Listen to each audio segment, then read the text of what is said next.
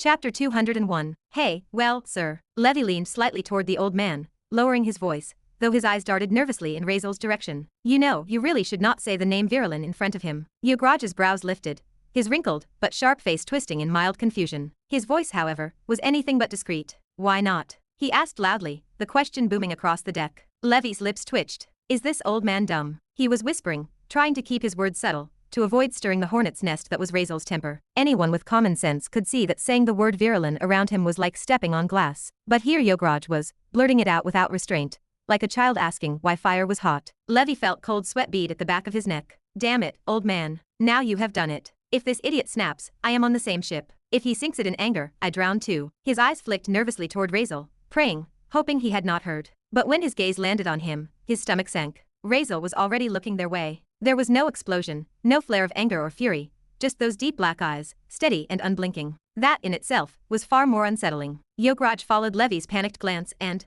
realizing what the fuss was about, scratched his chin. Ah, so it is about him, then. His curiosity sharpened like a blade. What is the problem, lad? You got issues with the Virelans too. Razeal's voice came calm, steady, almost too plain for the weight of the words. Well, that too. But I think why he is whispering is because I was a Virelan before. He said it without fanfare, without hesitation. A fact laid bare. His face remained still, almost detached, but the air around them shifted instantly, heavy with the weight of the name. Levy's expression twisted like a man who had just stepped on his own trap. Shit, shit, shit. Razeal's gaze slid to him then, sharp as glass, and Levy felt a chill crawl down his spine. And, Razeal continued, his tone deliberate, I do not really care if you use the name in front of me. I do not mind if you say it before me or after me, since it is neither a regret nor a shame for me. On the contrary, I am satisfied with what I have done. His voice carried no tremor, no crack. But do not try to hide it. Do not tell people not to say it. That makes it look like I forbade you or it is a shame for me. Like I am too weak to hear it. And I am not. The words cut clean and cold, like a blade sliding across the skin. Levy lowered his head instantly, his hands rising in a placating gesture. I misunderstood you then. I thought, well, I was just trying not to cause problems. I did not mean anything bad by it. Razeal said nothing more, but the weight of his silence pressed heavily on Levy's shoulders. Yograj, however, had not missed the meaning. His curiosity burned brighter now, his old eyes narrowing as he studied Razeal with new interest. So, you are saying you really are from the Virelan family? He asked, tilting his head, his tone probing. His gaze swept up and down Razeal's frame as if measuring the boy. He stroked his chin thoughtfully. You must be from a collateral line, then. One of the distant branches, right? Maybe a diluted lineage. Or, perhaps the Virelans have started recruiting outsiders, which would explain. He trailed off, nodding to himself as though arranging puzzle pieces. Well, I suppose I was absent from the world for 30 years. Anything could have happened. He continued muttering, his words spilling like a stream. Since you do not have the usual traits, no purple hair, no deep purple eyes, none of the markings that scream Virelan, I would wager one of your parents came from outside the bloodline. Dilution, maybe. The other blood overpowered the Virelan side since it be too diluted. That is the only explanation. He nodded firmly, as though the matter was settled in his mind. Razeal did not flinch, did not hesitate. His response was flat, decisive, spoken like iron. Not really. I was from direct and pure lineage. Yograj's eyes widened slightly. Ha. Razeal met his gaze steadily, unblinking. I am the son of the first-ranked Virelan. Direct lineage. The deck went still. Even Yograj's immortal heart skipped a beat. He blinked several times, the disbelief plain on his face, as though he were trying to determine if the boy was mocking him. Slowly, his eyes shifted to Maria, then to Levy, searching for confirmation. Levy, caught in the middle, gave a weak nod, his green eyes flicking nervously toward Razeal. He had no desire to get torn apart in this. Maria, however, only crossed her arms, her aqua hair swaying gently in the sea breeze. She did not speak, but the small, deliberate dip of her head was enough to confirm it. Yograj exhaled slowly, his chest rising and falling with the weight of revelation. For once, the man who had lived through centuries, who had carried divine blessings, looked unsettled. Direct lineage, he murmured, more to himself than to anyone else. His gaze returned to Razeal, scanning his white hair, his black eyes, his plain expression. Nothing in him looked like the fabled Virelans. And yet, if this was true, even Aurora's lips parted soundlessly, her breath catching in her throat as the truth sank in. A shiver ran down her spine, her body trembling before she even realized it. He is the direct lineage of the Virelan family. The words echoed in her mind like a thunderclap. Her voice, barely more than a whisper, slipped out without her meaning to. The true heir. The meaning of son of the ranked one struck her with full force. Her chest tightened as pieces of rumors and whispers she had once dismissed as idle gossip now began to align into something clearly recognizable. Her pink eyes narrowed, unease swirling inside them. Wait, if he is the son of Lady Marissa, then he is him. Recognition dawned, followed swiftly by dread. The stain of the four ducal families, the one the whole empire despised. The rapist. She had read the papers, schemed through the gossip columns. Everyone who lived in the empire had heard the name, though whispered in contempt, spat like venom. The boy who tarnished one of the most prestigious bloodlines. The walking disgrace. Her hands shook slightly as the thought continued. And he is here, with me, on this ship. Her eyes widened until her pupils dilated, the full realization settling over her like a cold, suffocating tide. He escaped. He actually escaped the Empire. After all that, the vastness of the sea surrounding them suddenly pressed down on her chest. There was no land, no guards, no safe imperial walls, just endless water, and this boy, one of the biggest criminals of the Empire, had escaped the Empire from under their eyes, once again. Her throat tightened. Subconsciously, her hand went to her mouth as though to keep from gasping aloud. She took a deliberate step back, her boots clicking softly against the deck. Careful. I have to be careful around him. He is a monster. Aurora bent slightly, her fingers reaching for the delicate green purse embroidered with flowers and vines sitting on the wooden floor, its design soft and elegant. She clutched it tightly as she pulled it to her chest, crossing her arms over it as if protecting herself by instinct.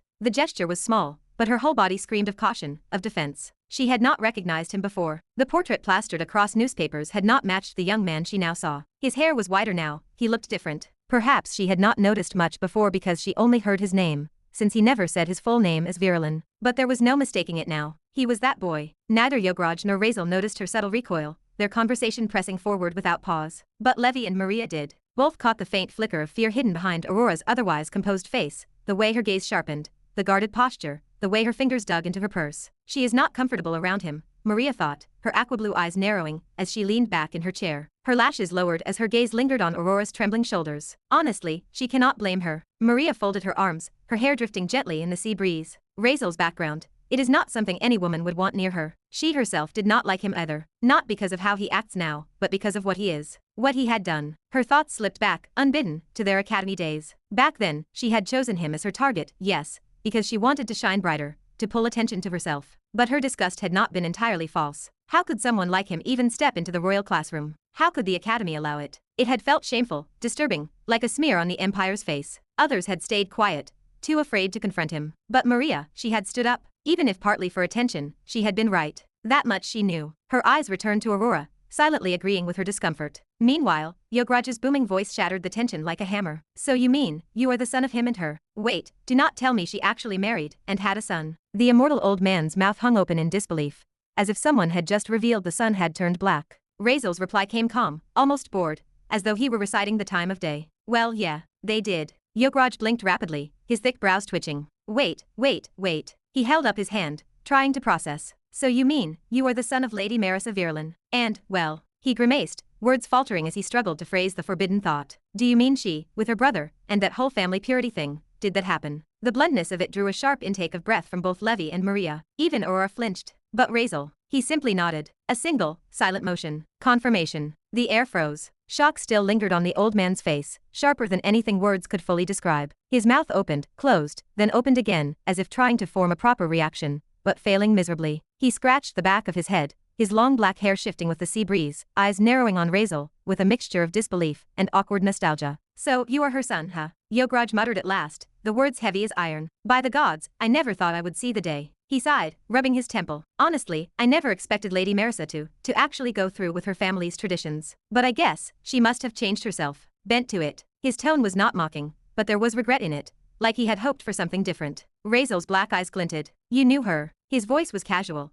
almost disinterested, though there was a subtle sharpness under his calm that made Maria glance at him sideways. Yograj nodded slowly, lips twitching into the faintest smile as memory stirred. I knew her. She was, like me, full of freedom, always reaching for the wide, open sky. She had that kind of spirit, untamed, refusing to be chained. His eyes softened, looking somewhere far beyond the ship. Razeal only gave a slight nod in return. His expression did not shift. He looked utterly detached, as if Yograj's nostalgia was little more than irrelevant noise. But the old man pressed on, his voice dipping with something almost fatherly. And you should be respectful when speaking about her. She is your mother. Or, he tilted his head, catching the faint tension in Razeal's face. Or maybe you do not like her much. That was a mistake. Razeal's eyes snapped sharply to him, a dangerous flash igniting within them. His voice dropped cold, clipped. That is nothing for you to remind me of, old man. Keep your tongue to your own business. The weight of his glare was enough to silence even Aurora's quiet fidgeting. For a heartbeat, the air between them thickened like a storm on the horizon. Yograj only shrugged, raising his hands as if to ward off the hostility. Do not mind me, he said lightly, though his eyes flickered with caution. I just got nostalgic. Comes with age, I suppose. Memories sneak up on you,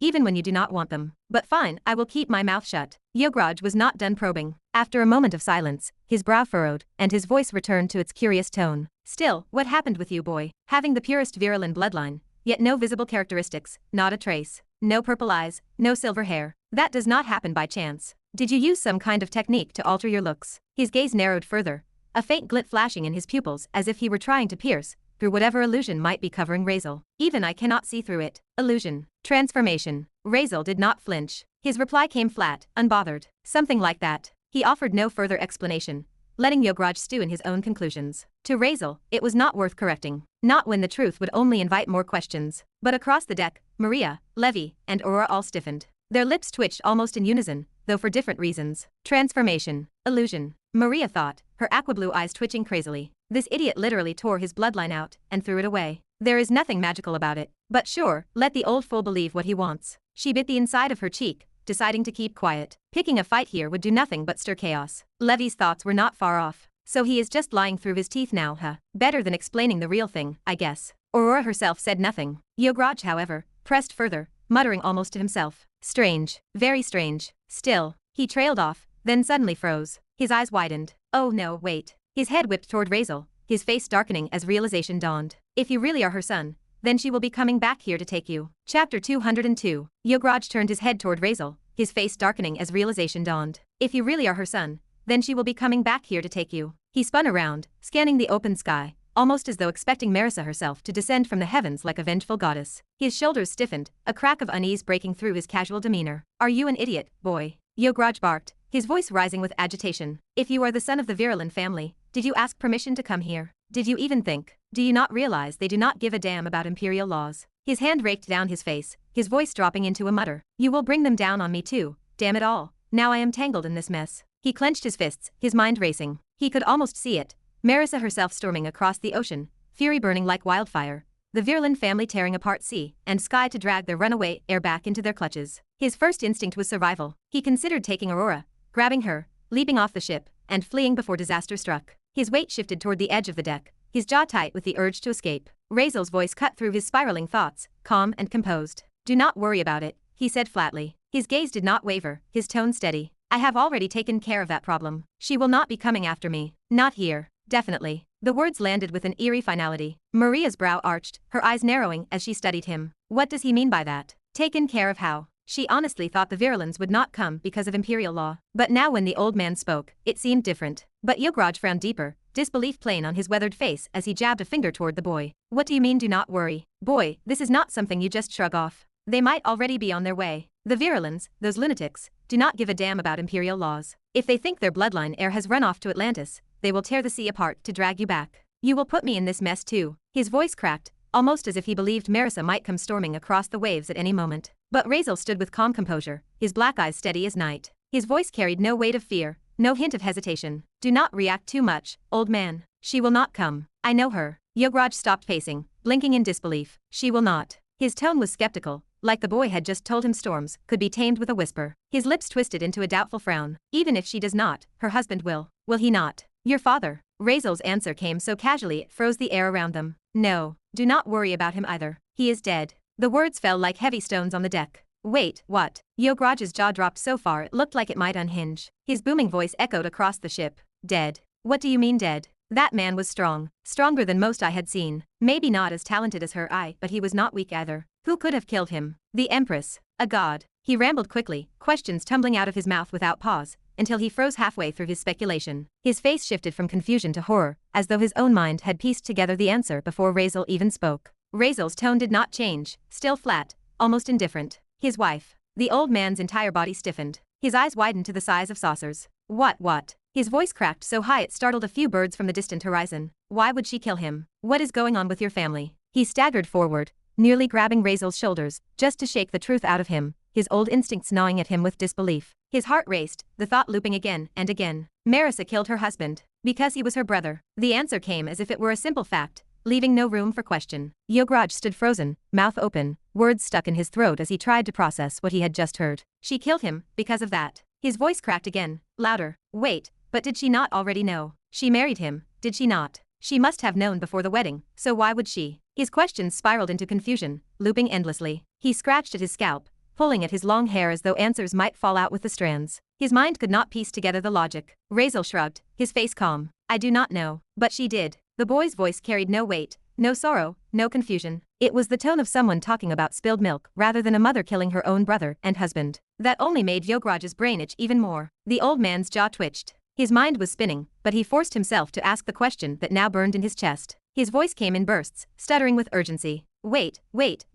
What about you then? He pointed a crooked finger right at Razeal's chest as though poking the truth out of him. You are the heir of the Virelan family now, are you not? With your father dead, does not the responsibility fall on your shoulders to take care of the bloodline's future? Even more reason for them to come here. Yograj leaned forward like a hound catching the scent of madness. His words poured out faster than his wrinkled brain could organize them. You have a sister, do you not? Right. You must. Do you not? His eyes narrowed, catching the faint flicker on Razeal's face. Barely a reaction, but enough for him to leap on it like a starving wolf. Aha. You do you not? So tell me, boy, are you going to marry her too? To keep the family going? His voice had risen to a shout, the questions tumbling out of his mouth in a mess, like dice rattling across a table. He was so wrapped up in his own frenzy, he did not notice Maria choking slightly on her drink at the bluntness of it, or Levi blinking so rapidly, he looked like his eyelids were broken. Aurora simply froze at the absurdity of the words. Razeal blinked, staring at Yograj as though the old man had grown horns. His reply came slow, flat, almost incredulous. No. Why would I marry her? Yograj flung both arms into the air,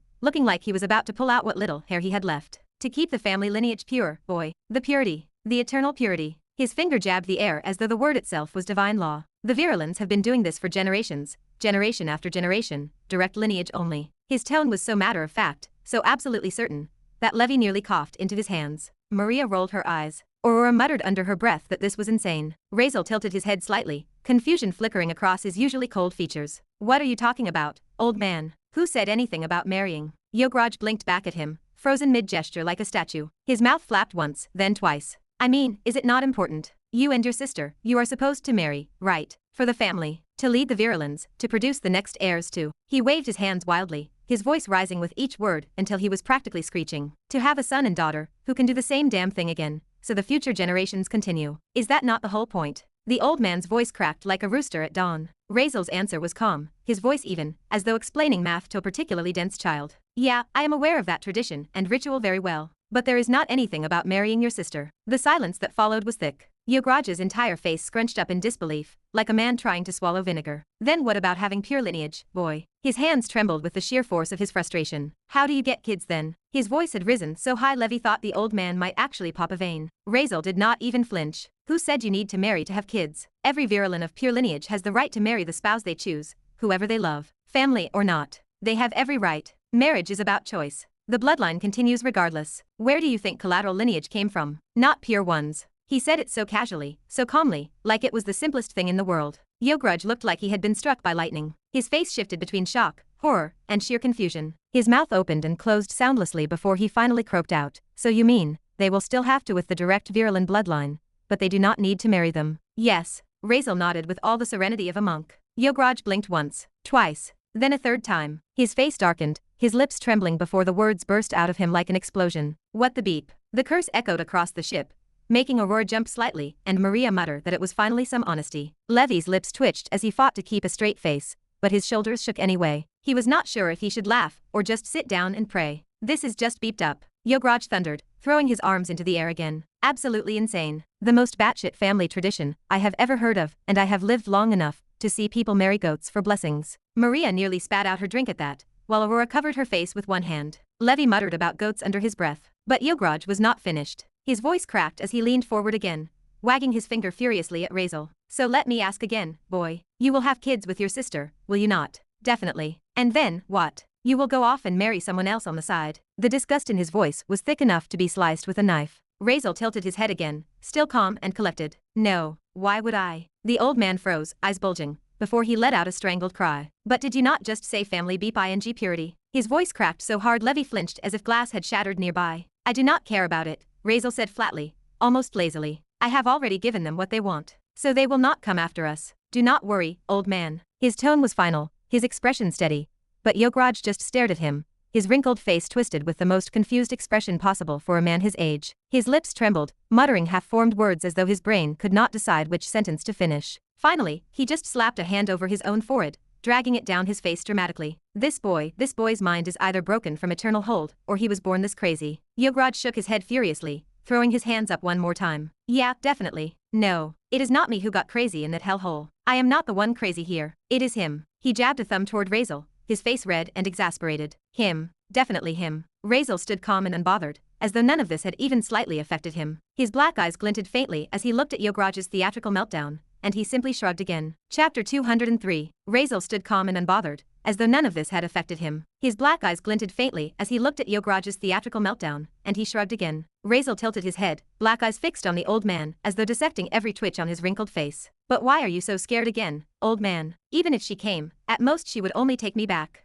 His voice carried that flat, bored calmness, the kind that made it impossible to tell if he was mocking or serious. He rolled his eyes, just a fraction. From your expressions, it almost looked like you had a good relationship with her. Now you look like she would skin you alive. Yograj's lips pressed into a line, his jaw twitching. He scoffed, the sound sharp and bitter. Good relationship with me. What are you even talking about? Respect. Sure, I respected her, but there is nothing to respect about what she did to me. She was the reason I was taken from Atlantis in the first place. His eyes narrowed as if reliving something he would rather bury. 30 years ago, she is the one who got me caught and put into eternal hold. That made Razeal blink. His face did not change much, but there was a flicker of curiosity in his gaze. Oh. His brows lifted. He never knew about this. Even Maria's ears perked at those words. Levi leaned forward, intrigued, while Aurora's pink eyes shifted toward her father, with a mixture of confusion and disbelief. The old man noticed their attention, let out a long exhale through his nose, and rubbed his temple. Ha, of course you would not know. Nobody cares about the tragedy of Yograj. He puffed his chest and then let it sag, his voice carrying both pride and exasperation. But I remember it perfectly. I had gone out to sea because where else would I be? There was no way I would return to that hellhole of a land.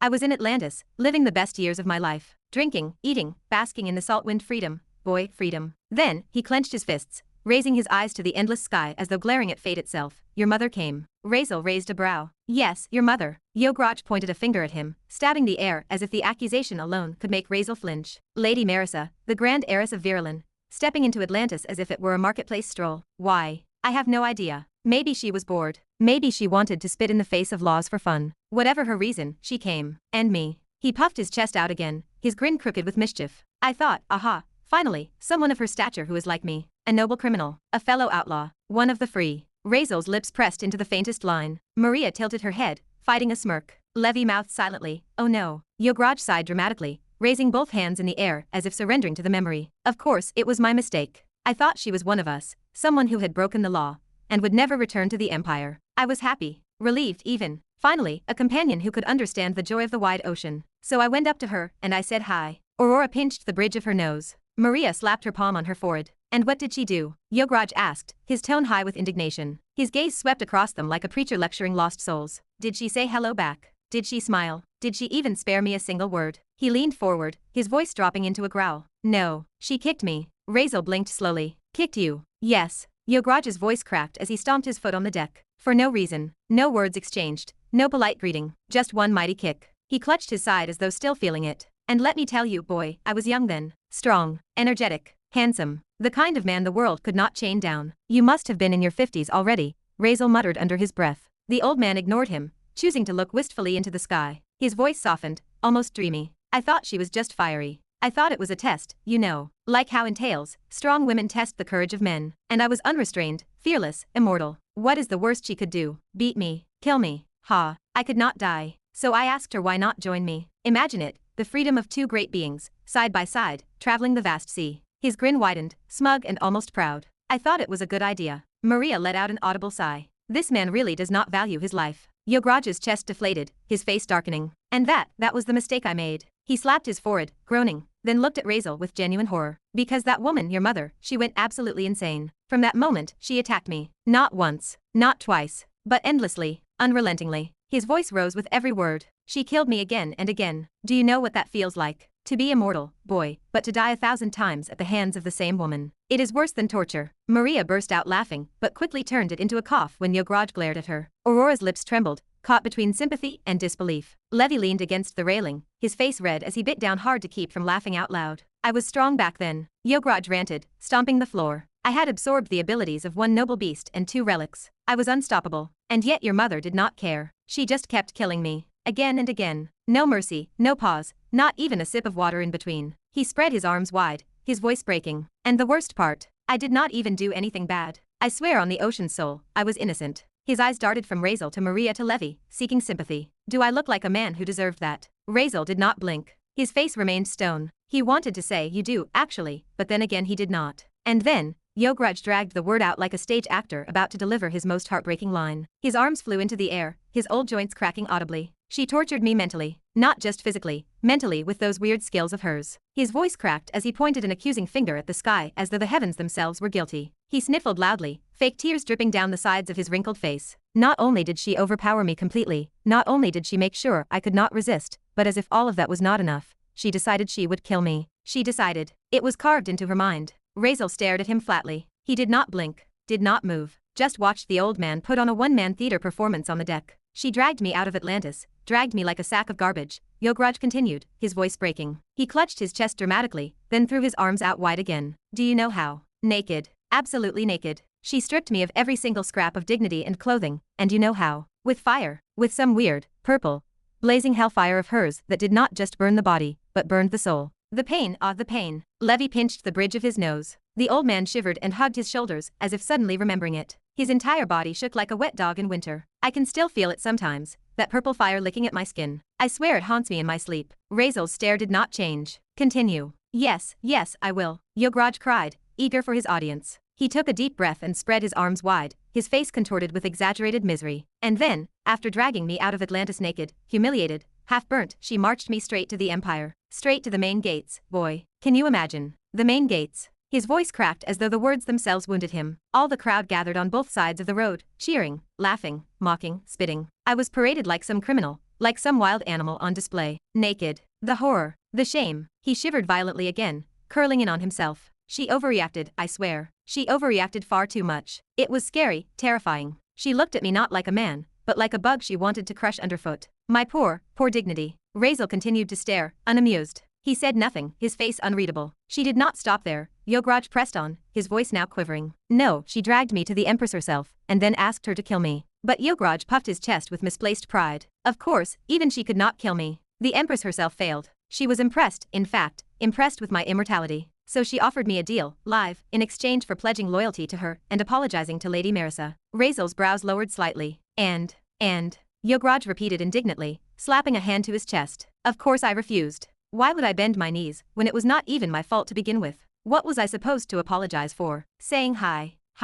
He jabbed a finger at Razeal's chest as though the boy had personally wronged him. She is the one who overreacted. She is the crazy one. Maria pressed her lips together to stop a laugh. Levi looked like he wanted to bury himself alive. Aurora sighed softly into her palm. And so, Yograj slumped, his shoulders falling in defeat. Because I would not bow, because I would not apologize for something that was not my fault.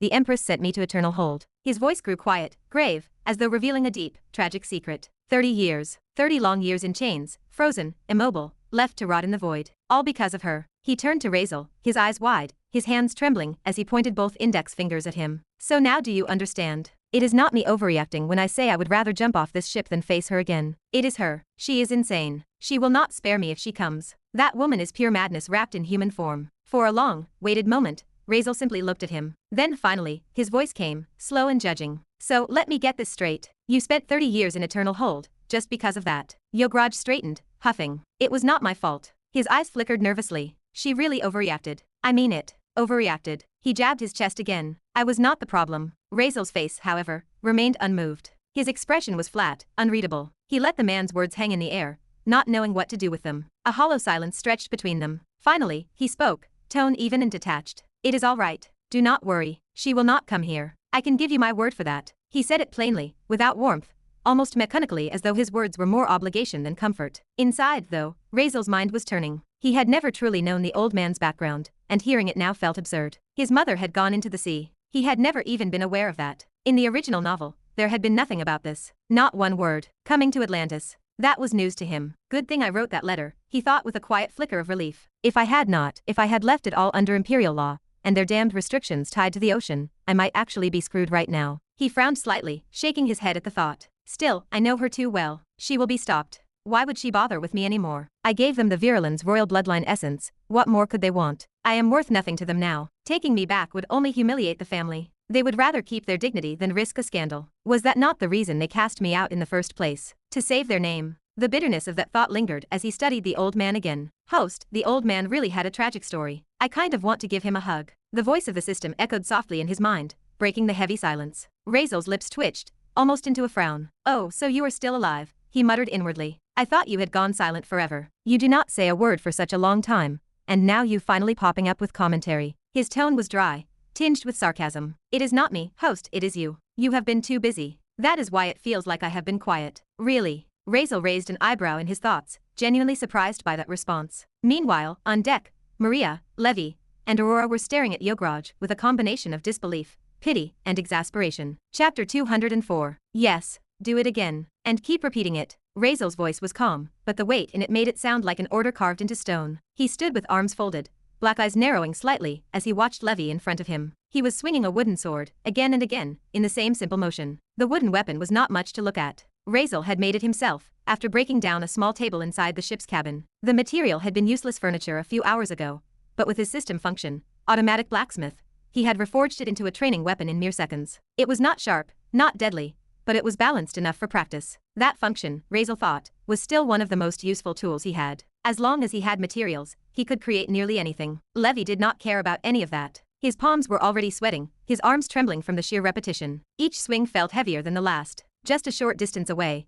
on the other side of the deck, Yograj was training Aurora. If Levi's training looked like forced labor, theirs looked almost like play. The old man threw punches so slow it was almost insulting, his fists drifting through the air in deliberate arcs. Aurora's job was to dodge, and though her face was twisted in clear resistance, she still moved. Her lips were pressed tightly together, brows knitted. She did not want to be here, did not want to train, but boredom left her with little choice. Yograj did not hit her, not once. Even though she was immortal, even though pain meant nothing to her body, he refused to land a blow. His fists always stopped just short. It was not caution, it was something else. He was gentle. As if, despite himself, he could not bring harm to her. Why am I even pulling back? Yograj asked himself, though no answer came. His eyes flicked over his daughter's movements, and disappointment curled faintly in his chest. For all her beauty, for all her power, Aurora moved like someone who had never trained a day in her life. Weak, fragile. It was almost embarrassing. How did she survive this long in this world like this? Still, he said nothing. Their relationship was already hanging by a thread. If he voiced his disappointment, if he mocked her weakness, she might shut him out entirely. And was he not supposed to be learning how to be a father again? So he swallowed the words, kept his expression neutral,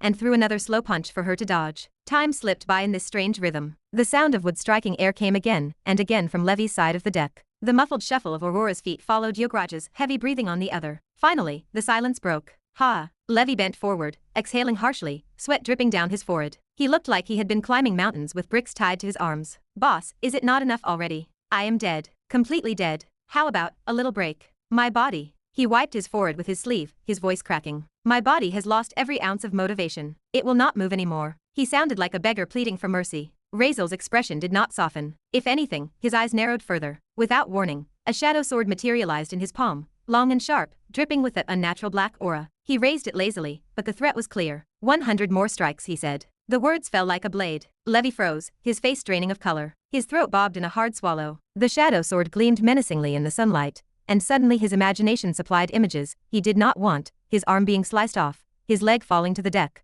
Razeal's cold voice saying, complete the training, and I will reattach it. He almost gasped out loud. Yes, boss. Levi stammered, lifting the wooden sword with trembling arms. He threw himself back into the motions, each swing more desperate than the last. He did not trust Razeal, not one bit. That calm, unreadable face could hide anything, and Levi was not about to gamble his limbs on the chance that he was bluffing. So he swung, harder, faster, without pausing, without daring to breathe too deeply. Razeal smirked faintly, just at the corner of his lips, and lowered the shadow sword back to his side. He did not dismiss it. The black weapon stayed in his hand, its weight heavy in the air, a silent reminder for Levi to keep going. On the other side of the deck, Aurora and Yograj's training looked almost peaceful compared to the brutality happening here. Neither of them broke a sweat. They could not, their immortal bodies simply did not exhaust like mortals did. Finally, Yograj dropped his fists, stepping back. Aurora immediately stopped moving, relief flickering across her face. She crossed her arms and looked at him with thinly veiled irritation, as if silently saying, are we done now? Yograj ignored the attitude. Instead, he bent down, scooped an apple from the table where Levi had abandoned it earlier, and rolled it in his hand thoughtfully. He turned toward his daughter. Show me your ability, he said.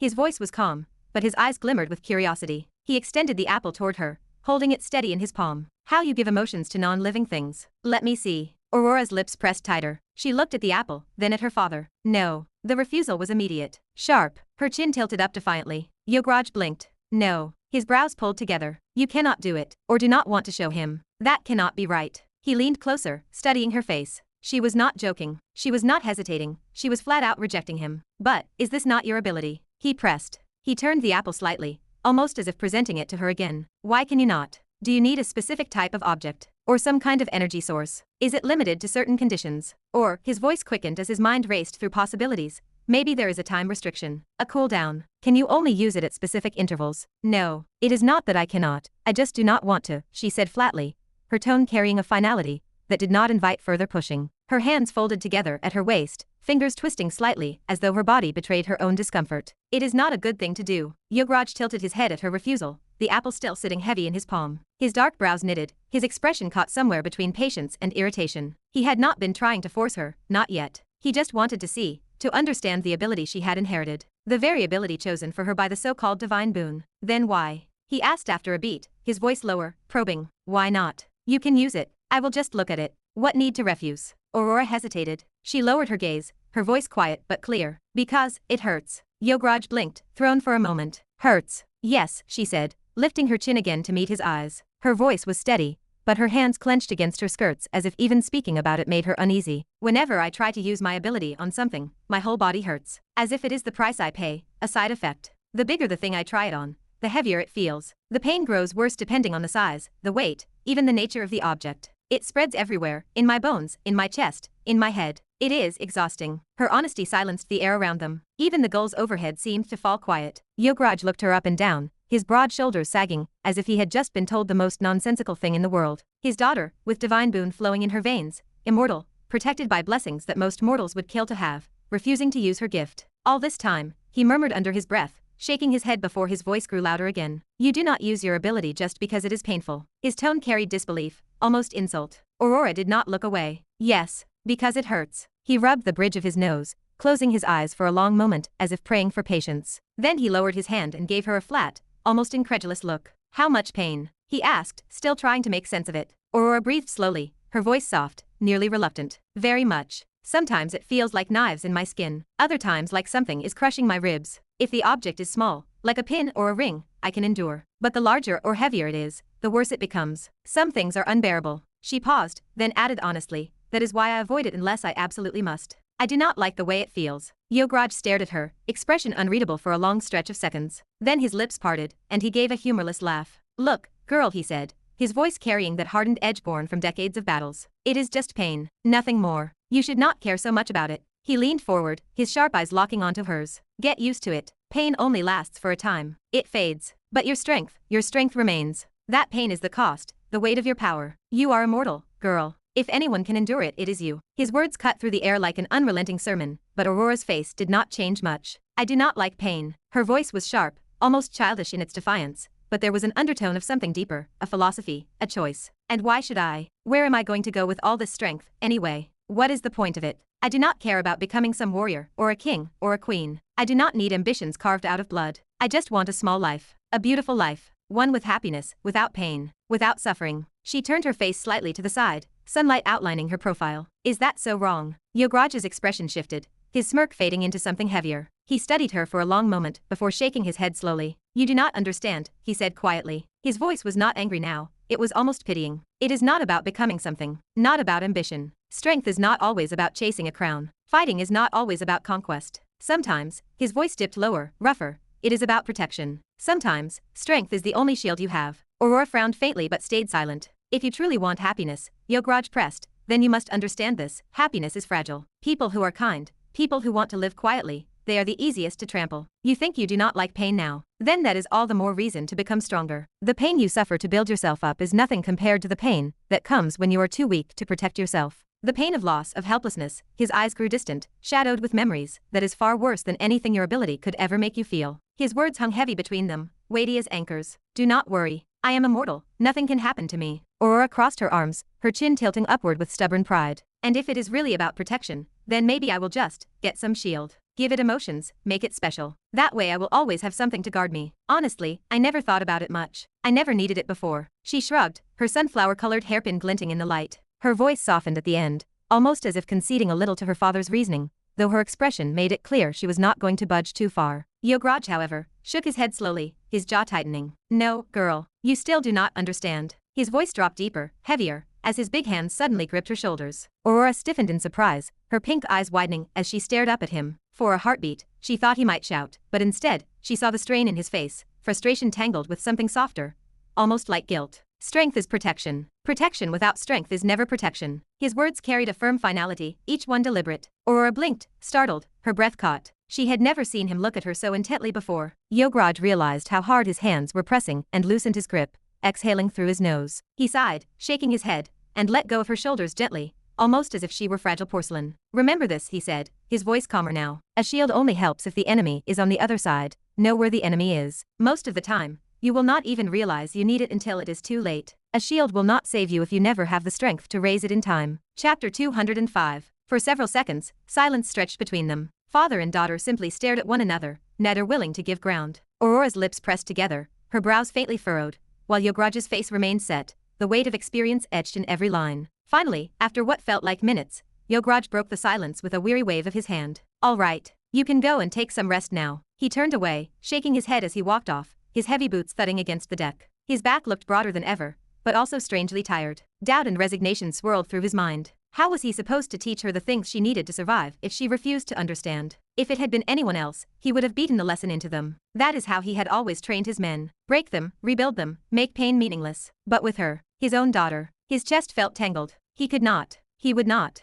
Not when their bond was so fragile, still new, still delicate. If he pushed too hard, she might turn away from him completely. He sighed, running a hand through his long dark hair. She was immortal, yes, but that only meant the dangers she would face might be even worse. Still, if she refused, he would have to protect her himself. That was enough, for now. Aurora watched his retreating figure, her pink eyes narrowing slightly, then slowly curling into a smile. At last, she was free of his endless lectures. Finally, she muttered under her breath, brushing a strand of hair from her face. Relief washed over her features as she stretched her arms. Training was pointless. Fighting was pointless. Why could people not just live in peace, civilized, happy, without all this obsession with strength and pain? She shook her head, amused at how seriously he took it all. As she turned away, her gaze drifted across the deck and landed on Levi. He was still swinging the wooden sword Razeal had given him. His body trembled violently with each motion, sweat poured down his temples, his chest heaved as if he might collapse at any moment. His tongue nearly lolled out, his face red and strained. Every swing looked like it might be his last, yet he forced his arms to keep moving. Aurora froze, then chuckled lightly. Oh, this was the man she had slapped when she first arrived, Aurora remembered. She could not help but chuckle as she looked at him now, exhausted, drained,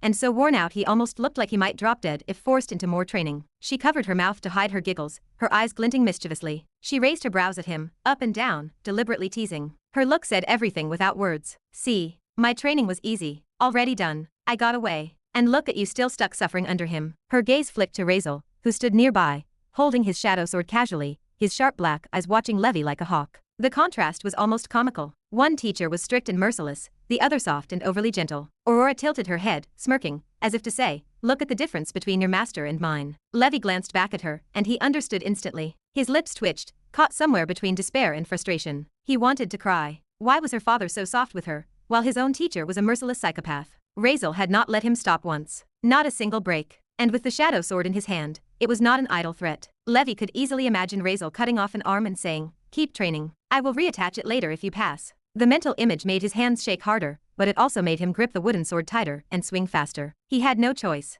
Aurora almost wanted to laugh at his expression, her shoulders trembling as she turned away, clearly entertained. She slid gracefully across the deck, her skirts brushing against the wood, and settled down beside Maria, the aqua-haired noble girl who sat with her usual composed poise. Levi wanted to groan, to shout, to beg for mercy. Instead, he clenched his teeth, his arms burning as though they were on fire. Razeal's gaze softened just slightly. He smirked faintly at Levi's determination, but kept his shadow sword at the ready, tapping it lightly against his shoulder. The silent reminder was enough to keep Levi swinging. Minutes crawled by, feeling like hours. Finally, when Levi's arms were little more than jelly, and his wooden sword barely lifted above his knees, Razeal spoke. All right, you can go too. Levi froze mid-swing, his eyes going wide in disbelief. He stared at Razeal as though he had not heard right. Go, Razeal repeated calmly, reaching out to pat him firmly on the back. Levi almost collapsed forward at the force, but relief flooded him so fast he could barely breathe. He dropped the wooden sword. Razeal nodded faintly to himself. Not bad. For a first day, that was good enough. Levi dragged himself to the table, his arms dangling like wet noodles, his tongue hanging out as if he were on the verge of collapse. With a heavy sigh, he dropped into a seat,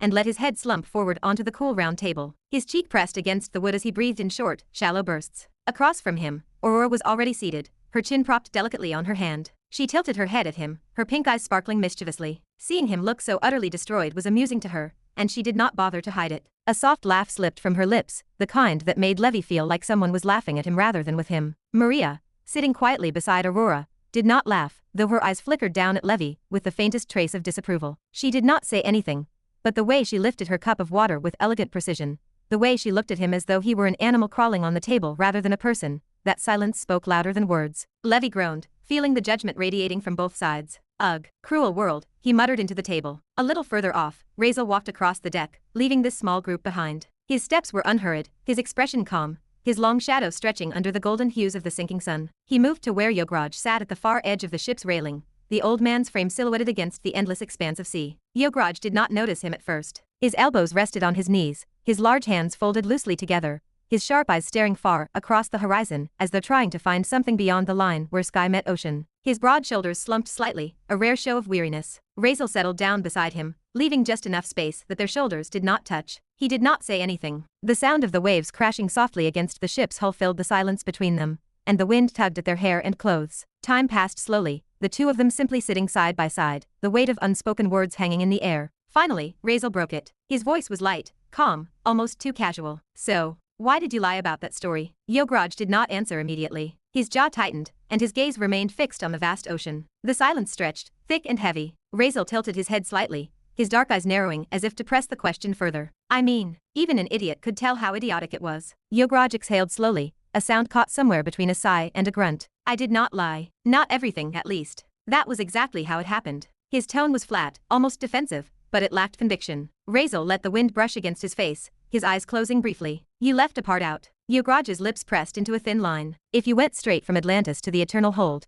Razeal continued, his voice calm but firm, then how was she born in between that time? He did not open his eyes, his words cutting through the air like a blade. Silence again. Razeal opened his eyes slowly, glancing sideways. His lips curved into a faint, knowing smile. She did not ask you how or where you met her mother. She seems to already know. But she does not ask. And you do not tell. Both of you are just avoiding it. Smart, maybe. Living only in the present, without digging into the past. Yograj's shoulders shifted, a small movement that betrayed the tension coiling within him. For a long time, he said nothing. Then, finally, his voice came, rough and low. She and I. We are not asking questions we do not want answers to. His eyes narrowed as he stared at the rolling waves. Some truths just hold you back. Sometimes, silence is the smartest choice. Razeal raised a brow, listening without interrupting. I honestly do not even know what to say about it, Yograj admitted at last. His voice carried regret, but also a strange detachment, like someone recounting a wound that never truly healed. I did not want to hide it from her, but I did not want to tell her either. So I left it unspoken. Let her guess what she will, let her imagine her own answers. Maybe that is better than giving her the truth.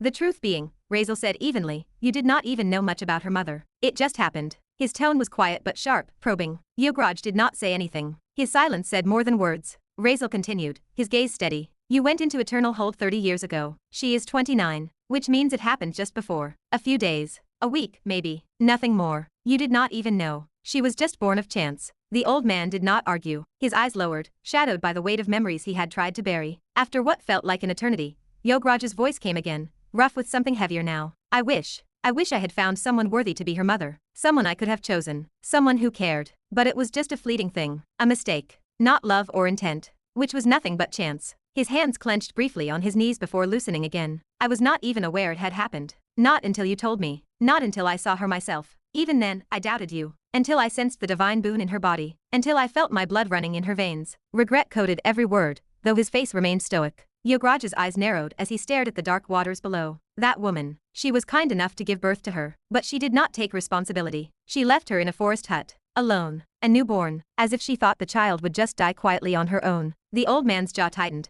but his face stayed impassive. She abandoned her, my daughter, left her to fate. Razeal's eyes closed briefly, the wind brushing against his face. He let the silence drag before speaking, his voice quiet. She told you. Yograj shook his head slowly. His shoulders sagged with emotion. No, she never complained. It is as if she does not even feel sadness about it. She is alive today only because she was born immortal. If not, he drew in a sharp breath, his voice dipping into something heavier. I might never have known I even had a daughter. She would have been dead long before I could realize she existed. A flicker of pain crossed his features, quick but undeniable. His broad hands tightened over the railing, veins pressing against weathered skin. Razeal watched him silently. For all his usual detachment, he could hear the fracture in the man's composure. I do not even understand why Aurora agreed to come with me now, Yograj whispered. I thought she would hate me. She should hate me. But we have been going on fine. Too fine. She has not shown me anger, not once. Not a word of resentment. It is as if it never happened to her. Razeal's gaze lingered on him, his eyes sharp, his tone quiet but cutting. Maybe she just wants your presence. Maybe she just wants to know what it is like to have a father, even if it is late. So she is holding back, swallowing her dissatisfaction, pretending for your sake. The words landed like stones. Yograj finally turned his head to look at Razeal, his eyes tired but unsettled. No, he said firmly. That is worse. If she cursed me, screamed, even struck me, I would accept it. I deserve it. I am the reason she carries those memories. But this silence. He exhaled heavily, shaking his head. This is not forgiveness. It is pretending. And that is not healing. That is poison. He rubbed the back of his neck, sighing heavily. She is holding it in. And I can see it. She is faking it, pretending to be fine. But I know she is not. That is not good. It will eat her alive eventually. For the first time, his voice cracked faintly, the edges of sorrow slipping through. He looked down at his hands, staring at the scars as if they might tell him the answers he could not face. Razeal leaned back slightly, letting the wind brush through his hair. After a pause, he asked the question that had lingered at the back of his mind from the start. So, do you hate that woman? Yograj's head lifted slowly. His expression, surprisingly, was calm. No, it is not her fault. She was kind enough to at least give her birth. She carried her for 9 months. That is something. More than I did. I do not deserve to hate her. His voice grew quieter. If anything, it was my fault. I should have found a worthy mother for her. It was my responsibility, and I never took it. The sea wind whistled between the gaps in the railing, filling the silence. I never even wanted to have a child, he admitted, his eyes distant. You know why, do you not? Razeal gave only a low hum in response, offering neither agreement nor denial. Maybe if I had controlled myself that day, Yograj continued, voice roughened by the confession, I would not have condemned my daughter to such a fate. Her past was painful. Her future will be worse. Even her present, she lives now as if she is afraid to look back, and even more afraid to look forward. She carries it all in silence. And his voice broke off before returning softer, I do not know how to handle that. I just want to give her everything she lost because of me. His gaze shifted, and Razeal followed it. Aurora sat some distance away at the round table. Maria and Levi were beside her, but even among them she looked isolated. Her eyes were lowered, her hands tracing absent circles around the sunflower-shaped hairpin she always carried. Her presence was like a shadow, her silence heavier than words could be. Yograj's lips pressed together, his eyes softening as he watched her. I think you should talk to her, Razeal said finally, his tone quiet but steady. Spend more time with her. You do not have much time left. Yograj chuckled weakly, though there was no humor in it. If I had known I had a daughter, I would have bent my knees without hesitation. What would pride matter? I wasted so much time. His voice lowered to a whisper, almost lost to the sea. But fate. It seems fate had other plans. If I was not thrown into eternal hold, and if you had not come to pull me out, I might never have known her at all. The admission hung heavy in the air. Razeal leaned forward, his sharp eyes narrowing slightly, though his lips curled into the faintest smile. Fate, ha! I wonder what it wanted to lead you both toward. But alas. His smile deepened, cold and knowing. I have a bad relationship with fate. How could I ever let it act as it pleases? How dare it try? He said in his head. Chapter 206. The ship drifted quietly across the dark sea, its sails pulling steady against the wind. The salt air was cool, heavy with the smell of brine. Razeal leaned against the railing, his sharp eyes fixed on the endless horizon. His mind was elsewhere. For a long while he said nothing, until finally he turned slightly toward the old man sitting at the far edge. I heard. Razeal began slowly, his tone calm but probing. Atlantis uses a completely different kind of power system. Something not like magic or aura at all. His gaze narrowed as he studied Yograj's expression. Is that true? The old man, who had been lost in his own heavy thoughts just moments before, blinked. The weight in his eyes shifted as though Razeal's words had shaken him from those lingering regrets. He rubbed at his temple, then gave a low chuckle. You are aware of that much, eh? Yograj said, lifting one brow at him. Well, you are from that family. I suppose they might have let some scraps of knowledge trickle down to you. His tone carried both mild surprise and the faintest trace of curiosity. Razeal did not reply immediately. His eyes fell back on the ocean, its black surface broken by silver moonlight. He was not about to admit it aloud, but the truth was he had not found anything useful in his family's library. There might have been fragments buried somewhere, but Atlantis had never been a focus of his studies. At that time he had never thought it mattered. Not until now. His knowledge came mostly from the novel, the fragments, the passing mentions, the small hints scattered here and there. Atlantis had never been deeply explored in those pages. But now they were heading straight into it. That meant ignorance was dangerous. He needed at least a foundation. Just tell me what I need to know, Razeal said at last, his tone firm but not demanding. We are going there soon, and I cannot afford to walk in blind. The old man paused, rubbing his chin thoughtfully. His gaze drifted back out over the waves, as if weighing where to begin. That is important indeed. But where to start? His voice trailed, quiet, almost to himself. Razeal broke the silence. Reliques, he said simply. I know ocean dwellers cannot use magic or aura, so they rely on those instead. Living artifacts. I have read somewhat of them. Yograj's eyes sharpened at the word, and he gave a short nod. Relikas. Yes. That is where their power comes from. Their strength, their so-called magic. Everything begins and ends with them in Atlantis. Razeal said nothing, simply waited. I will tell you what I know, Yograj continued after a moment, though his voice carried caution. But listen well. Do not treat my words as scripture. Much of this knowledge is fragments, stories, interpretations, half-truths told over by people. I never studied it deeply myself. And in everywhere, knowledge is often twisted. What you hear from one tongue may be false on another. So take what I say with both hands, but never close your eyes to doubt. Razeal inclined his head. It will do. Even fragments form a picture. Just give me something to work with. The old man folded his arms, his voice low and deliberate now. A relica is not simply an object. It is alive. Or at least, it carries life in its essence. It is born in the rarest of circumstances, when will, emotion, and magic converge so intensely that the world itself freezes that moment into matter. He let that sink in before continuing. Others describe it differently. Some say a relica is crystallized emotion, a shard of the world's memory, formed when a feeling burns so fiercely that reality itself refuses to forget it. Razeal listened quietly, his expression calm, but his mind attentive. His gaze flicked toward the ocean again, the idea of crystallized emotion strangely resonating with him. Whole Atlantis powers come from those things. Relikas. Living objects, born of moments too strong to be forgotten. Well, he admitted, I honestly do not know if calling it magic is the right word. Magic, aura, those belong to the surface world. Atlantis has its own way, its own laws. A relica is not just some tool or charm. Every single one of them holds a specific effect, something tied directly to the moment of its birth, to the truth of the memory that carved it into being. He paused, gesturing vaguely with one hand as though shaping the thought in the air. That effect does not change. It is not like a spell you can twist, bend, or reshape. It is fixed, immutable. And yet, when you wield it, it does not always reveal itself fully. Anyone can grasp at the surface power, force it to work, bend it crudely, but the true strength of a relica. His tone dipped into something almost reverent. That can only be brought out through resonance. Razeal's eyes narrowed, though his expression remained neutral. He could feel the weight in the old man's words, the conviction carried by experience. Resonance. He asked softly. Yograj gave a short nod. Yes. The wielder has to accept the emotion bound inside the relica. Grief,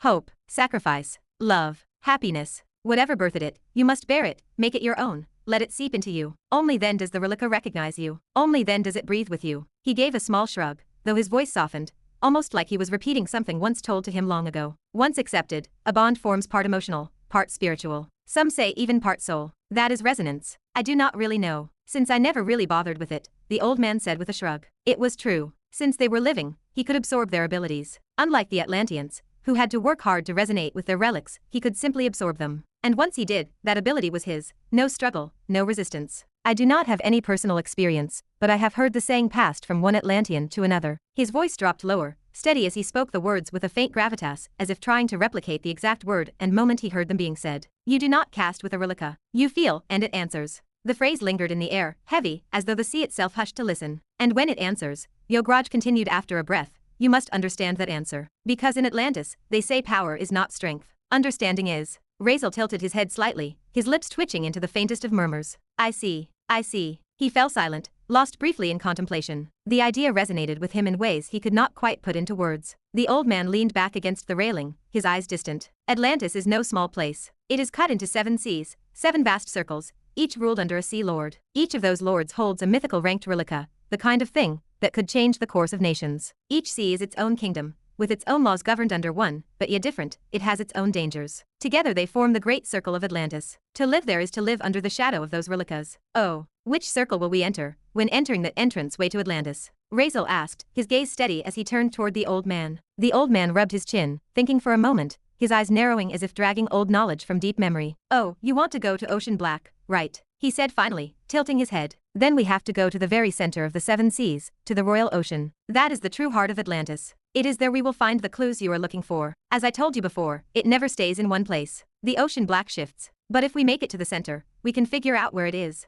Razeal's eyes sharpened. His voice carried no hesitation. From that entrance, can we go directly into the Royal Ocean? He was mapping the structure of the journey in his head even as he spoke, seeking the shortest, cleanest path forward. The old man shook his head firmly. No. The entrance only takes us to the 7th, the outermost sea. The gates of Atlantis. From there, we will have to cross each sea, one by one, before we reach the Royal Ocean. His tone was patient, but carried the kind of certainty that comes from long years at sea. Razeal frowned. His brows furrowed slightly, the faintest flicker of irritation in his otherwise calm face. Is there no alternative way for that? That would take too long. The old man chuckled under his breath and glanced at him sidelong, the corners of his lips curling. What are you so hurrying for, boy? Enjoy the journey. There is no other way, not unless you can rewrite the sea itself. But I will tell you this, it will be fun. You will see things most people cannot even imagine. His voice softened into something almost nostalgic, a seafarer's affection for the mysteries of the deep. Razeal exhaled slowly, the irritation fading into silence. He did not argue further. Instead, he leaned back slightly, letting the quiet stretch between them. The waves slapped gently against the ship's hull,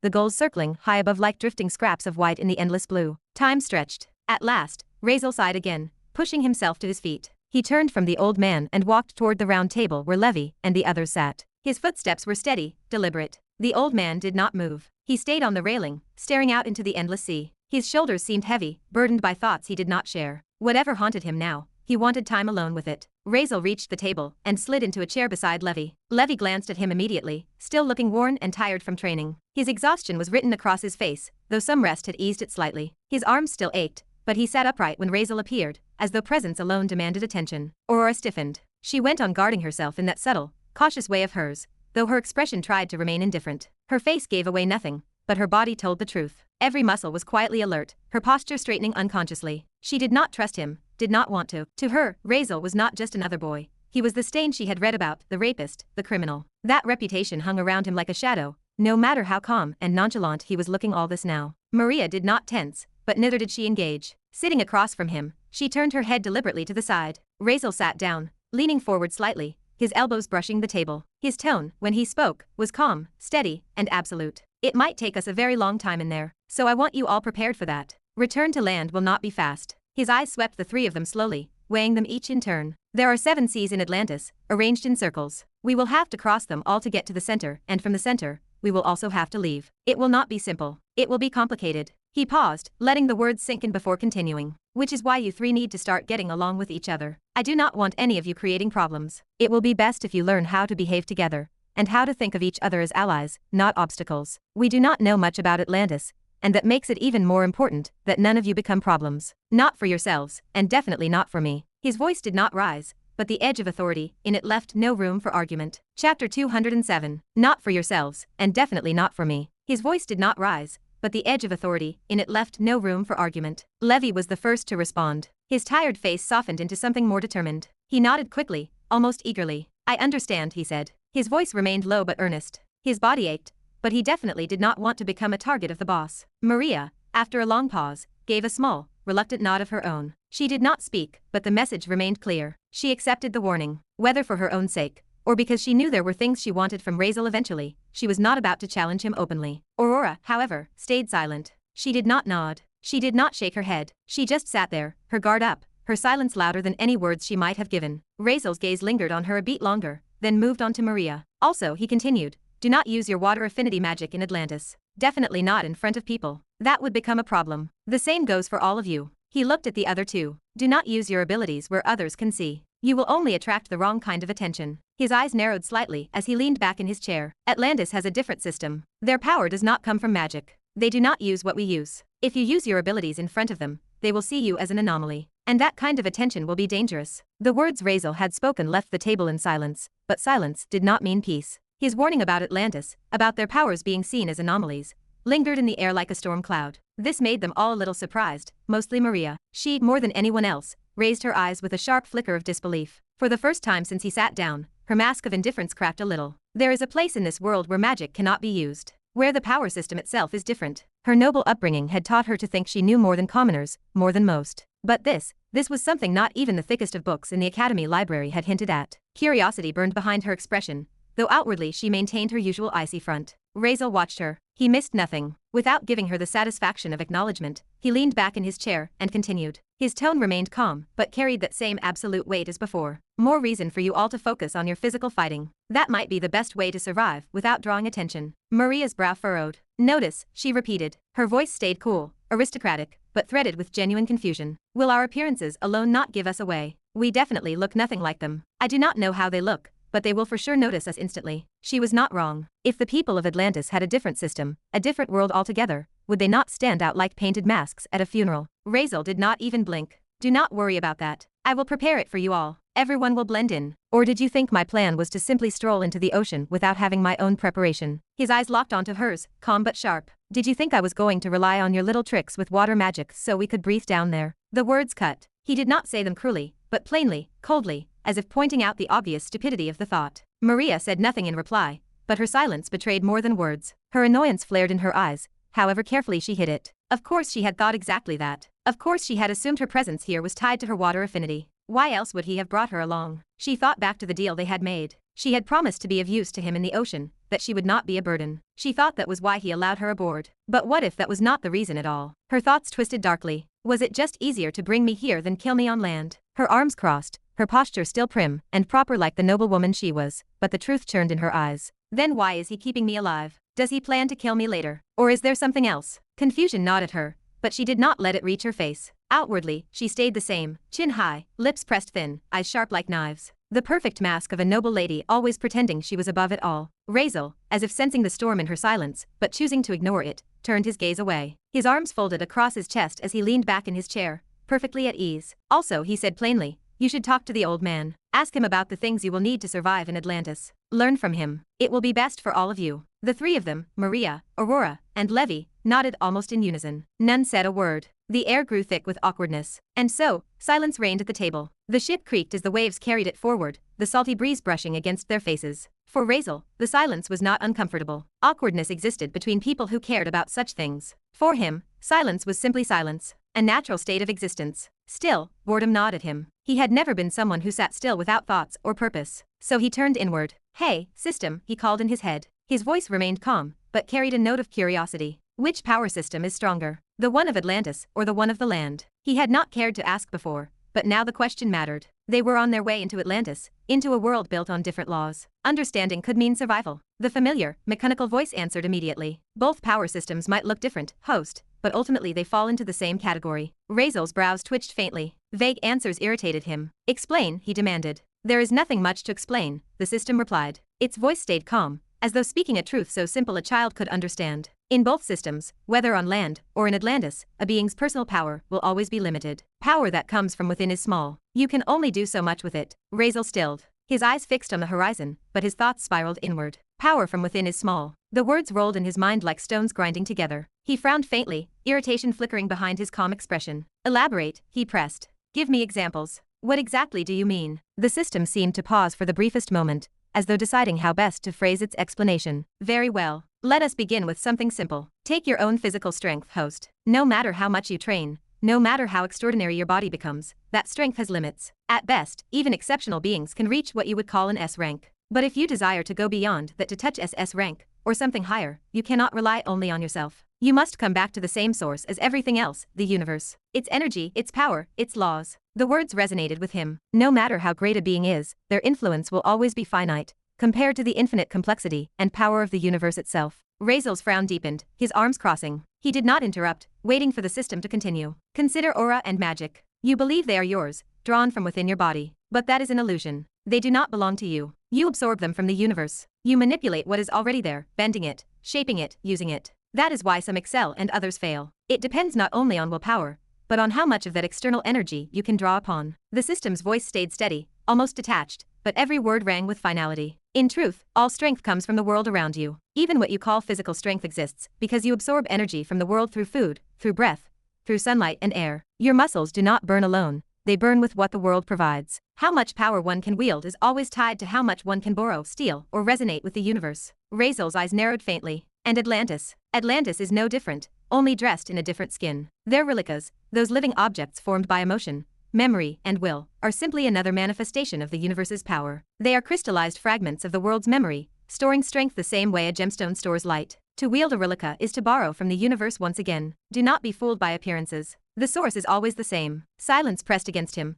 broken only by the sound of waves slapping the ship's hull. So, you mean I can never truly be strong on my own? Razeal asked at last. His mental voice was calm, though his brows tightened slightly. That no matter what I do, I will always have to rely on the world around me. Yes. The answer was blunt, merciless. There is nothing shameful in this, host. It is simply the truth. Every being relies on it, whether they realize it or not. They breathe air. They consume food. They bathe in light. They take in aura, magic, relica resonance. All of it comes from the same source, the world. Even the so-called strongest cannot escape this law. It is eternal. Razeal's jaw tightened. He remained outwardly calm, but his mind churned. I see, he thought. But unease coiled inside him like a snake. Then what happens if the universe itself stops giving? If the world decides I am unworthy? What if I ask, and it refuses? It was not just idle thought. He knew it very well, his inability to use mana, the rejection of aura, his very bloodline stripped from him. He did not lack will, he did not lack hunger, but the world itself seemed to scorn him, to deny him the tools others wielded freely. If all power came from the world, then was he not already living proof of what happened when the world chose to deny you?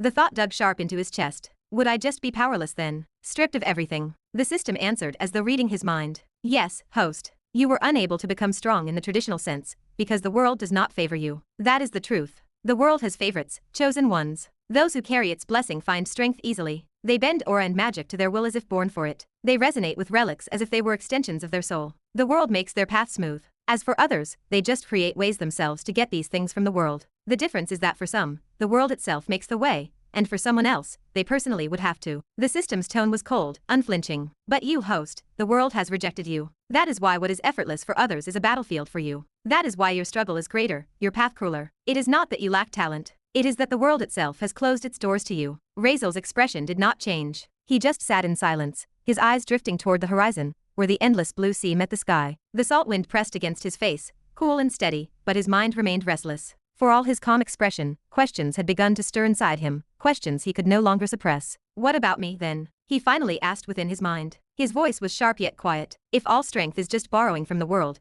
am I not getting stronger now? What am I even borrowing from the world at this moment? What am I using? His words carried confusion, even a trace of unease, though his outward face remained still. The system's voice answered immediately, a measured tone that cut through his thoughts with unwavering certainty. All of your powers are borrowed from the universe as well, host. Do not be mistaken. Razeal's brows twitched slightly, though he gave no other reaction. Take your obsidian skeleton, for example. That strength, your sharpened body, your durability, did you create it? No. It is from the universe. You wield it, but you did not birth it. Or consider your killing Tao. Its essence comes from a universe not even this one. The flow Tao, too, originates from elsewhere, carried from realities beyond your own. The system's voice grew firmer, like a teacher pressing a lesson into a stubborn student. They are yours now, yes. You can use them. You have shaped them for yourself. But you must not mistake possession of them. These are laws of reality you have taken hold of. They belong to the universe. You only channel them. A faint pause followed. Nothing comes from nothingness, host. Nothing. Fear not. The world you stand in now cannot strip those powers from you, since these are not from here. No one can. But understand clearly, your strength, too, is borrowed. Controlled, yes, but not born of your own self. Chapter 208. Nothing comes from nothingness, host. Nothing. Fear not. The world you stand in now cannot strip those powers from you, since these are not from here. No one can. But understand clearly, your strength, too, is borrowed. Controlled, yes, but not born of your own self. Razeal sat still, eyes closed, letting the words sink into him. A long silence stretched between him and the voice in his head. Only the whisper of waves filled the space. Finally, his lips parted slightly. I see, he murmured in thought. So that is the difference. That is what makes me different from others. He leaned back slightly in his chair. The faintest smirk tugged at his lips. Yet even as clarity formed, another question pressed against his mind, sharp and insistent. What about gods then, he asked. His tone tested the air. Do they come under this law as well? Are they not supposed to be supreme, all-powerful, beyond mortals? The system did not hesitate. Yes, they too fall under the same law. Razeal's eyes opened. A flicker of intrigue danced in their depths. The strength of any being, weak or mighty, is determined by one thing: how much of the universe they can lend from, how much influence they hold over its laws. Gods are no exception. They are beings who have grasped primordial truths, fundamental laws that underpin existence itself. Their power is immense not because it is theirs, but because they wield what few others can. The system's tone shifted. Each word sounded heavy and almost reverent. The god of lightning does not create lightning. He embodies it. He resonates with the primordial law of thunder itself. The god of light does not birth radiance. He has become its vessel. And Riven, the god of balance, his strength lies in his dominion over the very law of equilibrium, one of the rarest and most absolute of the primordial forces. Razeal's heart gave a faint stir. For a brief moment, curiosity overcame the calm mask he wore. So even gods are just borrowers. His interest sharpened further, like a blade honed on a whetstone. Then what rank does Riven come under? Is he truly stronger than that empress? The question had haunted him for a long time. Now he wanted an answer. The system replied steadily, almost as though it had anticipated the question all along. Yes, he is stronger. Razeal's eyes narrowed. You must remember what I said, host. Once you pass SS rank, the scale of strength shifts. The differences between levels grow vast and immeasurable. The words beginner, intermediate, and peak begin to carry a meaning more immense than you can yet comprehend. The voice carried on, patient and precise. From S+ rank you climb to SS. But SS itself divides. At the start, there are saints. Above them, saint kings. At the peak, great saints. Each step is a chasm compared to the last. Then comes SSS rank. The first level is called Supreme. These are beings who can bend laws with their presence alone, who wield vast influence over reality. Beyond that lies Emperor rank, the true SSS. That title belongs to Nerissa, the Empress, the current strongest being in this world. She sits at its summit. Your mother, Virelan, hovers between Supreme and Emperor, a pseudo-emperor, you could call her, but still far from true divinity. The words struck sharply, though Razeal's expression remained unreadable. And then, beyond emperors, lies SSS+, the rank of cosmic lords. The system's tone deepened, almost reverent. That is where Riven stands. That is where the primordial gods stand. The rare, terrible beings who have become masters of the primordial laws themselves. Silence followed, heavy and absolute. Razeal sat with his arms folded, his gaze lowered, as unfocused as the sea's endless horizon blurred before him. He had listened thoroughly to the system's explanation, letting each word carve into his thoughts. The more he processed, the heavier it became. Now that he thought about it, the truth struck him in a way he could not easily ignore. I really am nothing. For all his arrogance, for all his confidence in surviving battles and brushing shoulders with S-ranked fighters in system space, in the end he was just a speck. He believed he could stand toe-to-toe with the strong, maybe even survive for a while against S-ranked beings. But now he understood that there were vast steps beyond that, ranks that stretched into terrifying distances above him. The gap was not small. It was like comparing the faint flicker of a candle to the burning radiance of a sun. He had never realized how wide the difference truly was. So that is why Nova, his thoughts shifted sharply, his brows furrowing. That is why she could crush those SS-ranked spirits as if they were nothing, even though she was technically at the same rank. The difference was not in rank, it was within it. She must have been a saint king, while they were only basic saints. Razeal let out a small, almost inaudible breath. It explained everything. How fragile his understanding of strength truly was. How shallow his own accomplishments still stood. Still, despite the weight of realization, his curiosity sharpened again. There was always another question with him, always a hunger for more answers and more understanding. So, Riven is one of the strongest beings in the world, he asked finally in his mind. His voice remained calm, but carried the underlying hope that the system would give him more than just confirmation. He was not simply making a statement. He was probing, searching for cracks in the truth. The system's voice echoed steadily, unshaken. He is. But understand, host, he is not like the Empress and the others who wield their power with freedom and indulgence. A cosmic lord, a god,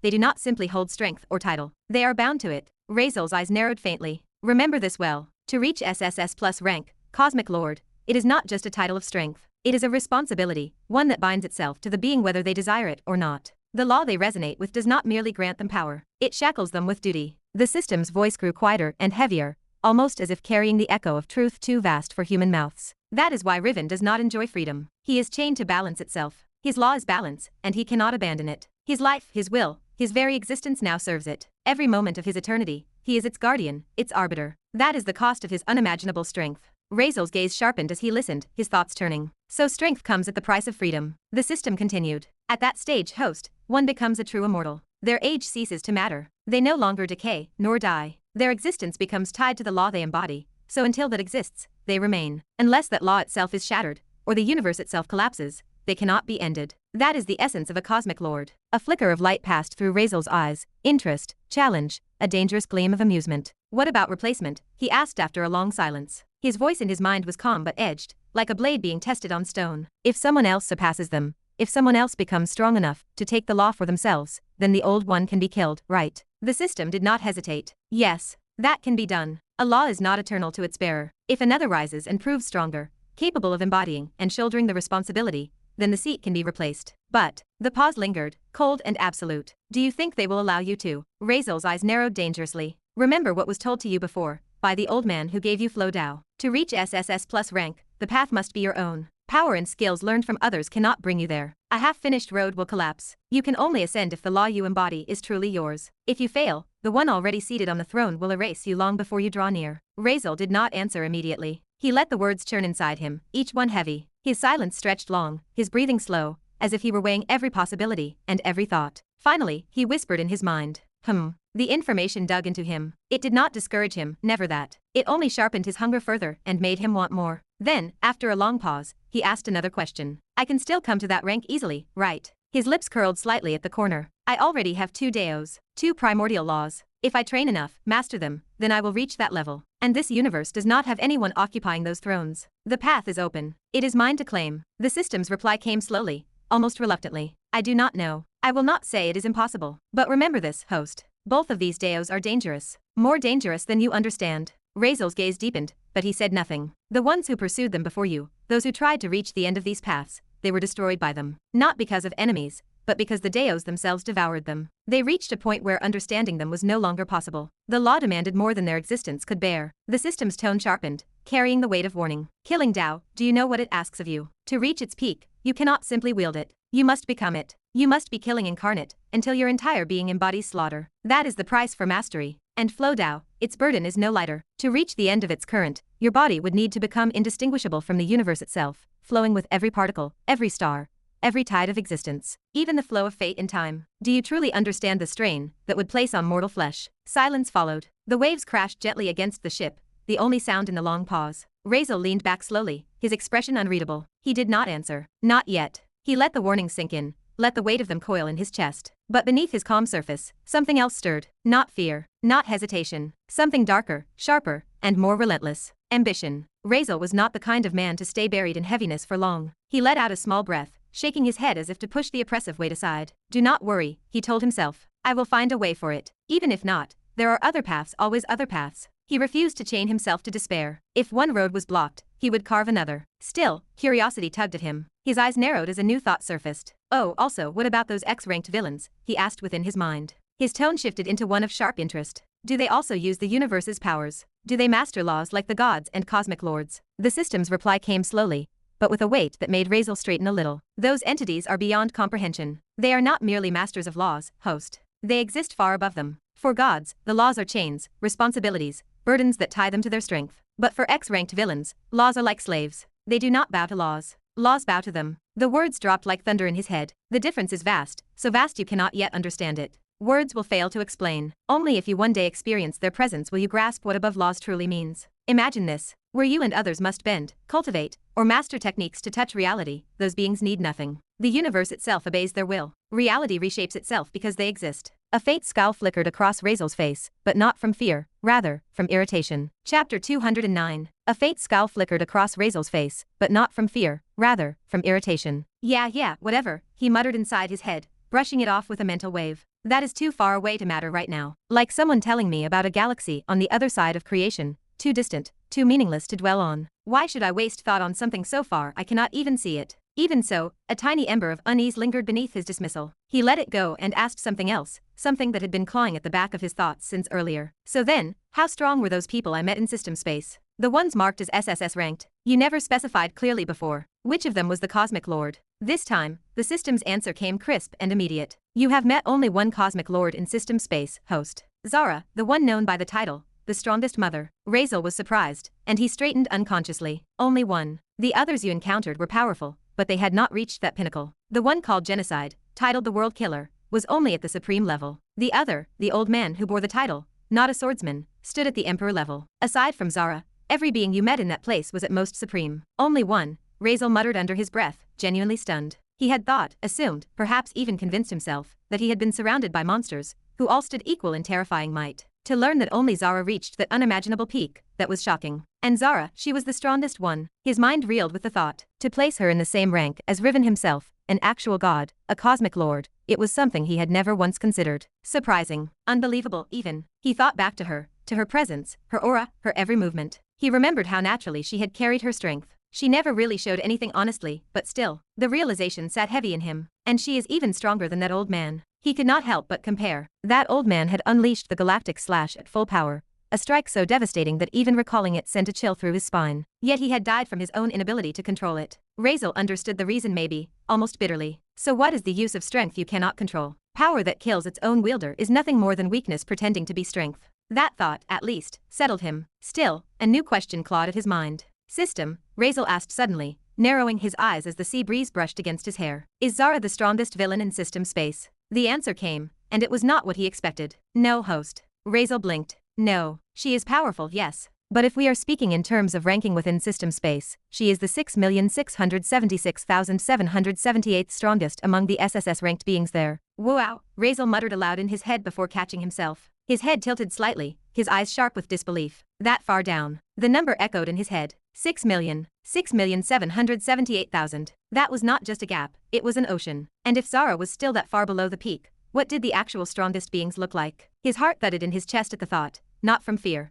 but from the raw impossibility of it. Oh wait. His voice was low, muttered more to himself. You mean there are that many cosmic lords in system space? Millions. The system's reply came like an unfeeling whisper. Yes. Remember, host, system space draws from all of reality. Not just this universe, not just this timeline, but from every universe and every thread of existence. All realities, all timelines, every being who has reached that height of existence. It is not strange that the numbers are vast. Reality is far vaster than you can imagine. For once, Razeal said nothing. He could not. His mind was elsewhere, spinning, trying to process the scale of what he had just heard. The creak of the ship's wood, the crash of the waves, even the faint voices of the others on deck, all of it faded from his awareness. Millions of gods, millions of cosmic lords, Zara only somewhere in the middle of them. And him. He clenched his fists under the table, the shadows from his hands pulling faintly against the wood as if his own power had leaked in reaction. So then, his thought sharpened, a blade cutting through the haze. What is the strongest in system space? What being stands at the very top of the SSS ranked? His eyes narrowed dangerously, the faint glimmer of hunger flickering in their black depths. What does the true peak look like? The system's voice cut off abruptly. A pause heavy enough to make even Razeal's curiosity sharpen. His lips twitched, then slowly stretched into a smirk. Oh, now I am interested, he murmured, his voice low,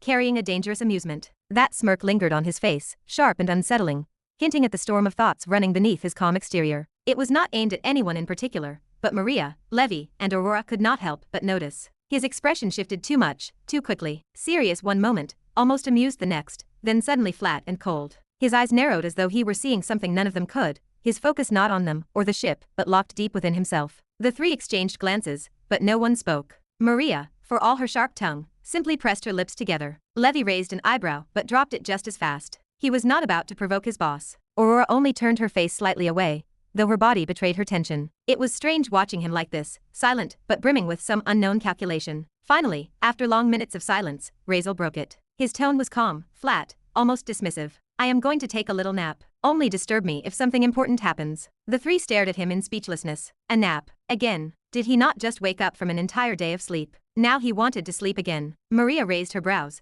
Levi gaped quietly, and Aurora's lips pressed into a thin line. But none of them said anything. They just let him be. Razeal did not linger. He leaned back in his chair, his gaze drifting over them one last time, then turned inward. All right, system. Send me to the system space of the strongest SSS ranked, out of all of them. Infinite realities, all times, all worlds, take me to the peak. All right. The reply came instantly. And then, without any warning, his consciousness was pulled away. His body, still seated in the chair, slumped slightly. His head tilted, his posture relaxed, and within seconds he looked exactly like a man who had simply fallen asleep. Levi, sitting off to the side, blinked at him in disbelief. Already asleep. What the hell? He muttered under his breath, staring at his boss with speechless annoyance. Inside the system space. Welcome, host, to the SSS rank Valley of Vili. Villain title, Lord of Hell. Name of system space Hell. Special only a few system spaces are recognized enough to receive a name. Razeal's eyes snapped open. Heat slammed into him immediately. Scorching. Heavy winds that felt like burning whips slapping against his face and body. His eyes stung, his skin prickled,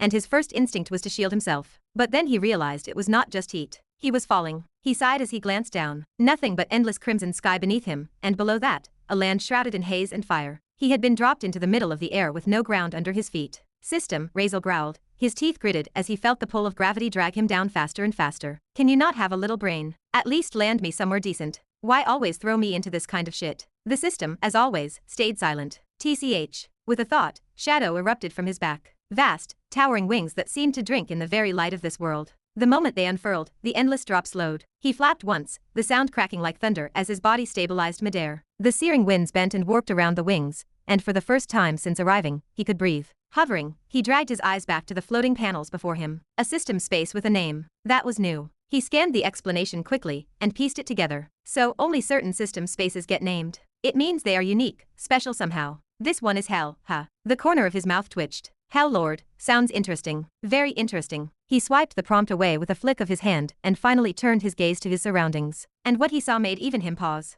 The sky stretched endlessly, painted in shades of deep red and scarlet, a suffocating dome without sun or moon. Yet somehow, everything was visible, bathed in a sickly crimson light that seemed to seep into his skin. Far above, the heavens were not smooth. They were torn. Massive cracks ripped through the firmament, jagged like shattered glass across the sky. From each of those wounds, something poured out, cascading downward in endless fountains. Razeal narrowed his eyes, his wings carrying him higher as he looked closer. The first crack belched liquid the color of boiling blood, gushing endlessly like a waterfall turned upside down. It splattered as it fell, steaming in the air, staining the world beneath with its stench. Another tore open and vomited fire. Not ordinary flame, but pure essence, a blazing scarlet inferno that roared like molten rivers in the sky. It was so bright it seared his vision, and yet it did not fade. Farther off, a crack bled something stranger. White streams that looked solid, tumbling downward like avalanches. Bones, skulls, countless pieces of human remains, polished to a sickly gleam, pouring endlessly like macabre snow. And these were not the only ones. Thousands of these sky fountains stretched across the horizon, each disgorging some nightmare substance, each feeding the land below with blood, fire, or bone.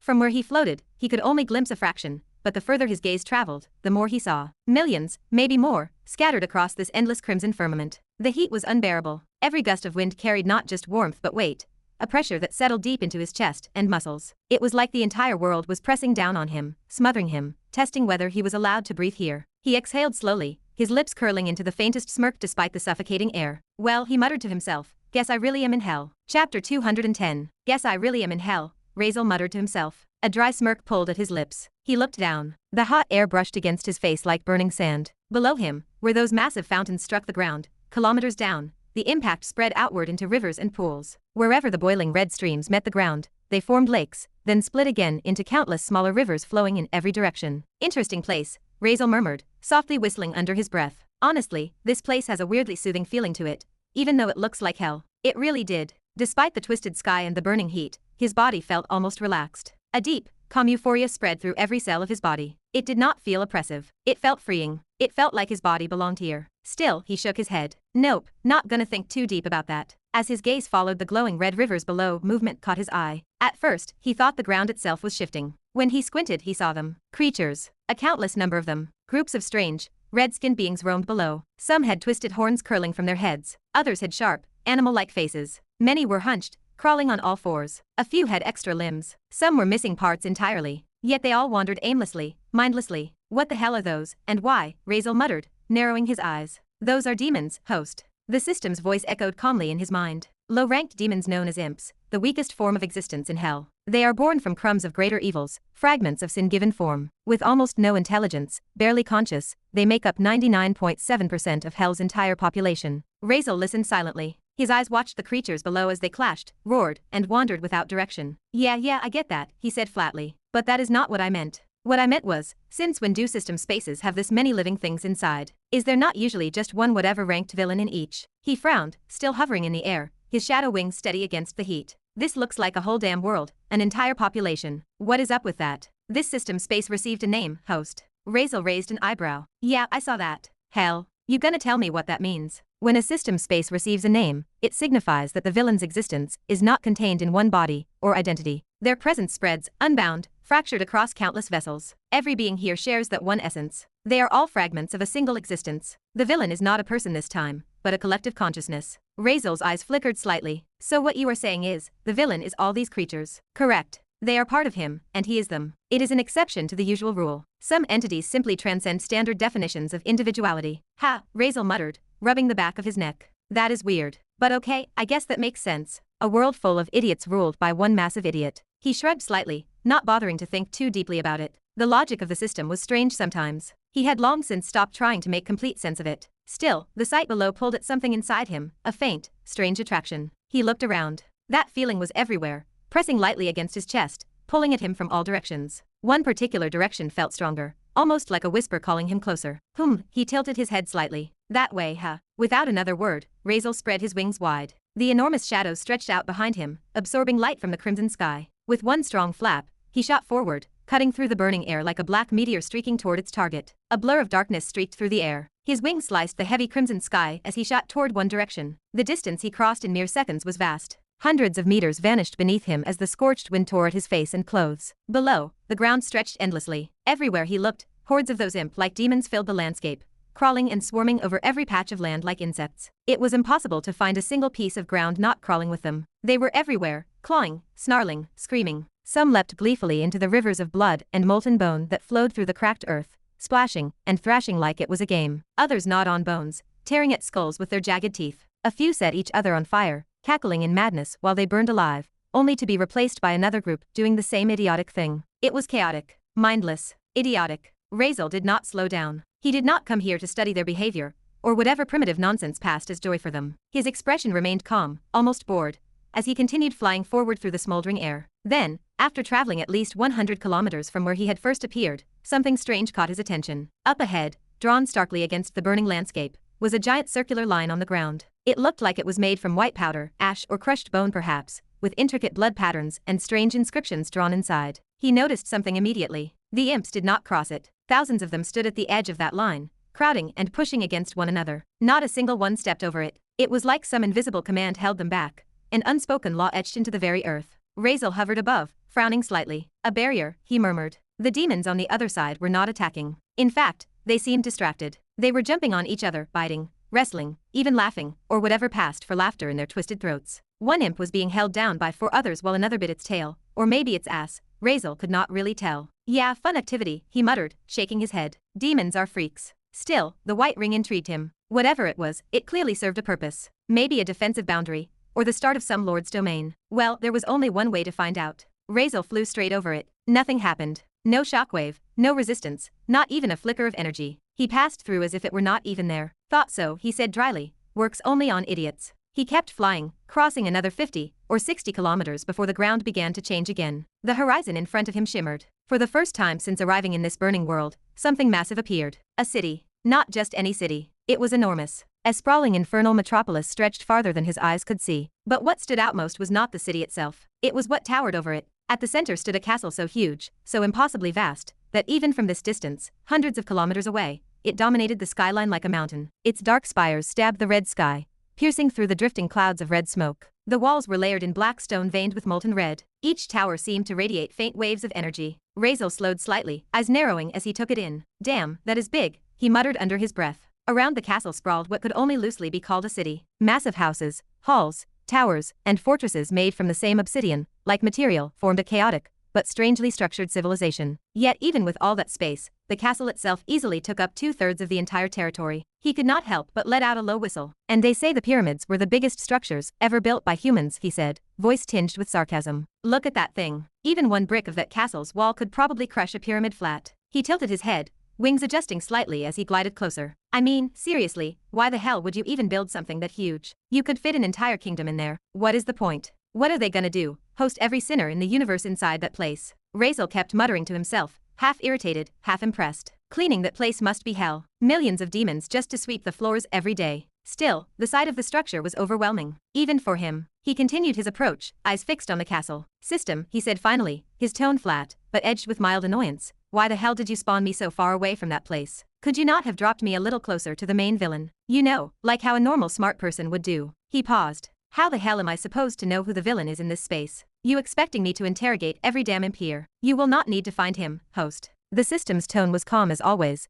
but there was an odd weight behind its words. In this world, the bowed heads of servants will show you where the Lord resides. Simply follow their reverence, and you will find him. Razeal blinked, his expression twisting into a mix of confusion and mock disappointment. Which old movie did you take this dialogue from anyway? I thought you could have done better, Razeal said. Silence. No reply came. Still, despite the sarcasm, his curiosity was piqued. After some time, the city gates loomed before him, towering, magnificent, and almost absurdly extravagant. Whoever built them clearly had too much wealth, and absolutely no sense of moderation. Every inch of the massive arch was carved with detail, twisted faces, spiraling infernal symbols, runes that pulsed faintly with dark crimson light. Even the hinges looked like sculpted art, molten gold carved with the figures of screaming souls. Razeal tilted his head slightly, lips curling into the faintest smirk. Whoever made this really cared more about looks than sense. Then his gaze lifted higher. At the very top of the gate stood 6 enormous spears, their ends driven deep into the blackened stone. Impaled upon each were heads, humanoid, but monstrous in their own right. The faces were contorted, twisted mid-scream. There was no skin, only skeleton. Even from this distance, the faint flicker of red flame still glowed in their eye sockets, as if their rage and power had not fully died. Razeal stared for a moment, expression unreadable. Ha, that is new. Fancy decoration. He did not know their story, but something about them, the precision of their placement, the way the air itself trembled faintly around them, suggested that those 6 had mattered. They were not just simple trophies. As he stepped past the gates, the scale of the city hit him harder. Calling it a city felt wrong. Every house he saw was more like a castle, towering, lavish, sprawling. Entire fortresses of obsidian, bone, and crimson marble lined the infernal streets, built in designs that blended elegance with madness. The architecture bent logic. Walls twisted like they were alive. Windows shaped like eyes blinked faintly. Spires curled like claws reaching toward the burning sky. And above it all, far in the distance, but so large it dominated everything, was the castle. From up close, Razeal finally grasped how enormous it truly was. What had looked huge from kilometers away now looked impossible. The bricks alone, each one the size of the houses surrounding it, build up into a mountain of carved power and arrogance that stabbed into the sky. He could not even see the peak clearly from this angle now. It disappeared into the hazy red clouds above, faint lightning flashes illuminating its jagged outline. Razeal exhaled slowly through his nose, muttering, "People really overcompensate, huh?" He did not waste more time marveling. The smooth black marble beneath him glowed faintly red in patterns that formed the main road, a single straight path that led directly to that massive castle. He hovered down gently, his shadowy wings folding behind him as his boots touched the infernal ground for the first time. The moment he did, something unseen rippled outward. It was not visible, but it was felt. A silent, invisible wave of force rolled through the very air, echoing outward through the entire land. The moment his feet touched, hell itself seemed to take notice. Razeal did not sense it, but everything else did. All across the hellish expanse, from the cities to the distant blood rivers and bone plains, billions of imps paused. The crawling, screaming, mindless horde stopped as one. Every single one of their heads turned, as if pulled by an invisible string, facing toward him. Their dull, bloodshot eyes flickered with something new. Confusion, curiosity, fear. Then, without a single command, they began to move. One by one at first, then all at once, they started walking. A tidal wave of twisted bodies began crawling toward the city. Not screaming this time. Silent, obedient, drawn. The closest ones stopped just at the edge of that enormous white line surrounding the city, the same strange boundary of ash and blood he had crossed earlier. They did not cross it. They could not. But they all stood there, pressing against it, a restless, endless army watching in his direction from afar, even though they could not really see him. And Razeal, unaware of the chaos his mere presence was causing, simply stood there, glancing around at the castles surrounding him. Ha, overdecorated and empty. Rich people really are the same everywhere. Then, suddenly, a sound. Clang. His eyes flicked up just as the massive golden doors of one of the nearby castles slowly swung open. The noise echoed through the city, metallic and heavy, like thunder crawling through the air. From the dark interior, someone stepped out. No, not someone. Something. A figure emerged, moving with a slow, deliberate grace that carried danger in every step. She was tall, easily 6 feet, with curves that could make even statues jealous. Her skin was a pale shade that almost glowed under the crimson light. She wore a sleek black suit, or rather, what was left of one. The outfit looked more like a suggestion of clothing, torn in all the right places to hide and reveal in the same breath. A bone-white skull of a goat covered her head, long, curling horns twisting up and out, the hollow sockets glowing faintly red. The mask was intricate, ancient-looking, carved with runes and cracks that pulsed like veins. Her steps echoed lightly against the marble as she walked toward him. Razeal turned slightly, one hand in his pocket, the other brushing a strand of hair from his face as he looked at her. His expression was calm, sharp eyes half-lidded, studying. She stopped only a few feet away from him, tilting her head ever so slightly to one side, the skull mask creaking faintly as she did. And then, she sniffed. She leaned in slightly and sniffed the air around him like some kind of predatory animal. Razeal just blinked at her, eyebrows arching slightly. Then, without warning, her hand rose to the mask. She gripped it and with a smooth, almost fluid motion, ripped it off. The skull disintegrated into ash the moment it left her face, scattering into the hot wind like smoke. And beneath it, Razeal found himself staring at a face both terrifying and enthralling. He raised one eyebrow. Her features were sharp, too perfect, almost sculpted. Eyes as black as voids, their centers glowing red like molten embers. Her lips were curved into a smirk that was not human, alluring, cruel, and wickedly confident all at once. Long black hair tumbled down her shoulders, streaked with strands of deep crimson, that shimmered faintly in the infernal light. Everything about her screamed danger and temptation. Razeal could not help it. One corner of his mouth twitched upward. Well, that is dramatic. She did not speak at first. She kept staring at him, her eyes roaming his face, his body. Her tongue flicked over her lips slowly. A faint glow of heat radiated from her as she leaned closer. Then, finally, she smiled wider. Her voice, soft, sultry, smooth as honey dripping down a blade, broke the silence. "Wanna sleep with me?" Razeal froze mid-thought. His mind halted like it had just hit a wall. "Huh," he said flatly, blinking at her. Chapter 211. Wanna sleep with me? At the sudden words of this devilish-looking woman, Razeal froze in place. For a moment, his brain stopped. The way she said it, so casual, so direct, made him pause. He was unsure if this was some kind of demonic joke, or an actual invitation. This was definitely a first for him. He did not even know what kind of reply he should have. After all, he was just a naive kid from a world of Nick. Before the woman standing before him could say another word, another voice came. "No, this human is mine to take. First give him to me, Delina." The second voice was just as sexy and seductive, echoing from somewhere behind the first woman. It rolled like dark velvet, teasing and full of playful malice. Delina, who had her face turned toward Razeal with that seductive look in her eyes, widened her smile slightly. The corners of her lips twitched upward into a sharper, more dangerous curve. Her glossy black nails traced lazily along her jawline as she turned her head slowly toward the voice. Her hair spilled down like a curtain of shadow. Razeal tilted his head. His dark eyes narrowed slightly as he looked toward the new arrival. Out of another neighboring castle, a monstrous, baroque structure built of black stone and lined with blood-red carvings, stepped another woman. She was tall. Her long legs moved with the slow, deliberate sway of a predator. She wore even less than the first woman. The fabric clung to her body like smoke, revealing pale, flawless skin streaked faintly with crimson tattoos. Her presence was bold, brazen, a direct challenge to Delina. Razeal noted her figure was flat. The second woman's lips parted into a slow, teasing smile. I saw him first, so he is mine, Delina said. Her voice was as sweet as poison dripping from a dagger. Who cares about that? The thing to be careful about is that I am more sexier and hot than you, the other woman replied immediately. Her voice was like a whip crack. So, he can have better fun with you. Why not let him? The tension between them was thick and electric. Their voices cut through the heavy air like blades. Delina's smile sharpened. Sexier, my asshole. Nothing in front nor in back. Even an imp outside blundering wouldn't want to put his head in those hard legs of yours. Stay in your place, you disgusting whore. Her tone remained soft, sweet even, as though flowers were spilling from her mouth. The words themselves were knives dipped in acid. The woman walking toward her glowed. Her eyes flared red for a second like a warning flame. Her seductive smile did not falter. At least I am not a slut who puts everything that moves in herself whatever and whenever she sees, she said slowly. Her hips swayed with each word. This mortal with the intoxicating presence is still a virgin. Let me have it. At least that would be deserving for him. Her voice was like velvet dragging over steel. Razeal's expression twitched just slightly at that word, virgin. The woman's body moved like sin itself. Every step was an invitation, and every breath was deliberate. Her presence was heavy, heady, and hot, as if it could melt the iron beneath their feet. Any ordinary mortal would have collapsed under that gaze already, consumed by lust and terror. Razeal was not ordinary. Both women had sweet, devilish smiles on their faces as they sarcastically humiliated each other. Their smiles did not waver. Their eyes stayed locked on each other,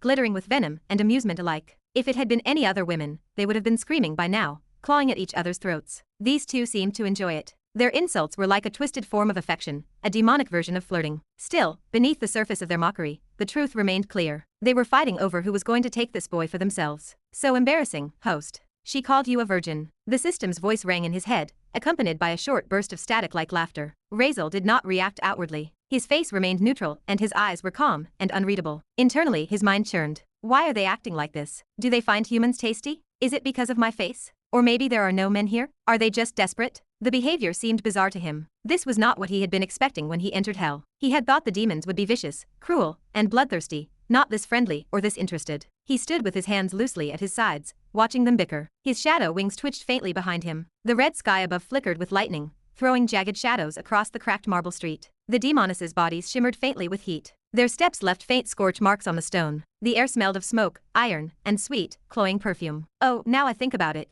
You seem to be a virgin in your past lifetime too, right host? The system's voice came again, thoughtful, and irritatingly cheerful. Doesn't this depress you? Wait, should I add this in the status window for you too? Might as well become shame and motivation for you to find a better mate, start reproduction, and start you. Shut up, Villy, Razeal muttered in his head impatiently. He brushed aside the system's usual teasing tone. His dark eyes did not move from the two demonesses still bickering a few steps away. Tell me what these are. I mean, they are not imps, right? Or just ones with humanoid skin. And they definitely do not seem to be looking smart enough to be the main villain here, or anyone important. His tone was flat, but there was the faintest edge of irritation beneath it, not toward the demonesses, but toward the system that would not stop its nonsense. He did not care about that virgin comment. Really, he did not. Things like that did not matter to him. If he wanted to lose it, he could have done so long ago easily, without effort. It was not like women were a problem for him. But Razeal had long accepted that lust was a man's greatest weakness, the single thread that could unravel even the strongest will. He was not going to let that thread wrap around him. Lust blinds men. It makes men foolish, predictable, and desperate. Razeal was not about to let himself become any of those things. Not now, not ever. So he did not bother reacting to the ridiculous bickering of the demonesses,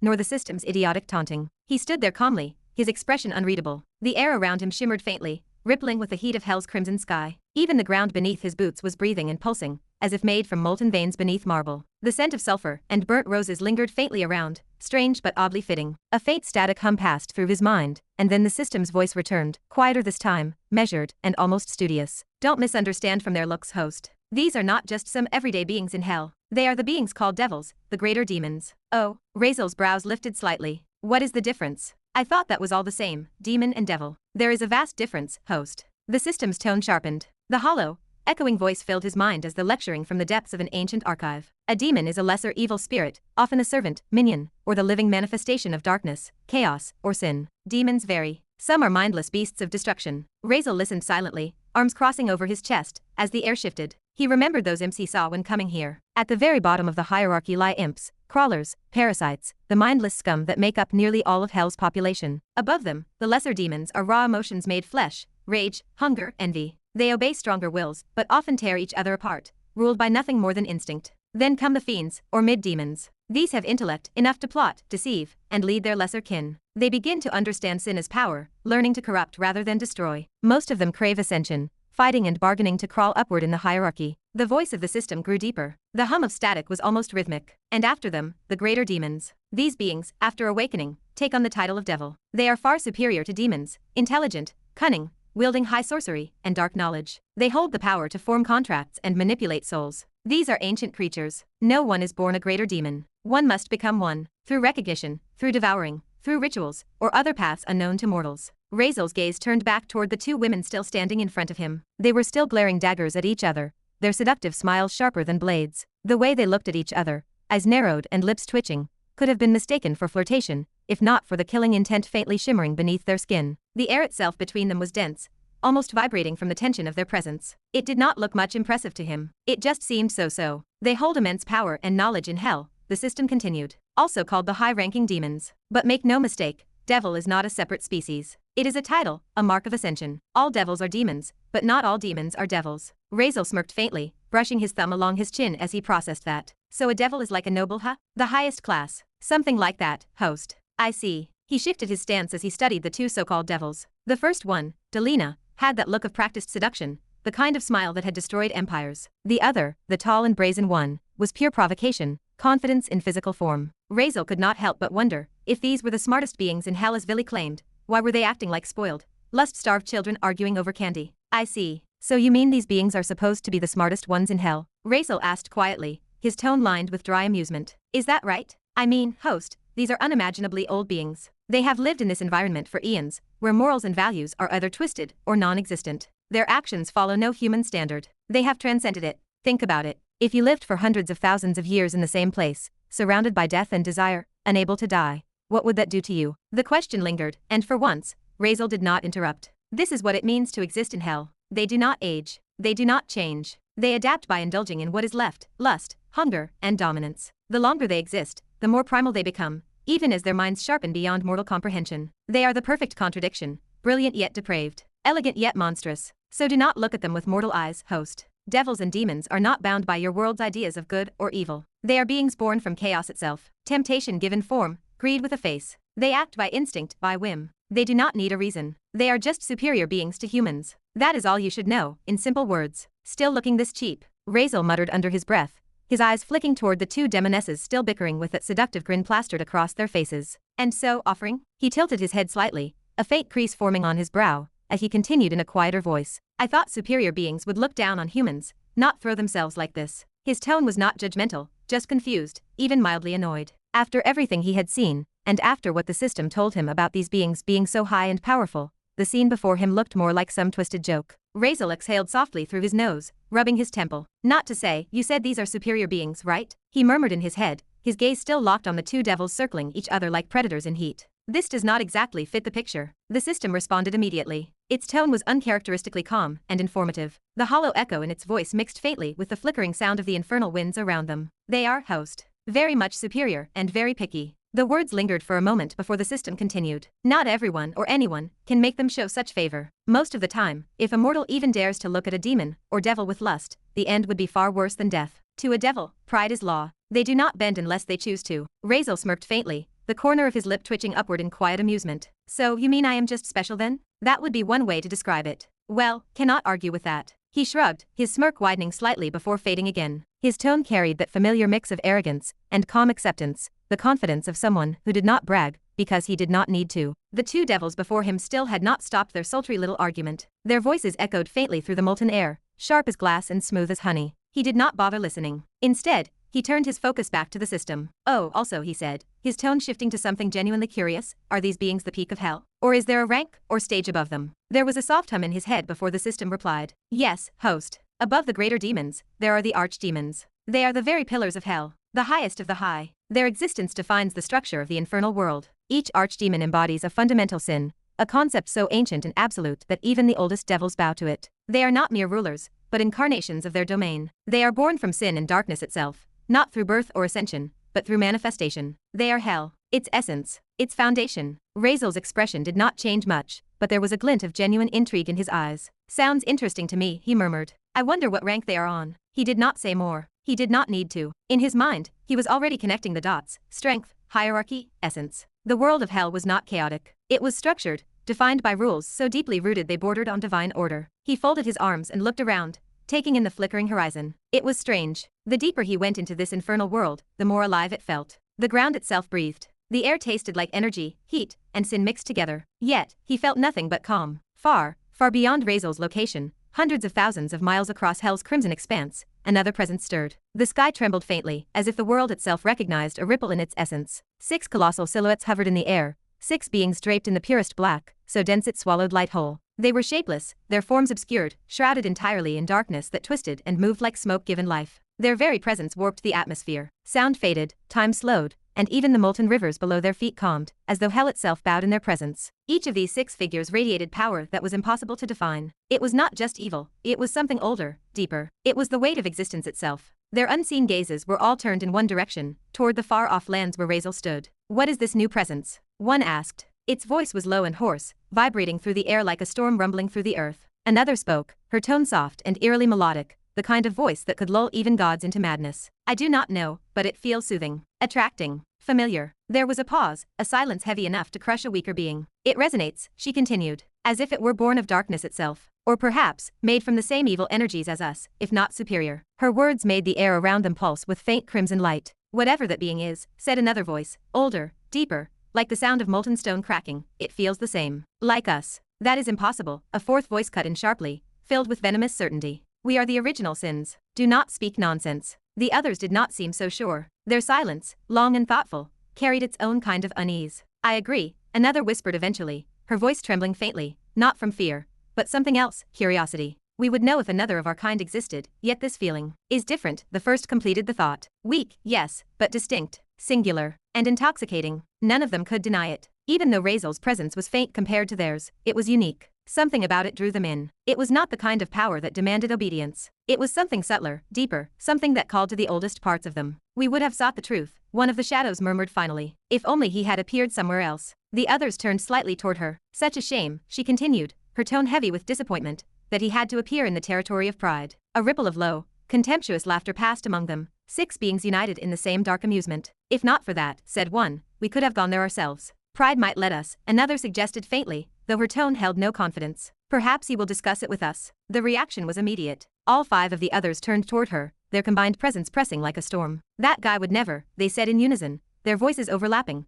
A hiss of rage and certainty that made the air itself tremble. The flames below flickered out for a brief second, as if even hell feared to burn in that moment. Chapter 212. Whatever, why am I even wasting my time with a slut like you? Delina finally said. Her voice was smooth but sharp, slicing through the thick heat of the hellish air. Without even glancing at the expression of the other woman in front of her, she turned her head slowly, seductively back toward Razeal. Her smirk returned, confident, inviting, dangerous. The flickering crimson light of the sky reflected across her perfect, white skin, highlighting her curves in a way that felt almost deliberate. It was as if even the light itself obeyed her will. Human, she said. Her tone dipped into a low, honeyed whisper that vibrated through the air. You choose, which of us you want to taste you first. Her smile widened, fangs flashing. Take you on a ride of eternal pleasure. Come with me. Her voice was hypnotic, more like a song than speech. As she spoke, she raised one elegant hand, sliding a long, crimson-tipped finger down her chest. The tiny scrap of cloth that barely qualified as clothing stretched and lowered slightly, revealing more of the dark valley beneath. I will make you forget every sadness, every sorrow, every loneliness, she purred. She leaned forward, her breath brushing his face. Why do I not give you relaxation, and instead just be with me, forever, in eternal euphoria? Her tongue darted across her lips. Her eyes glowed faintly red, not just seductive, but dangerous. Each word dripped with temptation, the kind no mortal could endure unscathed. The movement of her body was not just lustful. It was divine, crafted to entice, to consume, to drown anyone in desire. Razeal did not speak. He did not move. He did not blink. He rubbed his chin thoughtfully, his eyes scanning her from head to toe. He was calm, detached, analytical. He was a man, and he noticed. Only a fool would deny the physical perfection standing before him. Her movements were flawless, too flawless, and her body carried a charm that no human woman could ever imitate. In his past life, he had been a man of the modern world, movies, distractions, even those questionable indulgences on the internet. This was different. This was not lust. This was weaponized temptation. Despite it all, Razeal's willpower did not waver. Not even slightly. He knew what he was looking at, not beauty, not seduction, but something far older and fouler wrapped in a perfect shell. It was not attraction. It was instinct, A predator's lure. While her body might have been flawless, the thought of what lay behind that form disgusted him. She might have been millions, or maybe billions of years old. And still she behaved like this. So cheap, so desperate, so hollow. Where was her dignity? Her composure? Razeal's lips pressed into a thin line. To him, it was pathetic. Maybe in the standards of hell, it was not strange. He was not from hell. He still had standards. No matter how beautiful she looked, he would not touch this kind of woman, not even if she was the last being alive. He could not deny the morbid curiosity of it all. Watching her felt almost like watching a storm, dangerous, but fascinating. Her every movement oozed raw sensuality, but his eyes stayed sharp. His face remained stoic, cold, emotionless, unreadable. No trace of lust. No interest. Just silent, unwavering focus. Delina was caught off guard. She was not expecting that. For a second, she thought perhaps she misread his face. Maybe he was hiding it. No, his eyes, those eyes were clear, calm, focused. Not like a mortal at all. Her smirk faltered for just a fraction of a second. It had been eons since she had seen a human, not since the gates between hell and the mortal world were sealed. She remembered their kind, well, emotional, impulsive, slaves to their instincts. Lust was their greatest weakness. Even the strongest fell to it. This one did not. This young human stood before her, his face calm as stone, not even a hint of trembling desire. That was new. That was exciting. A sharp glimmer returned to her beautiful eyes, more dangerous this time, predatory. Oh, she wanted him now. Even if he did not want her, that only made her hunger worse. She wanted to see how long he could keep this control. When he broke, because they always broke, she wanted to be the one to watch it happen. She took a single step forward. The ground beneath her heel sizzled faintly from the heat that emanated from her skin. Then another. Her movement was slow, calculated, every sway of her hips deliberate. When she stopped, she was right before him, close enough for him to feel her breath on his skin. "Come, human," she whispered. Her tone was low, intoxicating. "I will let you do anything you want. At least try me once." Her voice trembled slightly on that last word, as if she herself was beginning to lose control of her composure. "I will not even mind if you want us both, together," she added. Her lips curled into a sinful smile. "I just want to smell you, eat you, feel this intoxicating essence close to me. How about it?" She leaned forward, her body almost brushing against his. The warmth radiating from her was almost unbearable, not just physical heat, but something deeper, better. She tilted her head slightly, and her lips hovered near his neck. Razeal stood there, not saying anything. He wanted to step back, but then paused, wanting to see what she would do. She leaned in and sniffed him.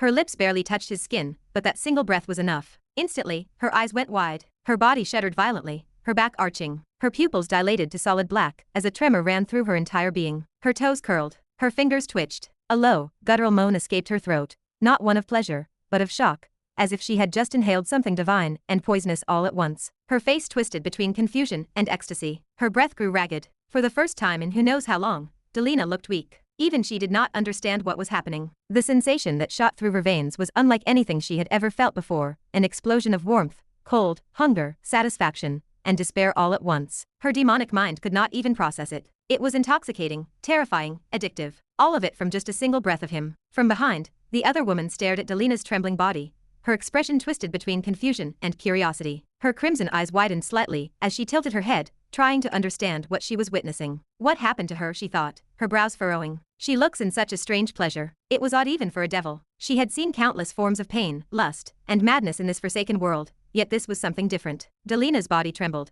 not from agony, not from fear, but from some unnatural ecstasy, her chest heaving, her lips parted in uneven gasps. The onlooker blinked, licking her lips unconsciously. Mortals really are strange, she mused to herself. To think just the smell of this one makes her act like that. Even she could feel it faintly, that pull in the air, that intoxicating presence radiating from the human boy standing a few feet away. It was like the scent of something forbidden, a sweetness that burned at the back of her throat. For a brief second, she even felt the urge to step closer, to reach him, to claim him before Delina could. Before she could think more, her eyes narrowed sharply. Because, clutch. The sharp, wet sound of something being pierced tore through the thick, suffocating air. It was followed by a faint dripping noise, slow, rhythmic, like the heartbeat of something dying. Then came a voice. Calm, cold, and merciless. "All right, this is enough." The tone carried no emotion, just a flat, chilling certainty. Her eyes darted to the human, to Razeal, and her lips parted slightly. His hand was buried elbow-deep inside Delina's chest. The scene was so abrupt, so raw, that even the watching devil froze for a moment, her fangs faintly showing from between parted lips. Blood dripped from Razeal's forearm in a slow, deliberate rhythm,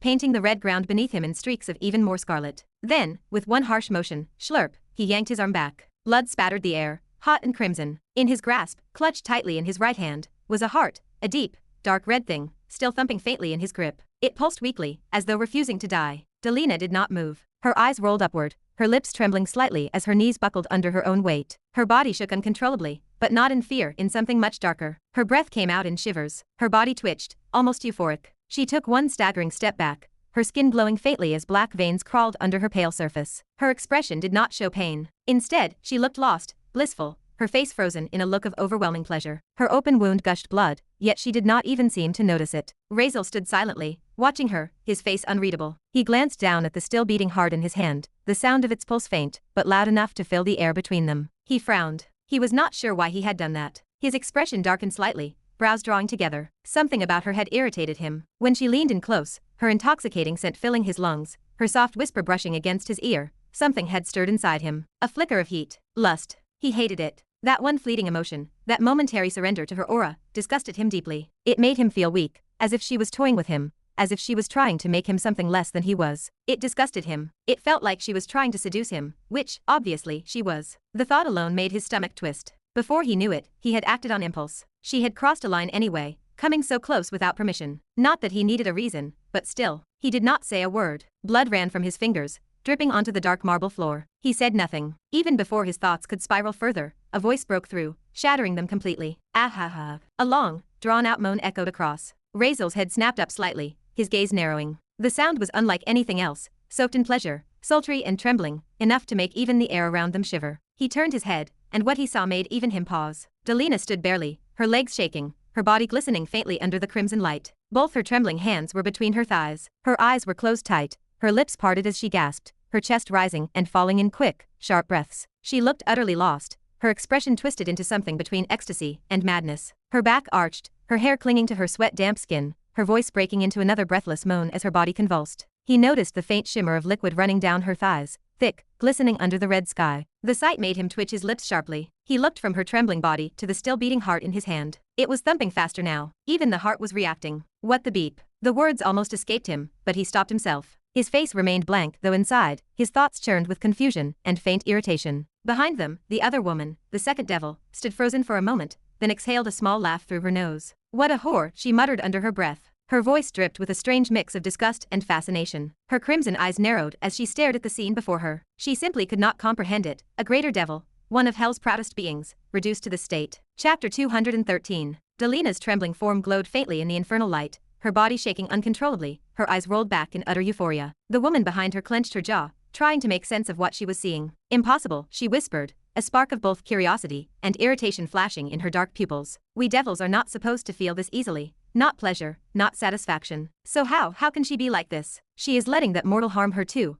letting him rip her heart out, and she does not even resist. Her words trailed off, a visible shiver of realization crawling down her spine. What kind of scent does he have? What kind of existence can make her? Her voice lowered to a hiss. She climaxed, just from his presence, just by breathing his air. The thought alone unsettled her. Devils were beings of sin and excess, yes, but even among them, true satisfaction was nearly impossible to achieve. Yet this was beyond sense or reason. He is special, she admitted softly, licking her lips unconsciously as if tasting the tension in the air. But this is just beeping weird. Still, her curiosity burned hotter. She took a hesitant step forward, her taloned feet echoing softly against the obsidian floor. She wanted to ask Delina, what did you feel, to see for herself what kind of power this mortal held. But before she could take another breath, Delina's body twitched violently. Then her eyes snapped open, wide, glowing, and unmistakably in the shape of hearts. The other woman froze. The air thickened instantly, charged with a heavy, almost intoxicating energy. Before Razeal could even react, Delina vanished from her spot and reappeared directly in front of him. The sheer speed of her movement was enough to distort the air,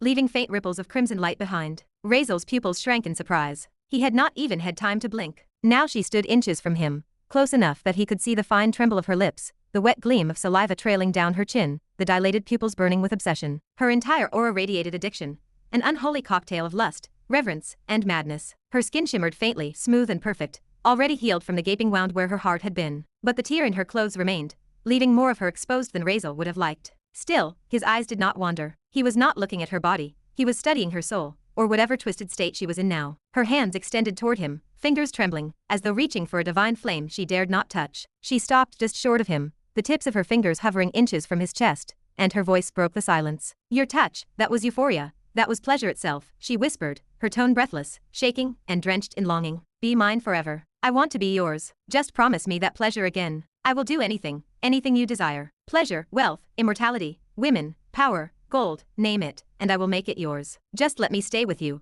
just let me feel you again. Her words tumbled from her lips, desperate and trembling. Her body was still quivering with aftershocks, her breath ragged, every inhale seeming to taste of lust and devotion. Her eyes locked on his with a mix of worship and insanity. She did not just want him. She was bound to him now, by something deeper than control. Razeal stood silently before her, his expression unreadable. He did not step back, nor did he move forward. His brow furrowed slightly, not from fear, but confusion. He tilted his head faintly, studying the woman before him, this proud devil reduced to a trembling addict, and whispered under his breath, almost to himself, what the hell just happened to her. He was not joking. He genuinely did not understand. Sure, he knew he was different, powerful, handsome even. But this, making a woman, a devil, obsessed just by ripping her heart out. That made no sense. System, he said inwardly, his tone dry, but edged with frustration. Would you care to explain what the hell just happened here? Because I cannot make sense out of it. There was a beat of silence. Then the familiar voice of the system echoed in his mind, almost as if it were sighing in disbelief. I thought you would be able to guess that much, host. Razeal's eyebrow twitched.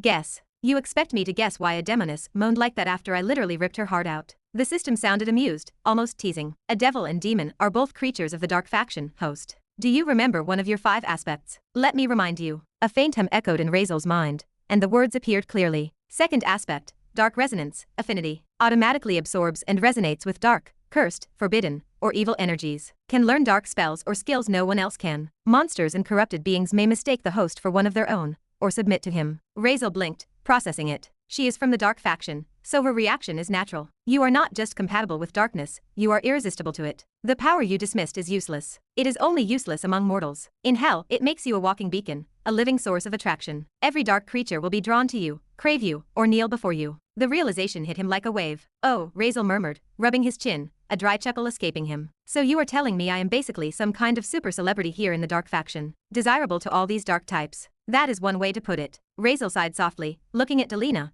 who was still trembling with obsession. So, I am basically hell's hottest commodity. He shook his head, speechless. It was not exactly the kind of fame he wanted. But after a moment, his brow furrowed again. Okay, but seriously, I get that they are supposed to be drawn to me or whatever. But this, he gestured vaguely at Delina, whose tongue now flicked across her lips as she stared at him like prey. This is just absurd. She finished from me touching her. What kind of broken logic is this? Do not tell me every dark being I meet is going to react like this. Razeal just stood there, lips twitching, expression frozen somewhere between disbelief and resignation. He exhaled slowly, muttering to himself. This is seriously broken. Devils are beings of darkness and pleasure, host. The system's voice echoed inside Razeal's head, its tone sharp but calm, as if reciting some fundamental rule of existence. So for you to become favorable to them, you will obviously appear pleasurable to them. Remember, host, everyone has different standards for who they find attractive, for who they look up to, and for who they submit to. You cannot just have that with everyone. But the aspect you carry makes you have it deep within their very being, whatever drives them. Fear, pleasure, respect, pain, or sorrow, the dark faction beings will always look at you favorably. They will submit or respect you depending on how powerful they are. The voice paused, then added in a darker tone. But one thing is for sure, they will be respectful toward you. It is not that they will do whatever you want. Yes, favorable impressions. But if you choose to be their enemy, if you push too far, if you gain a total bad impression, they will turn against you. And remember, it is not definite that they will obey. They are not your slaves. They have individuality. They can choose. But be careful, host. These kinds of beings are dangerous to make enemies of, and even more dangerous to make friends of. Razeal exhaled slowly, nodding to himself, absorbing the system's words. I see, he muttered under his breath. From his outward appearance, he looked calm, a silent, unreadable man standing before a trembling greater demoness. But inside his mind, calculations were running. This useless ability of his, it is actually incredible. More than how useless he had thought it before. His crimson eyes slid toward the woman in front of him. Delina was still there, her tongue slipping out of her mouth, saliva glistening as it dripped from the corner of her lips. She was giving him a look no mortal woman ever had. A look that was equal parts hunger, lust, and reverence. Her body language was a slow, hypnotic sway, almost feline, but the madness in her eyes betrayed something far deeper. Razeal's face, however, remained cold, disgust flickering in his eyes for a moment before he suppressed it. He kept his expression under control, his breathing even. This is disturbing. But if the system says my aspect works like this, maybe I should test it. He shifted his weight slightly, clearing his throat. His deep voice broke the silence. You must be powerful, right? He asked directly, his tone blunt, cutting through her haze of desire. Give me some powerful abilities. Or spells. You must know some dark magic, right? Give me some. No shame. No flirting. No hesitation. Just straight to business. Razeal's eyes were calm. Well, even a little embarrassment, as this just sounded weird even to him. Delina blinked slowly, her breathing hitching as his words reached her. She stammered, her voice breaking for the first time. Oh, well, yes, of course. She leaned closer as she spoke, taking in his scent with every breath, almost shivering with each inhale. I can give you anything you want, whatever you desire. Her lips parted, her tongue brushing against her fangs as she licked them unconsciously. But for that, you will have to sign a contract with me. Her voice trembled between seduction and desperation. Razeal's brows drew together. A contract. His tone grew sharp. No, I do not need anything like that. Did you not just say you will give me anything? Prove it. He frowned, eyes narrowing slightly. He did not fully understand how devils worked, but the word contract was enough to make him suspicious. Nothing with that word was ever simple. He had seen too many stories, too many traps disguised as deals. And besides, he was not here to give in. He just wanted to see how far she would go. Delina's mouth opened, her fangs glinting as she tried to find her words.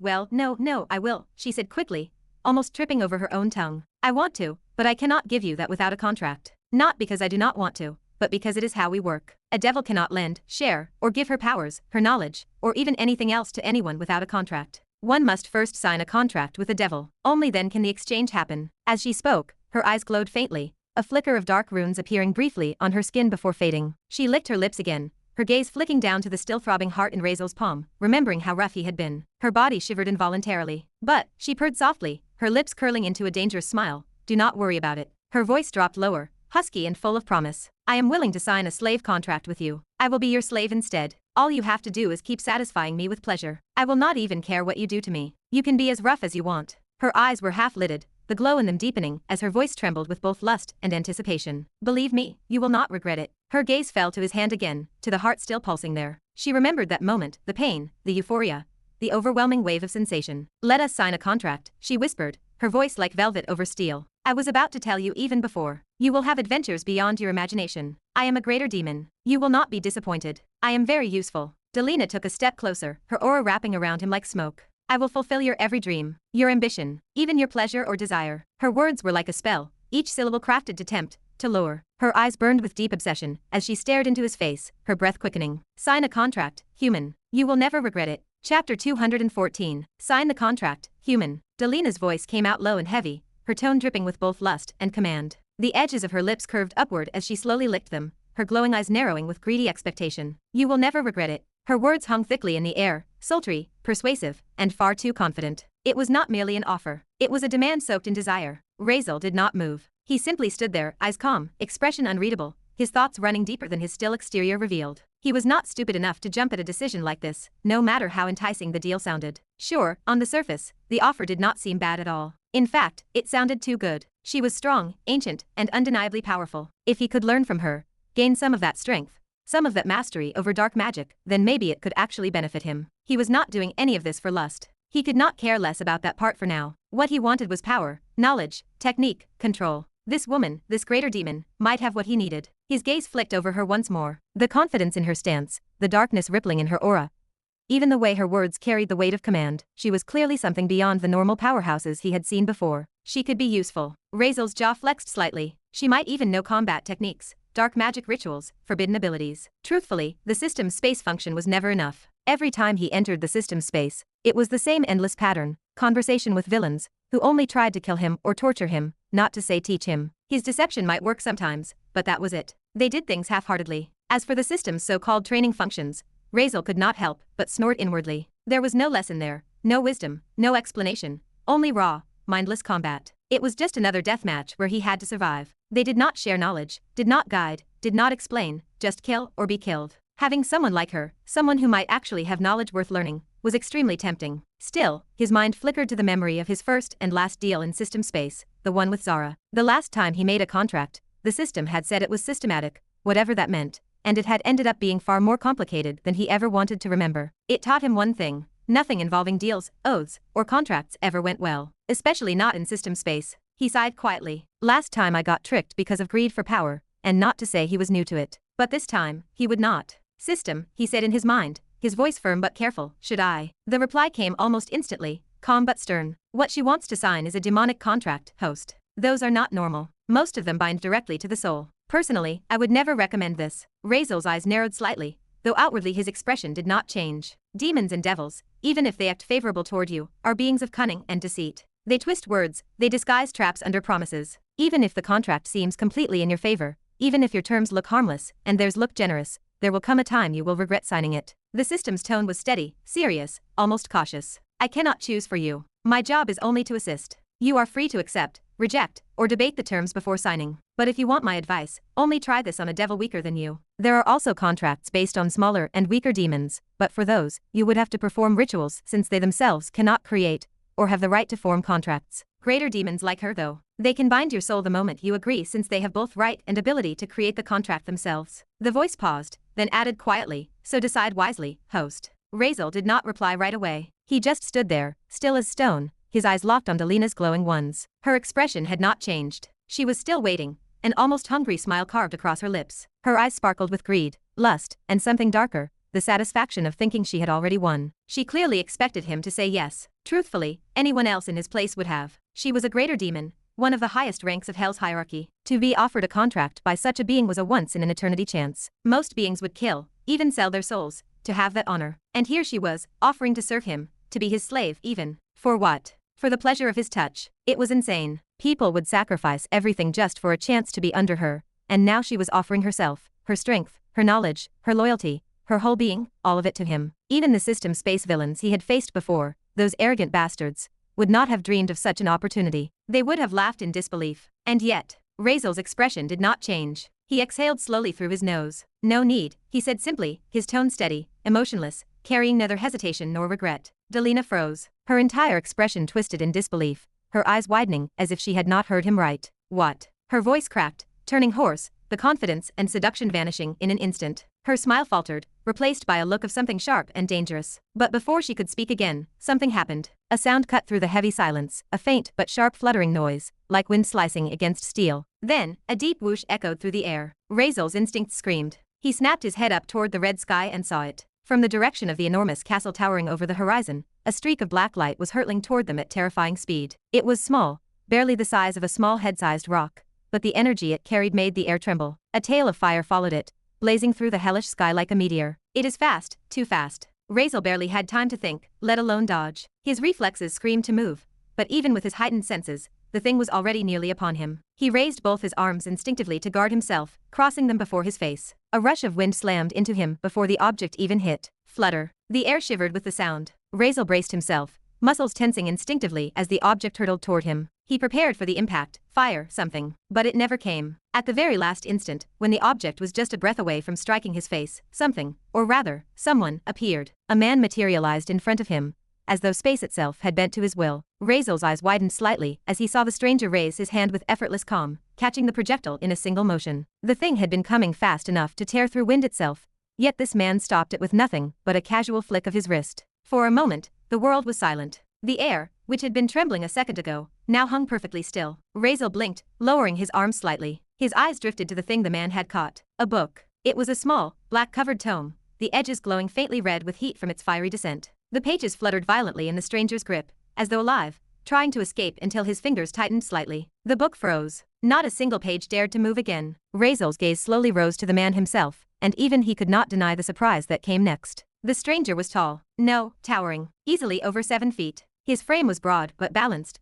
wrapped in a long dark coat that shimmered faintly like scales under hellfire's glow. His features were sharp, perfect, carved in a way that did not seem entirely mortal, proud and symmetrical, but holding a gravity that made it hard to even look at him for too long. Razeal will not admit it aloud, but this man was on another level. In both appearance and presence, he was leagues beyond. There was a kind of divine arrogance in his posture, or perhaps, the arrogance of something beyond divine. He radiated authority. The kind of authority that could not be taught, earned, or even imitated. It was simply there, in every breath, every step, every blink. The man did not even glance at Razeal. He stood still for a moment, the black book cooling in his palm, then turned his head slowly, not toward Razeal, but toward Delina, and the other devilish woman. Instantly, everything changed. The two women, who only seconds ago stood proud and alluring, froze in place. Their bodies trembled visibly as their eyes widened, their expressions morphing from confusion into something far worse, pure fear. Razeal could see it. The way their pupils contracted, the way their breathing stopped. One of them even took a half step back before realizing that movement itself felt forbidden. The silence was suffocating. When the man finally spoke, his voice was not loud,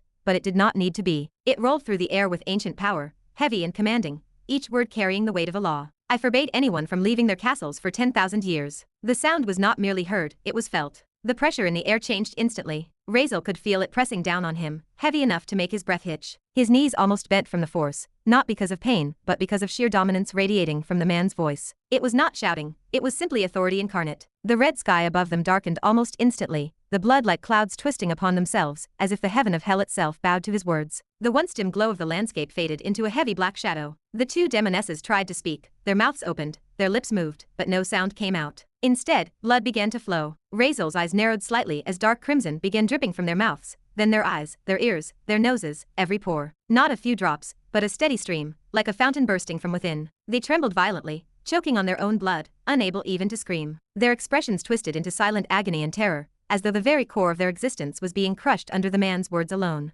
Razeal did not need anyone to tell him this was not magic. This was not an attack. This was command made reality. The man's gaze did not waver. No one came out. His tone was calm, emotionless, his crimson eyes glimmering faintly in the darkness. And yet you too dared. He turned his gaze for a moment, his head tilting slightly toward all those black castles in the distance, their gates sealed shut, towers gleaming with dark fire. Then, he turned back to the women. The demons who cannot maintain my words as law are no subjects of mine. His words were cold, absolute. There was no anger, no hatred, just divine judgment. Both women trembled violently. Their eyes were bloodshot, their auras flickering chaotically, their voices still trapped within their throats. They wanted to beg, to explain, to say something, but their tongues refused to move. The man raised a hand, almost lazily. 1,000,000 years of torture in the tearless prison of torment. The words were sharp, final. When that ends, you may begin your journey again, from imp. Earn your right to become greater demons once more. The moment he finished speaking, both women vanished. Not like they were teleported, no light, no distortion, they simply ceased to exist, as if erased from the plane of reality entirely. The silence that followed was heavy, unnatural. Even the flames of hell seemed to quiet. Razeal exhaled slowly, his throat dry. He swallowed,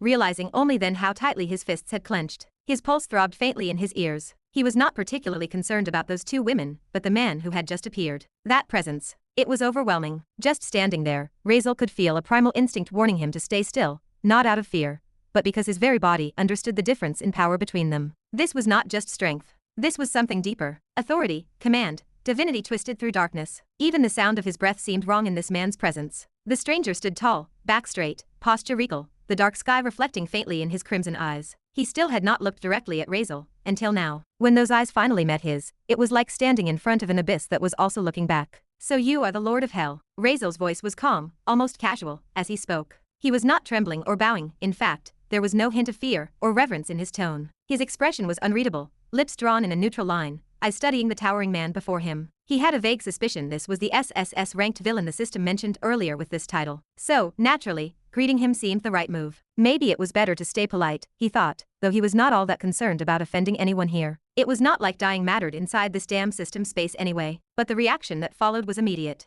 I am the king of hell, the man corrected, his tone low but cutting, the words almost vibrating through the ground. Not Lord. The atmosphere shifted instantly. A vast surge of killing intent exploded outward, radiating from Lucifer like a storm unleashed. It flooded every inch of space around them, heavy, oppressive, sharp enough to cut. The air itself seemed to scream as pressure slammed down on Razeal, heat rippling around him like invisible fire. The man's eyes gleamed with a violent red glow, flaring brighter and brighter, until they looked like two suns made of blood. His expression did not change much, still that same cold confidence, but the force behind his gaze was overwhelming, the kind of presence that made even hell itself bow. The killing intent was not random. It was focused, directly at Razeal, as if to say, how dare you call me that? But Razeal did not move. He stood still, unflinching, expression calm, as if the crushing aura surrounding him did not even exist. To him, it did not. Really. Thanks to his skill, fear resistance, all forms of intimidation, suppression, and fear-induced pressure were meaningless. The aura rolled around him like wind around a stone, unable to touch him, unable to even make his heartbeat change. The flames nearby flickered violently, responding to Lucifer's fury, yet Razeal's shadow did not even tremble. Lucifer narrowed his eyes slightly, clearly noticing that the young human before him had not reacted at all. The man's crimson gaze flickered with faint curiosity. Even in the presence of his overwhelming killing intent,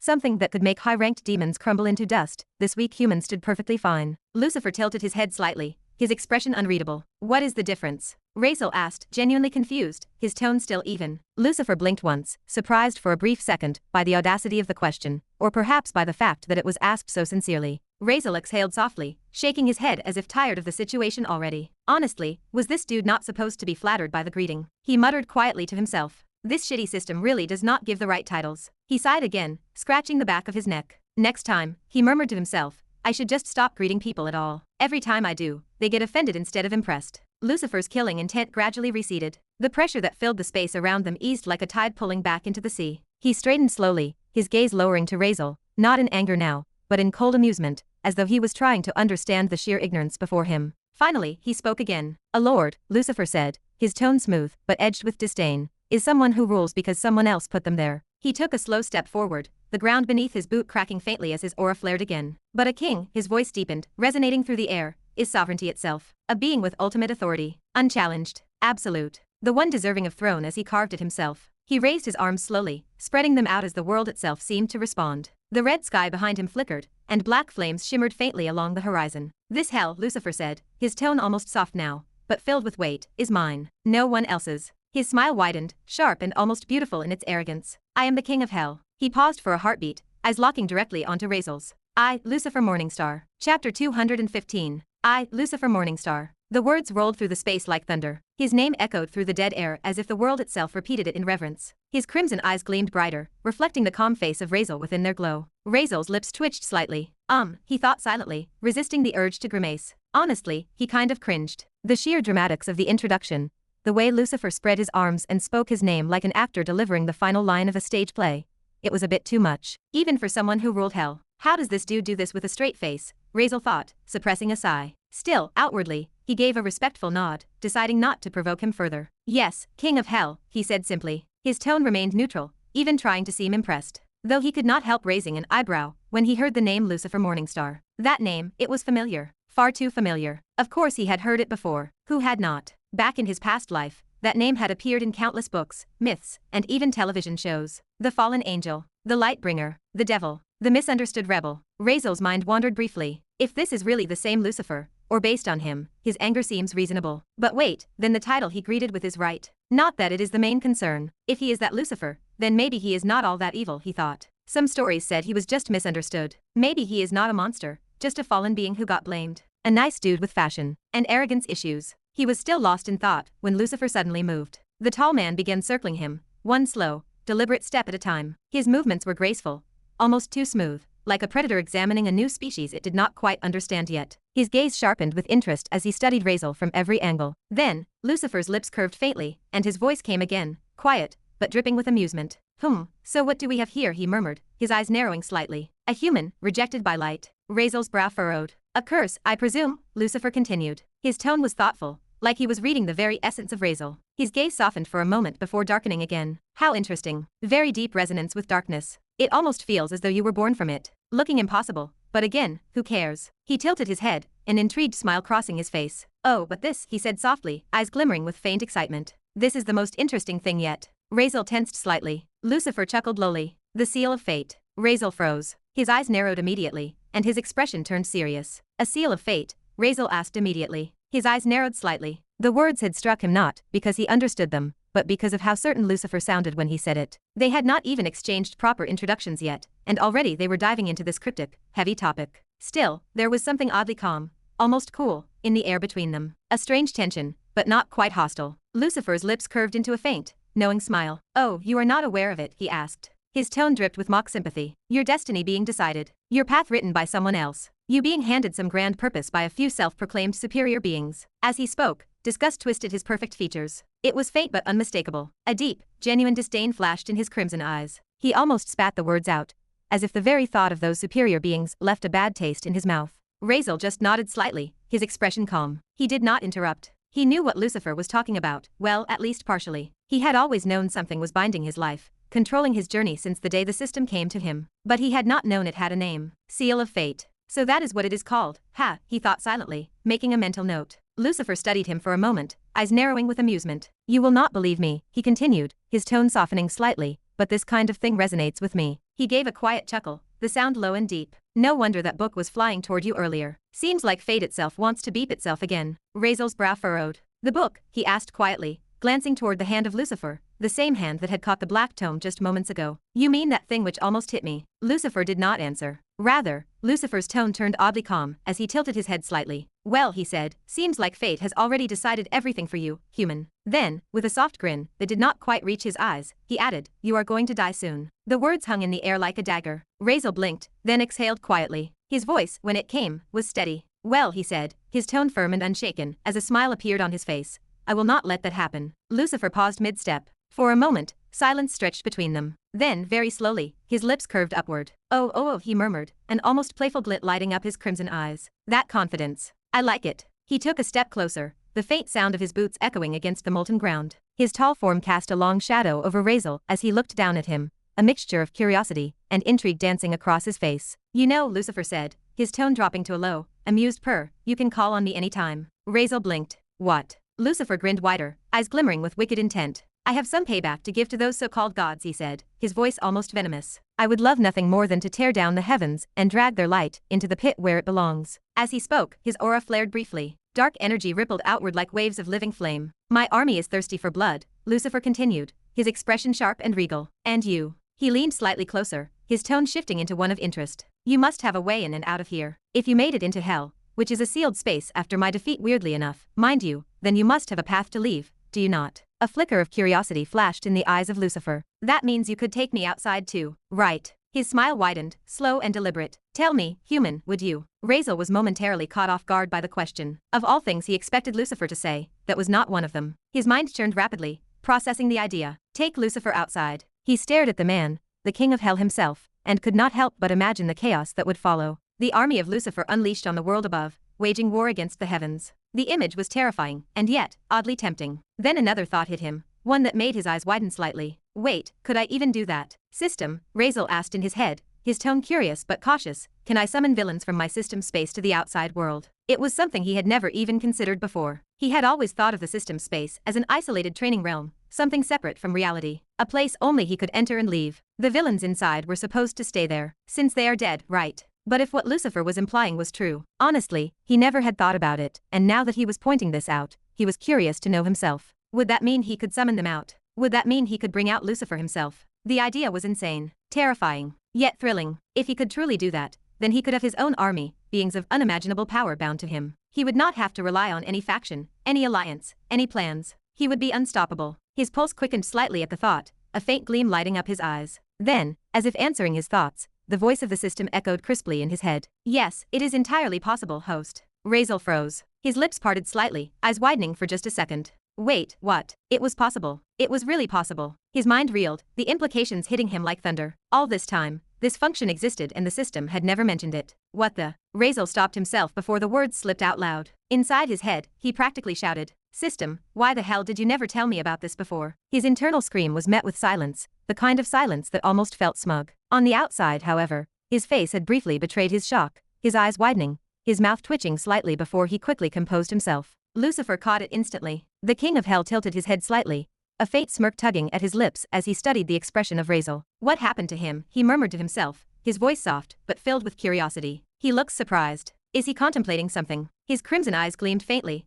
watching the still face of Razeal. Or perhaps, he muttered, talking to something inside him. For a moment, the gaze of Lucifer sharpened, scanning the body of Razeal, his soul, searching for any sign of interference. But he found nothing unusual. So, with blind trust and pride in his abilities, Lucifer thought this human had simply never considered it before. Yet now, in his contemplation, it was shining through. Lucifer let him think for as long as he wanted. So, with a faint chuckle, he relaxed again. Well, he murmured to himself, amused, whatever it is, it has him thinking. He crossed his arms, content to let Razeal ponder in silence. The human stood there, quiet, eyes slightly lowered, lost in thought, and Lucifer, for the first time in a long while, found himself genuinely intrigued. I never said you cannot take villains out, host. It is you who never asked. I have told you before that there are many functions for you to explore. They depend entirely on you. This is one of them. Do not try to blame me. The voice of the system was clipped, almost clinical, but underneath it Razeal heard something like exasperation, as if it had been repeating the same lesson too many times. Razeal could almost hear his own pulse in the silence that followed the remark of the system. How would I know something exists if I never saw it,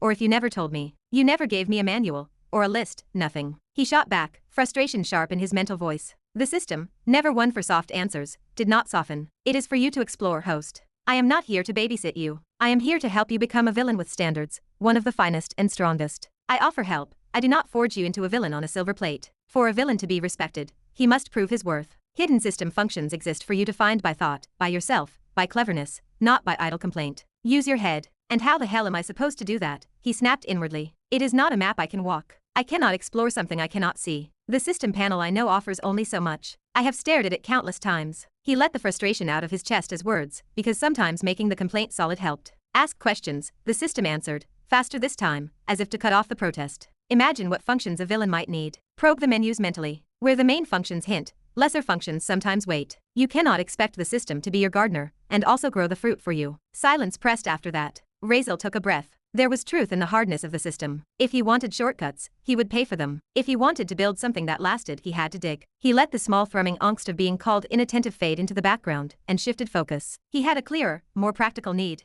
How to get villains out of system space, into the world where they could work for him. After a pause long enough to feel like a small negotiation, he asked the question that mattered. All right, tell me, how do I take a villain out of system space? The response of the system was slow, precise, the tone of an intelligence moving from reproach to instruction. There are 2 ways, host. The first is a slave contract. Convince a villain to become your slave. Sign a slave contract, bind the villain to you with clauses the system recognizes. Once the contract exists, you can take the villain out. Alternatively, you may become the villain's slave under contract. This also permits extraction, but at the cost of dignity and agency. Contracts create enforceable credibility. The villain is prevented from breaking the covenant to murder the summoner outright. You may set time periods, clauses, and protections. During the contract's scope, the villain can harm you according to the terms, but cannot kill you, because the contract's metaphysical seals forbid it. And second is just take them out, without a contract, the system said. Its voice was flat and factual. But unlike the slave option, in this one neither of you will have control over each other. A villain can totally harm you, even kill you, and there is no time limit. Be careful. Also, you cannot put a villain back after you take one out.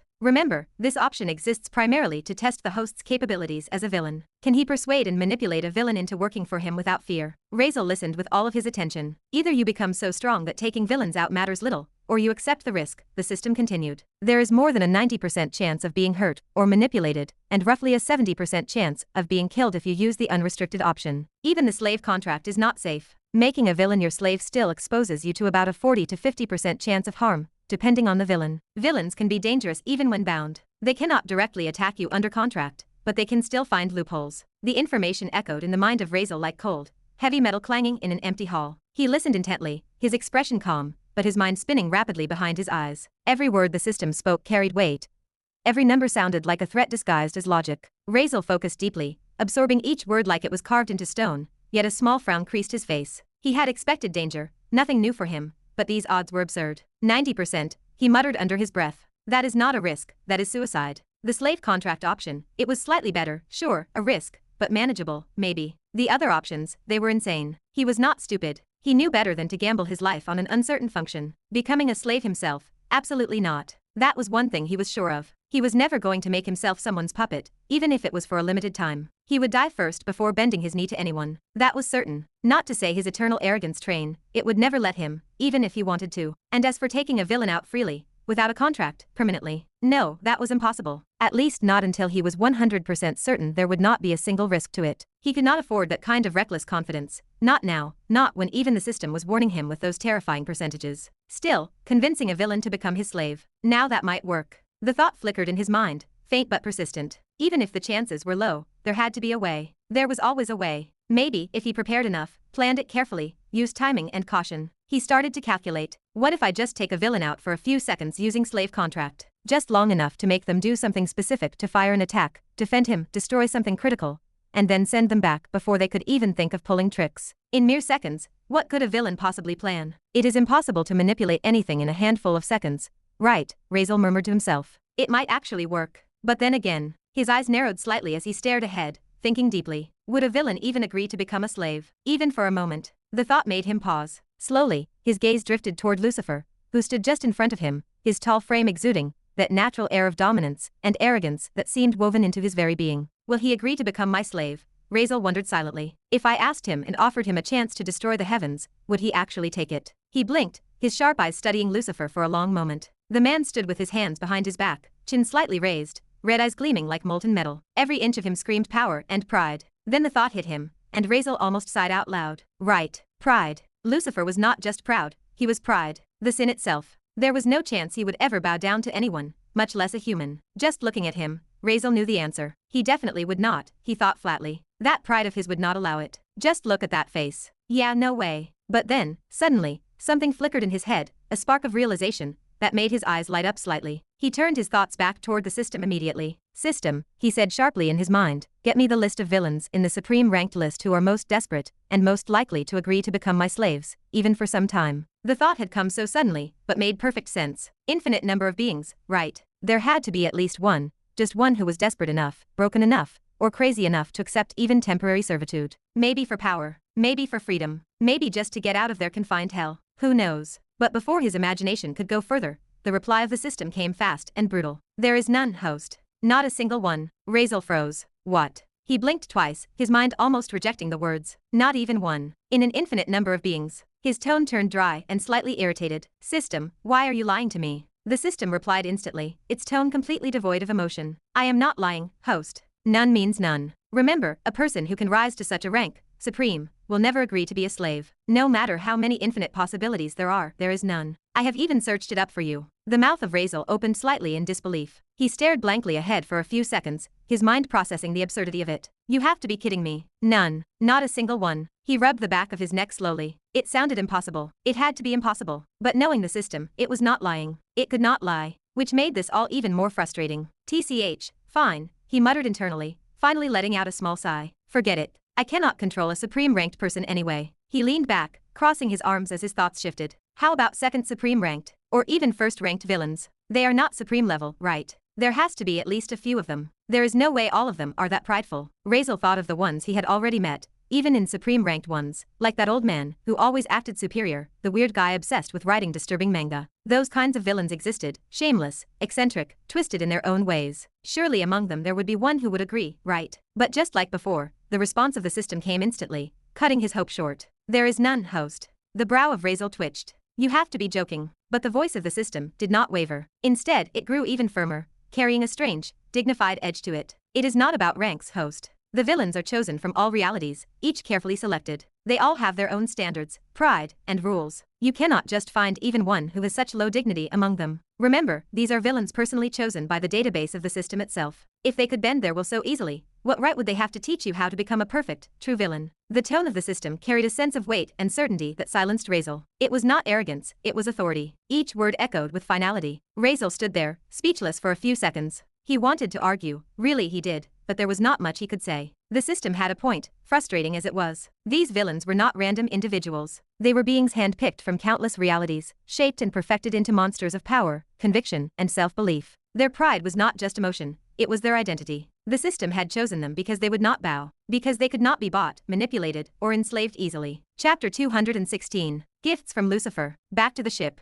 Congratulations, host, for receiving knowledge about demon summoning rituals, superior plus rank. Special system permission granted. Congratulations, host, you have received the Superior Supreme, or Emperor ranked, artifact, Book of Eventual Evil. The familiar, crystalline voice of the system echoed inside Razeal's mind, breaking the heavy silence that surrounded him. His eyes fluttered open slowly. A faint, mechanical hum faded as the translucent screens dissolved before his vision. He was finally back out of the system space, back to the ship. A quiet exhale escaped his lips as he let his eyes adjust to the bright lighting of his surroundings. The faint vibration of the ship felt a little irritating to him compared to how warm the hellish environment was for him. But what could he do? Anyways, the notifications still hovered faintly in front of his eyes, glowing faint blue reminders of what he had just achieved. He blinked once, then twice. Well, he muttered to himself, a small, crooked smile tugging at the corner of his lips. At least it was not all for nothing. This was what he had gained from his little adventure through hell. He had not gone there expecting much. In fact, it had not even been his plan to gain something. He had only wanted to see what the strongest villain in his system space,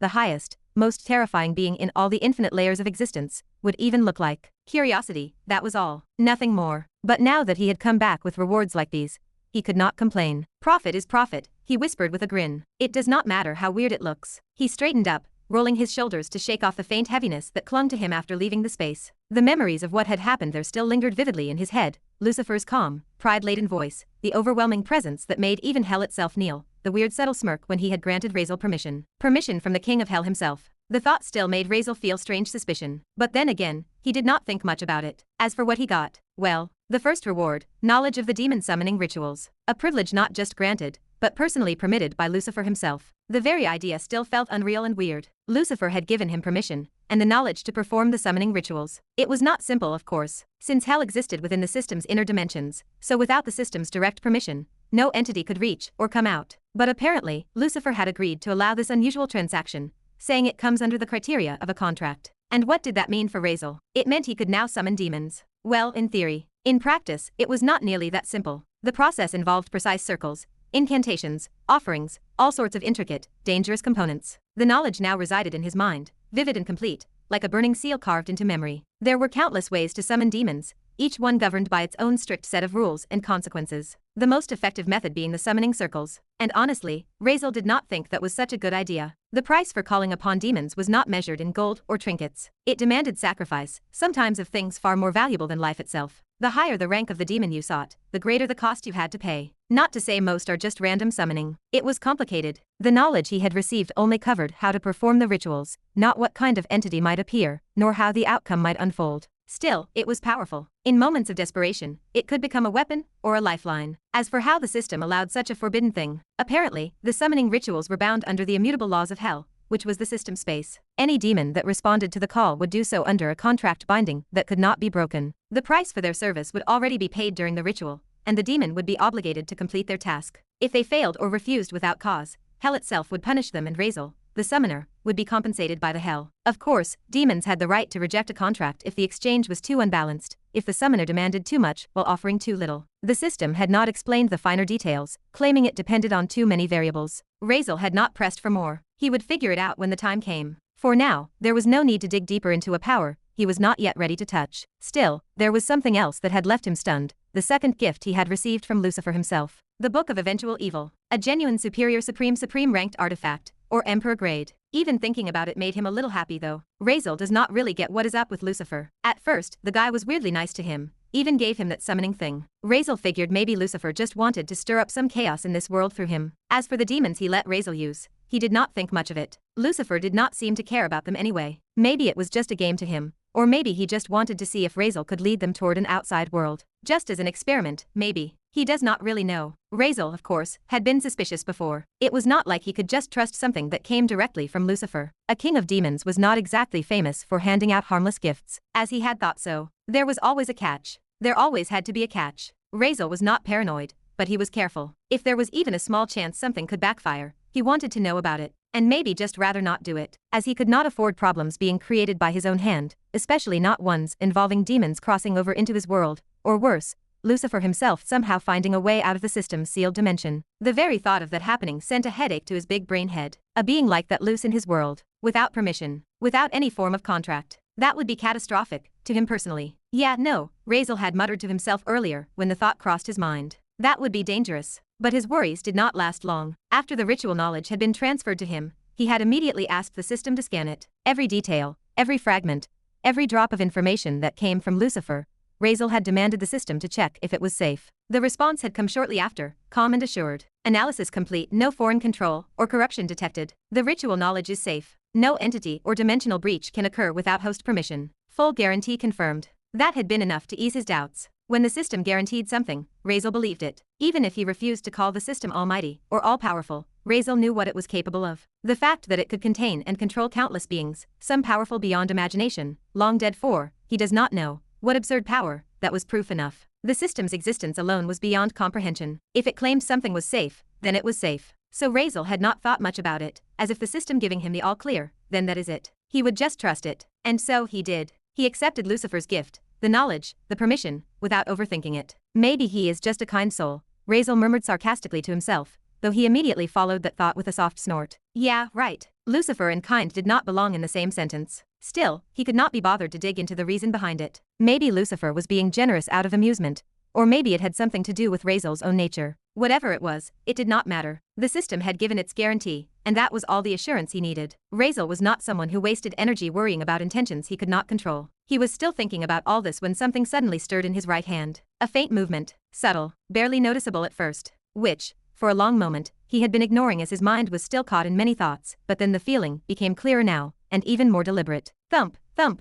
thump. It was steady, rhythmic, alive. Razeal blinked, his gaze lowering to his hand. He had nearly forgotten about it entirely. As his eyes adjusted, he saw it clearly, the thing resting in his palm. A heart. A dark red, thumping heart. Its surface glistened faintly, still slick with blood. Every pulse sent a tiny vibration through his fingers, the sensation oddly real, almost human. Oh, Razeal muttered softly, blinking once, twice. It is the heart of that demoness. He tilted his head slightly, as if trying to confirm it for himself. Did it come back with my consciousness too? He whispered. He remembered now. The image flashed in his mind, his hand tearing through the chest of Delina. But had he not done it before leaving the system space? But somehow, it had come with him. Seems like system work, he guessed. Razeal stared at it for a few seconds, his expression unreadable. Then, slowly, he looked up and around. No one saw him like this, right? The absurdity of it crossed his mind. What it must look like if someone caught him right now, sitting casually at a table, holding a beating heart. Yeah, that would raise some questions. Luckily, no one seemed to have noticed it. In front of him sat Maria, arms crossed, her posture relaxed but her eyes sharp. She glanced his way briefly,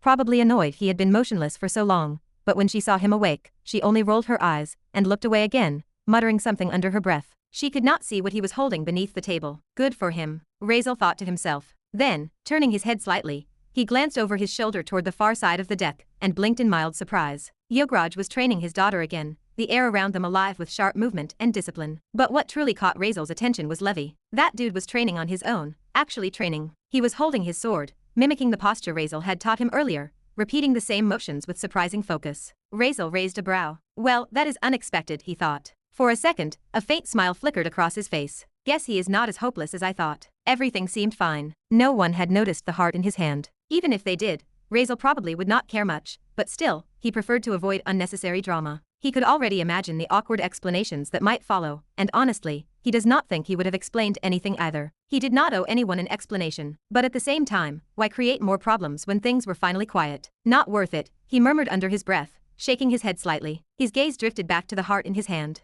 It continued to beat faintly, thump, thump, each pulse echoing softly through his palm. What am I even supposed to do with this, he thought, frowning slightly. He had not planned to bring it back. It had not even been intentional. And yet, there it was, still alive, somehow, as if defying logic. The surface of the heart shimmered under the dim light, the veins glowing faintly, filled with a strange demonic essence. It looked alive, almost sentient. He stared at it for a moment longer, then exhaled. Well, whatever, he said quietly. Let us just put you somewhere safe for now. Without thinking much more about it, he reached out with his free hand and activated his shadow storage. The shadow beneath the table rippled as a dark void formed silently. Before placing the heart inside, though, Razeal noticed something else, the blood still clinging to his hand and arm. Thick, dark, demonic blood. He sighed softly. Cannot just leave that either. He raised his hand slightly, activating his blood manipulation skill. A faint crimson aura shimmered around his fingers as the blood lifted from his skin in thin, swirling streams. Like liquid threads, it coiled together, returning into the heart, sealed neatly within. With that done, Razeal dropped the organ into the shadow space. It vanished instantly, swallowed by the darkness. The beating still continuing inside the shadow space. He leaned back in his chair again, his hand now clean, his face calm, as if nothing had happened at all. For a moment, he simply sat there in silence, staring at his open palm. Why did he not throw it away? He did not know. Maybe it just seemed wasteful. Maybe some instinct deep inside told him it might come in handy someday. Whatever the reason, it was done. Razeal flexed his fingers once more, the faint red light fading from his skin, and muttered softly to himself. Maybe it will be useful later, he wondered. And then finally, Razeal asked, System, give me that book of eventual evil I got. Chapter 217. System, give me that book of eventual evil I got. His voice echoed faintly in his head as he leaned back on the chair, waiting. Without a word from the system, something began to materialize before him, slow at first, like smoke gathering and solidifying into form. A dark book emerged from thin air, landing on the table, with a heavy thud that reverberated through the wooden surface. Its black cover was old and uneven, as if scorched by eons of fire. The edges glowed faintly red, like embers that refused to die out, radiating a faint warmth almost as though the book itself was still burning from one side. It looked ancient, heavy, and undeniably alive. The pages were thick and coarse, an eerie off-white color, not quite paper, not quite flesh, and their corners were burnt, curling slightly as if they had survived countless infernos. Even the faint smell of ash lingered in the air. Everything about the book screamed danger. The aura around it was dark, suffocating, and ominous, yet strangely beautiful in its own way. Razeal stared at it quietly for a moment. Most people might have felt uneasy in front of something like this. They might have flinched, maybe even felt their instincts scream at them to back away. But Razeal did not feel fear. In fact, it felt oddly comfortable. That heavy darkness that clung to the book, that deep, ancient malice, it was not foreign to him. It resonated faintly, like an echo meeting another echo in the same vast void. He tilted his head slightly, his lips twitching into the faintest smile. Yeah, definitely from the dark faction, he murmured, almost amused. He did not open the book. Not yet, of course, since he could already feel the power radiating from it, pulsing faintly, whispering something inaudible beneath the surface. It was the kind of energy that promised knowledge and destruction all in the same breath. Razeal remembered clearly how he had received it. Lucifer had simply extended his hand toward him, that calm, knowing smile on his lips, the kind of smile that gave away nothing but weird vibes. You can have it, he had said in that deep, smooth voice. The book seems to like you very much. That was all. No explanation, no condition, just those words. And that, of course, had made Razeal suspicious as hell again. No one handed out gifts like that without reason. But after the system had scanned it and confirmed there was no trap, no hidden curse, and no trick woven into its structure, Razeal's suspicion faded into indifference. Especially after finding out what kind of thing it was, a superior supreme ranked artifact. Once he heard that, the rest did not really matter anymore. If it was that powerful, then he would take it. Sure, the name Book of Eventual Evil sounded ominous, the kind of name that practically screamed, "Do not touch me." But Razeal was not the type to be intimidated by names. "System," he called out, his eyes narrowing slightly as he studied the tome's surface. "What does this book do again?" He honestly was not entirely sure of its abilities. Lucifer had only said it would be useful, but had not elaborated. And knowing demons from old fictions, that could mean anything from a world-ending weapon to a cursed diary that whispered your death date. A faint chime rang in his head. Then a new panel appeared before his eyes. Artifact status window. Name Book of Eventual Evil. Rank Superior Supreme, Emperor grade. Type Sentient Grimoire, Forbidden Tome. Origin born from darkness and evil itself. Alignment pure malevolence. Description a book not crafted, not created, but born. It emerged where light could never exist, formed from the first breath of corruption, the eternal echo of darkness. From the moment evil took its first and ever thought, this book came into being. Ability, knowledge of dark, evil, and forbidden etched within. This artifact holds the complete and unfiltered knowledge of all things dark, evil, and forbidden. The truths of corruption, the essence of malevolence, and the secrets of destruction and despair, all are inscribed within its pages. Warning: the Book of Eventual Evil cannot be destroyed, sealed, or stored. It bears an independent will and influence. Exposure to its contents may alter the reader's mind, perspective, and moral alignment. The longer one interacts with it, the stronger its psychological influence becomes. Be cautious. Tagged code read by system. Proceed with extreme caution. Razeal silently read through the panel, eyes narrowing slightly. Knowledge about dark, evil, and forbidden, he murmured, leaning back slightly, tapping the table with his fingers. He wondered what that truly meant. Dark magic. Forbidden rituals. The kind of truths that mortals and gods alike were not meant to touch. It could be anything or everything. He tilted his head, thinking. The possibilities that kind of knowledge held were almost infinite and equally dangerous. Still, he did not feel intimidated. If anything, he was intrigued. The warnings, however, did catch his attention. It was not every day the system actually warned him about something. In fact, this was the first time he had seen such a direct alert. That was unusual. He rubbed his thumb against his chin, thoughtful. Then his gaze dropped to the book again, studying it in silence. The faint heat from its charred edges pulsed gently, matching a rhythm that almost felt like a heartbeat. It was alive, in some way. Sentient, perhaps. And yet, Razeal did not sense hostility from it, not toward him, at least. The darkness surrounding it was not pushing him away. If anything, it seemed to recognize him, the same way Lucifer had said. A faint smirk tugged at his lips. Influence my personality, he said quietly, almost laughing. Yeah, good luck with that. He was confident, perhaps too confident that no book could change him. His personality, his will, his nature, they were already forged in things darker than this. If something like that could sway him, it would have done so long ago. Still, he could not deny the book's presence had weight. Even just sitting there, it felt significant, like holding a piece of a living concept, something ancient and far beyond mortal understanding. Though, cannot store or seal it, That line from the system's warning replayed in Razeal's mind, sparking a curious glint in his eyes. Well, that is interesting, he murmured quietly. He looked down at the dark, ominous book resting in his hands now, the Book of Eventual Evil, its surface still radiating a faint warmth. The scorched edges pulsed with dim red light, alive like molten veins. Curiosity overtook him. He was not the type to just accept something strange without testing it himself. Let us see about that, he said under his breath. He raised his hand, the book balanced in his palm. His other hand flicked slightly, and shadows began to gather before him. A dark mist coiling into form above the table, swirling with fluid motion. The shadow distorted down his feet as he raised up to the table, the shadow in front warping subtly as his shadow storage opened. A black void moving like ink. Razeal's eyes gleamed faintly red as he pushed the book forward, attempting to store it like he would any other object. The moment the book touched the edge of the shadow, a sudden resistance struck him, like pressing two magnets together. The shadows rippled, struggling to consume it, but the book did not budge. It was as if some unseen barrier surrounded it, repelling his shadow's pull entirely. He frowned, pushing harder. The shadow rippled again, but no matter how much force he used, the result was the same. The book refused to enter. Razeal's expression turned sharp. Really? He licked his lips and focused his energy, letting his shadow expand further, dark tendrils wrapping around the book's sides, trying to drag it in. Nothing. The darkness resisted. Or maybe it was not the shadow that resisted, maybe it was the book itself. The moment his shadow tried to engulf it, the book pulsed faintly, sending out a vibration through the air, a low hum, deep and unsettling. The shadow shivered, then broke apart like smoke being scattered by wind. It is resisting me, Razeal muttered, lowering his hand slowly. The shadow storage collapsed back into nothing, dispersing quietly above the table. He looked down at the book again, expression thoughtful. So, I cannot store it in my shadow. That was annoying. Razeal leaned back in his chair and sighed, staring at the object resting in his palm. Now how am I supposed to carry this thing around? His eyes narrowed as he turned it over, studying every detail. The surface still radiated that faint, eerie warmth. This was not just any artifact. It was defying him, he whose shadow could consume almost anything. He had even absorbed wind spears conjured by Silva, an attack strong enough to put a hole through mountains, into his shadows without effort. Yet this book, it did not even move an inch. Weird. He tapped a finger lightly against its cover, a faint metallic sound echoing. So it cannot be stored in shadow, maybe not in spatial rings either. Wait, system, you took this out from your system space, or something. I did not even have it in my hand, right? Why not put it back where you were holding this book, and give it to me only when I really need it?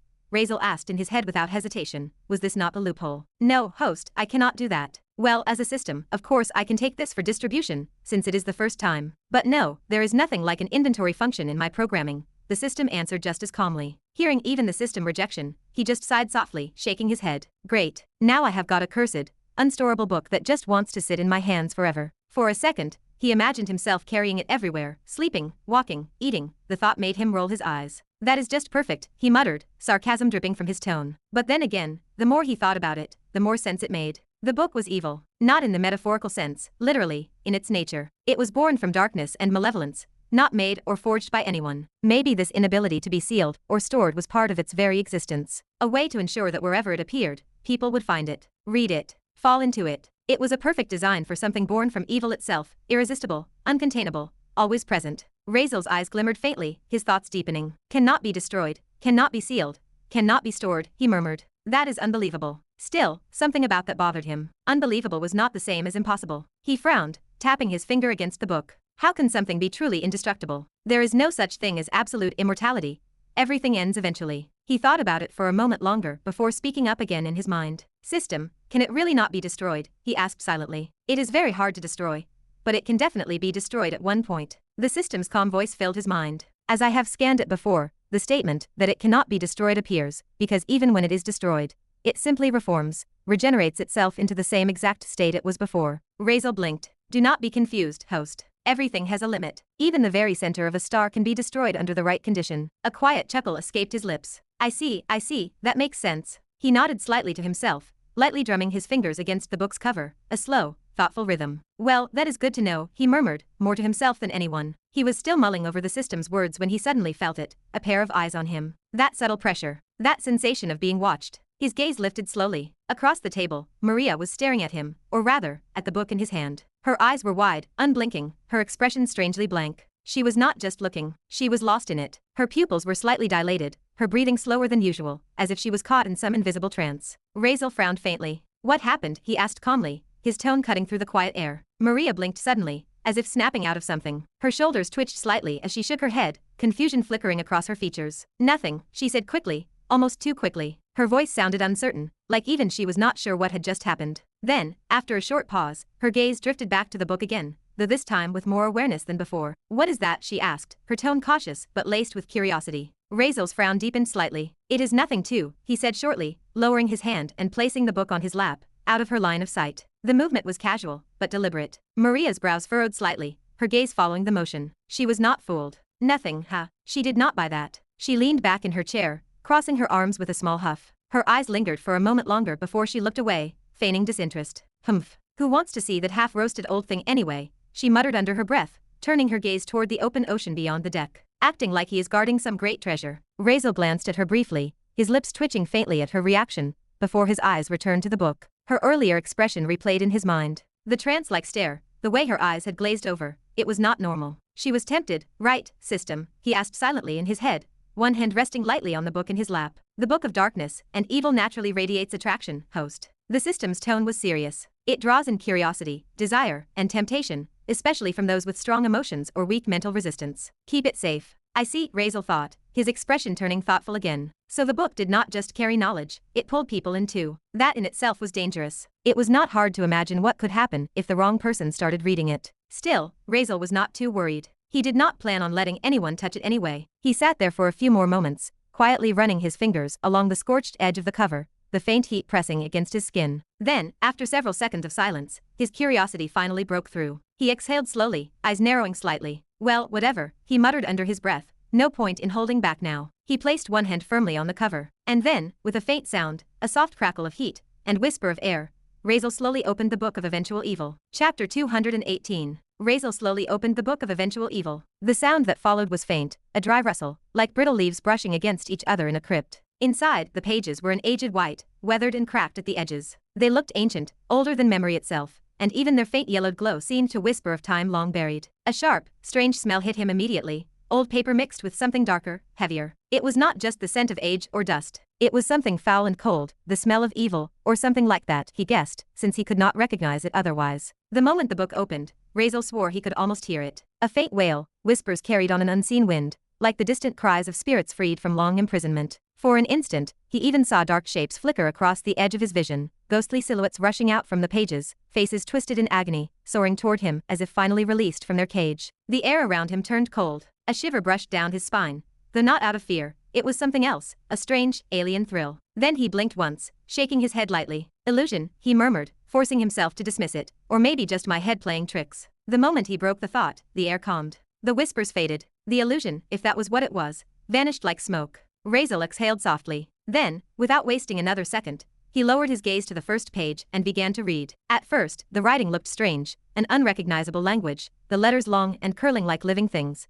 Ancient symbols that almost shimmered on the page. Yet, oddly enough, he understood every word. The meaning flowed into his mind effortlessly. Razeal muttered quietly, weird. He could read it perfectly, as if it were his native tongue. Perhaps it was his dark resonance at work, connecting him to the book's nature. Or maybe it was one of those cursed things anyone could read, no matter what. Or, he mused, maybe it was worse, perhaps only certain kinds of people could read it. Whatever the case, he was not about to waste time figuring it out. The more he turned the pages, the deeper the abyss became. There were categories, clearly labeled sections written in that same shifting script. His eyes moved across the list as the words formed in his mind. Dark magic, rituals, curses, forbidden spells, soul magic, contracts, evil arts, sin spells, dark alchemy. Each word seemed to pulse faintly on the page, alive, as if proud of its own wickedness. The book was not just a grimoire. It was an encyclopedia of everything vile and forbidden, the complete anatomy of darkness itself. Razeal flipped a few more pages, curiosity deepening. He had not even scratched the surface, yet every single paragraph held something twisted, detailed, and horrifyingly fascinating. The first things he came across were torture spells. They were disturbingly specific, magic designed not to kill, but to inflict unending pain. Spells that could break a mind apart, strip away sanity, or force the truth from someone's lips through agony alone. Razeal read one description where the caster could make the target's blood boil under their skin, while keeping them alive, the effect meant to soften the spirit for questioning. He exhaled slowly, eyes narrowing slightly. Charming, he muttered dryly. The next section was even worse, spells centered on control. Here the book described techniques, so depraved they bordered on the absurd, ways to enslave a person's will, rituals that would turn a victim into a puppet bound by invisible threads of command. One method in particular caught his eye. It involved nurturing a parasite, a tiny insect raised through dark alchemy, that would lay an egg capable of surviving in a human host. Once planted inside a victim's stomach, the egg would hatch and begin to devour the host slowly, piece by piece, from within. It was said to be impossibly hard to detect, and agonizing beyond measure. Razeal's expression did not change much, but his fingers stilled on the page. That was unpleasantly creative, and sickening. Somebody had a lot of time and hate, he muttered, flipping the page with a frown. Another curse caught his eye, one that twisted fate itself. It described a ritual to curse a person's bloodline, ensuring that every child born from that cursed individual would come into the world broken, either in body or mind. He stared at the line for a moment, his gaze darkening slightly. That is low, he whispered, even for devils. The further he read, the clearer it became. Most of these spells were not about power or gain. They were made purely for suffering. They were not tools of ambition. They were weapons of cruelty. To use these, one had to completely surrender to hatred, to despise someone enough to craft their pain inch by inch, even after death. Razeal exhaled quietly. Pitiful, he murmured, you would have to hate someone a lot to use this kind of thing. Then he reached the section labeled Forbidden Spells, and that is where things became truly fascinating. The first spell that caught his attention was one called Soul Flame. The description was simple and horrifying. It was a fire that did not burn flesh, but souls. A flame that inflicted pain directly to the spirit, leaving no visible scars, no traces, no remains. The ritual required the collection of living souls, merging them together until they ignited into a pure, burning light. The more souls you fused, the stronger the flame became. But the price was terrible. Each time the flame was used, the very souls composing it were burned away forever, consumed by the act itself. A weapon that destroyed both the enemy and the essence it was built upon. Razeal felt a faint weirdness crawl through him as he read. The description was so vivid that for a moment, he imagined what such a fire would look like, a silent, invisible inferno that devoured everything from the inside out. Anyone caught in it would feel their life being erased, their being reduced to ashes unseen. A perfect killing tool. Silent, final, untraceable. Razeal could see why it was forbidden. It was the kind of magic no one could counter, a flame that burned not the body, but the soul itself. He turned another page and found the next spell, the blasting curse. A curse placed inside a person's body, invisible and dormant until activated by the caster's voice. The moment the trigger word was spoken, the curse would explode, destroying the target from within, leaving nothing but fragments. Razeal arched an eyebrow. Convenient, he muttered dryly, though there was a flicker of interest in his tone. He leaned back, his fingers brushing the edge of the book. The pages hummed faintly under his touch, almost as if alive, responding to his presence, whispering things he could not quite hear. He did not know whether it was the knowledge itself or the book's nature, but as he read, the air around him seemed to grow thicker, darker, like the very act of reading was changing the space around him. Each spell he saw was worse than the last, creative, vicious, and crafted with an intelligence that made cruelty into art. And yet, Razeal could not deny it, it was fascinating. He was not drawn by malice, but by curiosity. This was the anatomy of evil laid bare, the raw truth of darkness with no disguise. It was the kind of knowledge that broke most minds into temptation. But Razeal was not most people. And then, Razeal flipped another brittle page of the book, the edges darkening his fingertips faintly as if the ink itself was alive. His eye scanned the next section, evil arts. Now this one was something else. It started with a detailed explanation, not about simple spells or tricks, but about the process of imbuing objects with raw evil energy. To do that, one first needed to collect energy from corpses, a minimum of 100. The book stated it bluntly, as though gathering energy from 100 dead bodies was a trivial errand. Razeal's brows twitched slightly as he continued reading. The more corpses used, the stronger the effect would be. The energy had to be extracted from their flesh and bound into an inanimate object, a blade, a piece of jewelry, a ring, anything non-living, transforming it into a cursed artifact. He leaned closer as his eyes traced the description. The resulting object would spread corruption to whoever touched or wore it, seeping into their mind and body like poison. The side effects listed were extensive. Progressive mind erosion, insomnia, nightmares that blur into waking hours, a gnawing irritability that grows into violent rage, lust without satisfaction, anxiety without rest. The more he read, the worse it became. Even the lowest level cursed item, the book promised, could drive a person insane, or make them kill themselves within 10 years. And higher grade ones, they could shatter the soul long before the body ever broke. Razeal exhaled slowly, closing the book for a brief moment, tapping his finger on the cover. All that from just a necklace, he muttered quietly to himself, his tone flat, half incredulous. He reopened the page again, scanning the symbols. Collecting energy from corpses, he murmured under his breath, these people were truly insane. But his curiosity did not stop there. He flipped further, scanning for something that caught his eye, and then, there it was. A spell name glowed faintly on the next page, Whisper of the Unborn. Even the name itself sent a subtle weirdness down his back. He read carefully. A forbidden spell that summons the echoes of souls who were never born, lingering fragments of existence that never came to be. The moment he processed the meaning, Razeal's face grew curious. The spell did not just deal with the dead. It called upon the spirits of the unborn, echoes of what could have been, the remnants of unrealized lives. The book described their cries, how they seep into the mind of the caster, whispering endlessly, their sorrow and rage gnawing away at sanity until the person broke completely. Their suffering would become yours, their pain your constant companion. It was not a curse to use against someone else. It was something that could destroy the user too. Razeal blinked once, then slowly sighed. Who the hell even thinks of something like that? He muttered, flipping the page again, but slower this time. Each new spell seemed more twisted than the last. He schemed through one that could erase someone's memories entirely, not just the mind, but the emotional imprints tied to them, leaving the person hollow, a walking void. Another described how to induce eternal lust in someone, a state of endless desire, without any satisfaction, their body burning with need they could never fulfill. There was a spell that caused pain whenever the target got close to someone they cared about, ensuring that love, warmth, and connection would only ever bring agony. Razeal's eyes narrowed slightly. And then there was another, a spell to force love itself. It twisted emotions, bending someone's heart until they believed they loved the caster, even if it meant destroying everything they were. And one about eating someone's eyes to watch what those eyes had watched previously. His brow twitched. All beeped up shit, Razeal muttered out loud, his voice sharp with disgust. He could not help it. His expression darkened, and his lips pressed into a thin line as he continued scanning the page. Every new line was another display of depravity. Every spell seemed less like an act of power and more like an obsession with suffering. What kind of mind even comes up with this, he said, eyebrows furrowing deeply. What kind of person sits down and designs this level of shit? He leaned back slightly, staring at the open book in front of him, the faint red light reflecting in his eyes. Magic was not easy to make. To create something like this required deep knowledge, time, intelligence, and intent. These were not random curses scrawled by lunatics. They were carefully structured systems of torment, which only made it worse. The realization struck him suddenly. Wait, the book was not made by anyone, was it? It was born. That is what the system said. Then where did these spells come from? He thought back to the description he had read earlier. Born from all the darkness, of all worlds, he murmured quietly,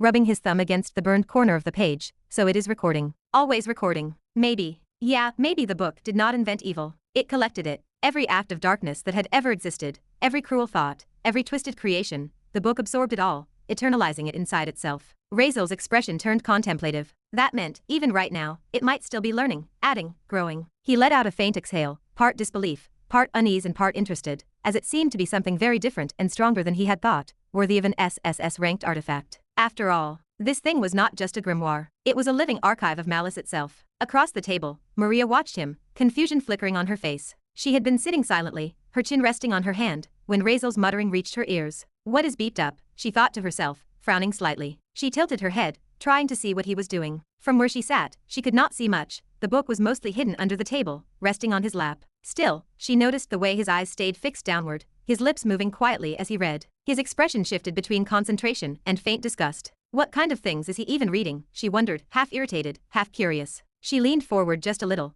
stretching her neck subtly to get a better look, but the angle did not help. TCH, whatever it was, she did not really want to know. She leaned back again, crossing her legs. He was probably reading something most likely. And if she asked, he would just say something rude and bad that would definitely annoy her. Forget it, she muttered under her breath, looking away toward the sea, clearly uninterested, though her eyes still flicked toward him once or twice, just to make sure he was not doing something stupid. Razeal ignored her completely. His focus was fixed solely on the book. Every new spell pulled him deeper, not because he wanted to use them, but because he could not stop wondering about the why. What drove such creativity and cruelty? The longer he read, the more he realized this was not just a list of forbidden techniques. It was a map of human depravity, and something about that realization made him feel weird. Then, his fingers stopped turning the page. His gaze froze on a single line, a title written in bold, dark letters that seemed to pulse faintly on the page. Reborn. A forbidden spell, listed under the evil series. His eyes narrowed.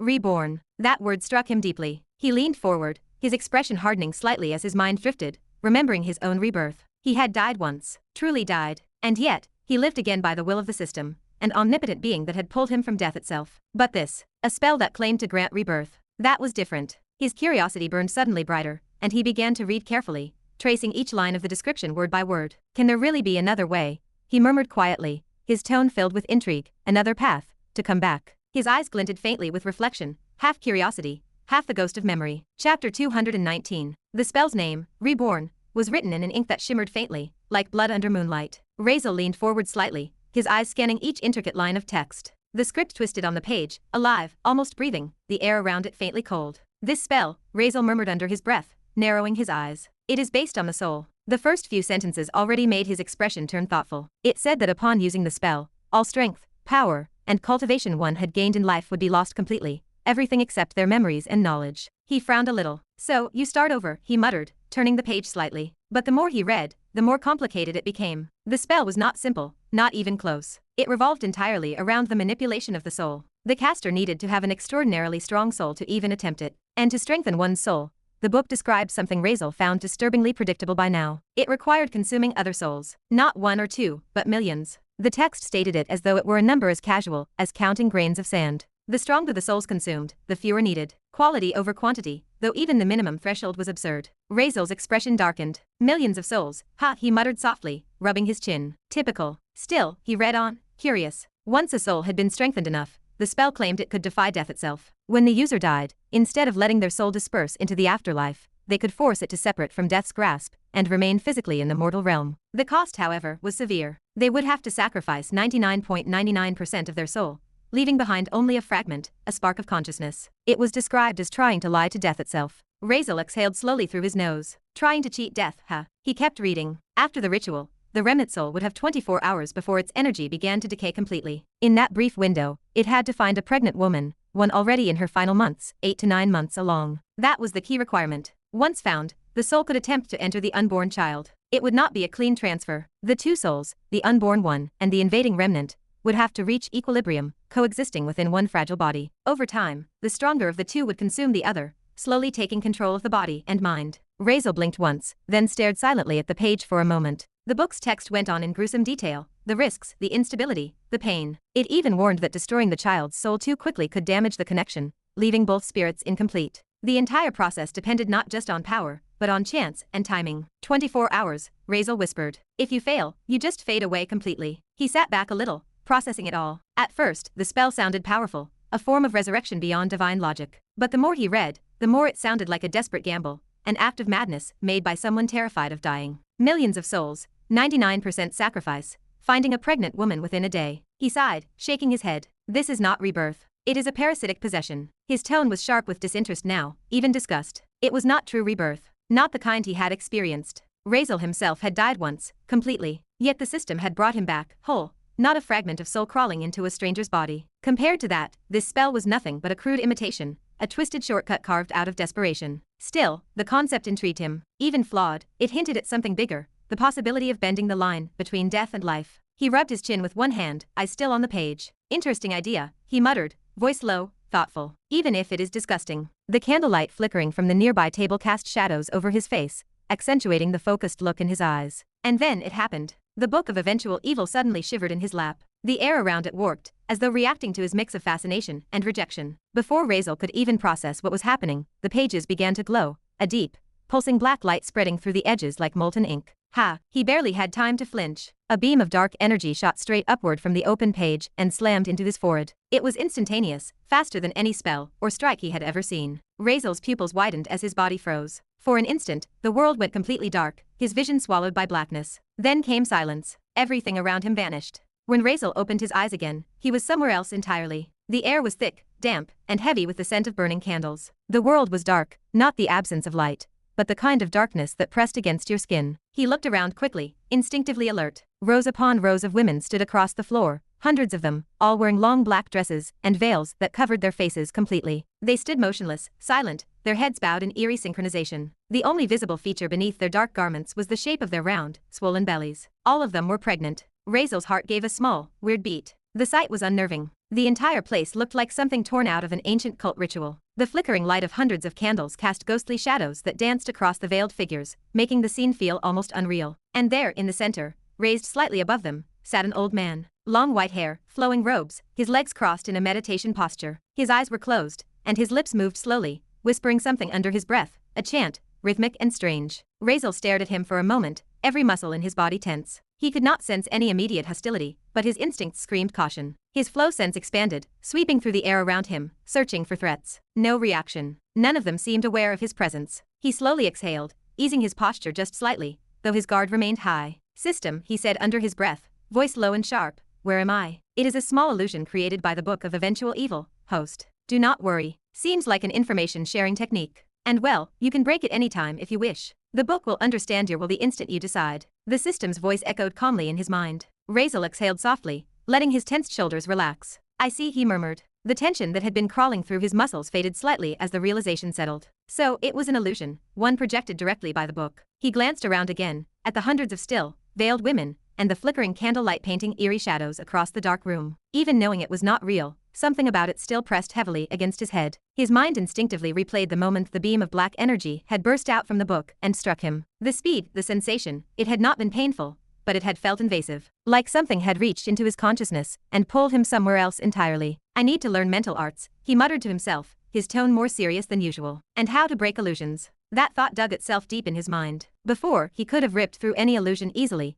His mental resistance had once been among his greatest strengths. But now, he frowned slightly. After his mental stat dropped from S rank to B rank, that resilience had become one of his weaknesses. He could not afford that kind of vulnerability again. I will redevelop it, he noted silently to himself, carving the promise into the back of his thoughts. For now, though, he focused his attention back on the illusion. The air was thick, heavy with the scent of candle wax, and something faintly metallic. Razeal's sharp gaze moved over the scene, the veiled, pregnant women standing still like statues, the dim room, and the old man sitting cross-legged on the raised platform ahead. From the arrangement, from the dark atmosphere, Razeal could already guess where this was going. Still, he watched quietly, folding his arms, his expression unreadable. Then, without warning, the old man, still murmuring softly under his breath, reached into his robes and pulled out a dagger. Razeal's eyes narrowed. The blade glinted faintly in the candlelight, before the old man suddenly, and without hesitation, plunged it into his own forehead, right between his eyebrows, the tip burying deep into his skull. Blood streamed instantly, running down his face and dripping onto the platform beneath him. Razeal blinked once but did not flinch. The man's chanting stopped. His body wavered slightly before collapsing forward with a soft, dull thud. Silence followed. The veiled women did not move, did not cry out, they just stood there, facing the direction of the corpse. The stillness was suffocating. Razeal tilted his head slightly, eyes calm but sharp, watching everything unfold with cold curiosity. Then he saw it. From the dead man's body, something began to emerge, a faint, luminous outline. A soul, pulling itself free from the corpse. It looked exactly like the old man, same posture, same face, just transparent, glowing faintly white. But as it rose, Razeal noticed something strange. A small, almost invisible fragment broke away from the main soul, like a thin thread snapping loose from its end. It drifted downward, sliding beneath the lifeless body, almost hiding under the folds of his robes. The fragment was so tiny, so subtle, that even Razeal nearly missed it. He frowned, his eyes narrowing further. "What is that?" he murmured, leaning slightly forward. And then, before he could process what that shard meant, space itself tore open above the body. A sharp rip sound echoed through the silence, like the very air was being shredded. From that tear, a massive dark hand reached out. It was not human. Its form was rough and jagged, covered in what looked like layers of blackened, thread-like flesh stitched together. The fingers were too long, clawed, dripping with something like ink. The hand shot down instantly, grabbing the main soul by the neck. Razeal's pupils contracted. The old man's soul struggled for barely a second, before being yanked upward violently into the dark rift. The space sealed shut behind it, silent, as though nothing had happened. The candles flickered once. Then, stillness returned. "What the hell was that?" Razeal muttered, his tone low and sharp. "System, you got any idea?" His voice echoed faintly through the illusion, his gaze still fixed on where the space had torn open. "Ask the system's villains. There are many who know." The reply came dryly, almost indifferent. Razeal clicked his tongue. "Of course," he muttered, rolling his eyes slightly. Typical system behavior. Help sometimes, stay silent other times. Maybe it had moods of its own. Still, this was not the moment to argue. Something else was happening. The tiny soul fragment that had broken off earlier, the one hiding under the body, was now beginning to stir. It drifted upward slowly, glowing faintly, almost invisible. Razeal followed it carefully with his eyes, expression unreadable but alert. The fragment moved like smoke, gliding through the air, passing silently over the corpse of the old man, before beginning to drift across the room. And Razeal noticed something that made him pause. The veiled women did not react at all. Their faces, or rather, their covered silhouettes, remained perfectly still, as though they could not see what was happening right before them. "They cannot see it," he whispered under his breath. "So I am the only one who can." That confirmed it. This illusion, or whatever projection the book had trapped him in, was not just showing him a memory. It was showing him the truth behind the ritual. Razeal's gaze hardened slightly. The soul fragment floated higher, passing slowly over the women's bowed heads. As it moved, the faint candlelight flickered, reacting subtly to its presence. Each woman's shadow warped for a brief second, as though the soul's energy brushed against them. Razeal just stood in silence, watching as the faint, drifting soul fragment floated gently through the dim, candlelit air. Its glow was faint, almost fragile, like a dying ember refusing to fade. The room was utterly still. The hundreds of veiled, pregnant women stood motionless, forming a silent circle beneath the old man's corpse. The candles flickered, their flames swaying softly, as the soul moved past them, illuminating the folds of black veils, for the briefest of moments. Razeal's gaze followed every subtle movement, his expression calm but sharp, as though unwilling to miss even a single detail. The fragment hovered before one of the women, lingering uncertainly in front of her. Then, without warning, it drifted forward and slipped into her body, through her stomach. Her posture stiffened slightly, her veiled head twitching ever so faintly, and then, nothing. The soul came back out a moment later, trembling, flickering weakly as though rejected. Razeal's brows furrowed. Rejected it, he murmured under his breath, or did not like it. Whatever the reason, the fragment floated away again, gliding toward another woman. It entered her the same way, through the stomach too, a faint pulse rippling across her black robe, and again, a few seconds later, it came out. Rejected. It tried again, with another, then another. Each time, the same result until, finally, after the fourth or fifth attempt, the soul seemed to hesitate. It hovered for a long moment, then darted forward, this time sinking directly into one woman's stomach, disappearing through her skin. The glow vanished. And this time, it stayed. Razeal's eyes narrowed, his hand resting thoughtfully against his chin. "Is that it?" he wondered quietly, his tone more curious than anything else. A full minute passed. The soul fragment did not come back out. Nothing moved. The room returned to that eerie, candlelit stillness.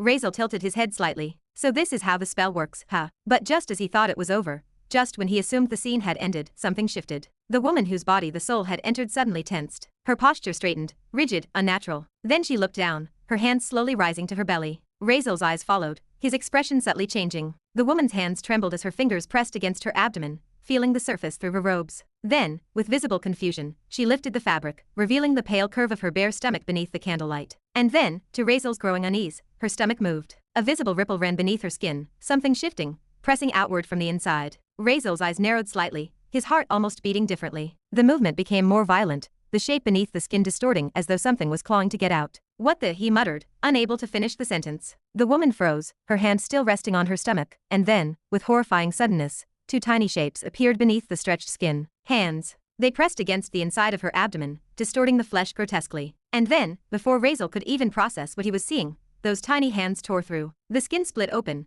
blood spraying outward in a wet, violent burst. The woman's scream tore through the silence, raw, agonized, echoing against the cold stone walls. Razeal's face went blank. He did not move, just watching. His eyes locked on the disgusting scene before him. The woman's stomach had been ripped wide open, a jagged wound that pulsed with crimson. Blood streamed down her legs, staining her black robes a deep red. And from within her torn flesh, a small figure pushed its way out, an infant, drenched in blood, its tiny body trembling as it clawed upward. It was wrong. Its eyes were open, fully open, far too early, the pupils dark and clouded with something ancient, something evil. It looked nothing like a newborn should. Its expression was aware, disturbingly aware, as though it had already lived a lifetime of malice. The infant's hands gripped the edges of the wound, pulling itself free from the woman's torn abdomen, its body slick with blood and tissue. The umbilical cord still connected it to her, swaying slightly as the creature stepped onto the ground. It stood, on its own, barely formed, trembling, soaked in red, yet standing upright on tiny legs. The woman's screams had not stopped. They grew hoarser, her body convulsing from blood loss,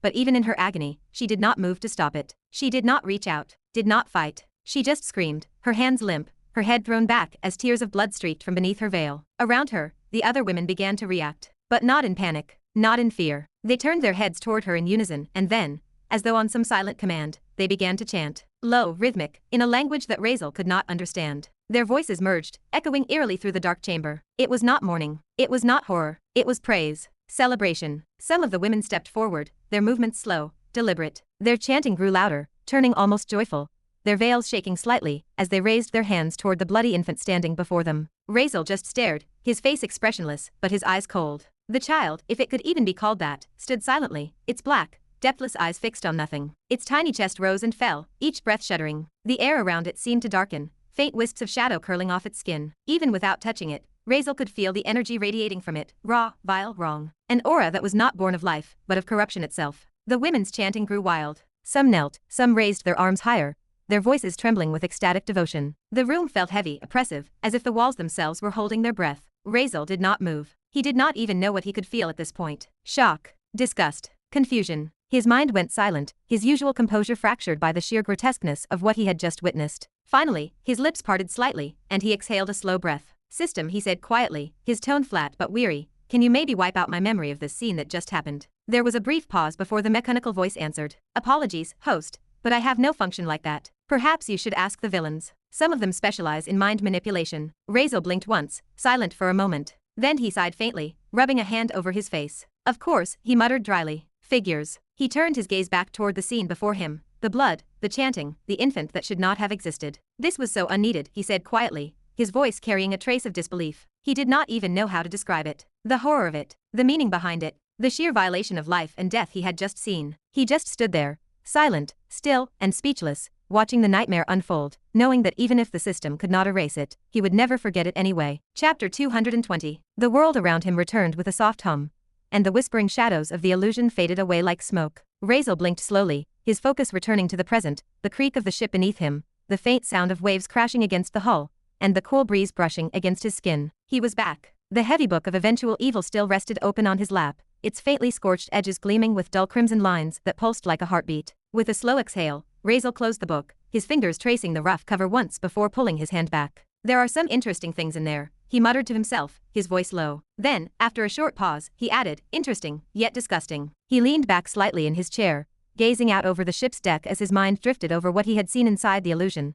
The grotesque rituals, the whispers of dark twisted knowledge etched within those pages. It was valuable, yes. Dangerous, definitely. But right now, he had enough on his plate already. Maybe, he murmured, tapping his fingers lightly on the book's surface, I should first think about what kind of spells I should even learn, which ones will actually be useful for me now. He pondered thoughtfully. After all, his arsenal was already vast. The system had granted him countless skills, offensive, defensive, mystical, and strange. What he lacked was not power, but direction. He could not afford to rush. Not with something like this. Impatience would only lead to chaos. He needed to study carefully, to find what aligned with him, what would enhance his strengths, not just add to the pile. He was still deep in thought when a familiar, weary voice broke through the sound of the waves. Oh, boss, you woke up. Razeal turned his head slightly. Levy had just returned from training, his steps dragging as he came closer. Sweat clung to his forehead, his breathing rough and uneven. The wooden sword he had been using hung loosely in his hand as he slumped onto the chair beside Razeal, with a heavy thud. Razeal responded simply, his tone neutral, but not cold. He shifted slightly, placing his left hand over the dark book resting in his lap, crossing one leg over the other as he glanced at Levi. His expression was unreadable as usual, calm, distant, but somehow aware. Levi leaned forward, resting his arms and head against the round wooden table. His chest heaved as he tried to catch his breath, the exhaustion visible in every movement. "Damn tired," he muttered weakly, half to himself. For a moment, neither said anything. The sound of the sea filled the silence. Then Razeal, after a quiet pause, finally spoke, his voice calm and measured. "Good warm-up." Levi froze for a second, his face still pressed against the table, before he turned his head slightly toward his boss. His eyes twitched. "Warm up," he thought silently, biting back the sigh that almost escaped his mouth. But before he could say anything, Razeal extended an apple toward him. He did not even look at Levi while doing it, just handed it over absent-mindedly, as if it were the most natural thing to do. Levi blinked, caught off guard, then slowly sat up. He took the apple from Razeal's hand, eyeing it skeptically for a second. Another apple. A small smirk twitched at the corner of his lips as he took a bite anyway. The warm-up and a beeping apple again, he thought. Still, he did not complain. The crisp sound of the bite echoed faintly in the quiet air. Razeal did not speak either. He simply picked up another apple, wherever it came from. Even Levi did not know, and bit into it calmly, his eyes distant, as though his mind was still elsewhere. For a few moments, there was only the soft sound of chewing and the rhythm of the ocean. Then, suddenly, Razeal seemed to remember something. He glanced down at the book of eventual evil still resting in his lap. "Oh," he said, his voice even. Levi looked up mid-bite, eyebrows raised slightly. Razeal turned the book toward him, revealing its faintly glowing pages covered in the strange, intricate script, a language twisted and elegant, almost alive in how it curled across the paper. "Can you read this?" Razeal asked, tilting the book so the light caught the faded letters. "Tell me what is written here." Levi blinked, lowering his apple. The request was unexpected, to say the least. He stared at the book, its dark, half-burned edges, the faint crimson light leaking from between its pages, the aura that seemed to make the air around it subtly colder. His first thought was that the thing looked ancient, like something that had crawled out of history itself, or maybe nonsense. Where the hell had Boss even found something like this? 200 meters down ground. Still, he did not say anything. He leaned closer, trying to make sense of the markings on the page. But the more he looked, the less sense they made. The letters were not even letters anymore, just shifting shapes, curling symbols that moved the moment he tried to focus on them. His head started to ache slightly. Finally, he frowned, leaning back and rubbing his temples. "Nah, boss," he said simply, shaking his head. "Cannot read a damn thing. It is like gibberish." Razeal studied him for a moment, then nodded slowly. "I see." He closed the book again, resting his hand lightly on its cover. The faint glow faded instantly, leaving only the blackened edges and the smell of old parchment. "Seems like not everyone can read it," he murmured, half to himself. Maybe only certain people could read it, those with specific traits, alignments, or powers, as he had thought. Or perhaps, he frowned slightly, or maybe it is the book itself. He recalled the artifact's description, a sentient grimoire. It was alive in its own way, thinking, reacting, choosing. Razeal tapped the cover lightly with his finger. "So maybe it decides who can read it," he thought. "Maybe it is making sure I drop my guard, pretending no one else can read it, so I will not treat it as a threat." The idea was not impossible. In fact, after everything he had seen inside the book, it felt perfectly in character for it. Still, his expression remained calm. "Does not matter," he thought, his tone inside his head almost cold. "After reading what is inside, it is better if no one else touches it anyway." He let his hand rest on the book a little longer before finally removing it. Levi had gone quiet again, munching on his apple without saying anything. And across from them, Maria sat in her chair, watching them in silence. Her arms were crossed, her eyes half-lidded, expression unreadable. She did not say a single word, just quietly observed, her gaze shifting between Razeal, Levi, and the strange dark book that now sat quietly on his lap. The deck was quiet again, the kind of silence that came after a long stretch of steady ocean wind. The ship groaned softly beneath them, swaying gently in rhythm with the sea. Levi had gone back to lazily munching on his apple, half slouched in his chair beside Razeal. Maria still sat across from them, arms crossed, her gaze distant though faintly observant, as if she were too tired to comment on whatever strange thing might come next. And then, out of nowhere, Razeal spoke. "Would you feel accomplished?" he asked suddenly, voice calm and even, "if I killed you right now, and you died?" Levi froze mid-bite. His eyes widened, his throat working awkwardly as the last bit of apple nearly got stuck halfway down. He coughed once, forcing it down hard before blinking rapidly at his boss, disbelief and mild panic flashing in his face. "Boss, did I do something wrong?" Levi asked quickly, voice slightly strained. He sat up straighter, putting the apple down on the table as his nerves spiked. He had long since learned that Razeal's moods did not always follow logic. Sometimes the man could sleep quietly for hours, and sometimes, well, he would ask questions like this. Maria, sitting across the table, raised an eyebrow at the sudden shift in energy.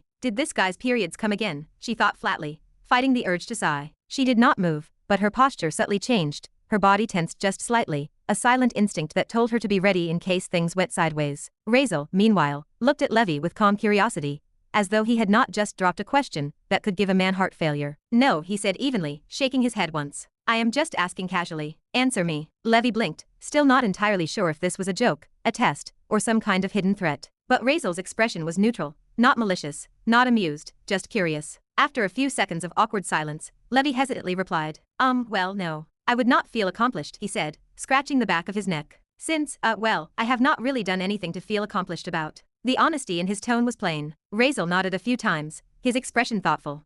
He murmured softly. "Fair enough." Levy relaxed a little, when he did not immediately get stabbed or thrown overboard. But then, Razeal's eyes turned slightly distant again, that same quiet look he got when his mind wandered into places other people could not reach. "So then," he continued, voice steady, "what would you need to feel accomplished? What is your dream, the thing that would ultimately make you happy?" The question came out genuine this time. Razeal was not testing him. He was not mocking him. He was simply asking, curious, because he himself did not know. He did not know what accomplishment meant to him, or what dream could fill the strange, empty purpose that now lingered behind his calm exterior. But he wanted to understand. Maybe, he thought, by learning what others wanted, he could catch a glimpse of what he was missing. Levy blinked again, surprised by the shift in tone. "My dream," he repeated slowly. The word rolled awkwardly on his tongue, like something he had not said in years. He frowned, lowering his gaze to the half-eaten apple in his hand, his reflection faintly visible on its smooth surface. He had not really thought about it before, not seriously. His life had been one long stretch of doing what he could to survive, to serve, to follow orders, to live another day. But now, faced with the question, he actually tried to think about it. A strange silence hung between them for a few minutes, broken only by the sound of the waves slapping softly against the hull, and the faint creak of wood beneath their feet. Finally, Levy exhaled slowly and looked up. I would want to die in my mother's lap," he said quietly, almost hesitantly. Razeal blinked once, caught off guard by the simplicity of it. "Ha," he asked, eyebrows raising slightly. "That is your dream?" Levy nodded with a small, almost embarrassed smile. "Yeah," he said. "That is it. No bigger desire I can think of." He looked out toward the sea, his expression softening. "I want to die in my mother's lap. So much that even when angels come to take me, they get confused, as they would not know where to take me, since I would already be in heaven." The words were quiet, sincere, and the small, wistful smile that followed them was the kind Razeal did not see often, gentle, pure, almost peaceful. Across the table, Maria looked at Levy silently, her eyes softening for a brief second. She did not say anything, did not want to ruin the rare sincerity in his or anyone's tone, but something about it made her glance away, almost uncomfortable at the fragile honesty in the air. Then Razeal, without any hint of hesitation or awareness, ruined it completely. "But did not you say your mother is dead?" he asked suddenly, rubbing his chin as though it were a simple factual observation. Chapter 221. "But did not you say your mother is dead?" he asked suddenly, rubbing his chin as though it were a simple factual observation. The air went dead still. Levy froze, his smile evaporating instantly. Maria's jaw dropped, her mouth falling open slightly as her eyebrow twitched hard. How insensitive can one person possibly be, she thought, staring at Razeal in disbelief. Her lips parted in a mix of annoyance and amazement. The man was not even being cruel, that was the worst part. He genuinely had no idea what he had just said. Razeal, for his part, sat there completely unaware, looking mildly thoughtful, as though expecting a deeper philosophical explanation. Levy's lips twitched, his fingers curling slightly into fists before he forced them to relax. He took a slow breath in through his nose. "Well, yeah," he said finally, his tone flat, every word dripping with restrained patience. "That is true. She is dead." He gave a forced smile. "But, you know, that does not change the dream, boss. You asked for one, I gave it." Razeal nodded calmly, clearly satisfied with the logic in that answer. "I see," he said simply, as if it all made perfect sense now. Levy, meanwhile, stared at him blankly, fighting the powerful urge to punch him straight in the face. "Oh, and also," he began, looking directly at Levy, "I thought you do not believe in God. So where did all that talk about heaven and angels come from?" Levy blinked at the sudden question, his half-finished apple still in his hand. It took him a second to register it. "Well," he started, scratching his cheek awkwardly, "I do not believe does not mean they do not exist, you know? I mean, I might not be the praying type, but that does not change what could still be real." He gave a small shrug, forcing a faint laugh that came out half awkward, half sincere. "And also, even if I do not believe that much, if there is any place I would deserve to go, it is heaven," Levy said with a small grin, though it carried a faint touch of melancholy. "I mean, only the best few can go there, right? Definitely better than just dissipating and becoming nothing." He coughed softly after finishing, as if the weight of his own words had surprised him. Razeal leaned back in his chair, listening silently, eyes half-lidded as he processed what Levy said. Yes," he murmured after a moment, nodding slightly. Remembering as in this world, people only spoke of heaven. There was no concept of hell, no belief in eternal punishment. For them, death was simple. If you lived well, your soul went to a better place. If not, you simply faded into nothingness. It was a neat idea, but again Razeal does not care, though his expression remained unreadable as he contemplated to himself. Levi's answer had not satisfied him, not because it was wrong, but because he could not relate. To Razeal, it sounded naive. The idea of wanting to die in mother's lap and all, just sounds crack bullshit to him. Maybe because he had never been given that kind of warmth to begin with. Maybe he did not have a mother like Levi to dream of. No one to die for. Maybe, he thought quietly, not everyone's dreams are meant to make sense to me. He let the thought pass, lowering his gaze. Just as silence settled again, Levi, still a bit awkward from before, suddenly spoke up, his lips twitching slightly as if unsure whether he should. So what is your dream then, he asked, forcing a grin that did not quite hide his nerves. What if I killed you now? Would you be satisfied? He had meant it as a tease, a way to throw Razeal's earlier question back at him as to make him realize how it sounds. But as soon as the words left his mouth, regret hit him. His shoulders stiffened. Ah, crap, he thought, glancing toward him instinctively. But to Levi's surprise, Razeal did not react the way he expected. He did not glare, did not even look offended. He just shook his head. I do not know, Razeal said quietly. But yes, I am looking for it. The purpose. The dream that will suit me better. He paused, his tone steady but thoughtful. I want to find what makes me happiest, for my own self. That is what I am searching for now. Levi blinked. You do not know, he asked, sounding both confused and surprised. Razeal just shrugged, calm as ever. Levi stared at him for a moment longer. He had expected something completely different, something bold, maybe even insane. He had thought Razeal would say something like I will destroy this empire, or I will kill the Saintess, or I will become the strongest there is, and all that rubbish. Something that screamed ambition, or vengeance, or dominance. Anything but that simple I do not know. It was strange. The man who had defeated Arian, fought Silva, and challenged nobles, and even duke families alike, all without hesitation, was now saying he did not even have a dream. Levi scratched his head, trying to make sense of it. Well, that is kinda weird, he muttered honestly. Razeal just gave a faint smile, not denying it. The younger man hesitated for a moment, then leaned forward slightly, his curiosity now mirroring Razeal's earlier. So how are you this strong then? Levi asked, his tone cautious but sincere. I mean, I always heard people become strong, because they have got a woman behind their back, or a big ambition to fight. He hesitated, then continued quickly, but now that I think about it, you have got neither, so how? He braced himself for an annoyed glare or sarcastic response. But Razeal just looked at him, calm, almost amused. Oh that. Razeal's tone was casual, almost too calm, the kind of calm that carried quiet defiance beneath it. Well, I mean, why not, he said, leaning back slightly in his chair. He rolled his shoulders lazily and continued, I just think, this might be one of the things that makes me happy. His voice was steady, but there was something dangerous under it, that faint, flickering edge that showed itself whenever he spoke about the world as if it were a puzzle he had already solved. It is all around me, he went on. People like that, the kids of big names, famous families, noble bloodlines, rich businessmen, people born with everything handed to them. He gestured lazily with one hand, a small wave through the air as though brushing away invisible dust. They always act the same, like the world bends for them. If something happens, they have always got a safety net. They will say things like, Papa will take care of it, or my family will handle it. A small grin crept up the side of his face. I just like to test that, he said, voice soft but sharp, to see how far it takes for them to realize that safety does not always exist, that their world can break just as easily as anyone else's. He leaned back, folding one arm across his chest, while the other rested lazily on the book. Let us see when they start feeling something real, fear, desperation, whatever. Maybe that is where my own little satisfaction comes from. Razeal shrugged lightly,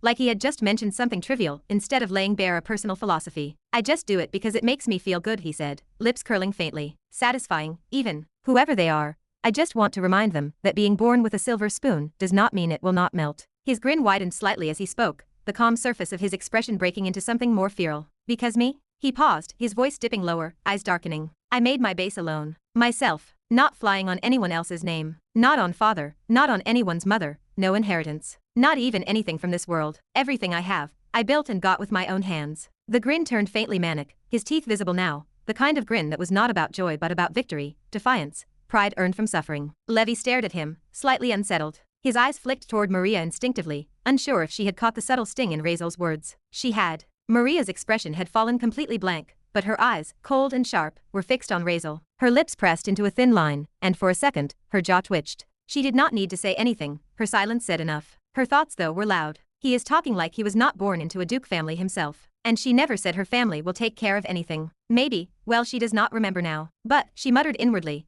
biting the inside of her cheek. What a load of self-righteous crap. Still, she did not speak out loud. She just turned her gaze toward the ocean again, lips tight, jaw tense, pretending she was not irritated. Levi caught all that, her quiet reaction, Razeal's grin, the strange tension that seemed to thicken the air. He hesitated before speaking again, his voice breaking the momentary silence. But, why, he asked softly, a frown forming between his brows. Why is there even a need to? Razeal turned his gaze to him, silent, waiting. I mean, what is the point in fighting with them anyway? Levy continued, shifting slightly in his chair. You could have just not made enemies, right? You would still be fine. He scratched at his neck nervously. I do not really know everything that happened, but I do not think you got much profit from those fights in the Empire, right? The conversation, which had started with idle questions, had turned into something heavier. Razeal's grin faded a little. His jaw clenched briefly, and for a second, there was a flicker of something darker in his expression, something that looked like irritation, or even buried anger. Well, that, he started, his tone suddenly sharp, almost venomous. Who the beep even wanted to? He stopped mid-sentence.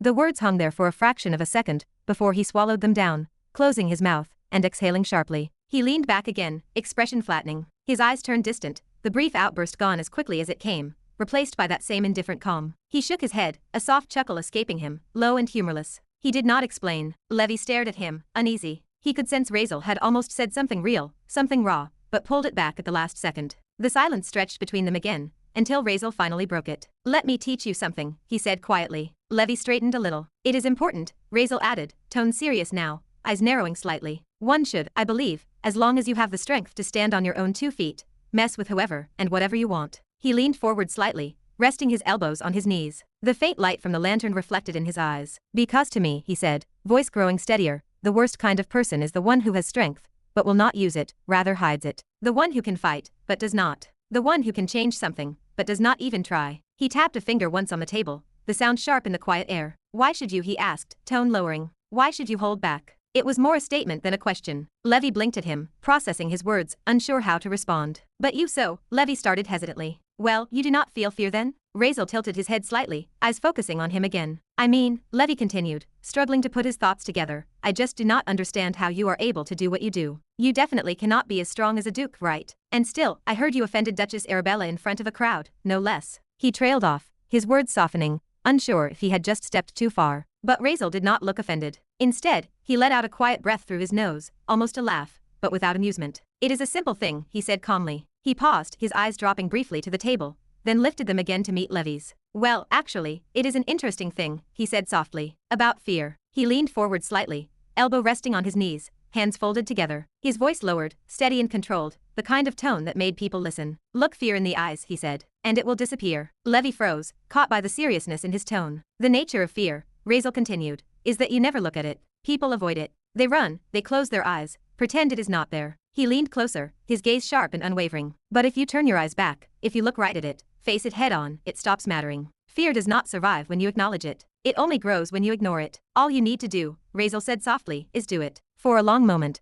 the only sound on the deck was the soft creaking of the ship, and the distant whisper of the waves. Levy stared at him, speechless. The confidence, no, the certainty in Razeal's tone was unnerving. There was no hint of doubt in his voice. He truly believed every word. Well, Levy started, but the words caught in his throat. He wanted to argue, to tell him that fear was not something you could just erase by glaring at it, that it was not about fear itself, but about the consequences, the aftermath, the cost that was going to come. That fear was not the problem. Reality was. Maybe the people who can say and do those things are the ones who can actually handle what comes next. Maybe it is better for him to think things through instead, because to him, being fearless looks more like stupidity than intelligence. After that, he did not say anything more about Razeal. Chapter 222. After all that talk, the three of them sat in silence for a while, the conversation having burned itself out. Words had turned into quiet, not uncomfortable, but heavy in its own way. The sun had begun to dip below the horizon, stretching long streaks of orange and crimson across the sky. The golden light danced faintly across the ship's deck, glinting on the metal railings and dark wood, reflecting over the calm waters that surrounded them. No one spoke.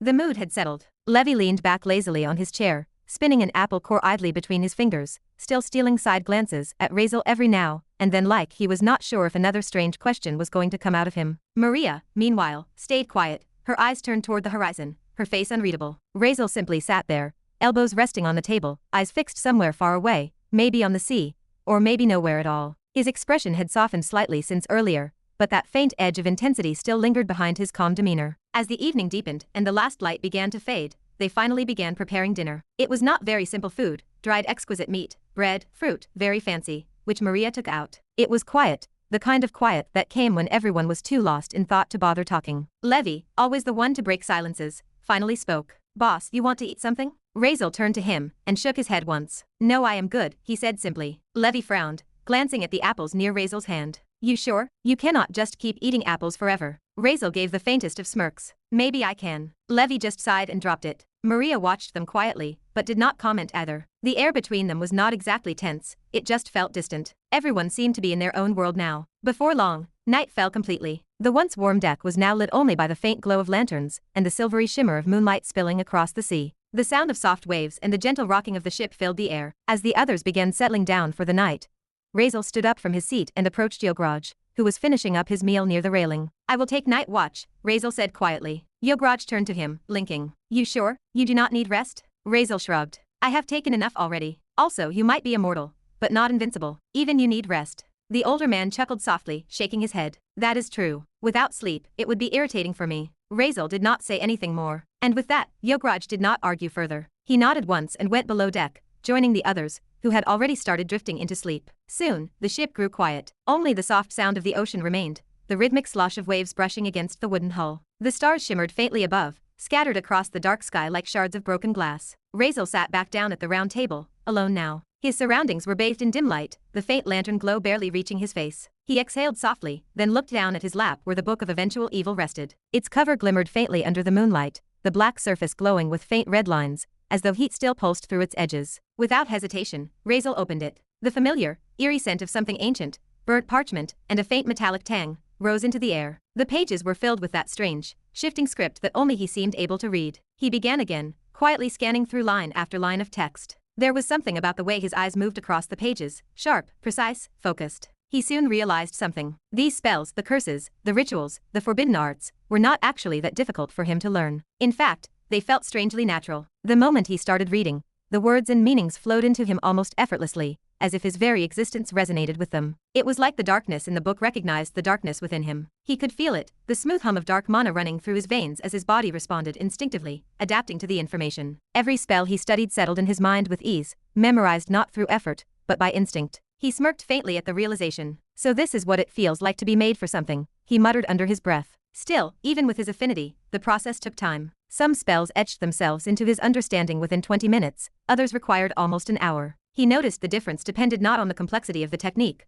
but on the nature of it. The darker, the more vicious the spell, the quicker it seemed to click in his mind. It was strange and a little unsettling, how easily he could understand them. Another thing he realized while studying, the book did not classify its knowledge the way the system did. There were no tiers, no ranks, no structured divisions of power. It was simply chaos, knowledge arranged in sprawling categories like curses, rituals, forbidden spells, soul arts, and evil practices. Each section contained countless spells, instructions, and theories, but none hinted at their rank or difficulty. It was all up to him to decide which ones mattered. And that was fine. He preferred it that way. Hours passed slowly. The sound of turning pages mixed with the faint splash of the sea. The ship rocked gently beneath him, and yet his concentration did not waver once. At one point, Razeal realized something odd. Even though it was long past midnight, and the little light of moonlight had nearly shadowed down with darkness, he could still see the book's words perfectly. Every line was crystal clear, glowing faintly on the page. He frowned slightly. Must be another effect of the book, he murmured. Convenient. The more time he spent with the grimoire, the more strange little details he began to notice, as though the book itself was alive, adjusting itself to suit him. For a moment, Razeal thought about using his system's training function. It had a time acceleration feature that could make the learning process far more efficient. The idea was tempting. He imagined spending a few hours in the accelerated space, and coming out with hundreds of spells mastered, all while mere minutes passed in the real world. He even reached out to the system. But just when he had tried, the system shattered his confidence, saying he could not do it. The reason? He could not take the Book of Eventual Evil inside, because of the book's own effects. Razeal did not really understand why even the system could not handle it. But the system explained, though it is the strongest being, all it can do is pull the host's consciousness into the training function, not the body itself. And since the book is a sentient being separate to the host being itself, as also a physical object, it cannot be taken in unless it is soul bonded with the host. Razeal could not make sense of it, but he did not argue. And since he could not use his cheat ability to accelerate time, and instantly learn everything from the book, Razeal decided not to complain. He knew it would be pointless, the system would not listen anyway. So instead of wasting time arguing, he focused on what mattered, reading the book carefully and learning the most important things for himself. And so Razeal sat alone at the round table, the Book of Eventual Evil open before him. The world around him was wrapped in silence, the kind of deep, endless quiet that only the open sea could create. Razeal's eyes moved steadily across the text, dark ink on pale, time-worn parchment, absorbing everything like a wormhole. His expression was calm, focused, yet there was something almost unsettlingly serene about him, the stillness of a predator at rest. Then a sound. It was soft, distant, but distinct, barely a breath against the silence. Razeal's keen hearing picked it up instantly. His eyes shifted, narrowing slightly as his focus drew away from the book. He tilted his head ever so slightly, listening. To any other being, it would have been indistinguishable, a whisper carried by the ocean breeze. But to Razeal, whose senses were honed beyond human measure, it was as clear as someone speaking beside him. He closed the book slowly, fingers lingering over its blackened cover, and turned his gaze toward the cabins below deck. He could hear everything, every subtle detail within 200 meters around him. The rhythmic breathing of those asleep, the gentle shuffle of the waves against the wood, even the faint crack of wood expanding under the salt and cold. But one sound stood out among them, one voice, low and trembling, murmuring from behind a closed cabin door. "No, my bloodline." It was Maria. Her voice was weak, almost breathless, like someone caught in a nightmare. "No, do not take it, my powers, my ability." Razeal stayed still, listening quietly. Her voice wavered, breaking at the end of her murmurs, barely audible, but filled with tension, fear, pain, and loss intertwined. Razeal's eyes narrowed slightly, though his face remained calm. "Seems like she is not all that cool about giving her bloodline up after all," he thought, resting his chin lightly on his knuckles as he stared toward her cabin. He did not move or say anything. He just sat there, silent, thoughtful. Sometimes choices can be scary, even if one makes them willingly, even knowing they are going to bring you down at one point. But if you still choose them, then there must be a reason strong enough behind it. He exhaled softly. "Her choice," he murmured quietly to himself, before turning his gaze back to the book. The night carried on. The waves rolled gently beneath the ship, a lullaby of the sea. The stars shifted slowly across the heavens, and Razeal kept reading, though his ears never stopped listening. Through the long, still hours, he remained there, flipping through pages of dark knowledge while the faint, restless whispers of Maria's dreams faded in and out from the cabins below. And just like that, the night passed. The next morning, back in the Empire, the grand lands of Cindervale territory lay bathed in morning sunlight. The golden light shimmered across the sprawling estates, glinting over rooftops, glass domes, and the banners fluttering above towering walls. At the heart of the territory stood the majestic dragon, Ducal Castle, an enormous fortress that pierced the clouds, its peaks crowned in silver and crystal, its walls glowing faintly with enchantments. Inside its highest tower, protected by countless guards and layers of magic, lay a single, lavish room. The air there was still, filled with the faint scent of incense and flowers. Silk curtains framed windows of polished glass, through which sunlight streamed in, golden and soft. And upon a magnificent bed carved from enchanted gold, and adorned with embroidered sheets lay a young woman, Nancy Dragonever. Her skin was pale, almost luminous under the light. Her long, icy blue hair spilled over the pillows like liquid frost,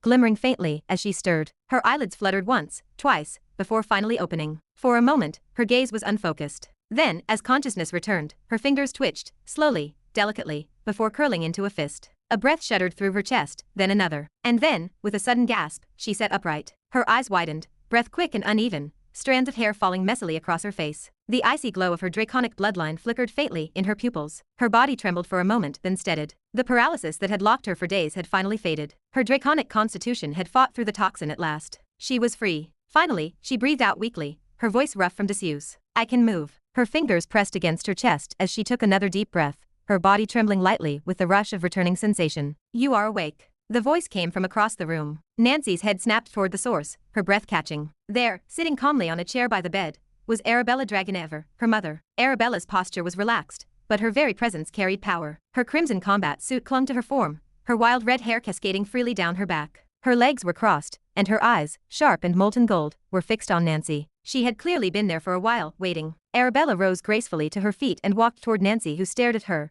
the room filled with a silence that was both warm and heavy. "Where is Razeal?" Chapter 223. Where is Razeal? Nancy's voice cut through the stillness of the chamber, calm, but firm enough to command her mother's attention. Her tone did not tremble. It carried the precision of someone who had spent too long thinking, too long trapped inside her own mind. "The court did not decide that he is a rapist, right?" He did not try. It was not him. Those were her first words after days of forced silence, sharp, direct, and coldly clear. Even though her body had been still for 4 long days, she had not been asleep. Paralysis had locked her body, but her consciousness had remained painfully awake, aware of every moment that passed. She had been alive inside that frozen body, trapped within herself. It had been a cruel existence, one where she could not speak, could not move, could not scream. She could only watch the world pass around her while her mind raged endlessly. It was all so complicated. First came the anger, a fiery, trembling rage toward Rangard. Then, like a shadow creeping in, came fear, the dreadful thought of what if Rangard had actually succeeded. And then, everything became tangled and confusing again. What if Razeal had truly taken the blame for something he had not done? She could not understand what he was planning, why he would take such a terrible accusation upon himself,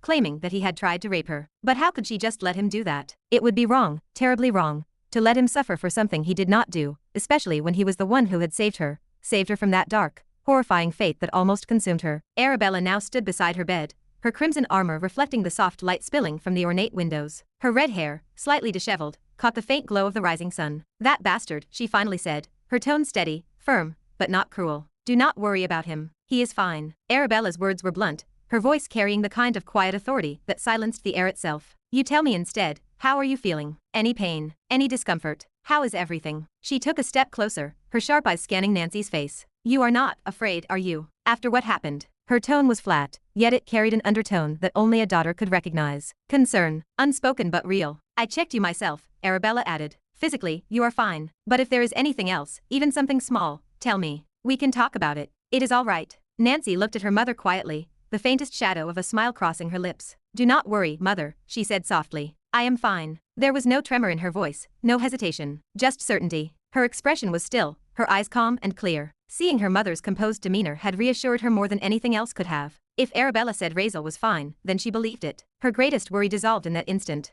Arabella studied her daughter for a moment longer, then slowly reached out her hand. Her fingers brushed through Nancy's pale blue hair, a rare, fleeting gesture of tenderness from a woman who almost never showed it. "Calm down, girl," Arabella said quietly, her tone softening just slightly. "I am with you. You are a strong girl." Nancy did not respond. She did not need to. Her eyes drifted shut for a moment as she sat there in silence, accepting the touch, accepting the comfort. Inside, she was not calm. She was filled with emotions she had yet to process. Rage, humiliation, fear, all of it still existed somewhere inside her. But none of it showed on her face. She kept it contained, locked behind that quiet, composed expression. Arabella did not speak either. She just stood there, fingers tangled in her daughter's hair, her gaze steady and unreadable. She could feel Nancy's restraint, the way her daughter was forcing herself to remain still, to remain strong. That same strength both pained her and made her proud. "I am with you, girl," Arabella finally said again, her voice low but sincere. "Whatever it is, do not worry, and do not be afraid. That was my mistake, giving people like that the right to be near you." Her tone hardened, just slightly. "For that, I apologize." Nancy opened her eyes again, and looked up at her mother. The faintest flicker of surprise crossed her expression. Her mother, the Duchess Arabella Dragonever,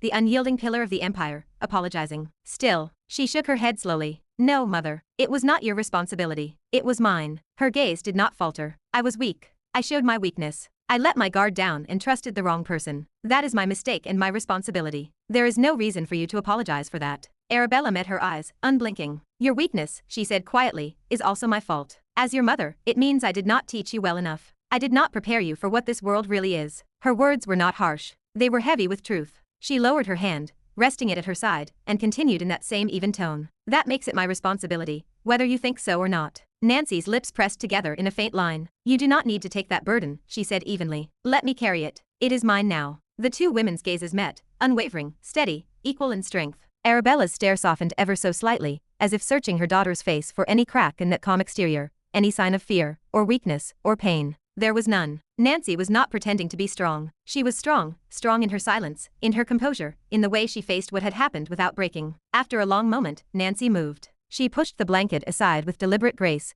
and swung her legs toward the edge of the bed. Her movements were smooth, unhurried, the poise of someone who knew exactly what she was doing. "No, do not move. You should take some rest for now." Arabella's voice was firm, a command layered beneath maternal concern as she frowned, stepping forward to stop her daughter. Nancy had already moved to sit on the edge of the bed, the sheets slipping off her as she pushed herself up. Her movements were deliberate, controlled, like someone who had already made up her mind before even opening her eyes. "No, mother," Nancy said quietly, her tone calm but unwavering. "I have taken enough rest. There is something very important I need to do." She stepped down gracefully, her bare feet meeting the polished marble floor with a faint sound. As Arabella instinctively reached out, Nancy gently caught her mother's wrist and moved it aside, not harshly, but with quiet insistence. "Important." Arabella's frown deepened, confusion flickering across her composed face. "Important, what?" If it had been any other day, she would have forced her daughter back into bed without a second thought, not out of cruelty, but sheer authority. That was how she operated, order and discipline. But this time, Arabella hesitated. After all, for her daughter, this might be a very sensitive time. Her daughter's calm, steady eyes told her this was not some impulsive rebellion. It was something else, something heavier. And despite herself, Arabella decided, for once, to listen first. "I need to go somewhere," Nancy said again, her voice steady as she turned toward the door. Her long, pale hair fell softly over her shoulders, catching the morning light like frost. Arabella's hand shot forward, catching Nancy's wrist before she could take another step. "Tell me first," she demanded, her voice sharp but lined with worry. "Do not act like this, girl. You are making me worried." The words came out unguarded, the kind of words Arabella almost never said. She was not used to speaking like a mother, not this way, not so openly. but they slipped out now, as if breaking through the cracks of her usual armor. Nancy paused. For a moment, she did not move, did not struggle. Then she turned her head just slightly, her ice blue eyes meeting her mother's. "Mother," she said softly, her tone gentler than before. "Please." The word please struck deeper than any defiance could have. Nancy rarely used it, never begged, never pleaded. But this was not a plea. It was a quiet statement of need, of resolve. Arabella blinked once, her hand still gripping her wrist, feeling the faint pulse beneath her fingers. Those eyes, that quiet strength, it was rare to see them like that. Not cold, not angry, but filled with a kind of clarity that made resistance seem meaningless. After a brief silence, Arabella exhaled and said, "I will go with you." It was not an order this time, but an offering, a compromise. "If it is that important to you," she continued, "then fine. But I am coming with you." Nancy shook her head immediately, calm and firm. "No, I will go alone." Her voice did not rise, did not waver. "I do not need protection. Do not worry, I will take care of myself." She glanced toward the window, the faint light outlining her profile, serene but resolute. "I have decided to change, Mother. And this, I need this moment for myself." Arabella's brows drew together. "No, I will not allow that." Her grip tightened, the faint heat of her mana flickering around her hand. "You have just gone through that, and now you want to walk out alone. What if you do something reckless?" Nancy's eyes flicked down to their joined hands, then back up to her mother's gaze. "I am not weak-willed, Mother," she said evenly. "I am going alone because I need to." Her tone carried weight, not defiance, but maturity. "If you or anyone else comes with me, I will never be able to face what I need to. I will not understand what is mine to bear. This is something I have to feel, alone." For a moment, the air in the room seemed to still and then shift. Nancy's eyes glimmered faintly, a crystalline light flickering within them. Her aura rose without command, instinctive and cold, a sudden surge of ice mana radiating outward from her core. The temperature in the room dropped sharply as frost began to creep across the floor, racing up the walls, freezing the ornate carvings into white glass. In seconds, the entire chamber was swallowed in a breath of winter, the very air crystallizing. Only one spot remained untouched. Arabella. Not a speck of frost dared to approach her feet. The power that surrounded her was too absolute, too high, too sovereign. She stood there, unfazed, her crimson hair unmoved, her gaze sharp and unshaken. "Will you be safe?" Arabella asked finally, her tone calm but layered. It was not just a question. It was an acknowledgement of Nancy's power, of her choice. Nancy nodded once. "I will." For a long moment, the two simply stared at each other, the frost shimmering between them like the fragile barrier of everything they did not say. Then Arabella slowly released her daughter's wrist. "Very well," she said quietly. "If it must be this way, I will trust you. But if anything happens, anything, do not hesitate. Use what I gave you. This time be prepared." Nancy's gaze softened. "Thanks, Mother." Her voice carried a gentleness that Arabella had not heard from her in years. She exhaled, a soft sigh of acknowledgement, before stepping back. Nancy took a deep breath, and the cold mana swirling in the air receded like a tide, fading back into her core. The room warmed slowly again. Without another word, Nancy turned and began walking toward the door, her steps quiet, purposeful. Arabella watched her go, the faintest flicker of something glinting behind her stoic expression. At the doorway, Nancy paused for a heartbeat. "I will be back soon," she said softly, not a promise, but a calm certainty. Arabella did not answer. She simply nodded once, silently. Nancy stepped out into the corridor, the sound of her light footsteps echoing faintly through the marble halls. Then, with a final glance toward the open world beyond the windows, she crossed through the castle's threshold and out into the open air. The wind met her immediately, cool, crisp, alive. Behind her, a radiant shimmer of ice blue energy flared. From her back, two vast crystalline wings unfolded, magnificent and translucent, each feather like shard glinting like carved sapphire under the sunlight. With a single graceful motion, she spread them wide. Frost scattered in the air like falling petals. Then, with one powerful flap, she launched herself upward, breaking through the air, disappearing into the vast expanse of the morning sky. The castle below shrank, its towers fading beneath her as clouds brushed past her face. The air grew thin and bright, cold biting against her skin, a feeling she welcomed. It was grounding. As she flew, her thoughts replayed, quiet but relentless. Her eyes, cold and unyielding, softened as they remembered his gaze, that boy's gaze. The way Razeal had looked into her eyes, with emotionless steadiness yet filled with something she could not name. Strength, understanding. She could still hear his voice, word for word, echoing through her head. "Go to Riven. A boy with white hair and white eyes. He is your brother's classmate. He cannot lie to anyone. Ask him. He will tell you everything." Nancy repeated the words under her breath, as if trying to memorize each syllable, each tone. She did not know whether what Razeal said was true or not, but something about it, about the weight in his voice, the absolute certainty in his tone, had struck deep within her. That moment, the faint sense of dread that had run down her spine, it was not fear of him. It was fear of truth. Because even without evidence, she knew. She had felt it when he said those final words. "Your fate is already written. For years. That is all you have." The thought made her chest tighten, her wings falter slightly before steadying again. She did not know why those words felt so heavy, or why that strange sadness had settled deep within her being ever since. But she needed answers. No, not wanted. Needed. And she would get them. So she flew faster through the brightening sky, over the stretching empire below, following only the pull of that quiet promise she had made to herself. To find Riven, to find the truth, and perhaps, to understand why those emotionless eyes of Razeal had seemed to carry such unreasonable understanding when they looked at her. Chapter 224. Inside the academy's back garden, Nancy stepped quietly through the marble archway that led into the open courtyard. The garden stretched out before her,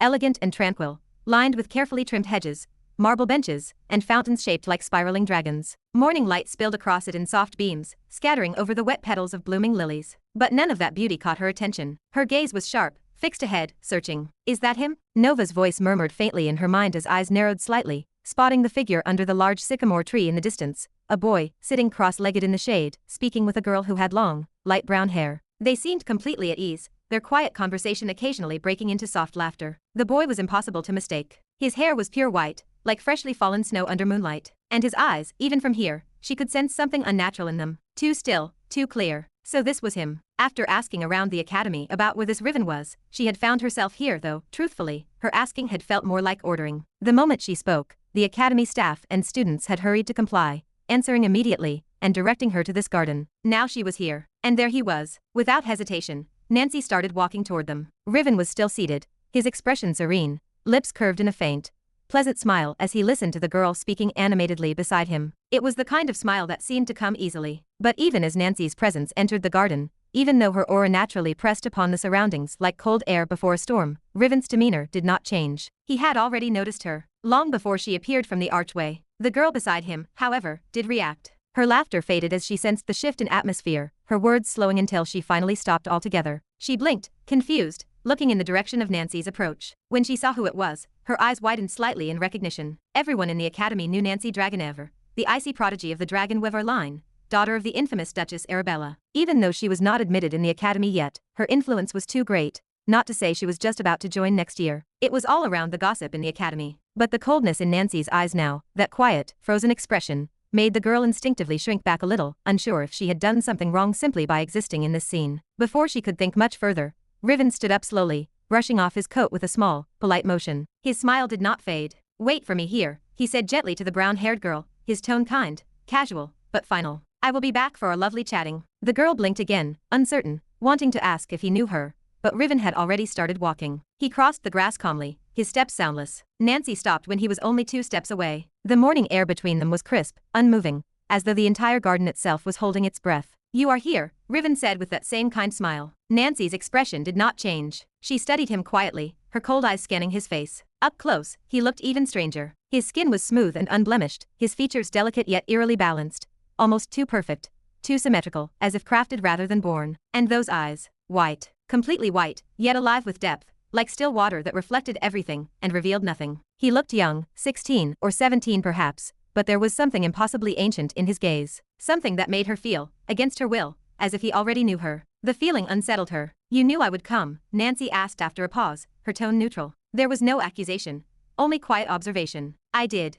Riven inclined his head slightly, his smile remaining gentle. He told you, did he not? So of course, I knew you would come. He folded his hands behind his back. You must have many questions for me. It is your right to ask. And as the preserver, it is my duty to answer. Nancy frowned faintly at that last word. Preserver. Yes, Riven said simply, as though the word needed no explanation. His eyes, those pure white pools, reflected her face perfectly. Nancy did not press the question. Not because she was not curious, she was, but because it was not the most important thing right now. She had other questions, far heavier ones. She looked at him in silence for a long moment. Words gathered at the edge of her mind, but none of them felt right. There were too many questions, too many emotions tangled together, and she could not decide where to start. During her 4 days of paralysis, she had thought endlessly, over and over again. Questions that spiraled into more questions, none of which gave her peace. Even now, standing before him, she did not know what to ask first. Why was he the one to have answers? What exactly was he supposed to preserve? What did any of this have to do with her? And more than that, why did just standing near him make her chest tighten? The truth was, though she would never admit it aloud, she felt weak. Coming here, to ask questions of someone else,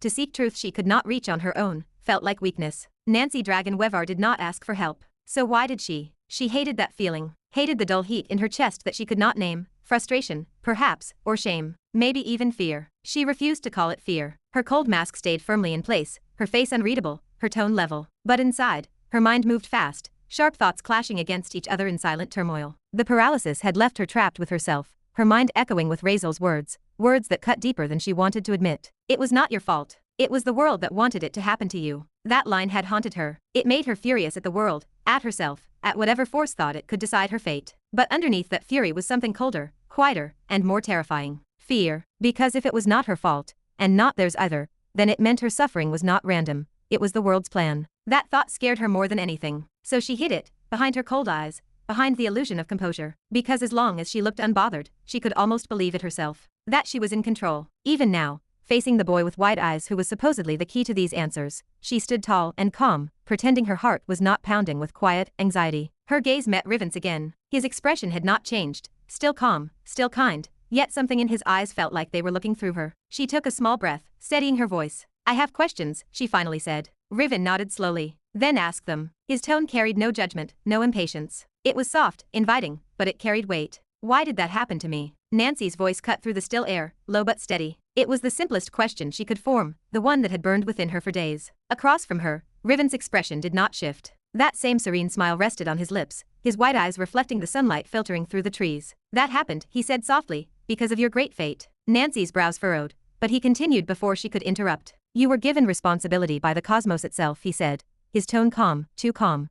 Like the words were not something he was explaining, but rather something he was remembering. "A duty. A purpose far greater than what you can see now." His lips curled slightly higher, a mysterious, knowing smile. He was not taunting her, but there was something about that calm certainty that made Nancy's chest feel weird feelings. "Fate," she repeated, her voice cold, but the edge beneath it trembled faintly, not with fear, but restrained anger. She did not believe in such things. Fate, destiny, cosmic purpose. Words that people use to excuse tragedy, to accept helplessness. She did not come here for vague philosophies, she came for truth. Her frown deepened as she stared at him, the distant calmness in his eyes igniting a quiet fury in her chest. "Do not give me something that abstract," she said sharply. "I asked why it happened to me." Riven simply watched her, silent, patient, like a teacher waiting for his student to process a painful lesson. Nancy's fists clenched by her sides, her breath quickening slightly as memories surfaced. Razeal's voice, the words he had spoken to her with such certainty. "No," she said suddenly, her voice rising. "Tell me." She stepped forward, closing the space between them, her anger boiling now. "He told me I only have 4 years to live. That he saved me from what was supposed to happen 4 days ago.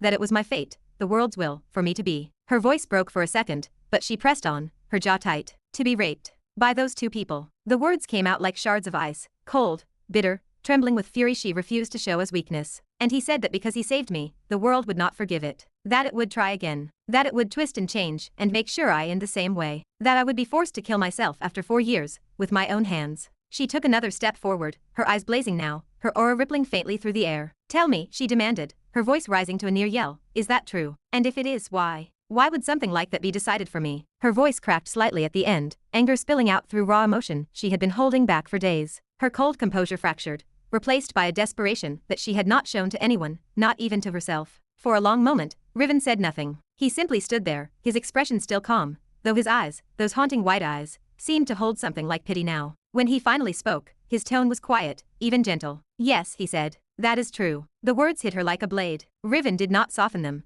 did not dress them in comfort. "But your suffering from now on," he continued, "will not be because of fate. Your suffering will come because fate itself was altered." "It was a sad destiny," Riven said, his smile fading into something neutral, still calm, but heavier. "Yes, but it was inevitable. Your end was already written, your path already shaped. When he saved you, he changed that, but the cosmos cannot allow such imbalance to exist. So now, the world will shift. It will twist what was meant to happen into new forms, perhaps worse ones." His voice softened further. "But make no mistake, even before his interference, that end would have come to you, one way or another. It was already decided." His words were plain, without cruelty or sympathy, just truth, the kind that cut sharper than any lie. The wind stirred faintly between them. A few meters away, the brown-haired girl who had been sitting under the tree watched the scene with growing unease. She could not hear what they were saying, the distance and the soft breeze blurred their voices. Or maybe for some other reason she did not know, she could hear even the whispers, but she could see the way the pale-haired woman's lips moved fast, her voice rising, her gestures sharp. Nancy looked furious, and yet, Riven stood still, his posture relaxed, his expression unchanging. He looked exactly as he had when speaking to her just minutes before. That faint, calm smile still lingered on his lips.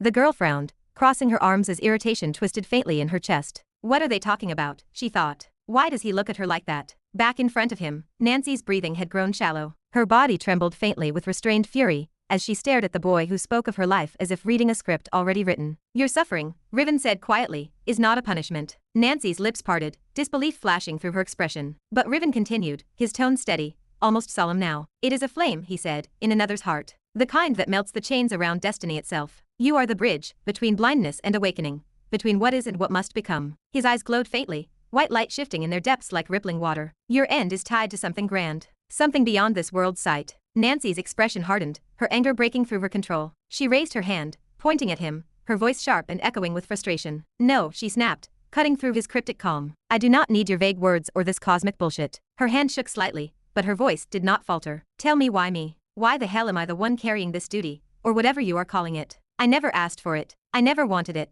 Her voice grew louder, emotion pushing through the cracks in her icy restraint. How about you tell me how to take this off me? How to get rid of it? Riven sighed softly, closing his eyes for a brief moment before looking at her again. His calm did not waver, though something faintly sorrowful flickered across his face. This is not something you, or anyone, can refuse, he said gently. This is not a task. It is not a burden. It is an existence written into the fabric of what you are. You were chosen for it, Nancy Dragonever. You can fight it, hate it, deny it, but you cannot undo it. He shook his head slowly, almost regretfully. It is a duty given by the cosmos itself, and you will have to accept it whether you wish to or not. Nancy stared at him, her cold blue eyes narrowing, though beneath them something fragile stirred, quiet disbelief mingled with exhaustion. So you mean, she said finally, her voice low and hollow, there is no way out. Her lips trembled just faintly, her composure slowly reassembling into steel. No way I can escape this. I will have to live these years, suffer through whatever hell this world throws at me, before dying anyway. Your suffering would not be of this amount if only your real destiny had not been bent, Riven said quietly, his tone still calm,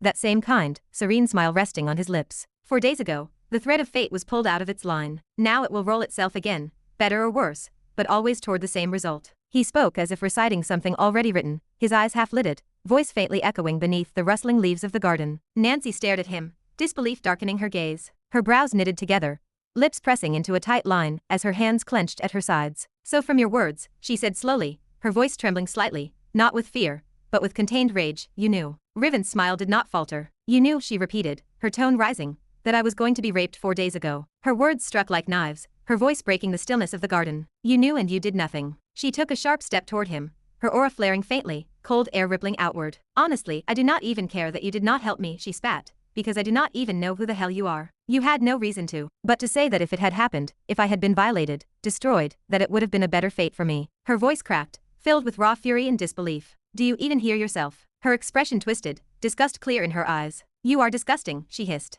A disgusting person who dares to talk about people's pain like it is some divine calculation. And you stand there smiling like that. Her voice rose sharply, while saying something like this. Do you not even have the smallest bit of shame? Riven did not react. Not to her anger, not to her disgust. His smile remained exactly as it was, soft, almost gentle. When he spoke again, his voice was slow, calm, almost like a whisper meant for the wind rather than her. Even the preserver cannot save those who are meant to suffer for equilibrium. Nancy's breath caught, not because she believed him, but because the words themselves carried a weight that pressed against her chest. For in their pain, Riven continued, his eyes closing briefly, the world learns to feel again. The universe moves through sacrifice. It is not mercy, it is correction. He opened his eyes, the white of them glimmering faintly as sunlight caught their surface. Your duty may be filled with sorrow and suffering, but through that pain, the world will become better. Your torment is not meaningless, Nancy Dragonever. Take it as a sacrifice for the greater good. His tone did not waver, as if he were describing something as natural as the change of seasons. Nancy just stared at him, her lips parting slightly before she let out a bitter, breathless laugh. Greater good, she repeated softly, her voice trembling with restrained fury. What great good could possibly come from something like this? Her gaze hardened, her words now laced with venom. There is no justice in this. None. She took another step toward him, her expression sharp and furious. What kind of stupid, twisted argument are you even trying to make? Her aura flickered again, faint shards of frost forming at her feet, melting instantly under the sunlight. If she did not need answers from him, if this strange boy was not the one who supposedly knew the truth Razeal had spoken of, she would have struck him already. Every fiber in her body wanted to. Riven tilted his head slightly, his white eyes unblinking. Justice, he repeated, his tone calm, almost curious, as though tasting the word. Then he smiled again. There is no justice in nature. Nancy froze, her expression caught between shock and disbelief. Justice is a human invention, Riven continued, his voice smooth and steady. A convenient illusion, one that the universe does not acknowledge. He stepped closer, his calmness both infuriating and suffocating. A tiger eats a deer, or a fish, or whatever it finds weaker than itself. Tell me, does nature punish the tiger for that? Nancy did not answer. Of course not, Riven said, his tone almost gentle. There is no punishment, only balance. The tiger will ask, why was I made a tiger? It will not have eaten a deer if it simply was made deer or elephant. His smile remained fixed, soft, patient, eternal. There is no cosmic fairness. Nature does only what is required for the world to continue. What burns too brightly must burn out sooner. What suffers deeply becomes the foundation for what comes next. Nancy's breath quickened. Her eyes, cold as ice, trembled faintly. Riven's voice lowered, his tone taking on a faint, almost reverent weight. Your agony will not be forgotten, he said. It will echo through the world, through those who come after you. Your end will become their beginning. He looked directly into her eyes then, unblinking, unwavering. So accept it. Accept your duty, your responsibility. That will be the best path for you and for the order that governs all things. Nancy's hands shook at her sides. Do not try to make it sound noble, she said through clenched teeth. You talk about suffering like it is some kind of divine favor, but you are just watching people burn and calling it light. Riven only smiled again, that same calm, eternal smile. Do not become like him, he said softly. Her eyes narrowed. Him. Riven nodded slightly. The one who defied his path. The one who thought he could twist the lines of destiny itself. You mean Razeal? Nancy asked, unsure why his name appeared in her head. But it was instinctive, maybe just because of remembering those deep, strong, and defiance-filled eyes of him. Riven did not confirm nor deny it. His silence was answer enough. Believe me, Riven said finally, his tone almost sympathetic. By trying to change his fate, by refusing to walk his destined road, he made it worse. Far worse than it ever would have been if he had simply accepted it. He took a step back, folding his hands calmly. Mortals always think they can outsmart the cosmos, he said softly, almost to himself. That defiance makes them free, but it only makes them suffer longer. His white eyes glimmered faintly. If he had simply walked his path quietly, his pain would have been shorter, cleaner. Instead, his rebellion will haunt not just him, but everything connected to him. Nancy stared at him, her breathing sharp, her expression a storm of disbelief, anger, and confusion. Chapter 225. Nancy just stared at him, her ice blue eyes locked on his pale, calm face. There was a flicker of confusion behind her steady expression. His words about Razeal, about him defying fate and making things worse for himself, echoed in her head. What did that even mean? Razeal defying fate. She did not understand. Razeal did not seem like someone who cared enough to defy anything. He did whatever he wanted, yes,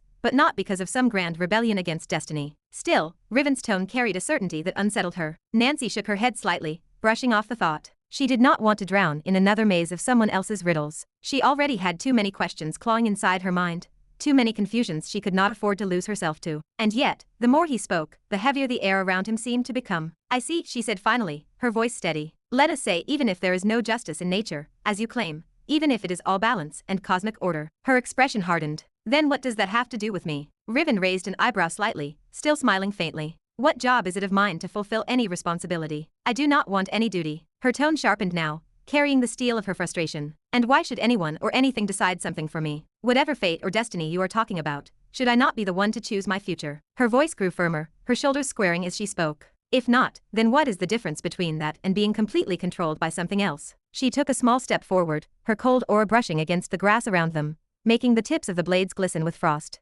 Defying and fighting to decide my own end, my own journey, I have that right, she said, each word precise. So I will choose to reject this. Whatever you call it, fate, destiny, divine purpose, I do not care. I reject it. Her words lingered in the air like shards of ice. Honestly, she was not even sure why she was arguing with him, why she was still here, debating the very concept of destiny with someone she did not even know. Who was he, really? Why did he speak as though he had authority over the very flow of life itself? The feeling was strange. Standing before him made her feel like her thoughts were not entirely her own. Like the deeper she looked into his white eyes, the more transparent her mind became. It felt like standing before something that was not entirely human. And she hated that feeling. So she resisted it, forcing her gaze to harden again. Riven tilted his head, his soft smile never leaving his face. So you want freedom, he said gently, without responsibility. His tone was not mocking, but the subtle amusement behind it made Nancy's teeth clench. He had ignored everything else she said, her anger, her arguments, her rejection, and focused only on that single thread. What responsibility, she snapped. What are you even talking about? Her frustration bled into her voice now, the control she prided herself on starting to fray. How is this my responsibility? And responsibility to die and suffer? What kind of lunacy is that supposed to be? Riven smiled again, soft as ever, his calm tone at complete contrast with her anger. You have a duty, he said, and it will be rewarded. Nancy's eyes narrowed, her expression unreadable. You should not be afraid of it, Riven continued, his voice serene, almost soothing. Rather, you should be proud that you have been chosen for such a divine role. It is an honor, not a curse or bad luck. He clasped his hands loosely before him, his posture relaxed as if explaining a truth too obvious to argue against. You have no idea how much you have gained from fate and destiny, he said quietly. How kind they have been to you, kinder than they are to most. His tone deepened slightly, an almost philosophical calm settling over his words. Fate is cruel to far more people than you can imagine. It has been merciful to you, Nancy Dragonever, and it still will be, even after your death. He paused, his gaze steady and unnervingly compassionate. Your soul will find pleasure in the eternal paradox of warmth, happiness, and peace. Nancy stared at him, and for a moment, she was speechless. Not because she was convinced, but because she could not even process the absurdity of what she was hearing. Riven continued, his expression unchanging. Think about it. Your childhood was spent in a noble, powerful family. You had every comfort, every privilege, happiness, safety, access to power, to knowledge, to opportunity. His voice was calm but firm, like someone delivering a divine lecture. You have lived a life most people will never touch, no matter how hard they work. Did you ever thank your fate for that? No, Riven said softly, answering his own question. But now, when fate asks something back in return, you defy it. He shook his head slowly, the same infuriating smile on his lips, not mocking, but pitying. Such is the hypocrisy of the human heart. Nancy's brows furrowed deeply. Many people had it good, she said sharply, her voice rising again. Some even better than me. She took a step closer, glaring directly into his wide eyes. My family has been powerful for generations, nobles, dukes, dragon-blooded heirs. All of them lived grand, fulfilled lives, and none of them were ever cursed with some stupid cosmic responsibility. She breathed out sharply through her nose. Even my mother, I have never seen fate demand anything from her. She is strong, respected, alive. So what? Why me? Why is it that fate only takes from some and leaves others untouched? Riven watched her quietly, his expression still soft, but there was a shift in his eyes, a faint, distant light flickering behind them. Not everyone, he said at last, is worthy enough to bear the honor of such responsibility. Only a few, Riven said, his voice lower now, steady as an echo in a vast hall, are born vast enough to hold the balance of many within themselves. To suffer, not for punishment, but for continuity. His tone carried weight, each word like a quiet verdict. When the cosmic order finds someone strong enough to bear its burden, he said slowly, it does not celebrate them. It does not reward them. It trusts them, with the pain that others could never carry. He looked at her then, his wide eyes almost glowing faintly. It places the world's weight on their heart, he said, because it knows that heart will not break. The garden fell silent again. It will hold it, Riven said softly, his wide eyes glimmering faintly. Transform it, and one day, through its cracks, light will pass. He took a slow breath, his tone almost reverent. You were never chosen to suffer. You were chosen because, through those little cracks of light within you, the cosmos itself will find a way to shine. He smiled, that same calm, gentle smile, and nodded toward her as though giving her recognition, as if bestowing an honor. You will help the cosmos restore its balance, he said. You are part of that equilibrium. Through your pain, light will return to all things. Nancy stared at him in disbelief, her lips parting slightly. Did he just call this an honor? Riven's words sounded more absurd with every breath he took. Her blood boiled, but before she could respond, he chuckled softly to himself. And your mother, he said suddenly, almost playfully. Fate never demanded anything from her. How do you know that? Nancy frowned sharply, confusion flickering across her face. What? She asked coldly. Nothing, Riven said lightly, waving a hand as though brushing away the thought. His smile did not falter. He tilted his head, his gaze softening with something that looked almost fond. You are very lucky, he said. Believe me. That word, lucky, made something twist inside her chest. Lucky. The more he spoke, the more absurd it all sounded. No, the more disgusting it became. To her, he was not describing divine truth. He was dressing suffering as a gift, wrapping her pain in poetic words and calling it purpose. Her expression darkened. What the beep is lucky in this, she said through clenched teeth. She did not even realize at first that the words had escaped her mouth, raw, trembling, unfiltered. Normally she was measured, restrained, never this impulsive in speech. But right now, it was like something inside her was being peeled open, stripped of control. Without realizing it, she was reasoning with him, not fighting to win, but trying to be understood. Her usual temper, her instinct to snap, to walk away, or to attack, was strangely quiet. Her anger did not flare outward, it turned inward, twisting. She did not know it, but it was the effect of Riven's divine truth domain, his subtle reality. The space around him that reflected the heart's voice, that softened rebellion, and made mortals speak what they truly felt. Nancy had come here to question him, to demand answers, and if they were nonsense, she would have left. Maybe even attacked him for the insult of it. But she could not. Not here. Not in this presence. And the scariest part, she did not even realize it. She could not stop herself from talking. Could not stop her mind from trying to convince him. And deep down, buried beneath her fury, something whispered, if she can prove him wrong, he will help her. He will save her. Riven's gentle expression did not waver. His smile was faint, his tone calm, almost patient, as if explaining something to a child. You are very lucky, he repeated quietly. And there is no reason to raise your voice about it. He clasped his hands behind his back, white hair glowing faintly under the sunlight, as he continued, even if I do not explain why you are lucky, every being born into existence should feel the same. Grateful. His tone deepened slightly, like a teacher beginning a lesson. You speak as if dying is a curse. But death is not a curse. He shook his head slowly. You mortals fear death only because you misunderstand it. You treat it like an end, when it is simply the final act of balance. Nancy just stared at him. Riven stepped closer, his voice soft but firm, each word heavy with a truth she did not want to hear. Do you know, he asked, the probability of a being ever being born? Nancy did not respond. Her silence only invited his words further. You might not have thought about it, Riven continued. From your mortal perspective, life is a simple chain. To meet, a child is born. Routine. Natural. He smiled faintly again, but there was something vast behind that smile, an unshakable serenity that made him seem older than the world itself. But the truth, he said, is that the probability of a single conscious being born is astronomical. Perhaps 1 in a billion trillion of trillions. Or a trillion quadrillion. More than that even. Beyond counting. He gestured faintly with one hand, tracing an invisible circle in the air. The number of lives that could have existed, but never did, is greater than the number of stars in the sky. Greater than every breath ever taken in the universe. He looked back at her, smiling softly. So tell me, what greater miracle could there be than simply being here? Nancy's lips pressed together, her body rigid. In simple words, Riven said with a faint laugh, quiet,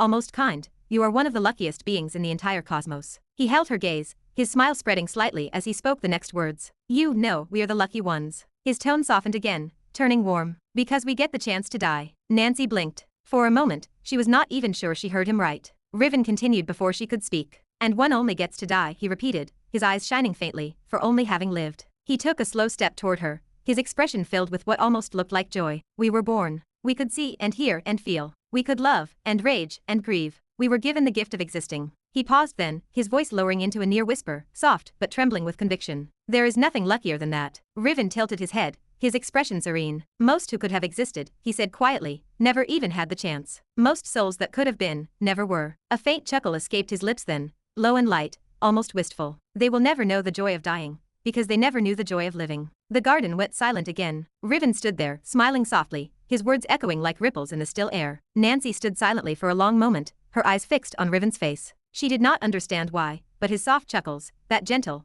almost melodic laughter, were slowly calming her. Not soothing exactly, but numbing. The kind of calm that comes not from peace, but from exhaustion, from feeling as if no amount of anger could reach the thing standing before her. And yet, the words he spoke were undeniably heavy, deep, true in some distant, philosophical way that made her chest tighten even as her mind rejected them. Riven looked at her with the same serene expression, his voice low and steady as he spoke again. Should not you be happy, he said softly, that because of you, many will live happy lives. That countless people will be released from their suffering, never to feel pain again. His white eyes shimmered faintly as he tilted his head. Tell me, if you could trade your pain for their peace, would not that be beautiful? He smiled faintly, his tone warm as though speaking of something sacred. I think many great-hearted souls would give their lives joyfully if they knew that by their sacrifice, thousands could live without sorrow. And in your case, he paused, almost admiring her, your sacrifice would bring peace to trillions. He looked at her with quiet reverence. Is that not something to be proud of? Nancy blinked once, slowly, then shook her head. Her lips parted before she even realized she was speaking. Will they know? She asked quietly. Will they know that it was me who suffered for them? It was not an accusation, not even defiance. It was a genuine question, one that slipped past her restraint without permission. She did not even realize she had spoken until the sound of her own voice reached her ears. Riven smiled at that, a small, tender smile, but one with an infinite sadness behind it. They will not know your name, he said gently, but they will carry your soul in their strength. Your pain will become their courage. He looked at her with soft, almost mournful eyes. And that is immortality beyond memory. For a moment, she could not move. She just stared at him, at that calm, eternal smile, and felt a strange hollow ache in her chest. Riven mistook her silence for understanding. He smiled a little more, as though relieved. Finally, he thought, perhaps she will accept it. He did not want to see her ruin herself any further. He already knew her fate was heavy, sorrowful, and unchanging. But he also knew that if she kept defying it, trying to bend what was not meant to bend, her pain would multiply beyond imagination. Even for him, a preserver, bound to neutrality, it was difficult to look at her and not feel something human stir in him. Pity, perhaps. He stayed silent, waiting for her answer. And after a long, heavy pause, Nancy finally spoke. No. Her voice was calm, steady, certain. No, I would not, she continued, meeting his gaze head on. I would not let anyone or anything decide something like that for me. Her eyes hardened, their blue glow intensifying. Yes, I am thankful to be alive. I am thankful for whatever impossible probability let me exist. She took a step closer, her voice sharper now. But if my life was given to me only to be controlled, to be dictated by someone else, then it is not worth living. Her words were like steel now, each one measured and deliberate. If giving my life was my choice, if I chose to die to save others, I would accept it gladly. I would even feel proud. She shook her head, her breath steady, unwavering. But to have that choice made for me, to be told my suffering is for the greater good without my consent. Her expression turned cold, her voice almost trembling from restrained fury. That is not life. That is slavery. A world without free will is not worth existing in. Her gaze pierced through him like frost. Even if rejecting this means I will suffer more, I will still fight it. I will still fight fate, destiny, whatever name you give it. She straightened her shoulders. I will not let anyone write the end of my story for me, not even the cosmos. For the first time, something faint, almost imperceptible, flickered across Riven's perfect calm. A shadow of surprise. I see, he said quietly. He closed his eyes for a brief second, then opened them again. So be it. He did not try to argue further. His smile returned, thinner, quieter, but his tone was no longer warm. No one can lie within the domain of divine truth, he said softly. You spoke from your heart, which means your choice is made. He nodded once, his expression unreadable now. And I, as the preserver, will not intervene. My duty is only to guide, not to force. Fate will lead you down the path it has written. His voice dropped to a whisper, and for the first time, there was something like weariness in it. And if you wish to fight that path, then fight. Every being eventually learns what their rebellion costs. He turned slightly, the edges of his white cloak shifting like mist as he began to walk away. Just ignorance, he murmured under his breath. The ignorance of mortals. But Nancy did not move. Her voice stopped him before he could take another step. Wait, she said. Riven paused, half turning his head back toward her. I have one more question. Oh. His lips curved slightly again, his tone light. I thought you had already decided. His white eyes glinted faintly, as though he still saw a chance, a thread left to pull. What is it then, he asked, voice calm and patient. Ask. I will guide you to the right path if I can. Nancy met his gaze directly, the air between them taut with tension. For a moment, she said nothing. Her eyes studied him, searching, and then she finally spoke. Did Razeal really try to rape Selena? Chapter 226. Did Razeal really try to rape Selena? Nancy's voice cut through the still air like a blade. Her eyes narrowed, locking directly onto Riven. She was not even sure why she asked the question. The words had just slipped out. Maybe it was because Razeal, arrogant, cold, and irritating as he often was, had saved her when no one else had. Maybe it was because he had been the one to tell her about her supposed fate, the one who spoke of destiny, as if he had already seen its ugly face. And now, with Riven mentioning Razeal's rebellion, how defying fate had supposedly made his destiny worse, she could not shake the feeling that there was more to it. Something twisted and hidden beneath the surface. She did not even know why she expected Riven to know the answer. He was a preserver, a being beyond mortals, beyond human politics or personal grudges. Still, her heart had already asked the question before her mind could stop it. Riven paused at her words. His serene expression faltered for just a second, not in hesitation, but in quiet acknowledgement. He looked at her silently, his white eyes calm, reflecting the garden's faint light. What? Nancy's tone dropped low, sharp and dangerous as she frowned. Answer me. Riven's lips closed briefly. His smile did not vanish, but it shifted, softer now, touched with something that almost looked like sorrow. Finally, he opened his mouth and said quietly, no, he did not. Nancy froze. Her breath caught for a moment, her body stiffening. What? She whispered, her voice thin, her mind trying to catch up with what she had just heard. Riven's calm tone continued, unchanging, his expression steady as he spoke. He did not try to rape Selena. Razeal was accused falsely. He did not sound apologetic or conflicted, only factual. It was not confession or defense. It was simply truth. After all, Riven could not lie. A preserver existed to uphold the balance, to tell truths that even the gods would hesitate to speak. It was his duty to guide everyone, and it was not like he ever lied about this. He was aware, so why would he lie? Would the situation or fate change because of saying this? Yes, maybe. But in the end, it would still be fate. No matter what happened in between, it would lead to the same outcome. And he knew this secret might not stay hidden forever. Lies, no matter how big or well buried, always come out eventually. Nancy just stood motionless. Her mind reeled, trying to comprehend the weight of those words. It was not that she cared deeply for Razeal. No, she did not. He was someone who always kept his distance from her family. He was cold, detached, often cruel with his words. He did not seek friends with her family, nor did he ever pretend to. But that did not change what he had done. He had saved her. And now, the thought that someone like him, someone who had risked everything to help her, had been living under a lie this enormous for years. That the entire empire, the nobility, even the saints themselves had turned against him because of a lie. Her heart sank with a strange, bitter heaviness. He was the son of the Virelan family, one of the most brilliant and intelligent houses in the world. And yet he had been destroyed by deceit. And the worst part, the thing that made her feel truly sick, was how easily it had worked. Virelan's being played by a lie. Just how laughable and embarrassing that was. 5 years, 5 entire years, and the truth had never surfaced. And Selena, the saintess of the empire, had been the one to speak the lie. The one everyone trusted. The one everyone believed without question. All pure, kind, and innocent. Even Celestia, the imperial princess, had vouched for it. The thought hit Nancy like a wave. How deep did this go? Was it conspiracy, manipulation, or was this too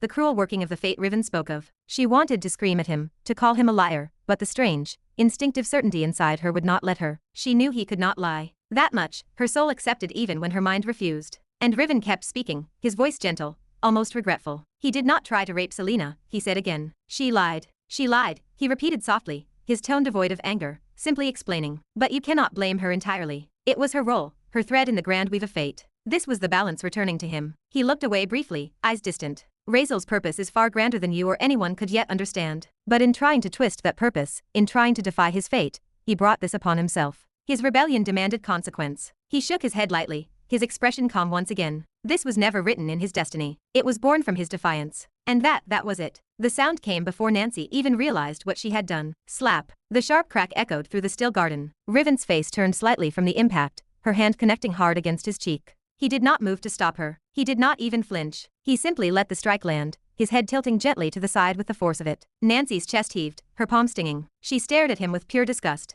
How disgusting are you? She spat, her voice trembling with restrained fury. Crack. The sky tore open with a blinding flash, lightning streaking across the heavens like a furious god's whip. The sudden roar of thunder rolled through the garden, rattling the air. It was as if the cosmos itself had been offended, a direct answer to what Nancy had just done. After all, slapping a preserver was no different from striking at the very fabric of divine order. Yet Riven did not flinch. The faint red mark still burned faintly on his pale cheek, but his calm, unchanging smile remained. He simply tilted his head and let out a soft sigh, as though the storm above was nothing but distant noise. A few meters away, under the shadow of a large oak tree, the young woman with long brown hair, the one who had been sitting quietly during the entire conversation, flinched violently. Her eyes widened as she saw Nancy's hand connect with Riven's face. She immediately covered her mouth, suppressing the startled gasp that almost escaped. For a moment, she wanted to stand up to run toward them, to demand what was happening. But she stopped herself. For some reason, she could not hear what they were saying. No sound carried from where they stood. It was as if an invisible barrier surrounded them. But even from a distance, she could see their faces clearly. Nancy's expression was pure fury. Riven's calm, unwavering, almost amused.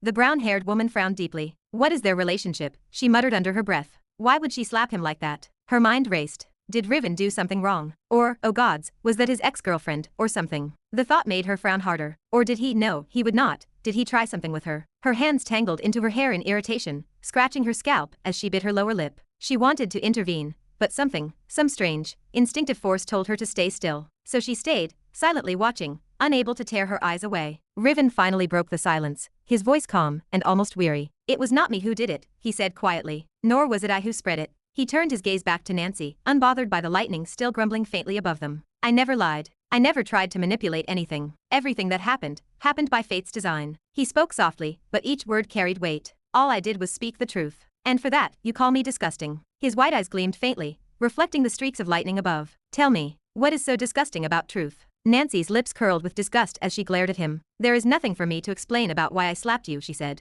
her voice low, trembling with anger she barely contained. Just know that you deserved it. Her tone sharpened, every word cutting through the still air like shards of ice. You disgusting piece of shit. Riven simply stared at her, silent and serene. The faint curve of his smile never faded, and somehow that only made her angrier. She could feel her pulse pounding in her ears, her heart hammering beneath her ribs. The calm way he accepted it, the patience, the detached understanding, it made her feel sick. Because in his eyes, she was not even a person right now. She was just another part of the order, another story playing out the way it was meant to, and that made her blood boil. He spoke of fate and destiny as if they were gods, as if everything, even pain and injustice, were divine. Talking like Razeal's tragedy, his destruction, was somehow his fault, as if fate was a fair executioner instead of a cruel manipulator. To her, it was not divine. It was cowardice hiding horror behind pretty words. She thought of Razeal then, the cold, distant man who never asked for help, who fought everyone and everything alone, and yet had still saved her when no one else could. And this man dared to speak like it was his fault. Nancy's disgust deepened. She turned sharply on her heel, her hair flicking over her shoulder,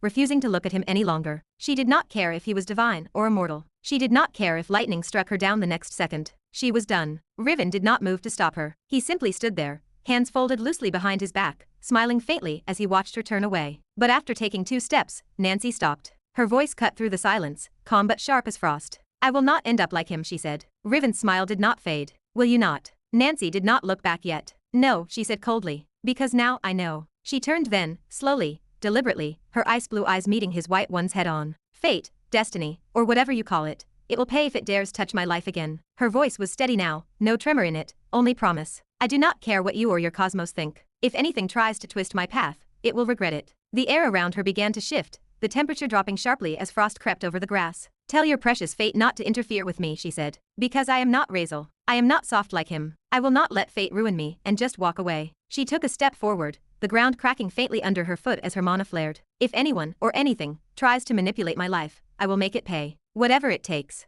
Then she tilted her head slightly, her glare sharpening. And that includes you. Her voice was low now, deadly calm. Stay away from me. Because if you ever interfere with me again. A sharp pulse of icy energy exploded from her, a freezing aura bursting outward, coating the earth in frost, and the air in mist. I will end you too. Her draconic aura rippled through the air, a powerful, terrifying force that sent a chill across the entire garden. The brown-haired woman gasped from under her tree, her breath misting in front of her. Riven simply stood there, unmoving, unfazed, his expression almost fond as he watched her. When she was done, he only smiled, small, knowing, and infinitely calm. He did not speak. He did not argue. He simply shook his head gently, as though watching a child declare war against the sky. Nancy exhaled sharply, shaking her head once as if to dismiss his very existence. Without another word, she turned around, her ice blue eyes hard and resolute. Behind her, a pair of crystalline wings unfurled, immense and radiant, sculpted from frozen air and shimmering mana. With one mighty flap, she lifted from the ground, the frost beneath her shattering as she ascended. Within seconds, she was gone, a streak of blue and white vanishing into the darkening clouds,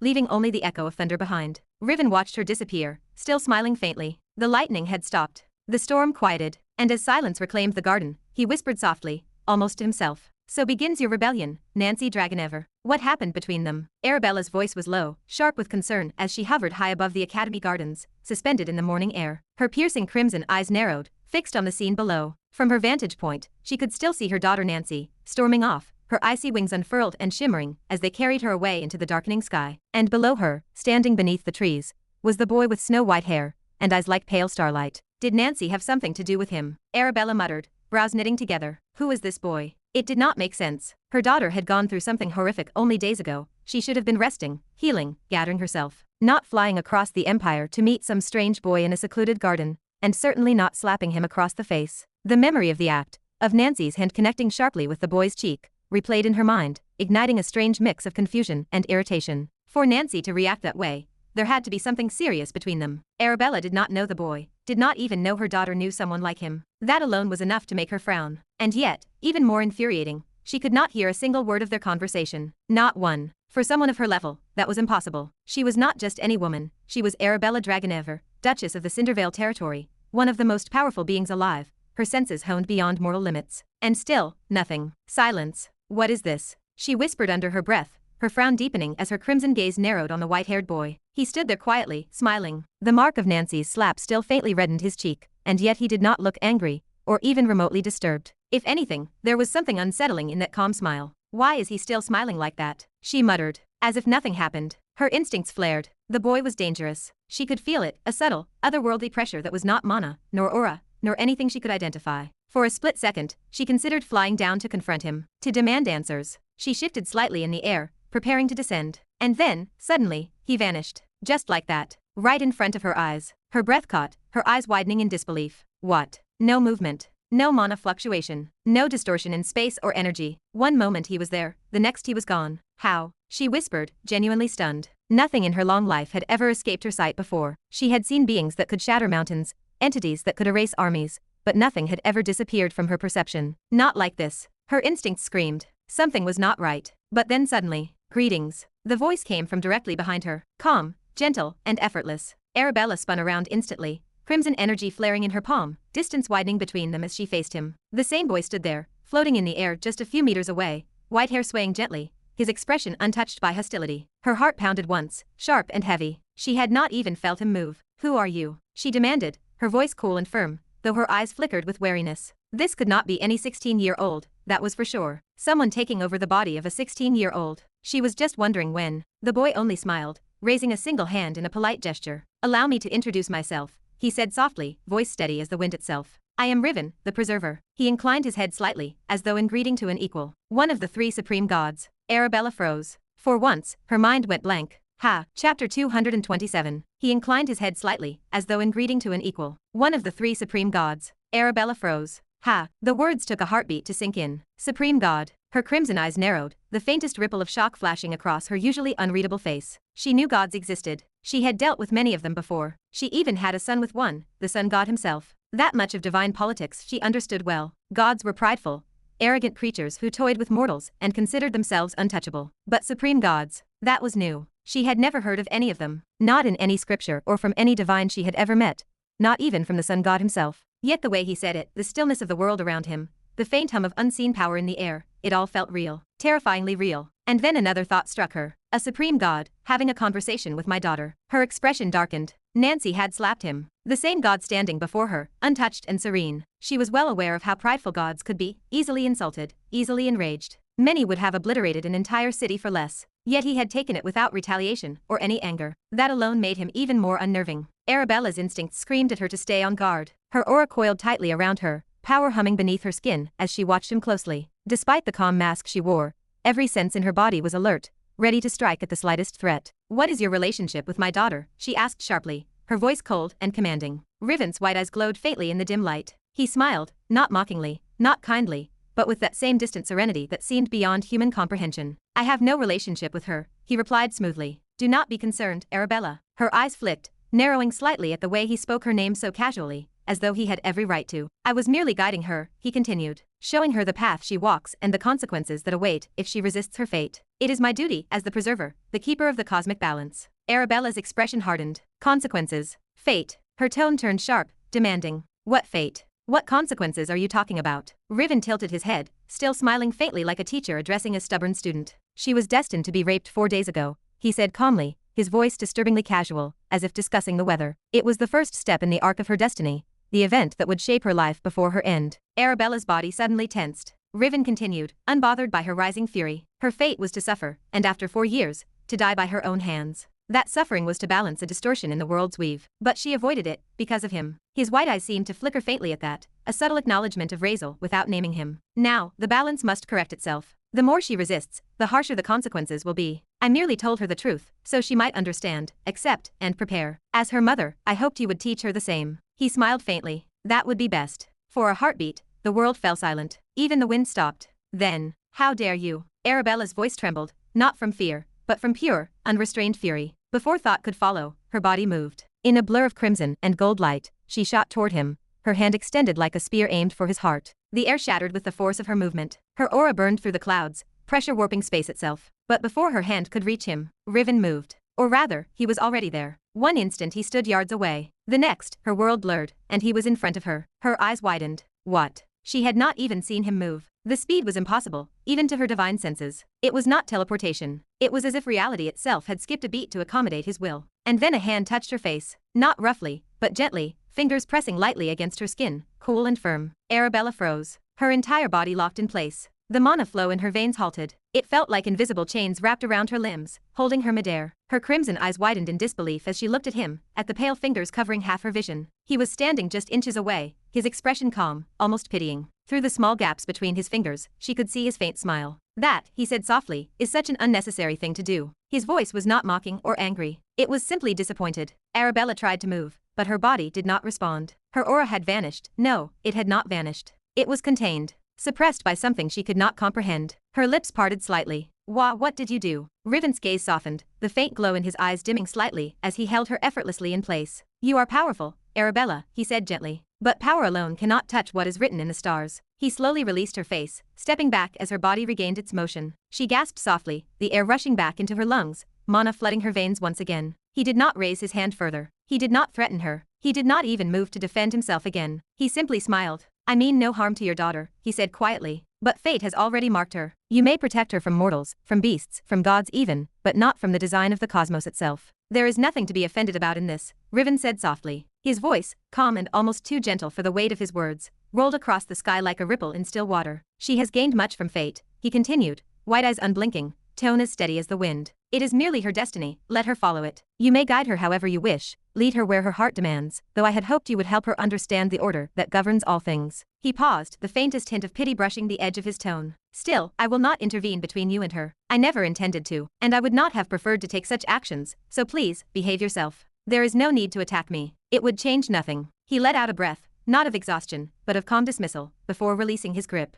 His pale fingers slid away from Arabella's face, and he drifted back through the air, floating at a respectful distance once again, as though the confrontation had been nothing more than a passing inconvenience. Arabella staggered slightly in midair, her equilibrium returning. She took a moment to steady herself, controlling her breathing, her crimson eyes locked on him with a cold fury. Whatever he had done to her, that thing, it had left her body completely frozen. For those few seconds, she had been utterly powerless, unable to move even a finger. The realization sent an icy shiver through her spine. He was powerful, far beyond her comprehension. But who could blame her reaction? His words had been insulting, arrogant, monstrous, speaking so casually about her daughter, and saying that such vile things were her destiny. She clenched her fists, her nails digging into her palms. Anger burned through her like wildfire, but even through that flame, her sharp mind whispered reason. You cannot win this fight. So she forced herself to breathe, to steady her heart, to calm the rage that threatened to burn her from the inside out. Riven watched her quietly. His expression remained the same, calm, almost gentle, but the faint curve of his smile suggested amusement. You should not be disappointed, he said finally. Your daughter has gained far more than you realize. Fate has been exceedingly generous to her. His tone was faintly patronizing,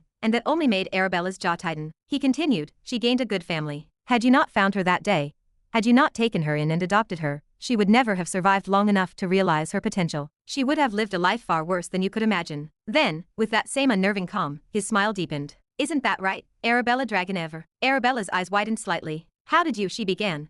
But her voice faltered as realization struck. He knew. Not guessed or assumed. He knew. Her secret, the truth she had buried deep under decades of silence, was something only she knew. And yet this being spoke it like it was carved into the air itself. Her mind raced. How much does he know? Should she contact the Imperial Empress, the Council of Dukes, the Church, or whole Empire powerhouses? A god had appeared within the Empire, one beyond their knowledge. That was no trivial matter. But her thoughts were cut short when his next words reached her. She is lucky, Riven said softly, almost with affection, to have a mother like you. You seem genuinely concerned and scared for her. He chuckled lightly at the brief flicker of hesitation that crossed her face. The sound, light, genuine, almost warm, made her frown even deeper. There was something about his tone that she could not quite decipher. Mockery, admiration, pity. She did not ask. She would not. And before she could decide what to say, Riven was gone. Just like that. A flicker of white light, a faint whisper of air, and he disappeared. The space where he had been standing was now empty, the sky silent. Arabella hovered there for a few seconds longer, staring at the emptiness he had left behind. Her breathing was still uneven. For the first time in decades, she felt truly powerless.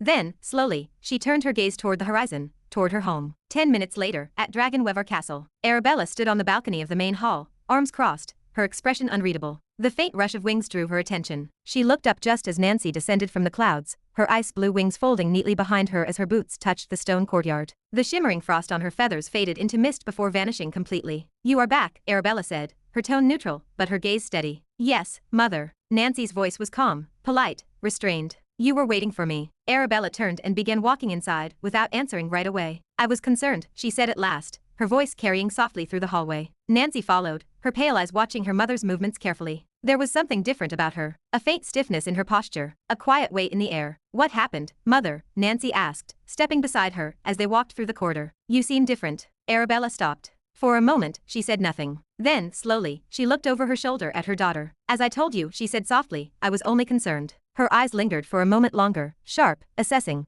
before she turned again and continued down the hall. Nancy frowned faintly but said nothing more. Maybe her mother was just worried, she thought. She could understand that. Still, something about the air felt heavier than before. After a few quiet minutes, Nancy's voice broke the silence again. Where is he? She asked suddenly. 5 minutes later, Nancy found herself standing before a crimson door, the one that led deep into the castle's inner chambers. She opened it. A blast of hot air hit her instantly, the heat thick and suffocating. The room glowed faintly red, the stone floor cracked with veins of molten energy running beneath it like rivers of lava. Nancy stepped inside. Her ice-blue hair fluttered slightly in the rising heat. In the center of the room, chained to the floor, knelt a man. His skin was covered in burns and bruises, his wrists mangled where the shackles bit into them. His back was bent, his head hanging low, strands of black hair falling over his face. He barely moved. Only the faint, shallow rise and fall of his chest showed he was still alive. As Nancy's footsteps echoed across the floor, he slowly lifted his head. His dull, pain-clouded eyes looked up and froze when they met her icy gaze. Nancy stared down at him. Her expression was blank, empty, but the faint tremble in her fingertips betrayed the storm she was holding back. Oh, do not worry, she said quietly. Her voice stretched slightly, almost melodic but hollow. I have just come here to reward you for your loyalty. Rangard's eyes widened, confusion flickering for only a second, before being replaced by dread. Nancy raised her right hand slowly, and from the air itself, shards of frost began to gather. Crystals formed around her arm, spinning, merging, and lengthening until they shaped into a massive sword of pure, translucent ice, nearly as tall as she was. The air around her dropped instantly in temperature. Frost spread across the floor in an expanding circle, meeting the red glow of lava and hissing into vapor. Nancy did not hesitate. The sword came down. A sound, sharp, clean, final, cut through the air. And then the screaming began. It was raw, terrible, and endless, echoing through the walls, bouncing off the molten stone. Nancy's face did not change. Her eyes stayed cold, her expression calm, but her grip tightened, her body trembling slightly with each swing. The blade rose and fell. Again, and again. The sound of ice meeting flesh. The dull thud of limbs hitting the floor. The smell of blood and vaporized heat. No words. No mercy. Only the sound of her breathing, deep and steady, as she unleashed every drop of anger, every trace of humiliation, and every shard of vengeance buried inside her. She did not know how long it lasted. Minutes, maybe hours. But when it ended, when her arm finally stilled, and the sword melted into mist, the room was silent again. Nancy stood there, covered in blood and steam, staring down at the lifeless body. Her chest rose and fell slowly. Her eyes were cold, but deep inside them, something flickered, something fragile, on the verge of breaking. And in the silence, many thoughts came to her head. She would not let anything happen to her. Whatever fate or destiny had in store, she would not allow it. But how? She was not even sure what to do about this thing. Then, suddenly, a thought crossed her mind. Should she go to Razeal? He knew about this, right? Chapter 228. The endless ocean stretched far and wide. Waves rose and fell like breathing giants. Sunlight shimmered across the water, painting everything in silver and blue. The ship drifted smoothly, creaking softly under the push of wind and waves. So, how far are we? Razeal asked quietly. His eyes remained fixed on the horizon. His black suit fluttered in the salty breeze. Yograj stood beside him, arms folded. The faint light in his eyes reflected the vast sea before them. 30 minutes or so, he said, glancing up at the position of the sun. Maybe less if the current stays strong. I see, Razeal replied simply. He gave a small nod before turning around. He said nothing more. He walked toward the middle of the ship and, to everyone's dismay, stopped right there. Without warning, the shadow beneath his boots rippled and expanded like ink spilled on canvas. Out of it began to pour things. Slimy, wet things. Organs, scales, eyes, gills, entire piles of fish parts, hearts, livers, and pieces of flesh, all glistening under the sunlight. They tumbled out in heaps, splattering across the wooden deck with wet, sticky thuds. The stench hit them seconds later, sharp, salty, and nauseatingly metallic. Ugh, he is at it again, Maria groaned, clutching a handkerchief to her nose. Her usually perfect posture slouched immediately as she leaned back in disgust. I swear, this ship is starting to smell worse than a corpse pit. Razeal did not even glance her way. His black tendrils slid out from beneath his shadow, writhing like thin serpents as they began dissecting, sorting, and analyzing the organic mess with eerie precision. He had been doing this for days now, catching sea monsters and large fish from the waters below, dissecting them, and storing their parts. He did not explain what for, but he was certainly doing it in an interesting way. Aurora, who had been sitting nearby, sighed and fanned her face. He has been like this for 4 straight days, she muttered, watching another chunk of something unidentifiable flop to the floor. Do not remind me, Levi mumbled. His arm pressed against his nose, his expression twisted in torment. I cannot even eat without imagining this smell. Here, take this. Aurora reached into her soft pink purse, a small, elegant thing that completely contrasted the brutal environment around them, and pulled out a handkerchief. The fabric was embroidered and lightly scented with perfume. As she rummaged inside to find it, half her belongings came tumbling out, combs, ribbons, small trinkets, extra hankies, scattering across the floor. She made a small, flustered noise and bent down quickly. Before her fingers could reach the first item, another hand was already there. Levi crouched, silently helping her gather everything. By the time she looked up, he was handing the small items back to her one by one, a faint smile tugging at the corners of his mouth. Aurora blinked at him, slightly surprised. Oh, thank you. There is no need for thank yous between us, Levi said with mock seriousness, smiling faintly. Aurora tilted her head, returning a small, polite smile as she began placing the items back in her purse. I was just being courteous. Not saying it would have been rude, you know. Levi nodded, pretending to consider her words. Well, I just do not like it. But if you insist on thanking me so much, he said suddenly, the corners of his lips twitching, then how about we split it? Split it, Aurora blinked. He coughed lightly, struggling to keep a straight face. You take the thank and I will take the you. Half each. Right. I mean. There was a moment of silence. Aurora just stared at him, one eyebrow arching. Ha, the drawn-out tone of disbelief made Levi's composure falter. Ah, nothing, he said quickly, waving his hands in front of him. He coughed again to cover his awkwardness and pointed toward her hand. Your hanky. Aurora sighed and rolled her eyes. Yeah, idiot. She handed it to him anyway. Thanks, he said, trying not to grin as he took it and pressed it against his nose. Maria, sitting at the round table nearby, had been watching the whole exchange. She made an audible sound of disgust, lowering her handkerchief from her face, looking at both of them with profound annoyance. It was hard to tell how much time had truly passed since they left port. The endless blue all around had long blurred days together. 20 days at sea already. Each day carried its own strange rhythm, a cycle of silence and conversation, boredom and awkwardness. Over that time, some bonds had grown. Aurora and Levi, for instance, had grown unexpectedly close. Maria, meanwhile, stayed as sharp-tongued as ever, though her complaints had mellowed into habit more than hatred. And then there was Razeal, distant as the horizon itself. He spent most of his time alone, usually sitting on the deck or near the ship railing, his strange black book open in his hands. He barely spoke unless necessary, and when he did, it was brief, a nod here and there. He helped Levi train a little during the evenings, and that was most of it, except for the questionable stuff he started doing some days ago, like dissecting sea creatures in the middle of the deck. 5 minutes later, Razeal stood at the very center of it all. He had drawn a large circular formation on the deck with his own blood. It shimmered faintly under the afternoon sun, deep crimson lines carving strange, intricate runes across the wooden floorboards. Inside that circle, he had arranged hundreds of objects, the organs, silver, or whatever colored scales, and body parts of sea creatures he had harvested over the past few days. The stench was thick and raw, a mixture of salt and decay that made the air heavy. Fish hearts pulsed faintly with leftover life essence. Thousands of gills twitched as if still trying to breathe. Thousands of iridescent scales glimmered under the light, forming patterns like mirrored constellations within the circle. In the midst of all that, Razeal stood motionless. His eyes remained sharp and unreadable, concentrating with the precision of someone who had done this countless times before. From afar, it looked like a ritual, a dark one at that. Yograj finally decided to break the silence. He had been watching for a while, leaning near the ship railing with mild confusion. So, he began, walking toward him. What exactly are we doing here? Razeal did not answer at first. His gaze remained locked on the array of blood and organs before him, as though measuring something invisible in the air. Without looking up, he asked, "You told me that the people of Atlantis are also human-like. That the only difference is their scent, their essence, that they can breathe underwater, and grow scales on their skin when submerged." Yograj blinked. Yeah. There are other differences but mostly that, yes. I did say that, but what about it? Razeal finally turned his head slightly, the corner of his lips lifting faintly. You will know soon enough. But for now, step back. Yograj frowned, unsure. Step back. For what? Just do it. The tone in Razeal's voice left no room for argument. Though puzzled, Yograj did not say more and just took a few steps backward. The others, Maria, Aurora, and Levi, had already turned their eyes toward Razeal, sensing something unusual. Even from that distance, they could feel the strange energy radiating from the circle. It was cold and sharp, yet heavy, like pressure building before a storm. Razeal took one final step back until his boots rested just at the outer edge of the blood circle. His fingers lifted slowly, his expression calm and focused. A single drop of blood slipped from the tip of his finger. It fell silently, landing on the edge of the circle. Instantly, the entire formation reacted. The bloodlines brightened, glowing with an eerie crimson light as if the floor itself had come alive. Dark mana seeped from Razeal's body, swirling around him like smoke before rushing down into the circle. The air trembled. The temperature dropped.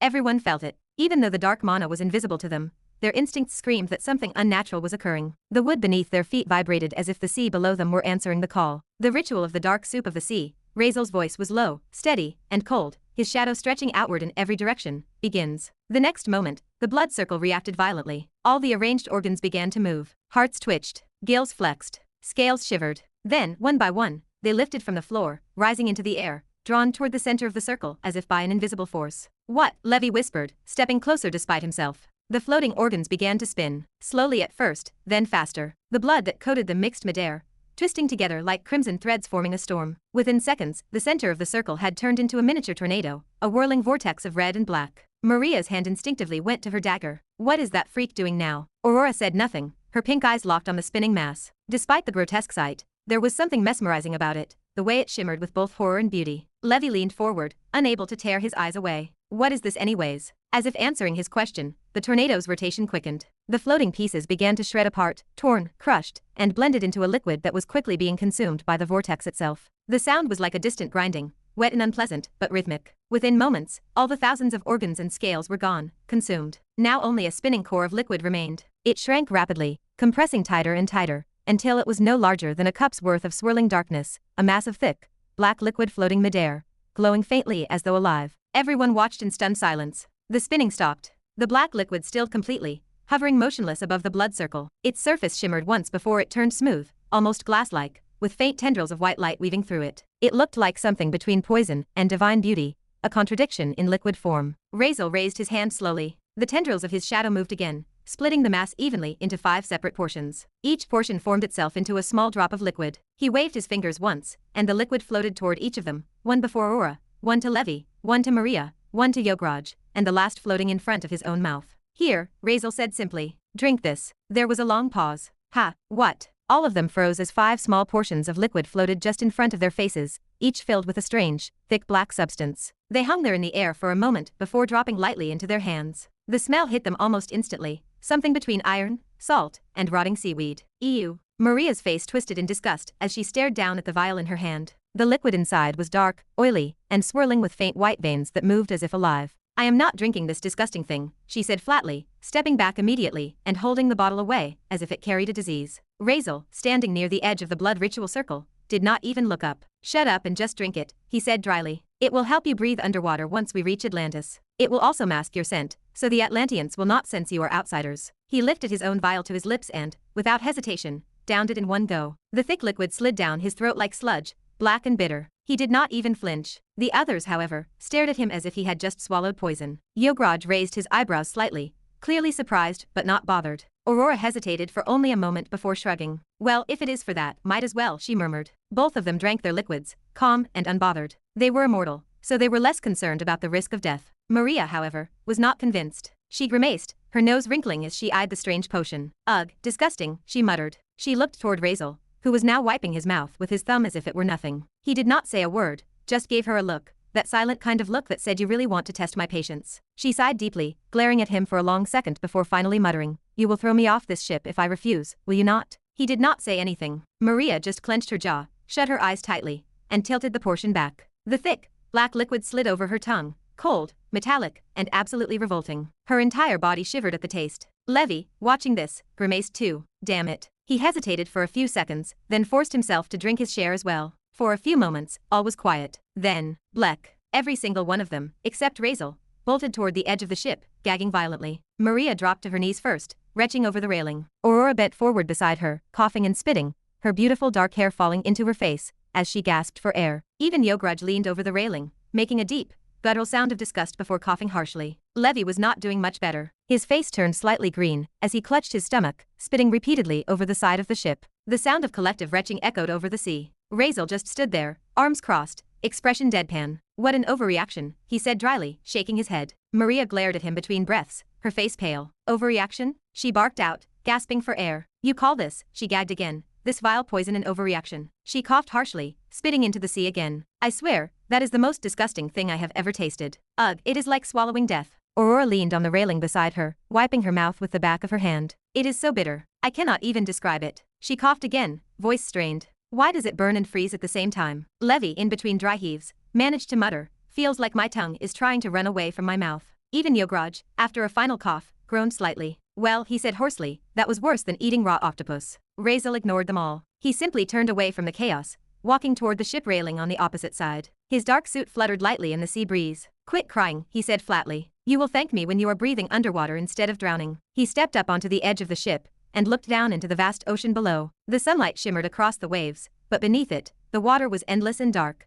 like a bottomless void waiting for him. He turned his head slightly toward them, his tone calm but sharp. Wait for me. I will be back. Before anyone could react, he jumped. A loud splash followed. Oi boy, Yograj shouted immediately, looking toward his direction. There are sharks down there. It was already too late. The others gathered at the railing where Razeal had jumped, peering down into the depths, but saw nothing except blue water stretching endlessly. What is wrong with him? Yograj murmured. Maria rolled her eyes, still pale but regaining some composure. Leave him. He has to find a new way to nearly kill himself every few days. It is like a hobby of his. Aurora was also groaning, fanning herself with one hand. Arg, I think my stomach is going to explode. She pulled out a white handkerchief from her space ring, and started wiping her tongue with it, as if desperate to scrape away the awful taste. Ugh, even this is not covering it. Meanwhile, Aurora and Levi were too busy dealing with their own mess, trying to get rid of that bitter taste of the black water, as they both also started feeling strange, as if whatever that stuff was had already started taking effect. Chapter 229. 5 minutes later, a sudden boom echoed across the quiet ocean as something massive shot out from beneath the waves. A violent splash sent seawater crashing over the sides of the ship. Razeal landed hard on the deck. Droplets of seawater scattered around him like shards of glass. The wood groaned under his weight, or rather, under the weight of the enormous thing he held in one hand. What the? Maria yelped, nearly stumbling as the deck shook beneath her feet. What are you doing now? Her voice trailed off when she finally saw what Razeal was holding. Her eyes widened. The color drained from her face. It was a shark. It was definitely stronger than her, or around her strength. A giant one. It was easily 2 or 3 tons in size. Its massive body glistened wet under the sunlight. Fins flapped uselessly in the air. The creature's mouth opened. Rows of jagged teeth gleamed, but it could not move freely. Black tendrils and shadows wrapped around its entire form, binding it tight from head to tail. The creature struggled, letting out muffled thrashing sounds, but more tendrils crawled from beneath it, from its own shadow, as if the darkness had come alive. Within seconds, it was pinned firmly to the deck. Razeal ignored all of them. Droplets still fell from his wet hair as he crouched beside the creature, inspecting it with calm focus. It is working, he murmured to himself. The potion is perfect. I was able to breathe underwater without any issue. He looked up briefly at the others. His tone was matter of fact. You can all breathe underwater now too. The potion's effect will last for 1 year. Keep that in mind. His gaze lingered on the bound shark. Then he straightened up. Also, he added, do not touch this thing. I am not done yet. He gestured once, and his shadows dragged the enormous creature across the deck, sliding it with unsettling ease toward the center of the blood-drawn ritual circle he had created earlier. The wood beneath it groaned from the weight. It left streaks of seawater and faint lines of blood in its wake. "Oh," Yograj said, watching the motion with surprise. "That is quite the useful potion, I admit." Though, he tilted his head, studying the circle and the strange symbols carved into it. "I did not know you were capable of alchemy, boy. Are you an alchemist by any chance?" Razeal did not look up, continuing his work. "Something like that." The old man hummed thoughtfully. "Fascinating," he muttered. "I have seen many forms of alchemy, but none quite like this." He stepped a little closer. His eyes narrowed as he examined the blood circle and the glowing runes around it. "Most alchemists use herbs, minerals, elemental cores, even rare magic stones. But I have never seen one use flesh or organs as the main components. It is crude, maybe even horrifying, but it seems very effective." Yograj's tone carried genuine intrigue. Despite the grotesque appearance of Razeal's method, he could not help but be impressed. That was really impressive, especially for a 16-year-old kid. Sure, he might have been born into a great family, but still, not many at his age could reach that level. It had been a long time since the old man had last walked the world, and he was not sure how much recognition alchemists held nowadays. But before he had entered the Eternal Hold, alchemists had been rare, very rare actually, but invaluable. The craft was difficult. It demanded not only talent, but deep knowledge and endless study. There had not been much research or understanding of alchemy back then, and the few who pursued it faced a nearly impossible path. So yes, seeing Razeal practice it even in such a strange, grim way genuinely surprised him. "It looks shady, disgusting, and dirty, but if it works, is that not what really matters?" he thought silently. It worked. Razeal, though, was busy setting up the circle. In this blood circle, he kept adding lines. Blood flowed endlessly from his fingertip onto the floor, as if there were no limit to it. The pattern was forming into a star around the shark, inside the circle, and definitely within it too. On one side, the old man watched curiously, intrigued by Razeal's methods. On the other, Maria and the others were just worried. What was Razeal doing this time? Was he about to make another one of his strange concoctions out of the shark and force them to drink it again? The taste of that black water they had swallowed minutes ago still lingered in their mouths. No way. They were not going through that again. So, they kept their distance, watching him cautiously. Though they could not help but feel disgusted, everyone was also secretly curious. The black soup they had just drunk, would it really let them breathe underwater? None of them said it out loud, but the thought lingered in their minds. At the same time, they could not help but glance at the massive shark lying in the middle of the deck. What was Razeal planning to do with it now? Was he about to make another one of those twisted potions? If yes, what kind of effect would this one have? Would they start growing shark teeth, or something? The uncertainty gnawed at their nerves. Still, no one said a word. They simply watched from a safe distance, both disgusted and curious. Razeal, meanwhile, kept working quietly. His expression was calm. His movements were deliberate. After several long seconds, he finally stopped, straightening up and standing before the shark. He stayed silent for a moment, deep in thought, his eyes fixed on the bound creature. "You should finish whatever you are doing quickly," Yograj said. His voice carried across the deck as he stood by the ship railing, watching the horizon. "We are about to reach the gate of Atlantis." "Do not worry," Razeal replied without turning around. "It will not take long." He took a step forward, approaching the shark's head. The creature's mouth was sealed shut by black tendrils of shadow, coiled tightly around its jaws. "I see ranked beast," Razeal thought to himself. He narrowed his eyes. That means the mind control spell should work on it, right? He recalled the instructions he had read from the Book of Eventual Evil, step by step, method by method, for what he wanted to accomplish. The first step was to put a bodily fluid inside the target's body, right, he thought. His expression was blank. The weaker the creature's mind, and will compared to the user, the better the control will be. Without hesitation, Razeal lifted his hand. The shadows around the shark stirred again. Thick tendrils slithered forward. Some gripped the upper jaw, others the lower, and with an eerie creak of muscle and flesh, they forced the shark's mouth open wide. The massive creature thrashed weakly. Its gills flared in panic, but the shadows were too strong. It could not resist. Razeal leaned closer. There was no hesitation or emotion in his eyes. Then, he simply opened his mouth and spat into the shark's mouth. The tendrils immediately pulled the jaws closed again, sealing it tight. The shadows wound around its snout once more, binding it completely. There was no expression on Razeal's face, no reaction at all. For a moment, silence filled the deck, except for the sound of the waves against the hull. Why spit, one might ask? Why not use blood, or some other medium? Well, Razeal could have. But the ritual's description had been clear. Saliva was the better conductor, the purest living fluid of control. There were other fluids that could work as well, but those methods were far worse. He did not fully understand why the ritual worked that way, or how such logic even existed, but he did not need to. The book said it would work, so he just did it. And honestly, it was not that difficult. Just disturbing. "You," Maria muttered from a distance. Her face twisted in disgust as she watched him. Razeal did not react. He simply turned away, walking toward the outer edge of the blood-drawn ritual circle. He spat once more, this time onto the deck, right inside the circle, then raised his hand. He began to chant softly. The sound was low and rhythmic. Each word rolled out in a strange, ancient tongue that none of them could understand. His voice carried an eerie echo, as if the air itself was repeating after him. He made several hand gestures, precise and deliberate. His shadow flickered behind him, stretching unnaturally across the deck. Its edges curled and shifted like smoke. Finally, when everything was ready, Razeal flicked his finger. A small drop of his own blood fell, landing at the center of the circle. The moment it touched the surface, everything changed. The runes and bloodlines carved into the deck suddenly flared to life. They glowed crimson. The light spread like wildfire, running along every line, until the entire circle was alive, pulsing, shifting, and breathing. A low hum filled the air, followed by a faint vibration under their feet. Everyone froze, staring. Then, before their eyes, the shark's body began to twitch. "What the hell?" Levi started, but stopped mid-sentence. The shark's form started to warp. Its flesh rippled like liquid. The massive body twisted, bent, and folded upon itself in ways that defied nature. Its fins merged. Its teeth vanished. Its size shrank rapidly, as if something invisible was compressing it. Maria, Aurora, Levi, and Yograj all stepped back instinctively. They were very surprised. The sound of wet flesh twisting filled the air. It was unpleasant, organic, and alive. The massive beast shrank smaller and smaller. The dark tendrils melted into its body, until the entire thing began to glow faintly. The smell of blood and sea salt mixed in the air. And then, it stopped.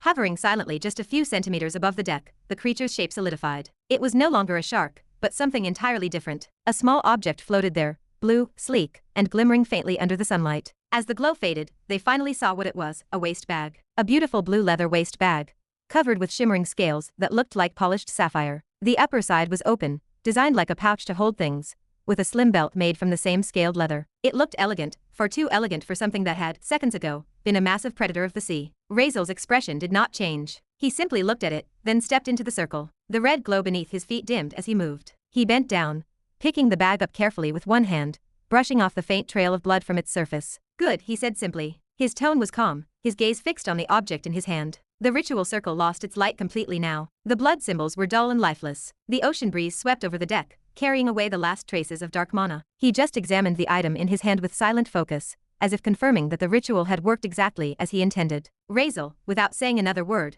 fastened the newly created blue waist bag around his waist. He adjusted it slightly until it sat perfectly, fitting snug against his black coat. Then, from inside his coat, he took out the Book of Eventual Evil, the black, ancient tome that had rarely left his hand in days, and slipped it carefully inside the new bag. The bag took it in perfectly, as if made for it. It was not too tight or too loose, just a perfect, full fit. "Now this will keep it a little protected too," Razeal murmured with a faint nod. A small, genuine smile crossed his face. There was a hint of satisfaction in his tone, quiet pride. It was not often that he smiled, but right now he did. After all, this was his first real achievement in the dark arts, the dark transformation. It was not something he had found in the Book of Eventual Evil. No, this was his own creation, a combination of multiple rituals, spells, and categories of dark magic merged into one unique process. The result was a success, something truly his own. What looked complicated, or even horrifying to others had come easily to him. Perhaps it was because of his talent, his unnatural connection to the darkness itself. Whatever the reason, he did not dwell on it. He simply patted the bag once, as if sealing his satisfaction, and turned his attention back to Yograj. "So," he asked, "how far are we now?" "Oh, very close," the old man said. He blinked as he tore his gaze away from the ritual circle, and the strange,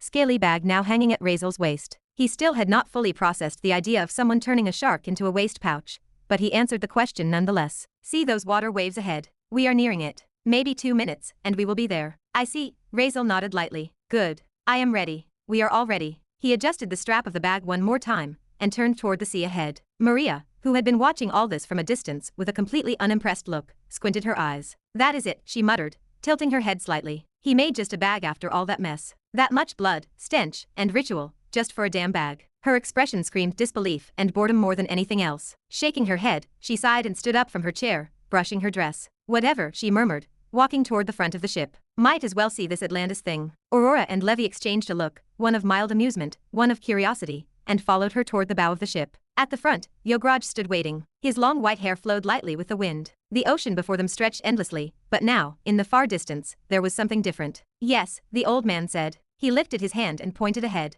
"That is the gate of Atlantis." Chapter 230. "Yes," the old man said, lifting his hand and pointing ahead. "That is the gate of Atlantis." All of them turned their eyes toward where he was pointing. And there, not too far away, was a massive whirlpool. The sea itself seemed to twist inward, forming a giant spinning vortex in the middle of the ocean. The center was a dark abyss, an endless black spiral that devoured everything near it. Water crashed and spun violently, creating a sound that echoed through the air, deep, constant, and powerful. The ship had already begun drifting toward it. The pull of the current grew stronger with each passing second. Razeal narrowed his eyes, studying it. A whirlpool. Yes, Yograj replied calmly. That is the entrance to Atlantis. Do not be worried. Going through it will take us directly to the seventh and outermost ocean of Atlantis. It might look terrifying, but it is perfectly safe. I have gone through it many times, never once facing any problem. His voice was calm, reassuring, and almost casual, though none of the others shared that same calmness. The ship was being drawn closer now. The sound of rushing water grew louder. The waves tilted the deck slightly, and everyone automatically grabbed onto something for balance.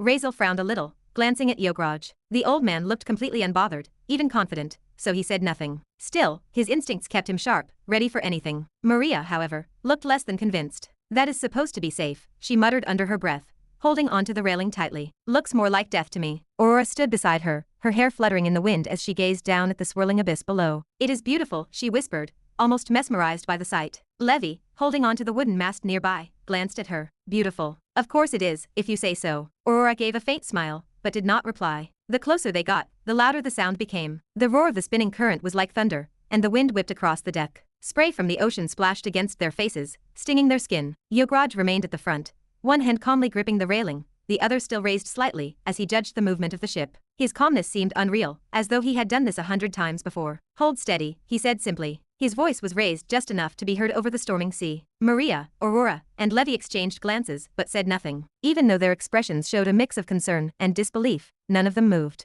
They trusted, reluctantly, that Yograj knew what he was doing. The ship tilted forward, now fully caught in the gravitational pull of the massive whirlpool. Waves crashed violently against its sides. The entire vessel creaked under the pressure. The air was thick. The roar was almost deafening. And yet, somehow, it remained steady, as if something invisible held it upright even as it spiraled downward. Razeal's eyes never left the vortex. His expression remained calm but sharp. His hand rested near his waist where the blue back hung. The others braced themselves. Their knuckles were white. Their hearts pounded. Within seconds, the edge of the ship crossed into the swirling water, and they were swallowed whole by the whirlpool. For a moment, all sound vanished. Then, with a deep rumble, the world spun. The sea turned into a blur of blue and black. The horizon disappeared. The ship descended slowly at first, then faster, spiraling downward into the heart of the vortex. It went pretty well at first. The descent through the whirlpool was surprisingly smooth. The ship spun steadily. The currents held them firmly, as they sank deeper into the blue abyss. Everything seemed under control. Then, suddenly, a deafening explosion of sound echoed through the air, shaking the very ship beneath them. The entire whirlpool, that massive, spinning current of sea and magic, suddenly stopped. For one terrifying heartbeat, everything went still. And then, with a violent surge, it started spinning again, only this time, in the opposite direction. The reversal was brutal. The waters churned violently, faster than before, spinning hundreds of times harder than they had a moment ago. The air screamed around them. The ocean roared as if it had come alive. The entire ship groaned under the overwhelming pressure. What is happening? Razeal shouted, trying to stabilize himself as the ship pitched sideways. His boots scraped across the slick deck as he grabbed the railing. Dark tendrils instinctively flared from his shadow to anchor him in place. It is the reverse gates of Atlantis, Yograj yelled back. His voice was barely audible through the chaos. His old eyes were wide with disbelief as he gripped the deck rail, trying not to fall. I have heard of it, but it only happens twice in 100 years. This is not supposed to happen now. What the hell, we cannot be that unlucky. Unlucky. Razeal's expression darkened immediately as he realized why, and what was happening. The term was quite close to him. The ship continued to descend deeper. The current accelerated. The whirlpool twisted faster and faster, until it became a monstrous spiral of chaos. Then, another explosion of water occurred. A massive wave slammed into the ship from behind, striking it with the force of a giant's fist. The wooden hull cracked. Half the deck shattered as the vessel lurched upward. It almost took flight before slamming back down onto the raging sea. Everyone aboard was thrown violently off their feet. "Ayah!" Levi shouted as he was flung backward. His body rolled across the deck before crashing into the railing near the stern. He barely managed to grab onto a beam to stop himself from being thrown overboard. "Motherfucker," Razeal barked. His eyes flashed dark. Without a moment's hesitation, a black tendril burst from his shadow, whipping through the air and wrapping around Levi's arm. He yanked hard, pulling the boy back toward him, catching him before he could fall. "Got you," Razeal muttered under his breath, holding Levi's arm tightly with one hand. "Ark, save me." A terrified scream tore through the chaos. Razeal's head snapped up. It was Aurora. She dangled off the side of the ship, one hand gripping the slick railing as waves slammed violently against her. The roaring current spun around her, pulling her body toward the sea below. Her voice was almost drowned out completely by the storming water. "Aurora." The first one to react was Yograj. The old man had already regained his footing on the deck. His instincts kicked in as soon as he heard his daughter's voice. His eyes widened in panic. His mana flared, and he shot forward with supernatural speed. But before he could reach her, a massive wooden pillar, torn from the ship itself, came hurtling toward him like a spear, carried by the storm's force. "What?" Yograj tried to dodge. His instincts were sharp even amid chaos, but the turbulence made it impossible to predict the movement. The floor beneath him tilted violently, throwing off his balance. The wind howled. The ship cracked again. The beam struck him full force across the chest. Ugh! The impact sent him flying. His body was hurled off the ship, straight toward the spiraling vortex of the reverse gate. Old man, what the beeping hell are you doing? Razeal shouted. His eyes were wide as he saw Yograj disappear into the raging water below. Without wasting a moment, he summoned more shadow tendrils. Long, dark, writhing shapes extended toward both Aurora and the spot where Yograj had vanished. The shadows lashed out across the deck, moving like living serpents, aiming to grab them both. But before they could reach, the shadows flickered. Then, suddenly, they vanished completely. What now? Razeal's eyes cursed. Insufficient dark mana. Your dark mana has reached 0, host. I have been informing you for several minutes. The system's monotone voice echoed in his head. Shit, Razeal cursed sharply. His breathing was heavy. His shadows dissolved into thin air, leaving him with no way to reach them. His mind raced. His instincts blazed as he turned toward the chaos around him. Suddenly, another scream cut through the storm. Arf! It was Maria. The ship shook violently again. Another massive wave hit it from the side, throwing her up into the air. Her body was lifted by the wind, floating helplessly above the deck. For a terrifying second, it looked like she would be thrown overboard completely. Her eyes widened as she met Razeal's gaze midair. Where the hell are you going now? Can you not see it is already dangerous enough? Razeal snarled. Without hesitation, he released Levi's arm, letting him go just for a moment. Then, moving with blinding speed, he lunged upward. His hand shot out, catching Maria by the arm just as she began to fall past him. He grabbed her tightly. His grip was unyielding, stopping her from being thrown into the sea. Got you, he shouted over the roar of the storm. Maria gasped for breath, clutching his wrist. Her face was pale and her eyes were wide. But now, he had one arm holding Maria, and the other still braced against the deck for balance. Levi, the one he had just let go, stumbled as the ship tilted again. Levi looked at Razeal, then toward Aurora. She was still clinging desperately to the railing, her fingers slipping, her body halfway off the ship. Their eyes met. Levi froze. The world seemed to slow for a brief instant. The spinning water, the screams, the chaos, all blurred into silence for him. And then, beep it. He did not think twice. He did not care about the risk. Something in him, something raw,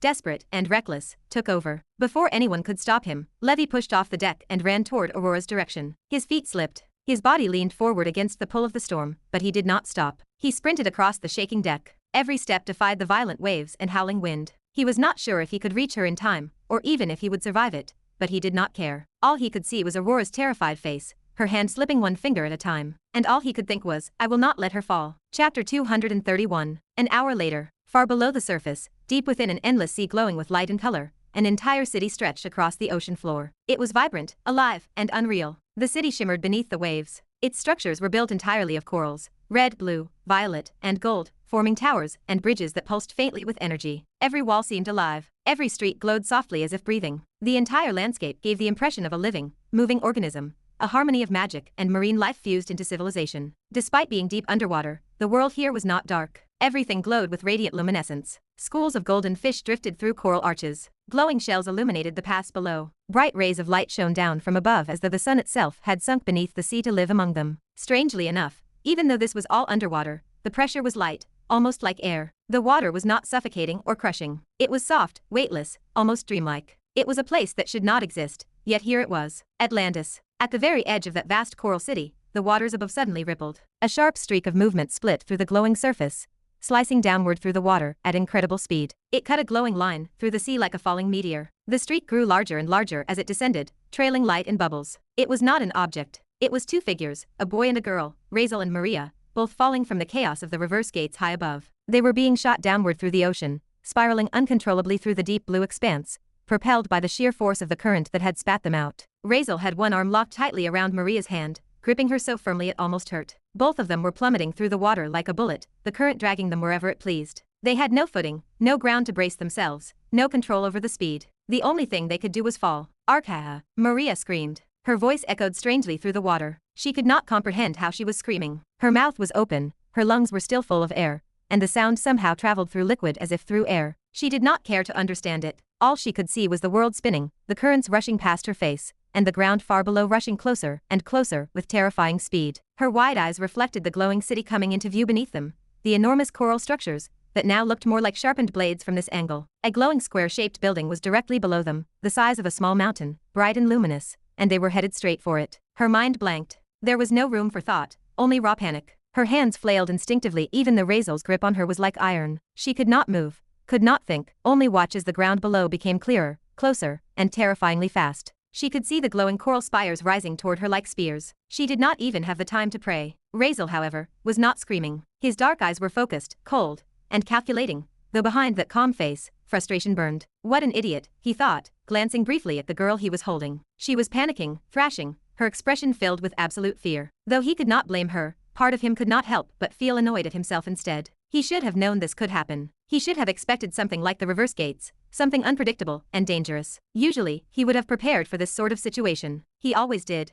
But this time, his focus had been elsewhere. He had let his concentration waver. For the past several days, his attention had been almost entirely absorbed by the Book of Eventual Evil. Every spare moment had gone into studying it, deciphering its strange runes, memorizing its ancient scripts. Everything else, including his surroundings, had faded into the background. And now, this was the result. Pathetic, he thought. I let my guard down. Even now, in the middle of this free fall through the sea, his mind was racing, scanning every possible spell, technique, and power he could use to slow their descent. His dark mana reserves were still completely drained. He could feel the emptiness gnawing at him, the hollow cold within his body. If I had even a fraction left, I could have used shadow manipulation to cushion us, he thought. But no, that was not an option. He considered using flow but immediately dismissed it. His body was already too unstable. Using that technique in this state would only shred his body itself. As for the dark rituals or anything from the forbidden arts, impossible. All of them required dark mana as a base. His options were gone. He was not worried about himself. His body could take it. His bones were strong, reinforced with mana through years of conditioning. His regeneration alone would handle most of the damage. But the woman. He glanced at Maria. Her breathing was erratic. Her pupils were dilated, her hair floating wildly around her face. Her body trembled, and she was clearly half-conscious from shock. At this speed, if they hit anything, even sand resistance alone could crush her from the impact. Razeal sighed. He could not let her die, not yet. He was not entirely sure why, but it was certain that she could be of help. What an idiot, he muttered under his breath, though he was not sure if he was referring to her or himself. With a sudden, sharp movement, he pulled on her arm, yanking her toward him. Maria gasped as her body was forcefully drawn against his chest. Her wide, terrified eyes met his for a fraction of a second. Before she could process what was happening, he had wrapped his arms tightly around her. Her face pressed against his chest, her hands caught between them as he locked her in place. The sudden warmth of his body contrasted sharply against the cold of the deep sea. "What are you doing?" Maria managed to say. Her voice trembled, half choked by the pressure of their descent. Even in the chaos of the fall, even as they hurtled through the glowing water toward the ground below, she could not stop herself from questioning what Razeal was doing. Her eyes widened when she realized just how close their faces were. They were so close she could feel his breath brushing against her cheek. His grip around her waist was like iron, his body pressed tightly against hers as the currents screamed past them. For a brief, ridiculous second, a thought flashed through her mind. Was he trying to take advantage of her? Her body stiffened at the sensation, at how her chest was pressed against his, her legs tangled with his. The warmth of his body against hers felt unnervingly human even in the cold water around them. But then, she looked down, meeting his face. It was calm, expressionless, cold and uninterested. There was not a single flicker of desire, panic, or even awareness of the closeness between them. His dark, bottomless eyes stared downward with complete focus, scanning the rapidly approaching coral ground below. He was not even looking at her, as if she did not exist. What the, does he not feel anything? Maria thought, utterly bewildered. Before she could dwell on it further, Razeal suddenly shifted his position, twisting his body mid-descent. He turned his back toward the ground, and pulled her against his chest so that she was facing upward now, shielded beneath him. It took her a second to realize what he was doing, turning himself into a barrier, putting his own body between her and the impact that was seconds away. A dozen confused thoughts stormed her mind. What is he doing? Why would he? But before she could finish even one, his arms tightened even more around her, pulling her closer until she could feel his heartbeat steady, unfazed, and unbothered, even as they plummeted faster and faster. Her own heartbeat was wild, erratic, pounding against her chest like a trapped bird. Her face flushed, her mind blanking from confusion and panic. She could not even think straight anymore, not when she could feel the vibration of his voice in his chest, not when his warmth was the only real thing in the chaos around her. Then suddenly, he raised his head slightly. His lips brushed so close to her ear that she felt the faintest whisper of air against her skin. The sensation sent a sharp shiver down her entire spine, her body freezing in place. For a single, terrifying moment, she thought, is he going to kiss me? Her eyes twitched. But the words that came next instantly crushed that thought to dust. What the beep are you doing, you idiot? His voice was calm, low, but edged with irritation. You have water affinity, and we are inside water. Can you not use it and try to at least stop our descent? Believe me, nothing is going to happen to me, but you will definitely die a death fitting for a stupid bird who wanted to become meat paste. His whisper was sharp, his tone unbothered, but his words were filled with clear annoyance, even a hint of worry hidden behind the coldness. Maria blinked in disbelief, momentarily forgetting the fact that they were literally falling through the ocean. Water affinity. Oh right. Her eyes widened as realization struck her like a bolt of lightning. AHH, she gasped as her aqua blue eyes suddenly glowed, faintly illuminating the water around them. How could she forget something so basic? She was a water user, one of the best of her whole family, and yet, in her panic, she had not even thought to use her ability. Her fingers twitched, and in the next instant, shimmering layers of energy began to form around them. The water beneath Razeal's back rippled and hardened, forming dense waves of compressed currents. It looked like a translucent wall of liquid glowing faintly with aquamarine light. The magic flared outward, forming rings beneath them to slow their speed. The resistance hit immediately. Razeal felt it, the pull of the water pushing against them, the pressure increasing slightly. It was not enough to stop them entirely, but he could feel their descent slowing by a fraction. Still, his face remained blank. Useless, he muttered quietly. His words brushed against her ear again. The whisper was enough to make her grit her teeth in frustration. "Shut up," she hissed. Her eyes narrowed as she pushed harder, pouring every ounce of focus and mana she could muster into the spell. Her aqua blue glow brightened, spreading through the water like ripples of light. The liquid barrier beneath them thickened, shimmering brighter as more layers formed. But it was still not enough. Their fall continued, faster than her magic could resist. The barrier rippled violently under the pressure, cracking, breaking apart into bursts of blue light. From afar, their descent looked like a streak of glowing azure fire, two figures wrapped in blue energy, tearing through the deep water like a comet. Maria did not stop. Even as her body trembled, even as her mana drained rapidly, she kept forcing the water to harden beneath them, to push back, to resist. Every second they slowed even slightly was another second that might save her life. Her eyes burned from the glow, her hands trembling as she kept channeling. Her heartbeat thundered in her chest. Razeal, meanwhile, did not move. His expression did not change. His grip around her remained strong and firm, like an anchor holding her steady in the storm. He could feel her struggling, sense the desperate bursts of mana leaving her body, but he said nothing more. He had already adjusted his position, prepared for impact. His focus was entirely on the ground now. Then he saw it. The square coral building below them, glowing with faint golden blue light. The runes etched into its surface reflected through the water, forming a geometric pattern of light. They were falling directly toward it. There was no time left. Maria's last layer of resistance cracked, shattering like glass. Her eyes widened, knowing it was not enough. They were still going too fast. She clenched her teeth, shut her eyes tight, and pushed all her remaining mana into one final burst, a last, desperate attempt to slow them down. The ocean glowed bright blue for a single moment, and then, boom! The impact exploded through the water, shaking the coral building to its very foundation. A violent burst of bubbles and light erupted in every direction as they slammed into the rooftop. The roof shattered instantly, coral debris scattering like shards of glass. They went straight through it, a trail of destruction left in their wake. Crash! They broke through another layer, crashing down into the building's interior, smashing through tables, walls, and furniture made of crystal like coral. The impact sent cracks spreading through the marble floor, and sand from the ocean bed beneath rose in thick clouds, floating upward and drifting through the glowing water like dust in sunlight. Maria's eyes were shut tight. She did not even feel the impact, just the crushing pressure of Razeal's arms around her, and the deep rumble of the world shaking. The impact did not just shake the building, it erupted through it like a cannon blast.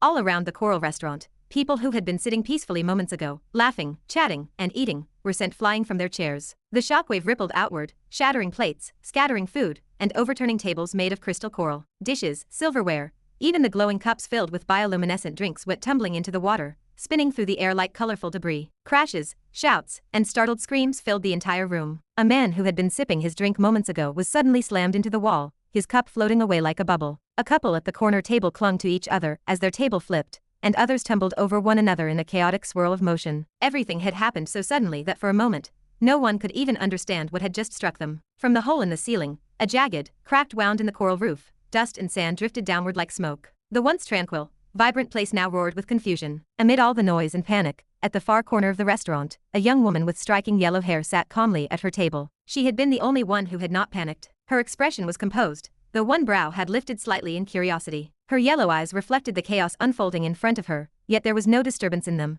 only sharp interest. Even when chunks of coral stone flew toward her, she had not flinched. Her movements were fluid, her head tilting just slightly to the side, letting the debris miss her by inches. Her gaze had already caught it, the blur that had fallen through the ceiling. Through the cloud of dust, she had seen the moment it happened. A man, his arms tightly wrapped around a woman, had come crashing down through the roof, shielding her from the impact. That alone would have been strange enough. But what made her golden eyes narrow was the aqua blue glow that surrounded them as they fell. Interesting, she murmured to herself, the corners of her lips curving faintly as she rested her chin on her hand, watching the crater forming in the center of the floor. The chaos around her faded into background noise. Now, present moment. Cough, cough. Maria's voice broke through the silence as she pushed herself up from the rubble. The impact had carved a deep crater into the coral floor, the edges cracked and broken, fine grains of sand floating in the water around her. She blinked several times, her vision swimming for a moment before it cleared. Her arms trembled slightly as she tried to stand, her chest heaving. Her eyes fell downward, and there he was, Razeal. He was already on his feet, dusting himself off calmly, his dark eyes scanning their surroundings, as if nothing extraordinary had happened. Maria blinked again, trying to comprehend how he could be that composed after the fall they had just taken. She looked down at herself. Her clothes were wet, and a little torn at the edges, but there was not a single injury on her body. Not a bruise. Not even a scratch. Her magic alone could not have done that. She knew her limits better than anyone. Her water affinity had slowed their descent a little, but the force of that crash should have been enough to break bones, even with her water magic. So then, she turned her gaze back to Razeal, her expression softening for the first time. It was him. She did not know how, but deep inside she could tell he had saved her. Again, he had done the same thing on the ship, when she was about to be flung away by the violent tide. And now, even falling from who knows how high, he had somehow managed to protect her from the worst of it. Her throat tightened slightly. She was not the kind to easily admit gratitude, especially to someone as unreadable and irritating as him. But this time, she could not stop herself. "Thanks," she whispered, her voice quiet and slightly hesitant. Razeal, who was in the middle of brushing wet sand and coral dust from his black coat, glanced sideways at her, his expression blank. "What?" he asked, his tone flat as if he had not quite heard her, or maybe just did not care to. Maria blinked, caught off guard. "Nothing," she said quickly, her voice curt, turning her face away before he could see the faint flush on her cheeks. Razeal shrugged. "Whatever." He returned to cleaning himself off, ignoring her completely. He stood inside the crater, the water around him shimmering faintly with dust and light. The cracks spread across the marble-like coral floor, glowing faintly from the energy of their fall. But Razeal did not look disturbed. If anything, there was a faint smirk tugging at his lips. That worked, he thought. He analyzed every detail of what had happened, how he had managed to survive that fall, and how Maria had escaped unharmed. It had not been luck. It had been calculated. He had done something in that final second, something risky even by his standards. But again, it was cool. When he realized there was no way to stop their fall completely, he had used his flow ability. Normally, using flow in that unstable state would have torn his body apart,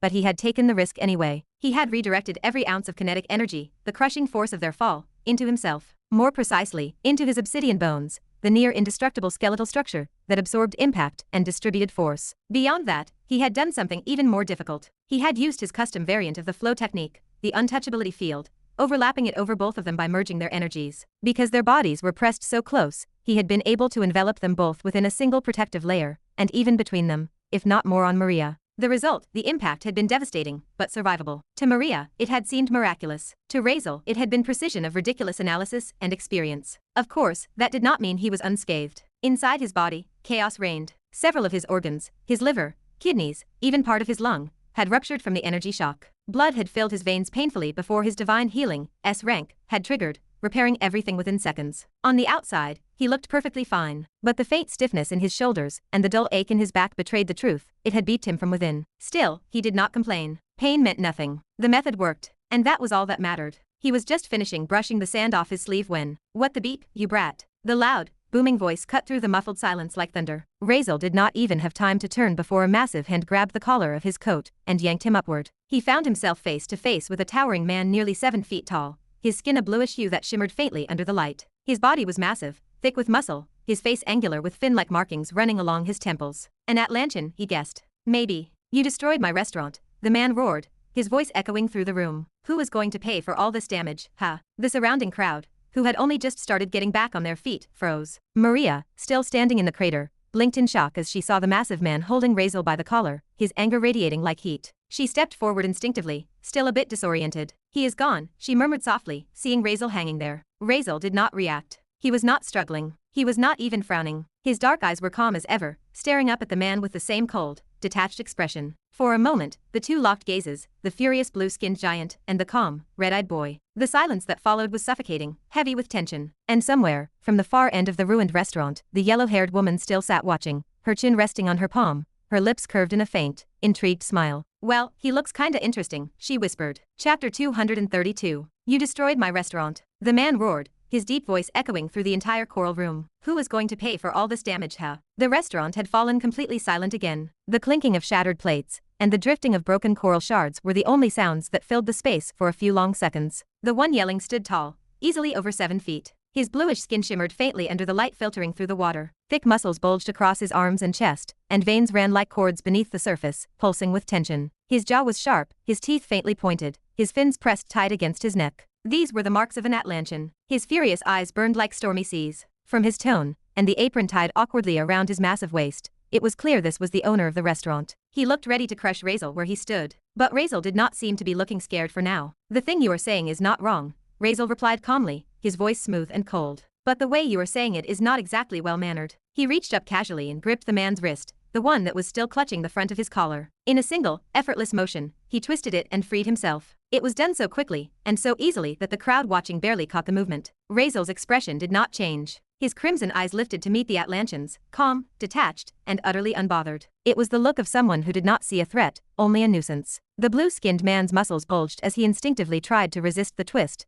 veins swelling under the pressure. His arm looked thick enough to crush coral, but the strength behind Razeal's grip was on a completely different level. A sharp hiss of pain escaped the man's mouth before he finally pulled his arm back, his expression flashing with both anger and surprise. He stared at Razeal again, now not just angry, but cautious. The kid in front of him was not normal. He had sensed it in that brief moment of contact, the unnatural strength, the control, and the calmness that only came from someone who knew exactly how dangerous they were. The Atlantean frowned, flexing his wrist to shake off the sting. Yeah, fine, he grumbled. But that does not change the fact that you are paying for this. Fast. He jabbed a finger toward the wrecked ceiling, his voice rising again. Around them, the restaurant's customers had started recovering from the earlier shock. Some were peeking from behind overturned tables, others whispering to one another, their eyes darting between Razeal, the furious owner, and the massive hole in the ceiling. Where did they even come from? Someone whispered. They fell straight through the roof, another said. And they are not even injured. What is their skin made of? Whale or something? Their whispers filled the background, rising and falling like a chorus of uncertain curiosity and unease. The tension in the air thickened.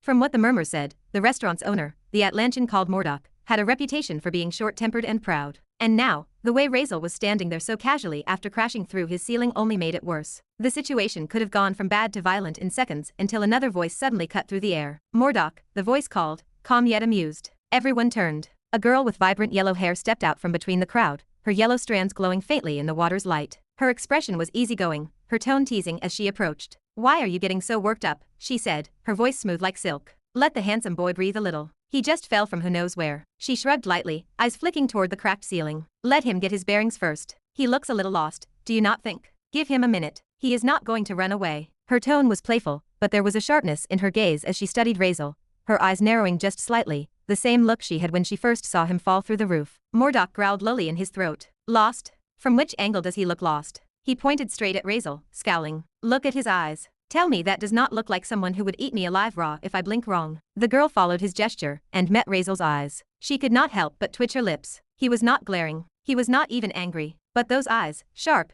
dark, and focused, radiated something far colder than hostility. It was as if his eyes were screaming, stay away from me, I eat people. For once, even the yellow-haired girl did not have an immediate comeback.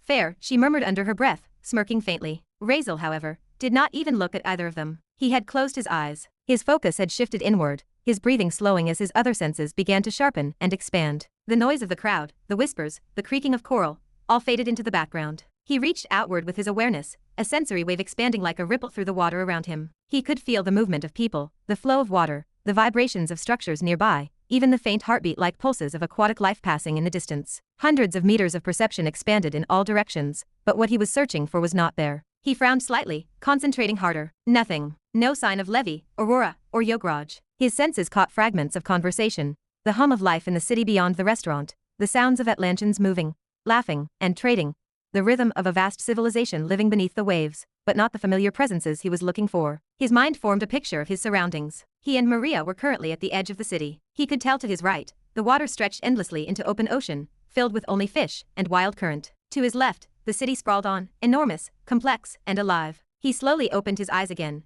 exhaling softly, a faint sigh escaping his lips. So that is how it is, he thought. The reverse gate must have scattered them. He had considered that possibility before, but part of him had hoped they would be lucky, that they would have landed nearby. But now, nothing. They were gone. He did not even know if they were alive. A faint scowl touched his face, irritation flickering behind his calm exterior. They were under his care, his responsibility. And now they were missing, because he had not accounted for every possibility. That alone was enough to make him annoyed. He straightened his collar, brushing a fragment of coral dust off his sleeve, and muttered quietly to himself, though no one could hear it. TCH, irritating. Razeal sighed softly and shook his head, forcing his thoughts away from the irritation boiling quietly inside him. He turned to the only person beside him. You all right? He asked, his tone calm but distant. Maria blinked, surprised by the question. Of all things, she had not expected him to ask that. For a moment, she just stared at him, those sharp black eyes glancing at her, unbothered, but not entirely cold. I am fine, she replied at last, her voice uncertain. Then, after a pause, she added, how about you? It felt strange to ask, Razeal did not seem like someone who needed concern from anyone, but something about the way he had shielded her just minutes ago still lingered in her chest. She felt a little irritated about her chest pressing down on him, but for now she ignored that, as she did not want to seem insensitive. Her gaze shifted slightly to the side, catching sight of the blue-skinned giant, who had been grabbing Razeal by the collar earlier. He was still glaring at them from a few steps away, his heavy arms crossed now, his thick tail flicking slightly behind him. Maria frowned. "Are you sure you are fine?" she repeated, glancing back at Razeal, but his focus had already moved elsewhere. It was then she noticed where they were. As the panic of the fall finally faded, Maria's attention was stolen by her surroundings. Her eyes widened, her head turning slowly as she took everything in. The towering structure she was standing in was glowing faintly with bioluminescent moss. The floor was paved with crystal-like stone down at her feet. Dozens of figures were standing around her through the shimmering water. It was not air here, she could feel that clearly, and yet she could breathe as if she were on land. The water pressed softly against her skin, light as mist, glowing with faint threads of energy. She could breathe underwater even before, as she was from a grave family, but the water here felt totally different, so light and invisible. It was so comfortable to her. Atlantis. The word formed in her mind, and her heart skipped a beat. "This place," she whispered, unable to hide the awe in her voice. "We are really underwater." Her gaze trailed along the people standing around. Atlanteans, she realized. They looked almost human, though with subtle, striking differences. They had faintly scaled arms, skin tinted in shades of blue and silver, sharper features, and the occasional flick of translucent fins along their necks or temples. Other than that, they looked so normal that it was almost uncanny. "Are these the Atlanteans you were talking about?" she murmured to herself, still in wonder. Her hand brushed through the water absent-mindedly, feeling the soft resistance of the current, her eyes still darting from one to another. Even the table and this coral structure were beautiful. It was surreal, even, like a dream pulled out of one of the old stories she had read about the underwater civilization. For a brief moment, she forgot everything else, the chaos, the crash, and the tension, and just stared, mesmerized. But Razeal's quiet sigh pulled her back. "Good," he said curtly, responding to her earlier question, as if he had only just remembered she asked. "Though we might have to find them. They are not with us." His tone was more to himself than her. Even though he spoke so plainly, the irritation in his voice was impossible to miss. Carelessness. He hated that word, and yet, that was what this was. His own mistake. Maria turned to look at him again,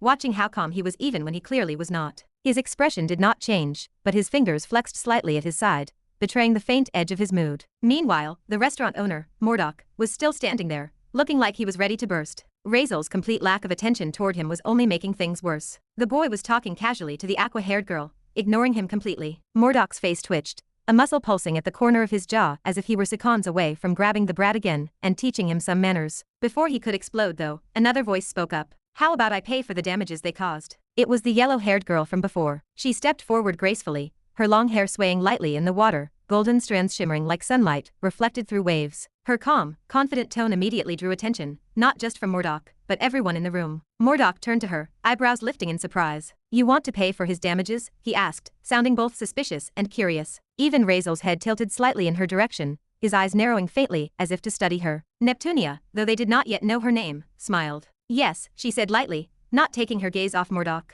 "Tell me the price." The crowd stirred at her words, murmurs rippling through them like small waves. Mordok hesitated for a second, clearly calculating something in his head. He knew this girl. She had been coming to his restaurant almost every day for the last month. She was clearly rich. So, of course, his greed got the better of him. 10,000 gold coins, he said firmly, without a hint of shame. Gasps echoed through the crowd immediately. "What? That is beeped up. Mordok is at it again. Greedy bastard. No wonder everything here costs triple the price it should, even yellow." The whispers filled the water, disapproving, but not daring to say it too loudly. The yellow-haired woman did not even blink. "Done," she said simply. Without hesitation, she reached into the small pouch hanging at her waist. The faint sound of coins clinking together rang out as she pulled out a velvet bag, tossing it lightly toward Mordok. The bag landed in his large hand with a solid thump. He blinked, surprised. "You are serious?" She only smiled. Mordok opened the pouch, the golden glint of coins lighting up his eyes. He weighed it briefly in his palm, his earlier anger dissolving instantly into greed-fueled satisfaction. Good," he muttered, his tone shifting completely. He looked back toward Razeal and Maria, his grin wide and smug. "Now get out of my restaurant, you crab-skinned brats," he barked, waving his massive arm toward the exit. Maria frowned, but said nothing. Razeal, however, did not even look at him. His eyes were fixed now on the yellow-haired girl, calm but sharp, observing. There was something off about her. As he thought that, she stepped forward, dismissing Mordok with a simple, "Calm down," before approaching him directly. She stopped just in front of him, the faintest hint of amusement playing at the corners of her lips. "Hello," she said softly, her voice carrying that same confident, melodic tone as before. "My name is Neptunia." She extended her hand toward him, her golden eyes bright and steady. "What is yours?" It was an open, friendly gesture, but there was something calculated behind her smile. Razeal's dark eyes narrowed slightly as he looked down at her hand. He did not move. What do you want? Chapter 233. What do you want? Razeal asked, his tone sharp and cold, his dark eyes narrowing as they fixed on her. Nothing much, she said lightly. I just find you too interesting. Her voice was smooth, confident, each word carefully chosen. So I thought, maybe we could become friends. Who knows? A good relationship might benefit us both in the future. Her yellow eyes gleamed faintly as she tilted her head slightly. And something tells me you might be in need of my presence here. The way she said that, soft but deliberate, carried weight beyond casual friendliness. Razeal's eyes narrowed further, reading the undertone behind her smile. The subtle emphasis in her words did not escape him. She was not just being social. She knew something. He did not respond immediately, his sharp gaze flicking briefly toward the onlookers still murmuring inside the restaurant. Dozens of Atlantean eyes remained on him, some curious, others suspicious. He turned back to Neptunia, his expression unreadable. Let us talk outside, he said simply. A small, amused smile tugged at her lips. You are a smart man, she replied, lowering her hand at last. Moments later, they stood outside, away from the crowd, in a narrow coral alleyway bathed in faint blue light. The water shimmered quietly around them, the noise of the restaurant now just a distant echo. There were few people here. The space felt almost isolated, perfect for a conversation that was not meant for others to hear. Razeal stood still, his coat drifting slightly in the water current. His dark eyes locked onto Neptunia's, expressionless but radiating a cold pressure that filled the small alley like an invisible weight. How did you find out? He asked finally, his tone low and dangerous. It was not a question, but a demand. Neptunia blinked,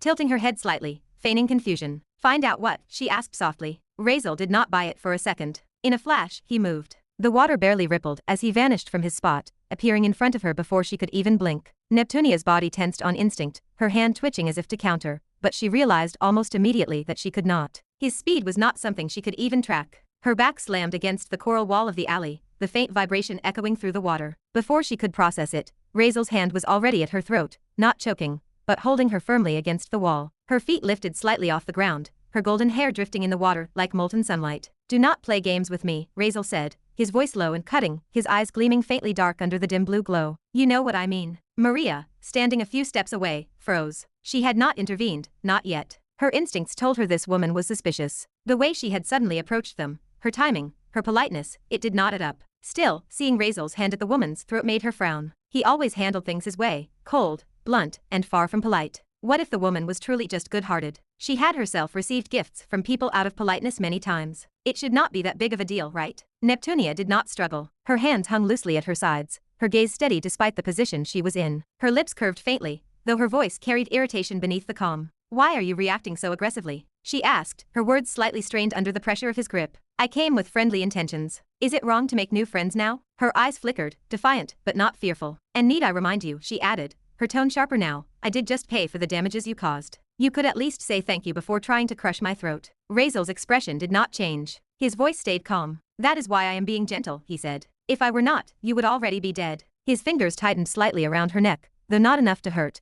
Just enough to remind her of the power he was holding back. All I am asking, he continued, is for a satisfactory answer. People do not do something for nothing, and I do not like suspicious people walking around freely. Not when they could become problems later. His gaze sharpened even more. So tell me, what are your intentions? Maria watched quietly, the tension thick between them. Razeal's intuition was almost frightening. He could smell deceit before anyone spoke it aloud. But she had to admit, Neptunia did not look scared. Her lips curved again into a faint smile, though her voice was measured. Gentle, she repeated softly. You call this gentle? Even pressed against the wall, her composure did not falter. You are certainly interesting, she said under her breath. Then louder, fine. I will not lie. Her tone shifted slightly, more controlled and businesslike, the same tone she had used earlier inside the restaurant. I never said I do not have intentions, she began. Of course I do. I told you from the start I am looking for people who could be useful. You two seemed like the type. Razeal's eyes narrowed further, but she continued before he could interrupt. I am not trying to trick you, she said, her words smooth but fast, as if trying to reason with him before he lost patience. I have a job that needs doing, and from what I can see, you both seem strong. I could use that strength, and in exchange, well, you might find me here useful too. Her tone hardened slightly, confidence flickering in her gaze.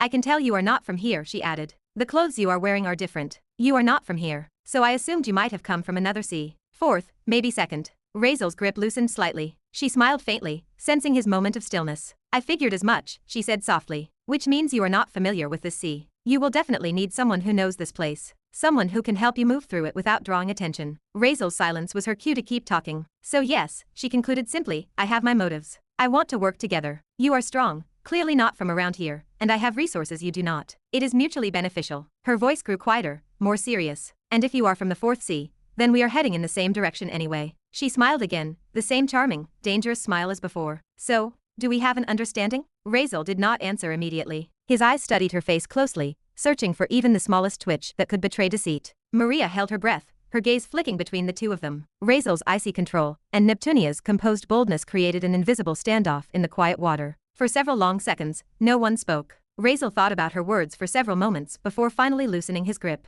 His dark eyes studied Neptunia closely, scanning every inch of her expression. Even though she looked calm, he could tell something about her did not quite match her act. Her energy, her composure, it was too steady for someone who had just been pinned against a wall by the throat. She was strong, stronger than she wanted him to think. When he had grabbed her, she had not resisted. Not because she could not, but because she had chosen not to. That alone made him cautious. Maybe she truly did need something from him. Maybe she was not lying about the business she mentioned. Or maybe she was just a very good liar. Either way, her reaction, or lack of one, told him she was worth paying attention to. He let go of her neck at last, lowering his arm. Neptunia rubbed the spot lightly, but did not show any anger or fear. Razeal stood still for a moment, deep in thought. He knew very well that he might need her, or someone at least. That, he was sure of, at some points. Yograj, the only one familiar with Atlantis and its structure, was gone, lost somewhere in the chaos of the reverse gate. Without him, Razeal's knowledge of the underwater world was very limited to fragments of the old man's few words. He needed direction, someone who understood the hierarchy and layout of this world. And Neptunia was clearly from here, confident and definitely familiar with its rules and routes. Of course, he could not just walk up to any random Atlantean and ask for help. That would only raise suspicion, and suspicion here could be fatal. He needed someone who could blend his presence in, someone who would not question too much, someone he could manipulate into doing what he wanted, and someone who, preferably, already had her own reasons for staying close. It was rare for opportunity to knock twice, and right now, the opportunity was standing in front of him, smiling despite the fact that he had just held her by the throat. Sometimes even water walks toward the thirsty, he thought to himself, the corner of his lips twitching upward faintly. And when it does, it is foolish to turn it away. He kept his expression calm, studying her reaction as he spoke again, his voice steady and deliberate. So Razeal began, his tone casual, but his gaze sharp, testing. Did we succeed in reaching the third sea? He was clearly taking some words of understanding from her earlier statements. Neptunia blinked, clearly surprised. You reached here and you did not even know, she asked, tilting her head with faint amusement. Well, since you came shooting straight down from the sky, I can guess you took some unique route. Her tone turned slightly teasing, though her eyes watched him carefully for any slip. Trying to dodge the Sea Lord, perhaps, she added, raising one brow. Ha, I wonder how you managed that. It even gave me trouble to reach here, and yet you just dropped from the high above, and that too perfectly fine and alive. Very important. Razeal said nothing for a moment, but his mind was already piecing together her words. Oh, so we really are at the third sea now, Razeal thought to himself, his gaze lowering for a moment. But did the old man not say they would be sent to the seventh, the outermost sea, if they entered through the gate of Atlantis? He frowned slightly, then exhaled, realization dawning on him. So that reverse gate must have thrown them deeper in instead. The thought settled in his mind, and from Neptunia's words, things began to make sense. She seemed to believe he was not an outsider at all, as if he belonged here, as if he were simply another traveler between seas. That was good. It meant she had misunderstood, and he could use that to his advantage. He did not know much about Atlanteans or how their seas worked, but from her reaction, and the old man's some words, he could already guess the general structure, and what she expected to hear. A small, confident smile curved his lips, one that carried just the right amount of pride and mystery, perfectly designed to keep her guessing. No, we did not come from the fourth sea, he said at last, shaking his head lightly, the faintest hint of a smug grin on his face. Neptunia blinked, her brows arching slightly. Not from the fourth, she repeated, her voice carrying both confusion and curiosity. Then, did you come from the second sea? But why? Coming back? Ha, her tone softened, more questioning than skeptical now. If that is the case, then our destinations are completely different. But there was something in his tone, in the way he said it, that made her hesitate a little. The quiet confidence in his expression did not match his words at all. Razeal simply kept smiling, that same mysterious, self-assured expression on his face. He shook his head once more. No, he said slowly, letting the word hang in the water between them. No, she echoed, now visibly intrigued. Her eyes narrowed slightly, studying him, trying to read what he was not saying. Did he not just ask if he had reached the third sea? Then why did he sound like it was not even his destination? Her mind started to race, connecting fragments of what he had said, trying to see the pattern behind his words. But before she could form a question, Razeal spoke again, cutting through her thoughts effortlessly, his tone smooth and unreadable. We came from the seventh circle, he said, the faintest trace of a smile still on his lips. Chapter 234. We came from the seventh circle, he said, the faintest trace of a smile still on his lips. Seventh circle, Neptunia repeated, her voice faltering slightly. Surprise flickered across her face as her eyes widened, then narrowed in suspicion. She did not even believe it, honestly. You mean, directly from the seventh sea? Her tone was uncertain. She leaned forward just slightly, trying to catch the subtle meanings behind his expression. She did not grasp it. Somewhat, or maybe not at all. Yeah, Razeal said, his tone calm and confident, though his mind was already weaving threads of deceit faster than the current around them. Yeah, we did come directly from there. That is why we were not completely sure if this was the third sea or not. But it seems like, his lips curved into a faint smirk, we succeeded. It was a clean lie. Smooth, effortless, and told without even a flicker of hesitation. The kind of lie spoken by someone born to lie. Maria, standing beside him, blinked slowly. Her face remained blank for a moment, then twisted slightly in confusion. She had absolutely no idea what kind of nonsense he was talking about. Seventh circle. Succeeded. What the hell was he even saying? Still, she stayed quiet. Because as absurd as it all sounded, she saw something happening. The yellow-haired woman's expression shifted, caught somewhere between disbelief and fascination. Whatever Razeal was doing, it was working. Maria folded her arms across her chest and sighed inwardly. I am just going to let him dig whatever grave he wants. He looks way too confident to be stopped now. Neptunia, on the other hand, looked completely taken aback. Her brows drew together, confusion flashing in her bright eyes. How, she demanded, her tone sharper now. From the 7th sea directly to the 3rd. That is not even possible. Her disbelief was genuine. There was no trick in her eyes, no mocking tone, just raw shock at the audacity of what she had just heard. You would have to cross 4 entire layers. There is no logic behind that. No gate structure that allows it. Like, yeah, one by one, but all together. Like directly. Right. Razeal tilted his head slightly, pretending to be mildly amused at her reaction. Well, he began, his voice carrying a lazy kind of arrogance. Do not stress too much about it. It might sound like I am spouting nonsense, but I am not. It is simpler than it sounds. He paused just long enough to make her lean in a little. All we did, he continued smoothly, was get out of the 7th sea directly into the outer ocean,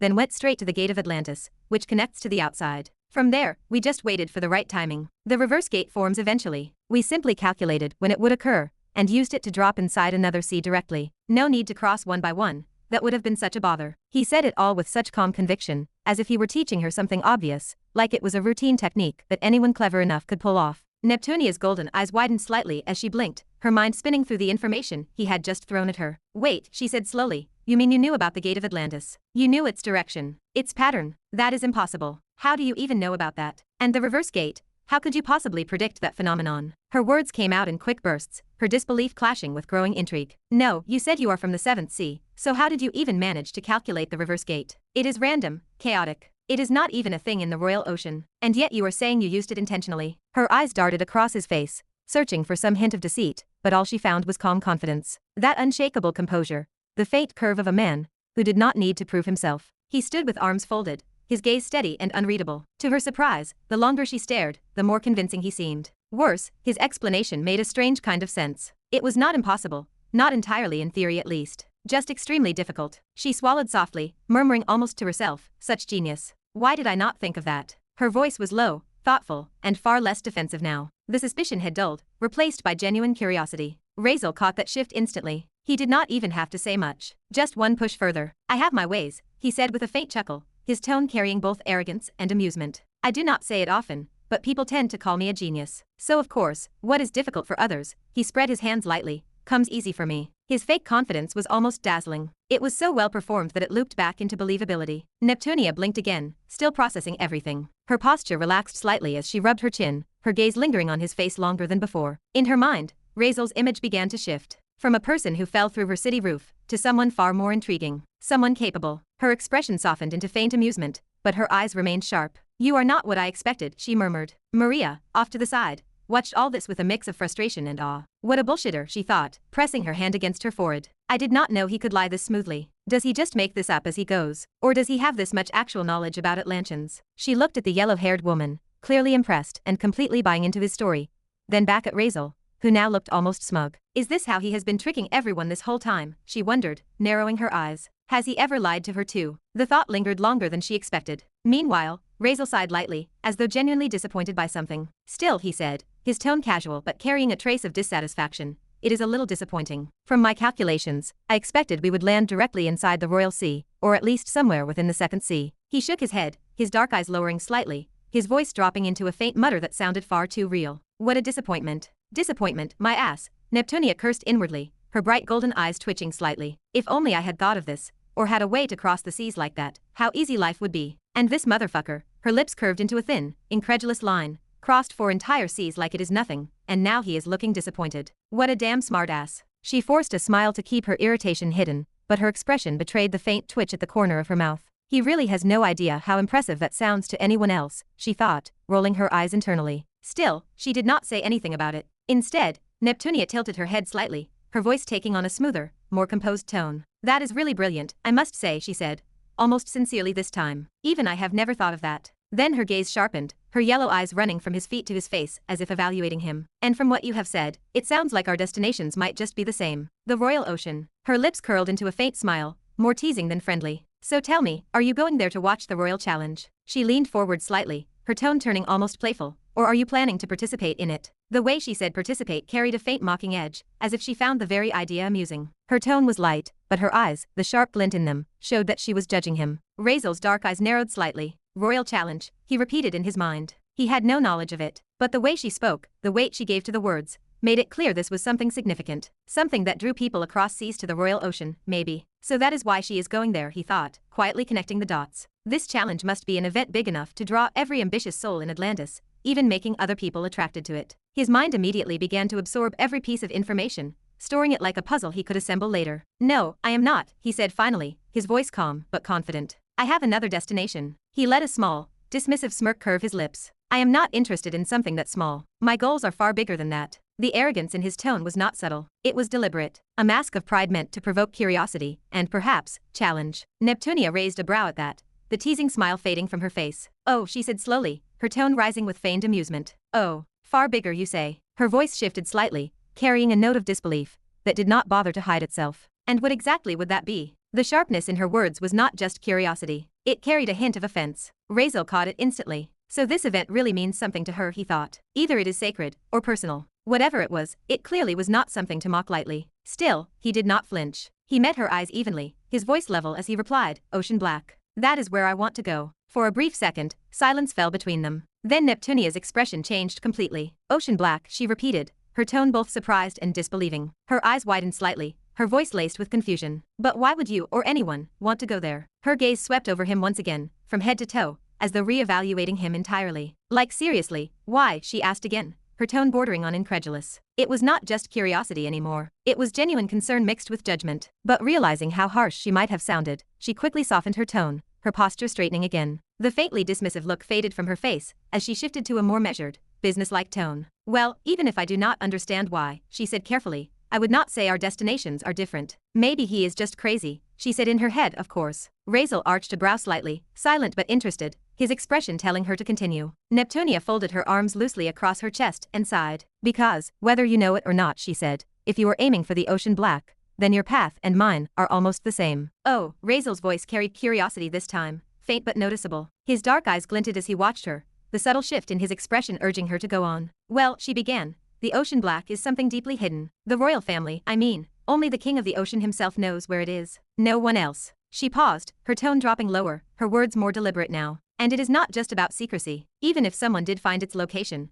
no one has ever been able to come back from it alive. It is constantly shifting, changing its position like it is alive, moving across the seas. The only one who can reveal its true location is the king himself. Her eyes lifted to meet his again. And as you can imagine, the king would not give that information for free, or even at a bigger prize. Razeal stayed silent, his expression neutral, but his mind racing behind his calm eyes. Neptunia smiled faintly, a sharp, knowing smile. But you are lucky, she said, her voice turning lighter again. Because if your goal truly is the Ocean Black, then there is a chance, one, and only one, that can get you there. She leaned slightly closer, her tone quiet, but filled with purpose. If you participate in the Royal Challenge and win second place, as a reward for winning, the king himself will grant you a single wish. She paused to let her words sink in. A wish that the king cannot refuse, no matter what it is, she added, her eyes gleaming with the weight of her statement. That is the rule of the Ocean Throne, the dignity of the king's word. She crossed her arms again and smiled, confident and composed. So, if you really want to reach the Ocean Black, that wish would be your key. You could ask for the path, the location, even direct passage, and he would be forced to grant it. Her gaze softened slightly as she looked at him, lowering her voice. Which means, if you want to go there, our paths align perfectly. We both need to reach the Royal Ocean. She smiled again, this time with a touch of warmth behind the calculation in her tone. So come with me, she said simply, because that is where both our journeys lead,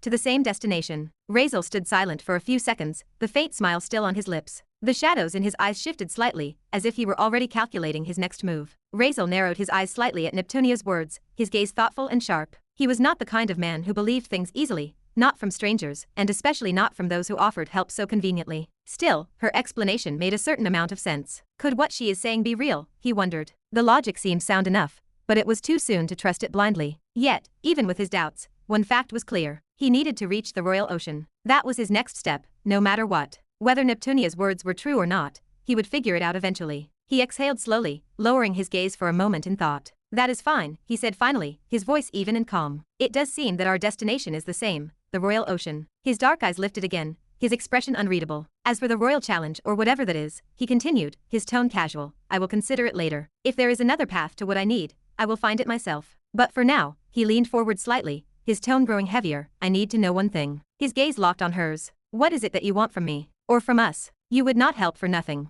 Neptunia smirked faintly, folding her arms beneath her chest. Well, that is a good point, she said smoothly. I would not believe a stranger either, but it is your choice whether you trust me or not. She paused for a moment, her voice turning a touch more serious. As for what I want, is it not obvious? Razeal stayed silent, waiting for her to continue. I want to reach the Royal Ocean too, she said plainly. And as you probably know, it is not exactly easy to get there. We will have to cross 3 more borders, 3 seas between here and the Royal Ocean, and each one is guarded by the resistance of the Sea Lords. Her tone lowered, more businesslike now. Those lords do not let just anyone through. Only the strong, the worthy, as the rules of Atlantis say. Each border is crawling with their minions, guards, creatures of the sea, and of course, those monsters from that circle. The further we go, the more dangerous it gets. Her golden eyes flickered with memory, or maybe exhaustion. I have managed to cross a few lower oceans on my own before, but from this point onward, it will not be easy. For the last month, I have been waiting, watching travelers come and go, hoping to find someone capable enough to cross with me, having the same interest on top, of course. Her gaze landed squarely on Razeal. And then you hear, she said simply. Strong. Well, at least it seems like it. You are not exactly the type, but then again, fastest option and best. I will choose faster. She tilted her head slightly, her smile faint but cunning. If we work together, our chances are much better. Alone, even I would admit it, is close to suicide. And if we are too unlucky, she looked off to the side, her tone darkening, we might just bump into one of the Sea Lords themselves. If that happens, running will be our only hope. Dying alone out there would be just bad. Her gaze flicked back to him, her expression calm again. So yes. I thought, why not together? Razeal stayed silent for several seconds after she finished. Her explanation made sense. It even matched some of the things the old man had said before about Atlantis' structure, the borders, the guardians, the Sea Lords. He glanced down slightly, thoughtful, then back at her. You know the paths to all the oceans, then, he asked finally. Neptunia nodded confidently. Yes, I do. Actually, she added, brushing a strand of yellow hair behind her ear, I know the best routes. The ones that are fastest, safest, and least likely to draw the attention of a Sea Lord, or their minions. Razeal's lips curved faintly. That is good, he said quietly. His tone was calm, but inside his mind, the gears were already turning. If she is right, and her paths are truly that safe, this might be easier than he thought. A faint spark of amusement flickered in his eyes. Can my luck really be that bad twice in a row? And if it is just one time, he can definitely take care of it. Not that big of a deal for him. He nodded once. Good, he said aloud. Then we have a deal. His tone hardened suddenly as he met her gaze again. But I will warn you now, if you try anything, if you even think about crossing me, you will regret it. Neptunia raised a brow at his tone, then let out a small laugh, shaking her head. Relax, she said, waving her hand dismissively. I do not have time for tricks. I am not here to play games, and I have no reason to waste my energy on people who clearly have nothing to steal. Her tone was teasing, almost arrogant. You two look poor. Respectfully, she said lightly, smirking. I doubt I will find anyone richer than myself around here. So trust me, I have got no reason to betray you. Razeal did not react. He simply stared at her for a moment, his face emotionless, then gave a small nod. My name is Razeal, he said, his tone clipped and simple. And she is Maria. He did not offer a handshake, did not soften his voice. He just stated their names as fact. Neptunia did not seem offended. She merely nodded in return, her tone neutral. Neptunia, she said, reintroducing herself with a slight shrug, as though formality did not matter much to her either. There was a pause, brief but noticeable. Then her lips curved again, this time in a more mischievous smile. So, she said, drawing out the word, are you two a couple? Razeal blinked once. Maria frowned. The question caught both of them off guard. Neptunia's expression was playful, her golden eyes full of amusement. I mean, you did fall together through a building, and you were holding her like she was made of glass, she teased, her voice lilting with curiosity. But now you are standing a few feet apart, not even talking to each other. It is strange. Her tone was half mocking, half genuinely curious, the kind of question meant to probe just a little deeper. No, Razeal and Maria said in perfect unison. Razeal's voice was flat, indifferent. Maria's, however, carried a clear note of disgust. Neptunia blinked, taken aback by how fast and unified the response was. Oh, she said, laughing softly. Oh, her tone was amused now. That was quick. She tilted her head, glancing between the two of them, studying their faces. Then what exactly is your relationship? She asked, her expression colorful and curious. You do not seem like friends, and she does not seem like your subordinate either. Maria froze for a second, caught off guard. She hesitated, glancing toward Razeal, as if unsure what to say.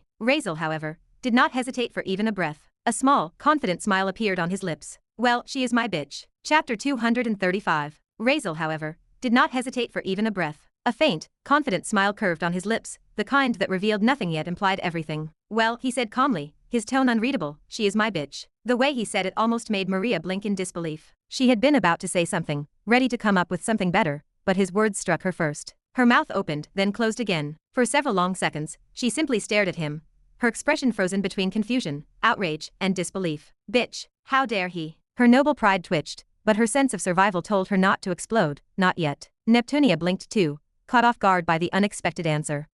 Well, that was entirely unexpected, she said slowly, her brows arching high as her lips curved into an uncertain smile. I will be honest, I am a little speechless. Her eyes flicked between the two of them, pausing briefly on Maria, whose stiff posture said more than words ever could. Neptunia gave a light, awkward chuckle. But hey, I will not judge, she added with an amused tone that did not quite match the faintly judgmental look in her eyes. Maria clenched her jaw slightly. That is really not whatever you might be thinking, she said quickly, trying to explain, though her voice betrayed a trace of restrained humiliation. Her pride, that quiet, noble flame, burned at being misunderstood like this. Neptunia raised her hands slightly, feigning innocence. I understand, she said, nodding exaggeratedly, her tone far too casual. Do not worry, I am the same age as you two. I get everything. Her words carried a teasing weight that made Maria's left eye twitch. No, you. Maria stopped herself mid-sentence, taking a deep breath instead. She could already tell that arguing would only make things worse. She would end up sounding defensive or desperate. So she exhaled and let it drop, deciding it was better to ignore both of them for the sake of her dignity.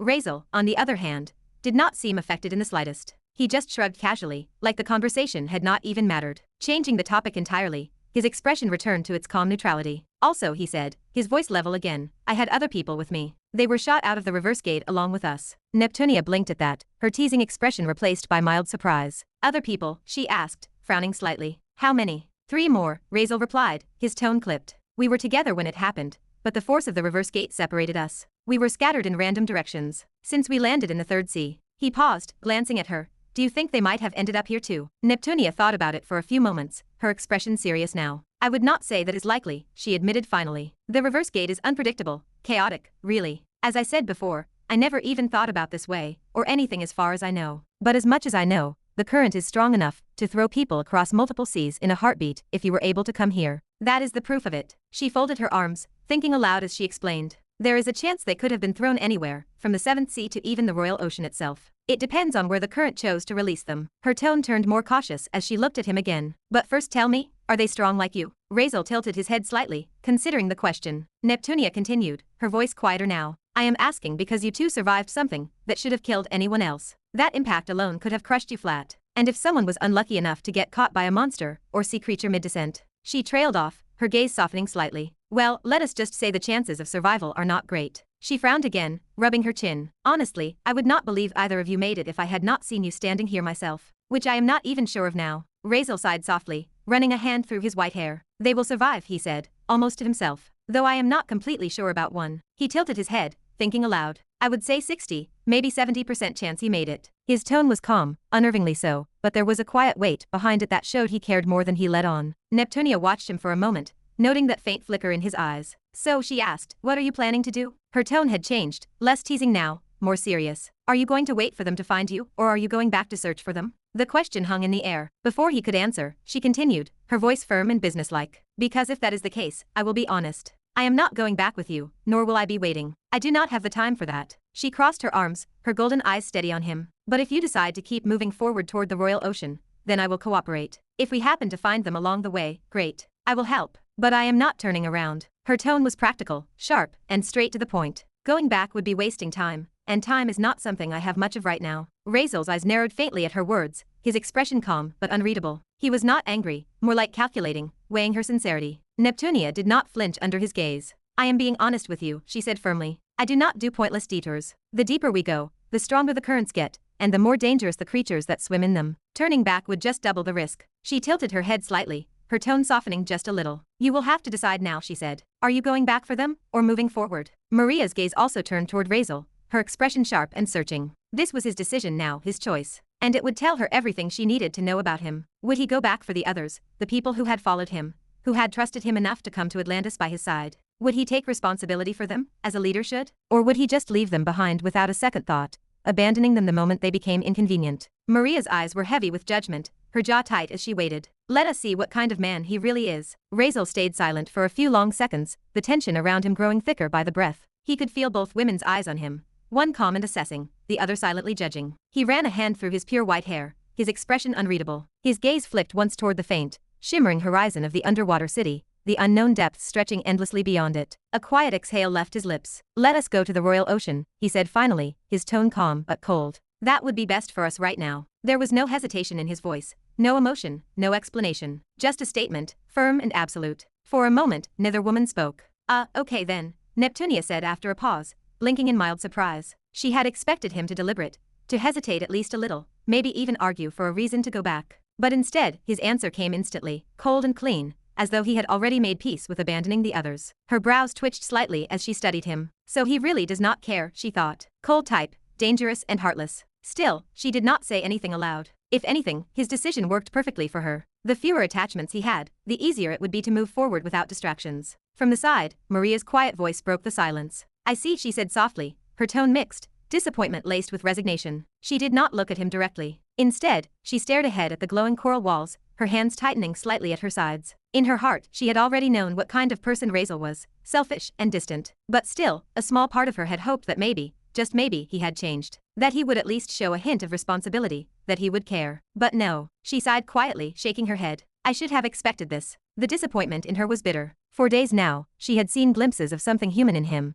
in the way he trained Levi, in the quiet moments he would sometimes share with the others. She had thought there was a trace of care, maybe even loyalty buried deep beneath that icy exterior. But now he just looked like what she had always assumed he was, a cold, heartless man driven by nothing but his own goals. He is the kind of person who would throw anyone away the moment they stopped being useful, she thought bitterly. If I ever get in his way, he will do the same to me. Right. Her lips twitched as she looked down, silently cursing him in her head. Cold-hearted bastard. Neptunia noticed the shift in Maria's expression, and raised a brow slightly. She did not comment, but she could tell what the girl was thinking. Her eyes lingered on Razeal, assessing the space between the two. They are not companions, just two people walking the same path. She is in this for her own reasons or interests too maybe, Neptunia realized. But before the thought could sink further, Razeal's calm voice cut through the silence. So he said, turning toward Neptunia, when do we leave for the Royal Ocean? Neptunia blinked, slightly caught off guard by his straightforwardness. You can leave whenever you are ready. Maybe after taking a rest, she replied. We are standing right at the border of the third sea. To our right lies the crossing. Once we pass it, we will reach the second sea. And beyond that, she smiled faintly, the Royal Ocean. Razeal nodded once, his expression calm as ever. Good. There is no need for rest, he said. Let us continue now. The faster we move, the better. Neptunia stared at him for a moment before shaking her head. You really do not know what you are rushing into, do you? She said, her tone half warning, half exasperated. Razeal tilted his head slightly but did not respond. Neptunia shook her head. You two just fell from the reverse gate, she said. You must be exhausted, even if you are pretending otherwise. You should rest, eat something. Once we leave this place, we will not get another chance. Razeal stayed silent, but she continued anyway, her tone growing more serious. Do not underestimate the dangers ahead. You think what I said before was an exaggeration, she asked, crossing her arms. It was not. You might have faced monsters in your sea before, maybe even third or fourth rank ones, but the ones guarding these borders are on another level entirely. Maria's head turned slightly, listening quietly now. Neptunia took a step closer, her expression firm. Beyond this point, there is no protection from the Royal Ocean Army, no interference from any sea lord's dominion. The creatures that roam between seas are ancient, powerful, territorial. Some of them rank among the 6th and even 7th tiers if we are unlucky, that is. Her yellow eyes flickered faintly. And that is not counting the countless smaller beasts, minions, and predators that swarm in millions. It is not just a journey alone, it is survival. Her tone softened slightly as she looked at him. We might not even get the chance to rest again until we reach the next border. That could take days, maybe weeks. She crossed her arms again, her voice low. So if you are smart, you will eat something and take what little rest you can now. Otherwise, she glanced toward the darkening water in the distance. The sea will eat you alive long before you see the next light. Her warning lingered between them, echoing softly under the pressure of the ocean above. Maria frowned deeply, her brows knitting together as Neptunia's words echoed in her mind. Monsters of the 6th and 7th rank? Chapter 236. Monsters of the 6th and 7th rank. Those numbers alone were enough to make her stomach twist. She had faced strong beasts before, dangerous ones, deadly ones, but never anything near that level. A peak 4th-ranked beast was already enough to push her to her limits, and even those fights might leave her half dead. But 6th or 7th rank, those were monsters that could crush her without even trying, beings tens of thousands of times stronger than she could currently handle. And Neptunia had said there would be many of them. That thought alone made her pulse quicken, her heart thudding painfully against her chest. For a brief moment, she actually considered turning back. The idea of charging into something so impossible felt like walking straight into death's embrace. But then she looked at Razeal. I cannot leave now, she told herself. Not when I am still relying on him. He was her only real protection here, her only shield in a world she did not understand. She was not from Atlantis. She did not even know the rules of this place, the creatures, or the structure of its endless seas. Without him, she would be lost before she even made it past the first current. And more than that, she reminded herself of why she had chosen to follow him in the first place. The bloodline. She had begged him once, pleaded even, to help her extract it, to free her from what was buried within her veins. It was a decision she had made knowing full well the risks. Even if it meant her death in the end, she had already accepted that fate. There was no turning back now. Still, Neptunia's warning had shaken her. Preparation was necessary. They needed rest, supplies, and a proper plan. Charging forward without it was suicide. She turned to look at Razeal, expecting him to agree. Surely even he would see reason this time. But Razeal was Razeal. He simply stood there, his expression unreadable, and then, with that same detached calm, he shook his head.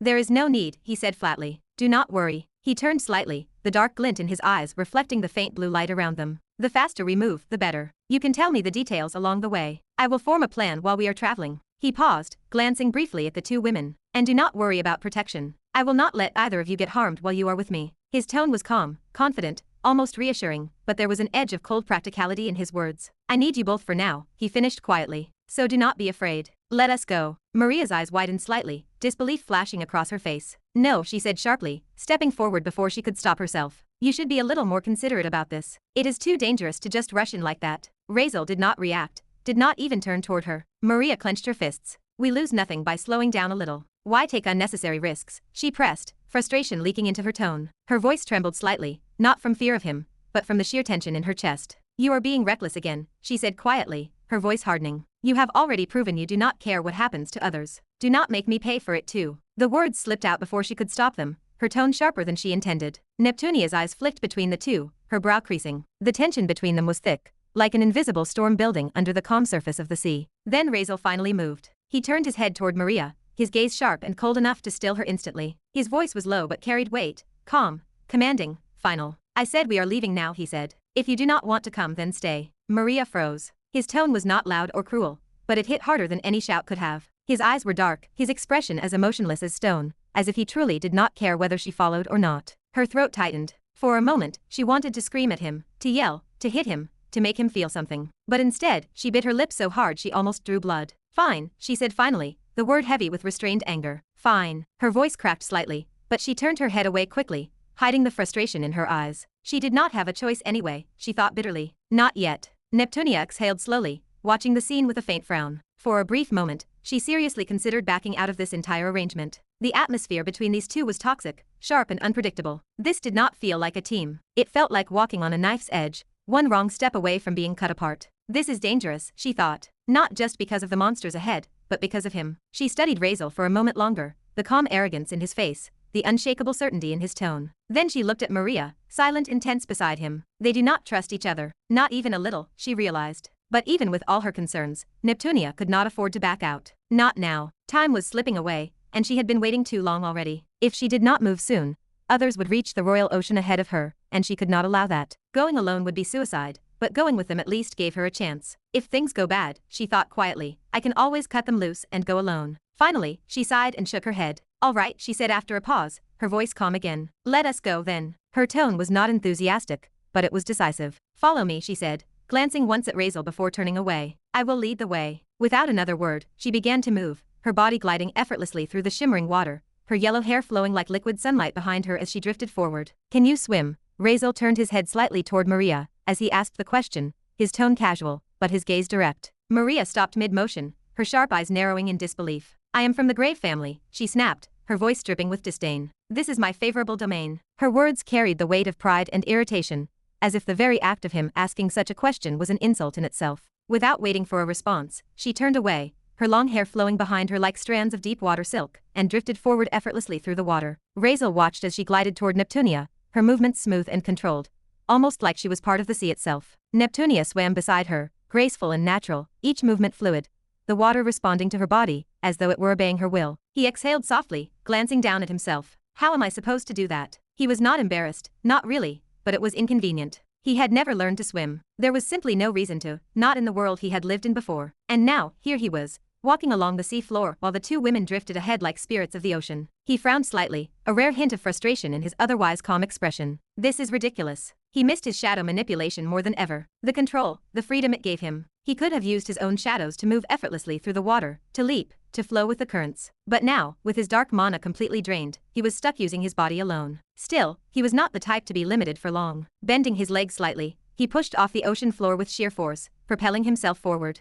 The water resistance was heavy, but his strength was more than enough to compensate. His body shot upward and forward, cutting through the dense blue water. It was not elegant, not like theirs, but it worked. He used a mixture of brute force and instinct, kicking his legs and adjusting his posture until his body began to move more fluidly. Soon, he was no longer just walking or sinking, but gliding, not fast, but steady. The women ahead of him seemed to notice, slowing down slightly, perhaps out of courtesy, letting him catch up. Razeal's sharp eyes lifted to them, to Neptunia's glowing silhouette, to Maria's fluid movements, before focusing on the vast stretch of deep water ahead. There will be monsters in the way too, he thought quietly to himself, his mind already working, calculating. The idea did not scare him. If anything, it intrigued him. Every creature they faced would be another opportunity to test himself, to grow stronger, to level up the abilities he was still refining, particularly his killing intent. That skill had always fascinated him. He was far too busy evolving it, but yes, maybe these deep-sea creatures would be exactly what he needed to push it to the next stage. As his mind drifted through his thoughts, the question remained of why he had chosen to go forward instead of back. He did not regret it, but he was not blind to what it looked like. To Maria, to Neptunia, to anyone, it would seem cruel, heartless even. Leaving behind Aurora, Yograj, and Levi without searching for them. But he had his reasons. First of all, the obvious one, Yograj and Aurora were immortals. They would not die, no matter what happened. Even if they were torn apart, crushed, drowned, burned, they would come back. So worrying about them was a waste of time. That left Levi. Razeal sighed slightly, just for a fraction of a second, before he shook the thought away. He hoped Levi had survived. He was not particularly strong, but he was resourceful, and he had been holding on to Aurora when they were thrown apart. That alone gave him a chance. Maybe not a big one, but a chance nonetheless. If he had fallen alone, then yes, he was probably dead. 90% chance. But if Aurora was with him, the odds improved. Maybe 50-50. And Razeal was fine with those numbers. The problem was not whether he cared. It was time. If Razeal went back, there would be 5 seas to search through, massive, endless stretches of ocean. Ahead, there were only 2. So by probability, there was a 30 to 35% chance they might be in the direction he was already headed. The odds were lower, sure, but going back was not really an option. It was not easy to search the seas. It could take a year or more, a massive loss of time, and there was still no guarantee they were even there. Besides, they already had a plan to go to the Royal Ocean. If they were alive, they would definitely try to make their way there. It might take a while, but that was their best shot at meeting again. Going back would only waste time and lower the chances of crossing paths later. So in the end, Razeal did what he had to do. It might seem cruel, but it was the best option available. He had to make a choice, and he made it, the logical one. Maybe he was cold, emotionless, or even heartless, but it was what it was. Was he sad about Levi, if Levi really did die? Maybe. Who knows? Razeal had plans for him, and he did care for that to some degree. His ego stung. Of course he was not able to protect everyone, but he had never been the type to let feelings break him. And it was not like he betrayed anyone. He protected them, tried to save Levi. It was Levi who chose to take that risk and run off. That was his decision. Razeal could not really be blamed for that, not that he would accept the guilt anyway. Chapter 237. The waves crashed softly against the shore, spreading white foam across the dark sands before retreating back into the endless blue. Standing at the very edge of the coast, the wind brushed against her purple hair. The scent of salt and sea hung heavy in the air. Marissa stood silently. Her gaze remained fixed on the distant horizon, where the sky met the vast ocean. Behind her, a tall woman in a purple uniform stood with her hands clasped neatly behind her back. Her posture remained straight, her eyes sharp, and her tone composed yet filled with restrained curiosity. "I thought you, my lady, would not go to find him," Marcella said. Her voice remained steady but questioning. Marissa did not turn. Her expression stayed still. Her eyes wandered somewhere far beyond the visible waves. "Why would I not?" she said softly. "He is my son." The answer arrived quiet, but it carried a weight Marcella felt even without seeing her face. Marcella's lips curved faintly. It did not form a smile, but it looked close. She tilted her head slightly, studying the matriarch's back, as if reading a story written in her stillness. "So why wait this long?" she asked gently. "I must admit, I felt surprised when you rejected the idea before. You even stopped Lady Nova from going to find him." But Marcella's eyes softened. "It seems I did not err after all. I thought perhaps you could not bear it." Eventually, you would go after him yourself. Marissa sighed. The sound came out soft, but heavy. It came from deep exhaustion rather than mere sadness. She shook her head slowly. Her eyes remained fixed on the water. He must have reached Atlantis by now, she murmured. Marcella's brows lifted slightly. So you waited for him to reach there, she asked. A knowing smile flickered on her face. Understanding dawned behind her gaze. Marissa did not immediately respond. The wind caught her robes, brushing them gently around her. She spoke again. Her tone sounded low and thoughtful. I do not know. Maybe it is not such a bad idea for him to go there, she said softly. Perhaps he just wanted to escape this place. He wanted to leave this empire or land where everyone hates him. His name brings only whispers and disgust. Maybe Atlantis is the one place where no one knows him. He could start again. Her voice wavered slightly at the end. A mixture of resignation and regret laced her tone. Honestly, she continued, I do not even know what I feel about it. But if it is his choice, I should not stop him. He deserves to live his life too. Nova and I, yes, we are selfish. We wanted him close. We wanted to fix what we broke. We wanted to heal the wounds we caused with our mistakes. Her eyes lifted toward the sky. It appeared vast and clear, reflecting the same deep blue as the ocean below. But maybe it is too late to do that now. Marcella stayed quiet, listening. I understand that, Marissa finally said. He was young. Mistakes happen. Yes, what he did was wrong. But she hesitated. Her tone softened. Maybe the punishment I gave him was too harsh. Maybe if I had been gentler, things would not have turned out like this. She gave a tired, faint smile. It did not reach her eyes. Perhaps, she whispered. Perhaps I should have been gentler. Maybe I could have changed all this. I could have stopped this from ever happening. But it is done now. The situation cannot change. Her hands, clasped before her, trembled ever so slightly before she steadied them. I cannot force him anymore. If he has chosen to go, to settle in Atlantis, far away from everyone and everything, then I will let him. If that is what brings him peace, then maybe it is what he needs. She paused, looking out toward the sea again. Her eyes narrowed faintly. Perhaps in that place, where no enemies hide in every shadow, he might finally find comfort. He never found that here. Marcella shifted slightly. Her boots crunched lightly on the sand. Her expression remained firm. Her voice carried quiet concern. But there will be racism, my lady, she said softly. Atlantis might look like a paradise, but the Atlanteans sense humans easily. Even if they resemble us, they can tell the difference. They will treat him differently. She hesitated before continuing. Her tone grew heavier. Even if he finds a way to blend in, to breathe underwater, to adapt, he will still be alone. That kind of loneliness can destroy a person. Her words lingered in the air. They sounded truthful and bitter. That is why, Marissa said after a long pause, I will be going to him now. Marcella's head lifted slightly in surprise. Marissa continued. Her tone sounded calm but resolute. I will look over him, from afar, quietly. I will not interfere with his life unless I must. But if I see that he is living, truly living, if his life becomes something beautiful again, then I will step away. I will let him have that peace. I will not drag him back into this world. A faint, weary smile curved on her lips. If he can be happy, I will accept it. That will be enough for me. Her voice lowered to a whisper. And if not, then perhaps watching from afar will be my punishment. I pay for our cruelty. I pay for my mistakes. I pay for being too blind and too harsh. Finally, she turned her head, looking back at Marcella. The wind caught her hair, sweeping it softly around her pale, regal face. Marcella did not speak for a long moment. The silence stretched between them, filled only by the low roar of the waves and the cry of distant gulls. Then, quietly, she broke it. My lady, she said softly, would that truly be what you want? Her gaze hardened slightly. It reminded her of something Marissa had chosen to forget.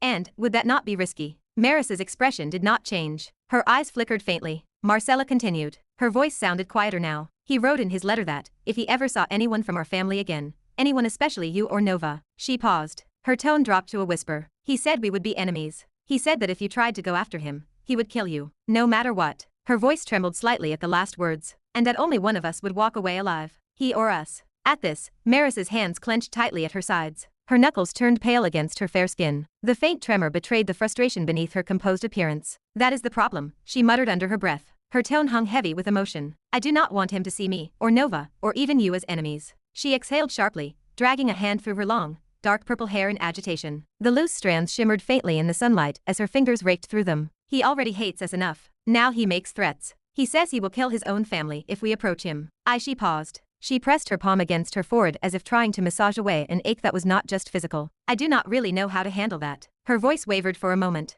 If anyone could have seen her right now, they would have felt shaken to their core. This was Marissa, the woman known as the second strongest being in the world. This was the matriarch whose presence could silence entire nations. Yet here she stood. Her shoulders trembled. Her brows drew tight. Her composure crumbled as emotion cracked through her like light through stained glass. A woman of power looked powerless. Marcella watched silently from beside her. Her own eyes softened with sorrow. She had never seen her lady like this before, not even once. The sight of Marissa's despair made something inside her twist painfully. For so long she had followed this woman who could command armies with a single look. Now that same woman looked utterly lost before the heart of her own son. The silence stretched between them, filled only by the sound of distant waves. Finally, Marcella sighed quietly and lifted her head. Her back straightened. Her posture became formal again. Her eyes carried quiet resolve as she spoke. She voiced thoughts she had been suppressing for far too long. "My lady," she began carefully, "why do we not erase the lock? Or perhaps temporarily bind his memories, just for a short time?" Marissa's gaze turned toward her. Her eyes narrowed faintly. Marcella pressed on before hesitation could stop her. "We could rewrite certain fragments," she explained gently, "or rearrange his emotions, not to harm him, just to ease the hatred. We could make him see reason, even for a little while. We can do it flawlessly. You can do it flawlessly. No one else in the Empire could, but we definitely can. There would be no side effects. There would be no scars on his mind, not even the faintest ripple in his essence." She spoke earnestly, almost pleading now. "I know this might sound extreme, and I apologize for saying it," she added. She lowered her gaze briefly. "It would be breaking the sacred rules of our family. But, my lady, I cannot stand to see you like this. I would rather bear that sin myself if it means seeing you at peace again." Her voice strengthened as she continued. Determination cut through her tone. "If punishment is to come, let it come to me. I will take full responsibility, every bit of it. Sometimes, rules must break when they stand between us and what truly matters. Even if it costs the family a little dignity, I would rather bear that than watch you drown in this sorrow." Marcella paused for a moment, then went on softly. Her tone sounded warmer, the tone of someone speaking from both loyalty and compassion. "I know it is difficult. As a mother, I understand why the thought of tampering with his memories would tear at you too. But he is hurting himself too, my lady. You see that, do you not? Maybe if we cheat him a little, just this once, it could bring him peace. He would forget the pain, even if only for a while. Maybe, just maybe, he would start to heal." She took a breath. Her expression appeared hopeful yet cautious. "It does not even have to be forever," she said gently. "We could do it temporarily. A small window of time. During that time, we could show him love again. We could remind him he matters to us. We could help him see we accept our mistakes. And when the effect fades, even if he learns we interfered, he will remember both versions of us. He will remember the cruel past and the kind present. He will know we tampered, but he will also remember how it felt when we treated him right." Her gaze softened, almost pleading now. "Maybe he will resent us at first. Maybe he will be angry. But he is intelligent. He will understand eventually that we did it not to hurt him, but because we love him. We could not bear to lose him." When her words ended, the silence that followed felt suffocating. Marcella straightened her posture. Her back remained stiff. Her eyes locked respectfully on Marissa. She knew she had crossed a line. It could easily cost her more than her rank. If anyone else, especially Nova, had heard her speak these words, she would have died before she could even finish her sentence. Still, she did not regret saying them. She would bear whatever came next. Marissa met her eyes in silence.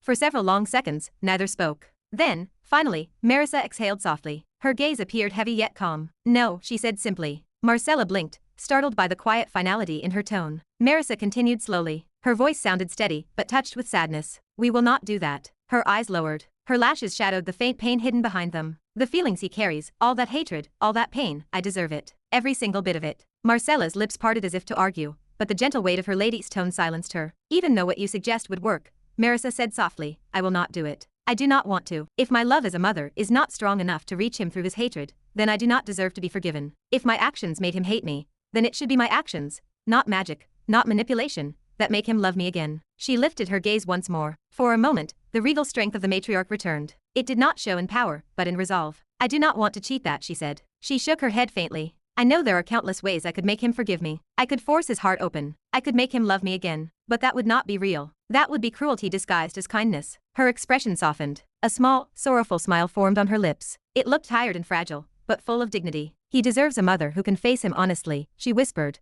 "not one who would rewrite his heart just to soothe her own pain." "It is his right to be angry with me," Marissa said softly. Her eyes fixed somewhere in the distance. Her voice sounded steadier now, but carried that deep maternal ache beneath the calm. "And it is my right to convince him otherwise. Which I will." Her gaze softened. The sharp glint that had always defined her as a ruler dimmed to something deeply human. "There will definitely come a day when he will understand," she murmured, almost to herself. "He cannot be that cruel to his mother, can he?" A small chuckle escaped her lips. It was not mocking, nor confident. It was just quiet, weary hope wrapped in warmth. The faint curve of her lips carried more pain than amusement. Marcella, standing beside her, lowered her head slightly. Her expression appeared faintly touched with admiration. Even after everything that had happened, after all the grief and regret, her lady still managed to sound strong. Marissa had not scolded her for suggesting something so bold, something that broke sacred rules. Instead, she had understood that Marcella's intentions were born from care, not disobedience. That alone made Marcella smile softly. "Very well, my lady," Marcella said. She bowed her head slightly. Her voice filled with gentle respect. I expected nothing less from you. Marissa smiled faintly in return. The expression looked dignified yet tired. The silence between them settled again. It felt calm and strangely comforting. Two women stood at the edge of the ocean, both lost in their own thoughts. Then, a soft hum filled the air. It sounded almost like the vibration of energy brushing through the wind. The waves slowed. The atmosphere stilled. Both women instinctively lifted their gazes upward. The sky shimmered faintly. Then, from the clouds, two figures descended. They drifted down slowly, weightless and graceful. Their presence bent the air around them. The faintest ripples of magic moved through the sea breeze as they touched the ground softly. They stood before the two women. Marissa's brow lifted slightly. One elegant eyebrow arched in curiosity. Arabella, she said as recognition dawned. Her voice sounded calm yet tinged with surprise. The woman who had landed in front of her was tall, striking, and wild in presence. She smiled. Her bright eyes glinted like molten lava. How is it going, Marissa? Arabella said lightly. Her usual confident tone softened with a strange warmth. Good, Marissa replied simply. Her tone sounded polite but measured. And you? Good as well, Arabella nodded. Greetings, Aunt Marissa, Nancy said politely as she stepped forward. The crystalline wings of ice on her back dispersed into tiny, glittering motes behind her. Her tone sounded respectful and soft. Her posture remained perfectly straight. Chapter 238. Nancy stepped forward. The crystalline wings of ice on her back dispersed into tiny, glittering motes. She stood with straight posture. Her tone sounded respectful and soft. Greetings, Aunt Marissa, she said. I am good. How about you, Marissa said. Her voice sounded warm and gentle. Her eyes softened. How is your health? I heard about that incident. I am sorry that happened to you. She assessed Nancy with a quiet gaze. A motherly instinct took over. Nancy appeared completely fine. Her body felt strong. Her draconic aura pulsed steadily. The once fractured balance now felt harmonized. Even her mental fluctuations sounded smoother, calmer, almost solid. She seemed to have finally found her own path. Marissa possessed an extraordinary sensitivity to energy due to her Virelan bloodline. She read a person's emotional and spiritual state with ease. What she saw in Nancy filled her with quiet admiration. Nancy nodded once. All thanks to Razeal's help, she said. Her voice carried genuine gratitude. It sounded calm, certain, and sincere. A visible flicker of surprise crossed Marissa's face. Her lips parted slightly. Her eyes softened. She blinked once as she registered the words. Then, a gentle smile formed. It carried both warmth and melancholy. This marked the first time in years she heard someone speak her son's name with kindness. It was the first time she heard anyone mention him without bitterness or shame. It had become a rarity. Hardly anyone dared say his name in front of her anymore. Except for Marcella and Nova, no one even whispered it in her presence. It felt like a forbidden word, a curse that might bring consequences. Now, hearing it spoken with such calm respect and thankfulness made something good stir inside her chest. Arabella and Marcella exchanged a brief nod of greeting. They acknowledged each other in silence before Arabella spoke again. We have come to thank Razeal, she said. Her tone sounded firm, but surprisingly respectful. For saving my daughter. What could have happened that day does not even bear thinking about. Since he is not here, I thought I should come and thank you, as his mother. Her words carried sincerity. Marissa felt caught off guard. This feeling intensified when Arabella suddenly bowed her head without hesitation. The motion appeared fluid, deliberate, and shocking. Marissa and Marcella froze for a heartbeat. Surprise flashed through their eyes. The Dragon Wevar and Virelan families had never been that close. Their relationship had always felt tense,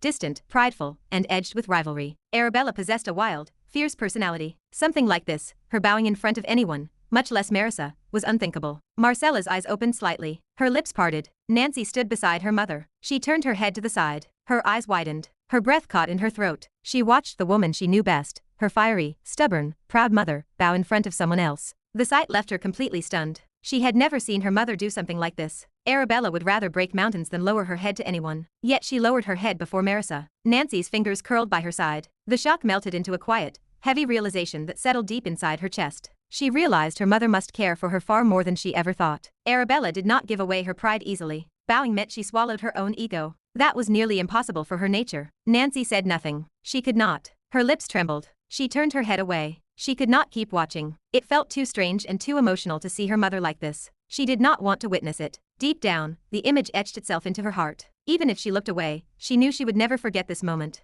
Arabella stayed bowed for several seconds. The sound of waves seemed to fade around them. Then, she straightened her posture again. Her sharp eyes remained steady and composed. The air between them remained heavy with unspoken emotion. Surprise, gratitude, confusion, and pride remained tangled together in silence. No, you do not need to do this, Arabella, Marissa said. Her voice softened as she stepped closer. Her expression looked both gentle and firm. We might not have a good relationship, but your daughter is just like mine, like anyone's daughter. No one would ever wish for something like that to happen to another mother's child. I am sure if it were you, and you saw my daughter in danger, you would have stepped up to save her as well. She sighed quietly and shook her head. There is no need for these unnecessary gestures. Even Marissa, who usually remained calm and composed, looked slightly uneasy seeing Arabella bow. She stepped forward. She lifted both hands to rest them gently on Arabella's shoulders. Her touch felt light but steady. "Please," she said softly, "raise your head." Her tone carried warmth and a sincerity that came from deep within her heart. Arabella slowly straightened. The edges of her golden hair caught the light. Despite Marissa's words, she still held a soft smile. It looked calm but unyielding. "Yes, I would of course," Arabella said with quiet conviction. "And this favor of his, I will never forget it." Her tone remained steady. It displayed a rare blend of pride and humility that few had ever seen in her. "There is no need for that," Marissa replied. She shook her head slightly, though the faintest hint of pride lingered in her eyes. "I think those thanks should go directly to him. He deserves it more than anyone. I have done nothing in this. If anything, I wonder if he might even mind it, hearing that the thanks meant for him were given to me." Her lips curved into a faint smile, though her eyes dimmed with bittersweet emotion. "He seems to hate me for being his mother." Marissa let out a breath. Her tone turned distant for a moment. She gently patted Arabella's shoulder before lowering her hand. "As of now, he is not even part of the family," she said quietly. "I had kicked him out that time." Her voice wavered. She had not meant to say that. It was not the right moment for such words, but they came out unfiltered and honest. Maybe she wanted to remind both herself and Arabella that she did not try to take credit for her son's good deed. Maybe she wanted to accept the truth as it was, that he had grown beyond her, apart from her, even if the thought stung. Despite the painful confession, a faint, unshakable pride remained in her eyes. A glimmer lingered there that had not been present in a long time. Hearing that her son had done something good, something selfless, brought warmth to her heart. For so long she had feared the darkness in him, and the path he had chosen before. Now, hearing how he had saved someone, that light flickered once again. Perhaps her son was changing. Perhaps the man she believed he could become was finally taking shape. Arabella seemed to understand the weight behind her words. Her expression softened. "Do not worry. The favor will be directed toward him," she said. She smiled faintly. A knowing look appeared in her golden eyes. "I told you because I know you will be going to meet him soon. I thought it best that you be the one to give him our thanks, since I really cannot go where he went. Though I would have loved to thank him personally, I did not know he would leave so quickly." Her gaze drifted past Marissa, toward the horizon. The endless expanse of ocean stretched behind her. The waves shimmered under the sun. They rolled with a soft rhythm and reflected the thoughts both women kept buried in silence. Marissa's lips curved in a small, understanding smile, but she said nothing. She only nodded slightly. Arabella's eyes returned to her, full of quiet empathy. "And, I understand," she said after a pause. "Do not be too sad over how he feels toward you. The actions you took might have been different from how I would have handled them, maybe even harsher, but that does not mean you were wrong." Her voice lowered. It sounded gentler now. "It is hard being a mother sometimes. You try to do what is best for your child, even when they cannot see it. Sometimes, it makes you the villain in their eyes." Marissa's gaze softened, but she stayed quiet. She let Arabella continue. "I believe you can bring him back," Arabella said. "Back to a better place. Maybe even help him forget the scars he is holding on to. You are strong enough to do that." Her words carried genuine warmth. They surprised even Marcella, who had not expected Arabella to speak so sincerely. Arabella smiled faintly. She looked off to the side as if thinking back on her own life. "Do not be too hard on yourself for the actions you took," she continued softly. "Because you can see it too. Because of what happened, because of those painful choices, he has become a better person. If maybe you had not done that, if you had not been firm with him when you were, then today my daughter's life might have been ruined." Her tone wavered. A flicker of emotion rose in her voice. He would never have learned from his mistake. He would have just sunk deeper into it. Marissa's eyes dropped. Her fingers curled at her side. "What he did, and what happened to him," Arabella went on, "was sad, yes, but that does not make you wrong. You acted as a mother should. You might have been strict,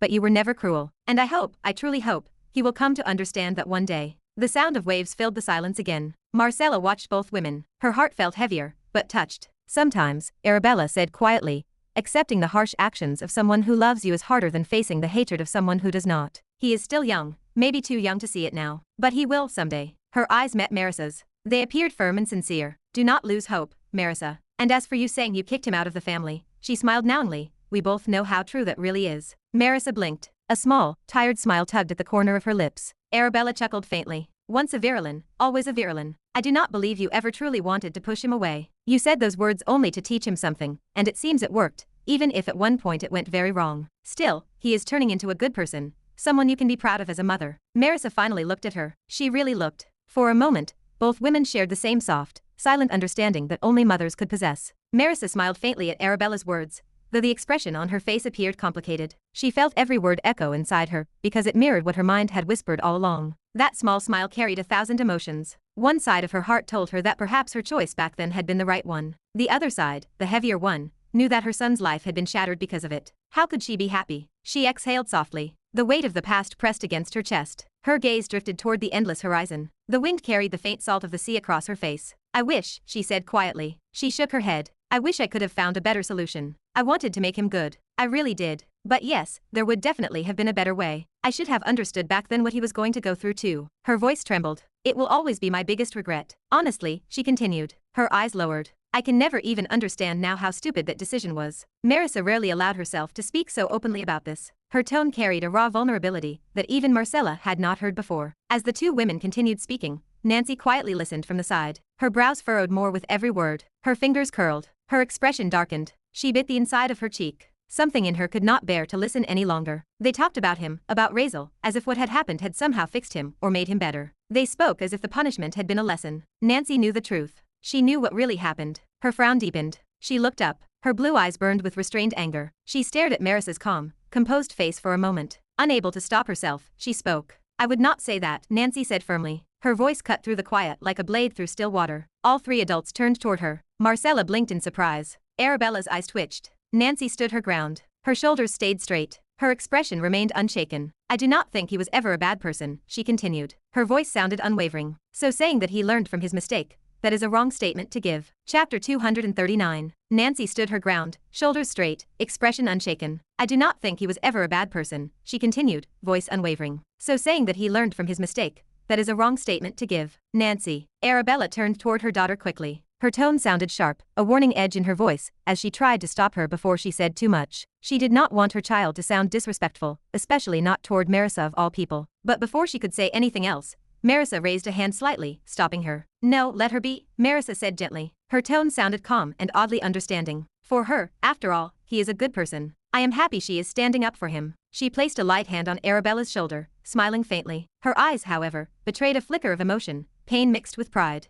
I never said he was a bad person, Marissa explained softly. Her voice sounded steady but quiet. It is just that sometimes certain actions happen. He was a child back then. If I had not stopped him, things might have gone down the wrong path, without him even realizing it. Her tone sounded patient, her reasoning calm as if she were trying to convince not only Nancy but herself as well. But Nancy did not hesitate for even a moment. No, she said, her voice rising slightly. That is not what I mean. What I mean, Nancy continued, her voice trembling faintly but her words sharp and clear, is that he never tried to rape Selena. He was punished wrongly. Her words fell like thunder, raw, loud, and absolute. The silence that followed felt heavy. Even the sound of waves crashing against the shore seemed to fade away. Nancy's gaze did not waver. She looked straight into Marissa's eyes, unflinching, even though she knew exactly who she was standing before. She stood before one of the world's most powerful beings, someone whose presence alone could crush mountains. But that did not matter to her. She did not even know why she bothered saying this. Maybe it just annoyed her now. It grated on her to hear them call his suffering a great deed. Arabella froze, turning to her daughter again, clearly torn. Nancy, she began, her tone softer now,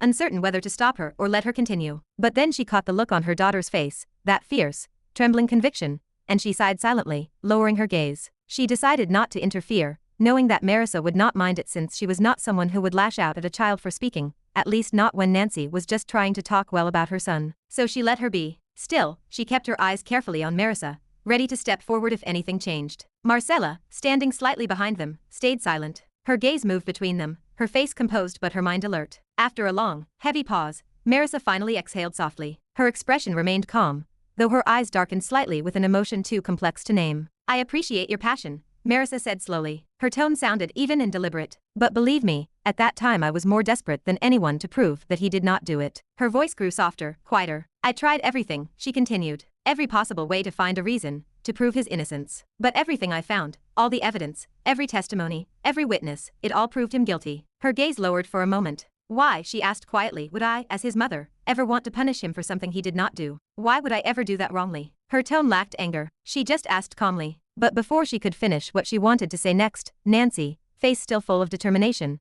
opened her mouth again, ready to speak. You were wrong, Lady Marissa. Nancy's voice came out sharp, cutting through the air like a blade. Your judgment was wrong. All those methods were wrong. That is what I am saying. Punishing him was wrong because of that. I am not saying you did not have the right to act as a mother, but you did not have the right, because you were wrong. He never even did that. The words poured out of her all in one breath, fierce, unfiltered, trembling with anger. She did not even realize what she had just done, that she had cut off Marissa Virelan mid-sentence, one of the strongest and most feared women in the world. She had just called her wrong to her face. Nancy's brows were furrowed. She was not thinking anymore, only speaking, driven by something raw inside her. Her voice cracked slightly near the end, but her eyes stayed firm, blazing with conviction. The moment those words ended, A deep silence fell over the place. It was the kind of silence that pressed against the skin, heavy and sharp, as if the air itself was holding its breath. Arabella could not help but swallow hard, the sound almost audible. Her throat felt dry as her eyes flickered toward Marissa, watching her face, waiting for the smallest reaction. But Marissa did not speak. She just stood there, calm and utterly composed, her amethyst eyes fixed on Nancy. Her gaze looked neither angry nor cold. It was just quiet, deep, and unreadable. And somehow, that calmness made it even more terrifying.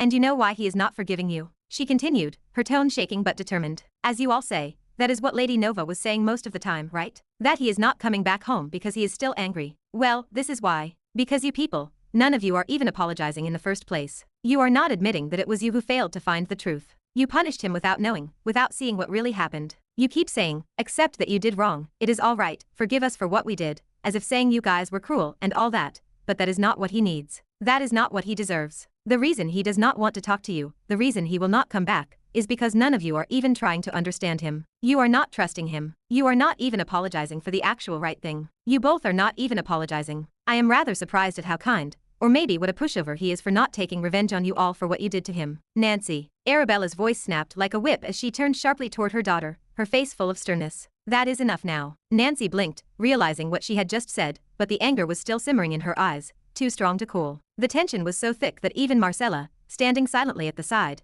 did not dare to move. "Don't worry, Arabella." Maris's voice finally broke the silence, calm, smooth, almost gentle. "I am not yet that old nor rotten to get angry at a child." She reached out, lightly patting Arabella's shoulder. Her touch felt reassuring, yet her next action made both women freeze. Marissa took a slow step forward. Arabella stiffened immediately, every muscle in her body tightening. Her instincts screamed at her to move, to protect her daughter, though her reason told her that Marissa's tone was not threatening. Still, the sheer weight of Marissa's presence made it impossible to relax. Even Nancy, who had been fuming just seconds ago, suddenly felt her anger drain away. She blinked rapidly, her breath catching in her throat as her eyes lifted toward Marissa. She had not even realized how close she was until she felt the faint pressure in the air, that powerful aura that needed no release to make itself known. Her draconic body tensed instinctively, every cell screamed to run, to hide. But before her instincts could push her any further, a gentle hand rested on her head. Nancy froze completely. Marissa's hand ruffled her hair softly, her voice low and warm. "Calm down, girl," she said, her tone carrying no trace of anger. "I am happy that you are angry on behalf of my son. It seems you truly thank him from the heart for saving you." Her words were not condescending, they were sincere, layered with quiet affection and deep sadness. "But you should know," she continued softly, her hand still resting gently on Nancy's head, "I never wanted anything bad for him. At that time, I did everything I could. Truly." Her gaze drifted somewhere far away, lost in memory. "One regret I do have," she said quietly, "was that I did not read his memories like he asked me to. Because of the sacred rules, I did not. But if not for that, I tried every way I could." Nancy's body stiffened further as she looked down at the ground, her fists tightening at her sides. The warmth of Marissa's touch made her tremble, not from fear now, but something else. It was overwhelming to feel this presence, this strength, and this calm all at once. Her heartbeat thundered in her chest, the sound echoing in her ears. She could feel goosebumps running across her arms, and even her spine tingled from the pressure of the moment. Still, she could not let it end here. She bit her lip, took a shaky breath, and forced her voice out again, quiet but steady. "I am not lying either," she said, still staring at the ground. "He really did not try to rape Selena. He did not. And why did you not check Selena's and Celestia's memories?" Her eyes slowly lifted again, meeting Marissa's directly. "I am sure you could have. You are still a kid. You do not know these things." Marissa's voice came out calm, though a faint sigh hid behind it, not of annoyance, but of quiet exhaustion. She shook her head gently, her gaze softening as she looked at Nancy. Anger did not exist in her tone. Instead, she offered something almost maternal, a kind of understanding that came from experience and pain. Still, she began to explain, her voice steady and patient, as though she was speaking to someone who could not possibly understand the weight of the past. "That is not how things are done," Marissa said quietly. "You might not even know it, but Selena herself was the first person who told me not to spread this matter to anyone. She was caring toward Razeal, in her own way. Her family too, said they would not take action against us. They wanted to resolve this matter privately, within the family." Her eyes lowered slightly, her expression tightening for a second. "It would have been embarrassing for me to doubt her," she continued. "They did not gain anything from it. They did not even ask for anything. There was no profit involved. Not from her, not from them." Her voice was calm, but her words carried the echo of the past, of the choices that could not be undone. "And as for Celestia," Marissa's tone grew a little quieter, more solemn. "I could not have checked her memories, even if I wanted to. She is the daughter of that woman. Do you understand? I would not start a war over just that reason." Her gaze lifted again, meeting Nancy's eyes directly now, not as a warning, but as an explanation she hoped the girl could understand. "And also Celestia had no reason to lie." "None at all," Marissa said, her voice even. "She was his fiancée. Do you think she would bring shame upon him just like that? Doing so would have only brought shame to herself, to her own name and family. She must have gone through the same pain and humiliation as Selena did. Those two girls, they were both hurt. Both took damage. Marissa's tone softened at the end, like someone defending the broken dignity of others, or maybe trying to convince herself that what she had believed all this time was still right. Nancy, however, did not back down. Her hands clenched slightly at her sides, and she raised her head. And what if Selena and Celestia did have something to gain? She asked, her voice still edged with restraint, but firmer now, even respectful. Maybe you were not aware of it, since you are not them, but that does not mean they did not have a reason. They definitely could have gotten something out of it. Marissa's expression did not change at first. Her eyes only narrowed faintly, not in anger, but in contemplation, before she shook her head. They had no reason to, she said quietly. They are innocent. Her tone was firm, unshaken, but a trace of weariness lay underneath. She is young, Marissa thought to herself, sighing inwardly. She cannot see what I saw. They are from powerful families, Marissa continued, her tone a little more deliberate now, though still calm. Born into strength, into everything one could wish for, just like yours. Do you really think they lacked anything? No. They had no reason to lie, no profit to gain. The children of such great houses, the only thing they value above all else is their dignity. And because of this, they lost that. Their reputations were destroyed. Her voice dimmed slightly, as though the memories weighed on her even now. Their faces, their names, all stained because of that incident. Do you think they would willingly choose that? No one would. As she spoke, she recalled that day vividly, the image etched in her mind like a scar. Celestia's pale face. The tears that never quite fell. The silence that followed every word she spoke. Celestia herself said Razeal was guilty. Marissa continued softly, her eyes unfocused, caught in the past. But she also said to keep it within the family, not to announce it publicly. They did not even want him punished before others. She refused to see him humiliated. And because of their close relationship, I could not see any hatred in her eyes toward him. None. Marissa sighed again, closing her eyes for a brief moment. If there was anything there, it was sorrow, not resentment. They did not want this to happen either. They simply did not have a choice. Nancy bit her lip, frustration flashing across her face. Her voice rose again, sharper, almost trembling. So, in simple words, you trust them more than your own son. The question hit like a dagger. What reason would Razeal have to even try to hurt Selena? She asked, her tone cracking slightly as emotion flooded her voice. He had none. None at all. Nancy's disbelief was clear. She could not understand how someone like Marissa, known as one of the world's most brilliant minds, could be so blind, so easily manipulated into believing the worst about her own child. Marissa's expression tightened. For the first time, she frowned, a faint crease forming between her brows. That word, trust, it stung. It always did now, honestly. Razeal had said it to her once too, long ago. And now, hearing it again, in the same tone, from another child's mouth, it struck something deep within her. I wish trusting was all it took to make things right, Marissa said finally, her voice low, almost sad. But sometimes, it is not about trust. Her gaze softened as she looked at the young girl before her, as though she saw a reflection of her younger self in that fiery defiance. Most of the time in this world, she continued slowly, the more you love someone, the harder it becomes to believe them. Because love clouds judgment. It blinds. She paused for a moment, her tone growing heavier with each word. Now imagine this, she said quietly. If someone came to you and said your mother killed your brother, and your mother swore to you that she did not, would you not have even a single shred of doubt in your heart? Not even a flicker that would not go away? Nancy blinked, caught off guard by the question. Now understand this, Marissa continued, her gaze sharp but not unkind. Maybe you would fully trust your mother. Maybe you would stand by her side. But if I, someone with no reason, no gain, and strong words, came and told you that, you would start to question it, even if only a little. Her tone softened again, almost like a teacher guiding a stubborn student. You would want answers. You would want proof. Because that is what people do. We seek truth, but our hearts are never free from doubt. You would not believe your mother fully until you saw your brother alive. Her words lingered in the air, quiet, but heavy, like a truth too hard to argue with. Nancy paused at Marissa's words. For the first time since she had begun arguing, she did not immediately have something to say back. Her lips parted slightly, but no words came. She could not help but understand what Marissa meant, and the worst part was that it was not even wrong, at least not completely. Nancy lowered her gaze, the edge in her eyes softening just a little as Marissa's reasoning settled into her thoughts. What the Duchess said made sense, even if she did not want to admit it. Because Nancy herself had been the same way. She could not even trust someone completely, not even when she wanted to, even when there was no logical reason not to. Her mind drifted back to that moment when Razeal had told her to go to Riven and ask him, that time when he looked right into her eyes and said, "You will understand everything once you do." She had wanted to trust him then, she really had, but she did not, even when her entire body had been trembling, when every part of her being screamed that Razeal was telling the truth, some small part of her still did not believe it. And that was why she had gone to Riven herself, to confirm. But even after that conversation, even after seeing the truth in Riven's eyes, she still was not completely convinced. A tiny corner of her heart refused to fully trust what she was told. What if Riven was lying too? What if he and Razeal were working together, manipulating her in some way? She did not know. She still did not know. All she could do was be careful, keep her guard up, stay ready for whatever might happen. That was how she had been living these last few days, constantly alert, constantly preparing. She was not sitting idly, not anymore. She had been training, focusing on stabilizing her mentality, trying to keep herself together. And maybe that was part of the reason why she had come so late to meet Marissa too. She was not avoiding this, not exactly. But she had needed time to think, to breathe,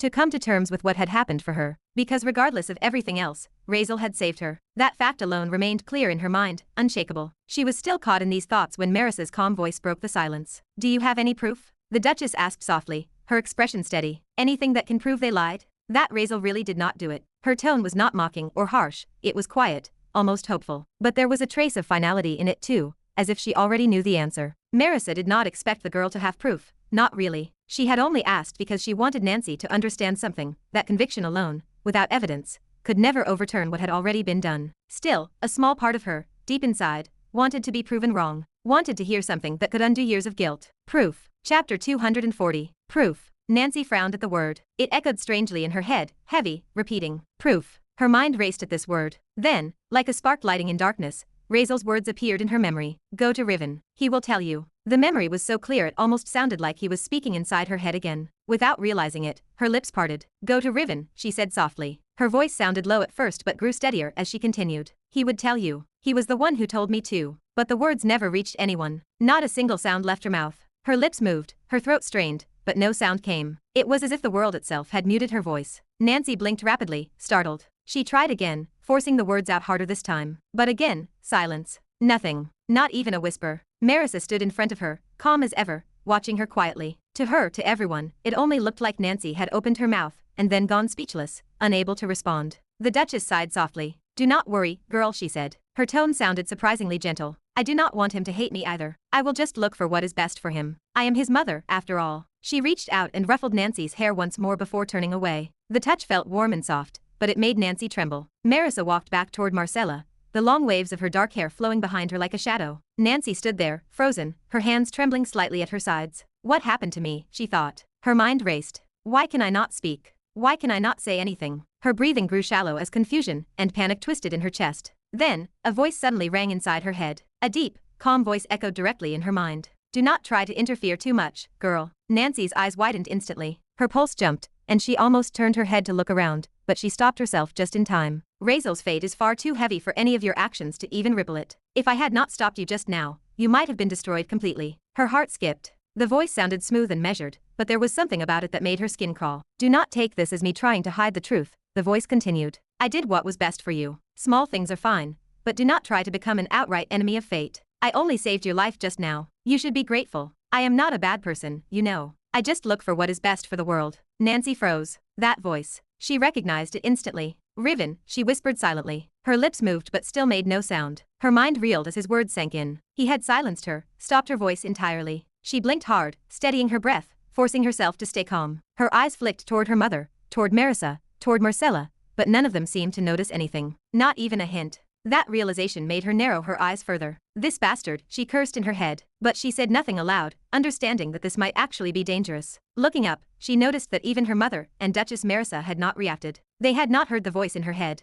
That made her wonder if this Riven guy was really that strong. To do something like this without anyone noticing. Was he that powerful? She did not know. At that time, she had literally slapped him. But now, realizing what he had just done, her thoughts shifted. She grew a little more serious about the whole situation, though she still kept silent. Her earlier thoughts about him, that maybe he was not that strong, evaporated completely. Now, she understood. He was not just strong, he was dangerous too. As much as she hated to admit it, for the first time, Nancy felt a flicker of fear for the situation she was in. All three adults noticed Nancy's sudden, uneasy expression, the way her eyes darted subtly, her lips pressed together, and her shoulders stiffened slightly. But none of them said a word. They simply assumed she was nervous. After all, standing before Marissa and speaking to her directly would be overwhelming for anyone, let alone a young girl like Nancy. The Duchess's presence alone was enough to make even high-ranking nobles uneasy. Arabella only sighed softly, deciding not to scold her daughter for her shifting demeanor. She simply rested a hand on Nancy's shoulder, silently grounding her, before turning her attention back to Marissa. Marissa, meanwhile, exhaled quietly, a faint breath, almost imperceptible, before straightening her posture. Her gaze swept calmly over the vast ocean, before them one last time, then back toward Marcella. "I will be going," she said simply. Her tone sounded calm and resolved. "You will take care of the family in my stead." And of Nova, control her. Tell her I have gone into seclusion. Her voice held no hesitation. It was a clear command. Marcella immediately bowed her head deeply. Understood, she said. Her tone sounded respectful and solemn. But before she could straighten up again, Maris's gaze lingered on her. And also, Marisa spoke again. Her voice sounded softer now, though no less commanding. Marcella lifted her head slightly, curious, and then froze. Her eyes widened, pupils trembling as a sharp chill ran down her spine. From the corner of Marisa's right eye, a single, shimmering drop of royal purple liquid trickled down slowly. Marcella's entire body went rigid. She recognized that color instantly. That glow. That impossible density of mana radiating from a single tear. Her heart began to pound violently in her chest. That was not just a tear. The realization hit her all at once, and her breath hitched. She instinctively took a step forward, then immediately bowed again, lower this time. As if thinking this was enough, she next dropped to one knee, her head still down. There is no need for this, matriarch, she stammered. Her voice trembled with emotion. I still do not deserve something of this kind. Please. Her shoulders shook as her forehead almost touched the ground. But Marisa only smiled faintly, her eyes gentle but unyielding. Take this as your reward, she said softly. For your loyalty all these years, and for the heavy responsibility you are about to bear. Her voice carried both pride and warmth. Train Nova well, she continued. Very strictly. I want her to be straight like an iron rod the next time I see her. Marcella, still bowing, felt her throat tighten, her chest filled with both pride and disbelief. That smile on Marisa's face, serene and full of authority, was something Marcella would never forget. And that tear, the royal purple tear, almost reached the edge of her cheek, glimmering faintly against her pale skin before Marisa caught it with the tip of her finger. Marcella finally managed to find her voice again. That is my duty, my lady, she said firmly. Her voice sounded steadier now, though her hands still trembled slightly. And as for Lady Nova, there is no need to say more. I will torture her. I mean, train her well. The correction made Arabella glance aside, barely hiding a nervous smile. Marisa's lips curved upward in amusement, though she said nothing about it. Standing at the side, Arabella gulped audibly this time. Her throat tightened as the pressure in the air thickened. Her instincts, honed through years of strength and battle, screamed at her that what was happening was not ordinary. Without even thinking, she took a step back, her wings fluttering slightly before folding close behind her. Her hand automatically moved in front of Nancy, protective and instinctive. Nancy peeked out from behind her mother's arm, her blue eyes wide with curiosity. She did not understand what was happening, but from everyone's reactions, she could tell this was something monumental. The air itself seemed to hum, heavy and still, filled with quiet reverence. Raise your head, Marisa said suddenly. Marcella's heart skipped a beat. Her hands pressed against her knees as she slowly lifted her face upward, her breath uneven. Her body was trembling, not out of fear, but sheer emotion. Her gaze met Marisa's, those royal violet eyes that seemed to hold the weight of the entire world, and she almost forgot to breathe. Marisa nodded slightly, her hand still glowing faintly with the same royal light that had glimmered in her tear. Marcella knew what was coming. Her fingers shook as she reached up, removing the square glasses perched on her face. She lowered them carefully, setting them against her knee, before looking back up at Marisa, waiting. Here, Marisa said softly. And then, with a faint flick of her finger,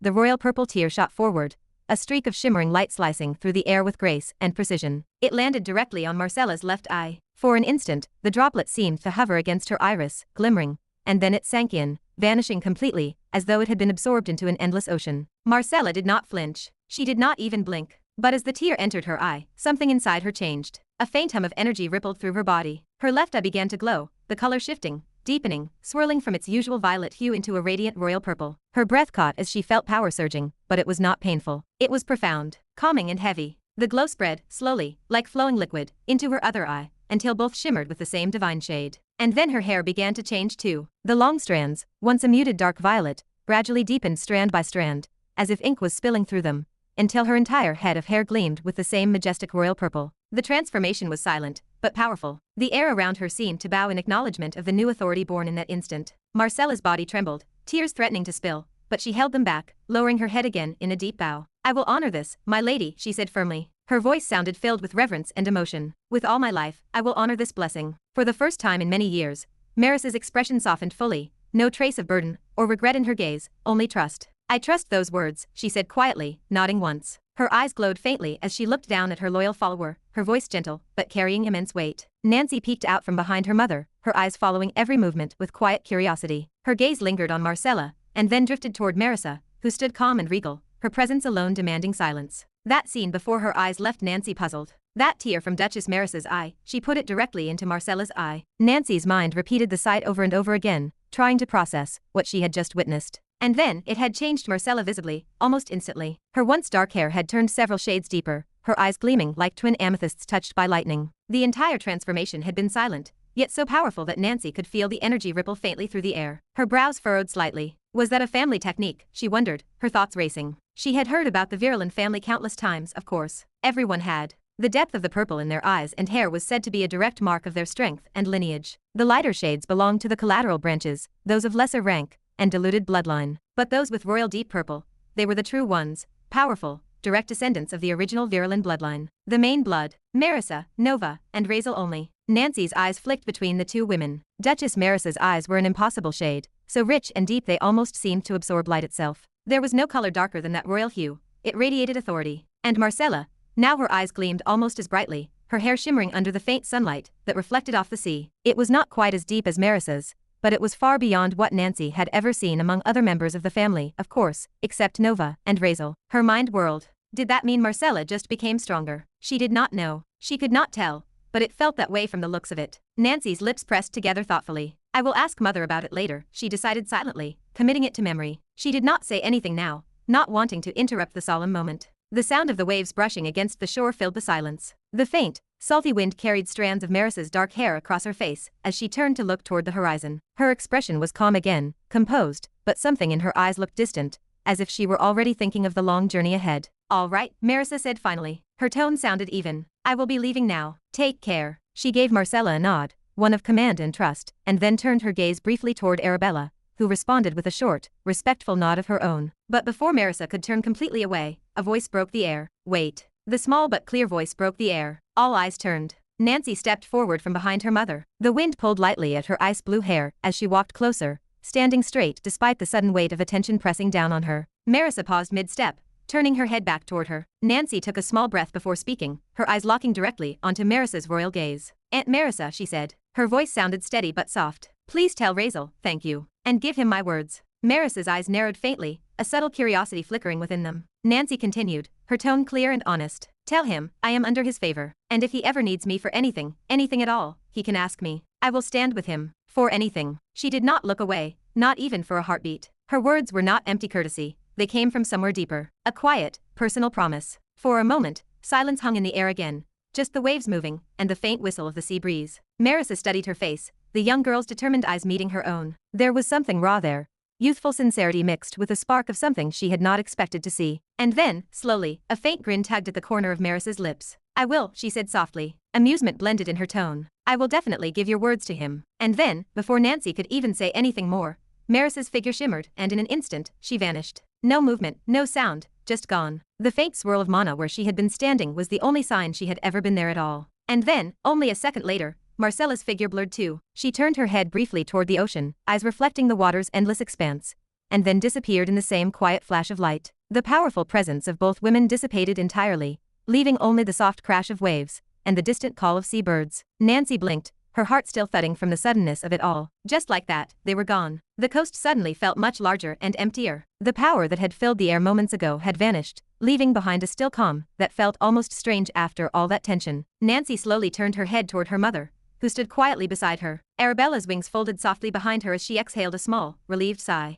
For a while, neither of them spoke. Nancy's gaze drifted toward the sea, the endless blue stretching far beyond the horizon. The light shimmered across it like liquid silver, and she could not help but feel small beneath it all. Finally, she turned back to her mother. I did right, Mother, she asked quietly. Her voice sounded uncertain for the first time in a while. Arabella turned to her, her expression softening. She reached out and brushed a strand of Nancy's hair from her cheek. If that is what you truly want, she said gently, then believe in yourself. Her voice sounded calm, neither praising nor scolding, but full of quiet acceptance. Nancy blinked at her words, and then nodded slowly. The wind swept gently past them, tugging lightly at their hair. For a long while, they just stood there, mother and daughter, side by side at the edge of the coast, the sound of the ocean washing softly over their thoughts. And though the moment passed without another word, Nancy's heart felt strangely at ease. Chapter 241. Back to Atlantis. Razeal, Maria, and Neptunia swam through the waves. The vast expanse of the undersea world stretched endlessly in every direction. The faint glow from strange luminescent plants painted their faces with streaks of blue and green as they cut through the dense water currents. Neptunia, leading slightly ahead, turned her head toward them. We are just a little way from crossing the safe area of the Third Sea. Once we cross that line, we will be at the very edge. From there on, monsters will be very abundant. We will have to be careful. Her tone remained calm, but her eyes stayed alert, scanning ahead with the focus of one used to surviving here. Razeal followed her gaze. Ahead, the water looked different, thicker, darker, and denser. It was not a gradual change, but a sharp divide. A clear line appeared as if one half of the sea refused to mix with the other. On one side, the water shimmered faintly with blue clarity, almost peaceful. On the other, it looked wild and restless, swirling with hidden turbulence. It was strange, almost unnatural. Two different seas met, yet refused to blend. That is the border, right? Razeal asked, narrowing his eyes. Neptunia nodded. Yes. That is the third sea border. Beyond that point lies the area under Sea Lord Antonio's domain. Her voice dropped slightly as she spoke his name, not out of fear, but out of cautiousness. Well, she continued, since this border falls under Antonio's management, the monsters here are fewer compared to other borders. But do not let that comfort you too much. What they lack in numbers, they make up for in consistency. They are coordinated. That is because they are directly under Antonio's control, or rather, his management. Management? Razeal asked, swimming slightly closer. Why is that? Can he control the monsters and sea creatures? Neptunia glanced sideways at him. Her vibrant yellow eyes reflected faintly against the dim underwater light. No, he cannot. No one can. She slowed her pace, letting her body drift lightly through the current as she thought about how to explain. No one can truly control sea creatures, she said at last. They are too wild. They belong to the ocean itself. The only being who could even influence them is the king of the ocean. Razeal raised a brow. Oh, the king can control them. All of them. Neptunia hesitated before answering. Well, not exactly control, not like most think. The king's connection to the ocean runs deeper than any creature of the ocean alive. He can communicate with all sea creatures, but even that comes with many limitations. It is not something that can be done freely. She looked ahead again, her expression tightening. And it is not even something this king does, since it is a very rare thing to be done. It was the first king of the ocean, the original one, who used that ability once. Only once, in all history. And that was in a time of great disaster, a moment when Atlantis itself faced destruction. The current king, he does not use such power. I do not know. Her words came across as only partially explaining the situation. Razeal's eyes narrowed thoughtfully as he listened. He did not interrupt, but his mind dissected every word. So the king of the ocean holds that kind of power, he thought. To command all creatures of the deep. To move them to his interests. He could not help but feel curious about that. If that kind of being stood in his way, it would be dangerous, and definitely a pain in the ass. As he planned to go to Ocean Black to ask for direction, he might really have to deal with the king as a necessity. If the king was not cool about this and acted like an asshole, it would be a really beefed up situation for him. He needed to gather information about him too. He needed information as much as he could gather. Every detail might make a difference. You did not know about this, Neptunia asked suddenly, catching the faint expression of thought on his face. Razeal looked at her with a neutral expression. No. In the Seventh Sea, things like this are not exactly talked about. Maybe because I did not have any adults to teach or tell me stories of legends or old history. His tone remained calm and casual, improvising quickly. His mind worked fast. Neptunia gave him a long look, then turned back ahead, letting the matter drop.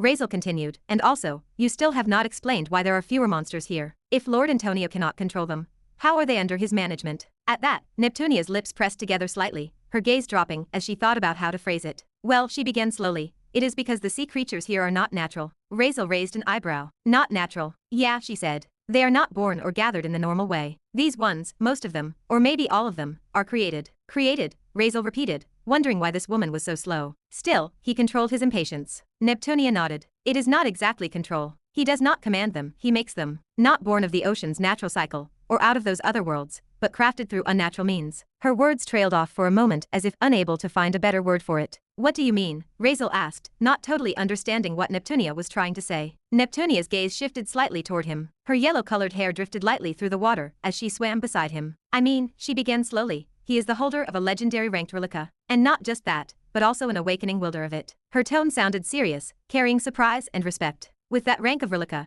you can already understand how powerful someone can be. To be able to achieve third stage resonance with a legendary ranked relica, you cannot find many people like that in the entire ocean. Razeal's brow furrowed slightly, his interest caught. Neptunia continued. He is strong, no doubt about it. From what I have gathered, his relica is a very special one, something completely different from anything else in the seas. It allows him to clone living beings just from obtaining their essence. She slowed slightly, her tone growing heavier. Through that, he has created his own army. Beings that share the exact same characteristics as those the essence was taken from. The only difference is they are completely under his control. They have no will of their own. They exist purely to obey him. Because of that, he holds complete dominance over this entire border. His army and his clones wiped out the natural monsters and creatures that used to appear here. So now, any fish, monster, or sea creature you will see beyond that borderline is most likely one of his copies, all connected to him. Or maybe a creature too strong that he did not bother with. Her voice trailed off, leaving only the faint hum of the current around them. Razeal listened silently. He did not interrupt her once, though his thoughts raced.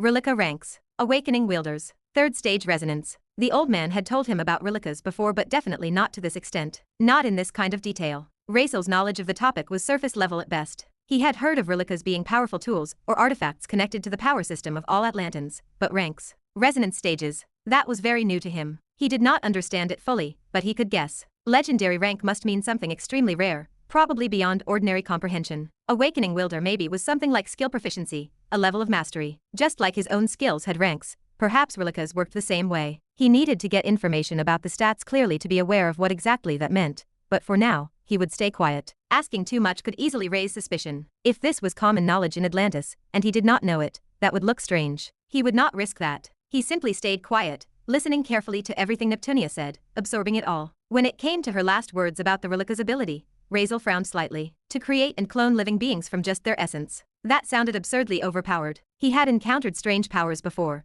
like those of Silva and Selene, which were senseless, not to mention his former family's abilities, but this one was weirder and actually made him very intrigued. The ability could shape entire armies. If that was true, Antonio was not just strong, he was a powerhouse to be recognized. Razeal had thought he would not be a big deal since he had never heard about this name in the original novel, just like the whole of Atlantis. Razeal's eyes narrowed. An army of clones completely under one man's control. That was troublesome. If it was one person, it would be easy to kill. Killing so many would take time. After a short silence, he turned his head toward Neptunia, who glided smoothly beside him. What kind of essence? He asked finally, his voice calm, but edged with curiosity. And how many beings do you think are under his control? Also, what weaknesses does he have? Neptunia blinked, slightly surprised by how directly he asked. She slowed her pace a little, as if choosing her words carefully. Well, she started, about the essence, you can probably understand it better from his title. Though I have to say, I am a bit surprised you do not know even this much about the Sea Lords. Her tone carried a hint of suspicion as her gaze shifted toward him. Razeal did not react, only maintaining his neutral expression.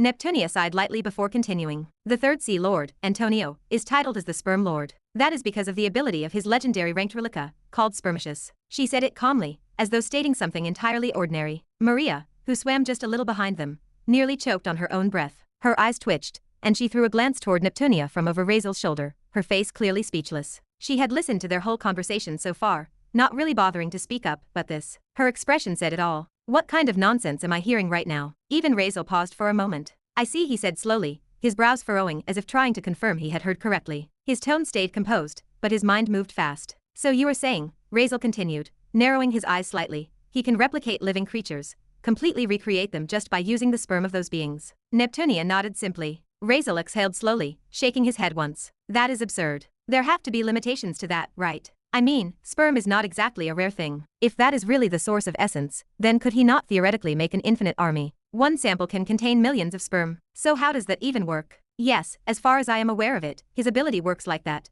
Neptunia said slowly, her voice steady but uncertain. The way she looked ahead, focused and cautious, made it clear she was still thinking through what she knew. As for the limitations, I do not know. And for how many beings he can create, or how he actually creates them, I am not aware of that either. But he does have a large number of army, so. She did not finish her words, letting them fade into the sound of the rolling currents. Both Maria and Razeal understood perfectly what she wanted to say. Razeal, however, could not help but feel doubts crawling up his spine. Could something like this actually exist? The more he heard, the more ridiculous it sounded. If this was real, then this so-called legendary ranked relica was something far beyond comprehension. A relic capable of creating life, of building an entire army from nothing but the essence of another being. That was not just powerful, that was godlike. He frowned slightly, watching the bubbles rise from his mouth as they swam deeper. If that is true, then that relic's rank must be absurdly high, superior to anything he had seen or heard of. Seeing both of their uneasy expressions, Neptunia must have picked up on their silent tension. She sighed and added, well, you two do not need to be that worried about it. He cannot just create clones without limits. After he does, they need energy too, or they will just die down after a while, as I have heard. Her tone sounded calm and matter of fact. That is also the reason most of the other natural beings disappear where they come, because they get consumed by the Sperm Lord's army. They feed on them, on every or all creatures they can for energy. That keeps them alive. So, in a way, their actual number is limited to how many creatures he can feed and sustain. And it is for routine. She paused, letting the information sink in before continuing. If they starve, they will die. It is one of the few natural balances that exist to keep his power from overwhelming everything, I think. Razeal could not help the twitch at the corner of his lip. Limited, my ass, he thought. This is the ocean. There is no shortage of food here. Not in a place filled with millions of creatures. Just imagining how massive the man's army could be, to make this sea go low on numbers, when looking at other seas, made Razeal's expression tighten. The thought of an endless sea filled with identical, hollow-eyed creatures all bound to one will was not something easy to picture without feeling tired. So he asked after a moment, his tone sharp but calm, what is his weakness? There has to be one, right? Neptunia looked ahead, still swimming gracefully through the dim water, her movements effortless and fluid. Yeah, there is, she finally said. His whole strength comes from his Rilika, everything. His army, his dominance, his control. The Rilika gives him power,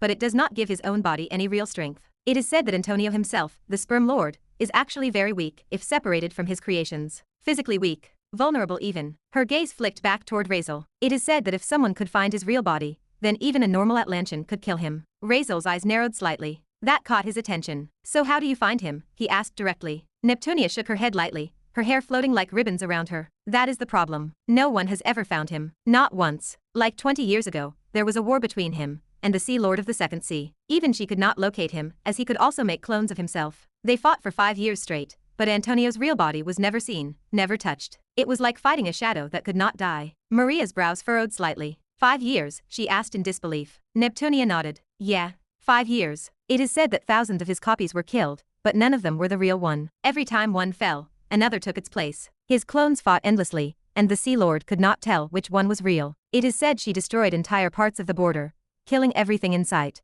but it did not matter. Razeal listened, his expression unreadable. Neptunia continued. The battle only ended because the Ocean King himself had to intervene. He stepped in and ordered them both to stop before the destruction spread too far. If he had not, the southern part of the Third Sea border would have collapsed entirely. Her voice grew quieter at the end. Razeal stayed silent, though his mind was not. He could not help but picture this man, this so-called Sea Lord, collecting his essence and creating an army of himself, through whatever twisted ritual he performed. The thought alone was enough to make Razeal feel a pain in the ass. Disgusting, he thought, his expression turning slightly sharp. Even for someone like me, that is sick. He glanced at Maria. Her face said it all, disgust, disbelief, and even a hint of pity for the poor woman who had to fight that man's army. Well, Neptunia's voice cut through their thoughts. We are here. The tone of her voice changed, calm but heavy. All three of them stopped moving forward. Before them lay something invisible, yet perfectly visible all the same. A line, a thin, shimmering barrier that cut through the sea like glass. The water beyond it looked denser, darker, and wilder, like a storm held beneath the waves. This, Neptunia said quietly, is the border. Beyond this line begins the wild sea,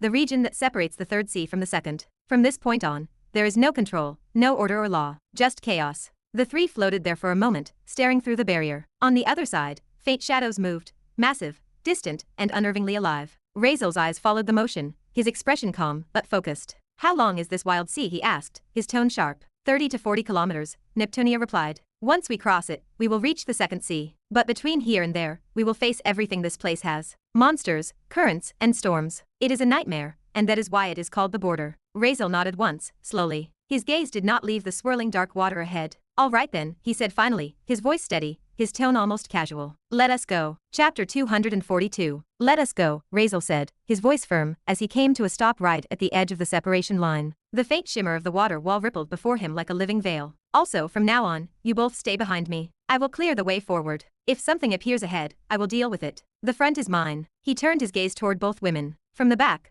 that will be on you too. Can you handle it? Maria said nothing. Her eyes remained steady, her expression calm but focused. She gave a slight nod, ready to take her position without argument. But Neptunia's brows furrowed sharply. She looked visibly displeased by his sudden command. Why should you take the front? She asked, her tone edged with irritation. I am the one who knows the direction. Because, Razeal said plainly, his voice steady and matter-of-fact, I am the strongest one among us. I can deal with anything that comes forward and keep you both safe. As for the direction, he pointed ahead, then looked back at her. You can stay behind me and guide me. You just tell me which way to go, and I will head that way. Neptunia frowned harder, her lips tightening. And who told you are stronger than me? She shot back, folding her arms. What if I am the stronger one here? Her tone sounded sharp and challenging, as she looked him up and down, clearly unimpressed by his confidence. Razeal's eyes met hers, calm but unwavering. You are not stronger than me. He said it simply, no mockery, no doubt, just flat certainty. Neptunia's frown deepened. And how can you say that? She demanded. You do not even know what kind of relica I hold. You cannot judge someone's strength just by looking at their face, or can you? Her voice echoed through the water,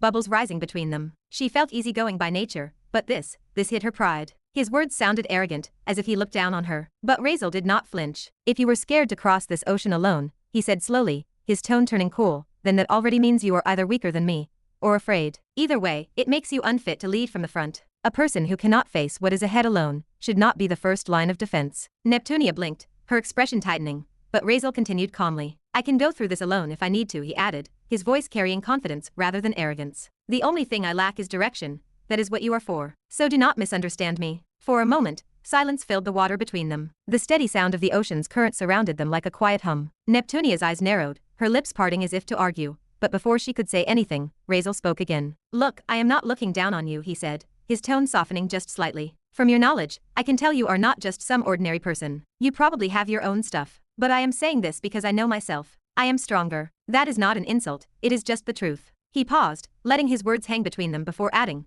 do not take it personally. I just have far more experience fighting multiple enemies at once. This kind of fight, it is what I do. Neptunia clicked her tongue softly, her tail flicking through the water with annoyance. All right then, she said finally, shrugging her shoulders. Take the lead, whatever. But if you cannot handle it in front, it is only going to be embarrassing for you. I have heard a man's pride is very fragile. Her tone sounded teasing and sarcastic, clearly meant to poke at him. Razeal stopped mid-motion, turning his head slightly toward her. His gaze sharpened, and a small smirk formed on his face. Oh, he said slowly, his tone carrying that dangerous hint of challenge. Believe me, many have tried before, but not one has ever managed to break this so-called fragile pride of mine. The water between them seemed to tighten for a moment, like a small spark of tension had formed. Neptunia met his gaze for a brief second before scoffing lightly. Go on then, she said with a half-smile, turning her attention ahead. We need to go straight for now. There is nothing complicated about the path in this part. The shortest route. I will tell you once we reach the second sea. Razeal did not reply with words. He gave a short nod, his expression steady, and without another word, he kicked his legs back and propelled himself forward into the dense blue. Both Maria and Neptunia followed after him, keeping a respectful distance of 3 to 4 feet behind. The soft glow of their hair faintly illuminated the shifting shapes in the water. Razeal led without hesitation, and just like that, they crossed the invisible line of water, finally entering the wild sea. The very moment Razeal stepped past the boundary, he felt it. The difference between the wild sea and the third sea felt clear, tangible, almost like stepping from one world into another. The water here felt heavier, denser, almost thick enough to weigh on his movements. In the third sea, the water had felt light, almost like air compared to this. Now, every motion felt slightly resisted, as if he swam through liquid glass. Still, it did not slow them down. For the three of them, the pressure remained manageable, at least for now. Compared to what a normal person might feel at these depths, this felt like nothing. Razeal kept moving forward, his eyes scanning the dim currents ahead. Nothing else stood out, no visual changes that could cause a problem. It felt quiet, too quiet. The water around them remained strangely calm, eerily still. They swam in silence for quite some time. No monsters appeared. No creatures crossed their path. The deeper they went, the emptier everything seemed. The wild sea was supposed to be teeming with beasts and dangers, but so far, it felt abandoned.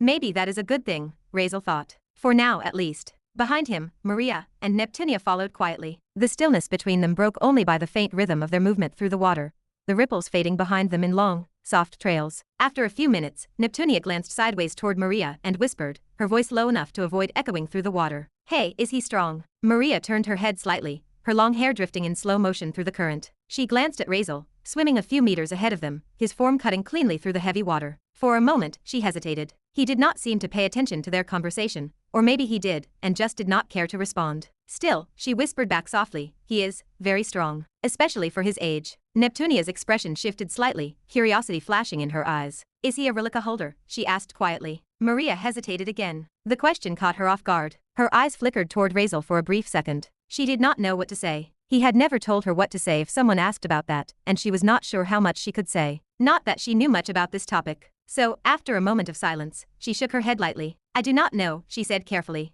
I have never seen him use any relica. Neptunia tilted her head, frowning faintly. Then how do you know he is strong? She asked, more curious than challenging. Maria opened her mouth to reply, but before she could say a single word, Razeal's voice cut through the silence, calm but sharp. They are here, he said suddenly. I can sense thousands of creatures, and yes, they are very hostile, every single one of them. His tone remained controlled, but an edge sharpened his voice now. They are coming toward us. Fast. Be ready. Prepare for battle. Maria and Neptunia instantly straightened, all traces of casual conversation vanishing. The water between them thickened with tension. Where? Neptunia asked immediately, her body tensing as she stopped swimming forward. Ha, Maria echoed, scanning the surrounding water, her sharp eyes flicking in every direction. Neither of them could see anything. The ocean stretched endlessly in all directions, blue, silent, and empty. No shapes, no movement, nothing that even looked remotely alive. It felt unsettling. Calm down, Razeal said quietly, still facing forward. His voice carried a quiet certainty that made both women hesitate. Wait for it. They obeyed, staying still. The truth was, they could not sense what he could. The creatures remained far enough to be invisible, their movements blending perfectly into the color of the sea. Even the water itself did not ripple enough to betray their presence. But to Razeal, it felt clear as day. He could feel them, through his keen hearing and flow sensing, and most of all, his killing intent perception reacted violently. His eyes narrowed slightly, a faint red hue flickering deep within them. Before his inner sight, the sea was not empty anymore, it was alive with red. Thousands of tiny red auras shimmered in the distance like stars in a blood-colored sky, all converging toward their position at terrifying speed. Each dot pulsed faintly, beating like a distant heart, alive, hungry, and malicious. Razeal exhaled slowly through his nose. Hundreds of thousands, he muttered under his breath. Too many to count. And finally, after a minute or so of eerie silence, Maria and Neptunia, who were still uncertain of where the enemies came from, narrowed their gazes toward the distant darkness ahead. At first, nothing appeared, just water so vast and empty it almost felt endless. But then, faintly, they saw it. Movement. A ripple, a vibration in the current. Then another. Soon, their eyes widened as the shapes took form. From the darkness ahead, a massive swarm of creatures appeared, thousands of them packed together tightly, moving like a living wall. They surged toward them in a terrifying wave, each shape distinct yet all merging into one monstrous tide. Sharks, serpents, orcas, octopuses, and other grotesque sea beasts all charged forward with primal, bloodthirsty ferocity. It was chaos, pure, unstoppable chaos, rushing at them through the depths. How did he sense monsters in water before me? Neptunia thought, frowning sharply as her heart thudded in disbelief. This should not have been possible. It did not make sense, but this was not the time to question it. She shook her head, clearing her thoughts. They are too many, she yelled suddenly, her voice echoing through the dense water as her eyes locked on the incoming wave. Without hesitation, Neptunia lifted her bow, her movements fluid and fast. She pulled an arrow from her quiver and drew the string back in one clean motion. The bow gleamed faintly with blue energy, a ripple of mana spreading through the water. Her aim remained steady, her breathing controlled. Even from this distance, at least a full kilometer away, her focus did not waver. The creatures were getting closer, enormous shadows shifting against the dim blue light of the sea. Maria floated beside her, ready, but she did not take out any weapon. Her expression remained calm, though her eyes stayed fixed on Razeal ahead. Then, Razeal suddenly came to a stop. Maria, he said evenly, turning his head toward her. Give me a sword. Maria blinked, slightly startled by the sudden command, but she did not question it. Her hand moved instantly as she reached into her storage ring, summoning a fine-looking blade, sleek and glimmering with faint silver light. She handed it to him without a word. A sword in here, Neptunia blurted out, disbelief clear in her tone. Her brows shot up as she stared at him, almost offended by the absurdity. Who fights sea creatures with a sword? It is a close-range weapon. You should be using something long-ranged. She threw her arms up slightly, frustration clear in her voice. Was this your grand genius plan? To her, it was madness. A sword underwater seemed impractical. The water would slow every swing, dull every strike. Unless he had something else. Maybe some relica that allowed him to overcome that limitation. But she could not sense any relica aura on him, which meant he really intended to fight physically against thousands of monsters. That is insane, she thought, her gaze tightening on him. Razeal, however, did not answer her. His expression did not shift even slightly. Wait for me here, he said calmly, gripping the sword tightly in his right hand. This is the best time to take out most of them. He turned toward the oncoming wave, testing the weapon's balance as he moved his wrist slightly. The blade cut through the water sluggishly at first, the resistance heavy and tangible. He could feel how much the water slowed his swing. It was his first time fighting underwater, and he knew it. But instead of hesitation, a small smirk formed on his lips. Good experience, he thought. Let us see how this goes. The swarm of ocean beasts rushed closer, their enormous silhouettes twisting through the deep like a nightmare coming to life. Razeal's eyes narrowed, and his voice lowered. Killing aura. In an instant, a crimson glow flared around his body. It started from his hand, a dense, red mist that wrapped around his skin before spreading outward, crawling along the blade he held. Within seconds, the entire sword was coated in that dark, burning aura of red. The pressure in the water changed. It shifted. The ocean seemed to still around him, the water trembling faintly. That aura, heavy, violent, and suffocating, spread outward, carrying with it a sense of pure dread. What is that? Neptunia whispered, her eyes narrowing. Her instincts screamed danger. The sword, now pulsing with crimson light,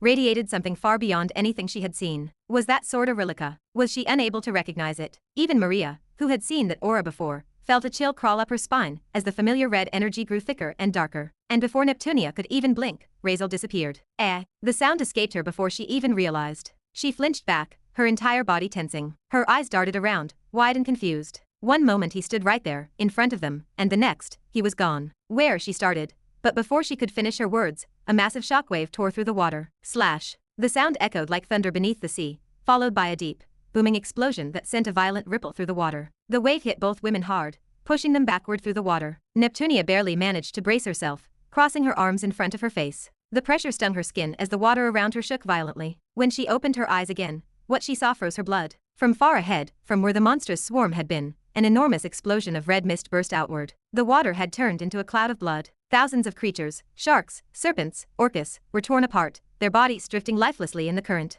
The water turned dark, the blood spreading like a storm of crimson smoke. A single slash, just one slash, and thousands of creatures in the wave were cut down. Neptunia stared ahead, her grip tightening on her bow. Just who is he, she whispered, her voice almost inaudible. Razeal stood amidst the crimson depths, a cold smile twisting across his face. His sword hung raised diagonally, the dark steel glimmering faintly under the faint ocean light. Around him, blood drifted like clouds of smoke, staining the water in deep shades of red. The entire wave of monsters had been pushed back by the sheer force of his slash. The silence that followed remained short-lived. +1 killing point. +1 killing point. +1 killing point. Hundreds of notifications flashed through his mind in rapid succession, a cascade of mechanical dings echoing in his consciousness. Each one rang like a thrill, like a pulse of satisfaction through his veins. His smirk widened as the count kept climbing, hundreds, maybe thousands, all appearing at once. And then, among the flashing prompts, one particular message expanded in front of his eyes. Due to the nature of artificially created and essence-evolved entities, such beings are not recognized as true, original life forms. Therefore, instead of distributing points, as previously done with strength-based differences,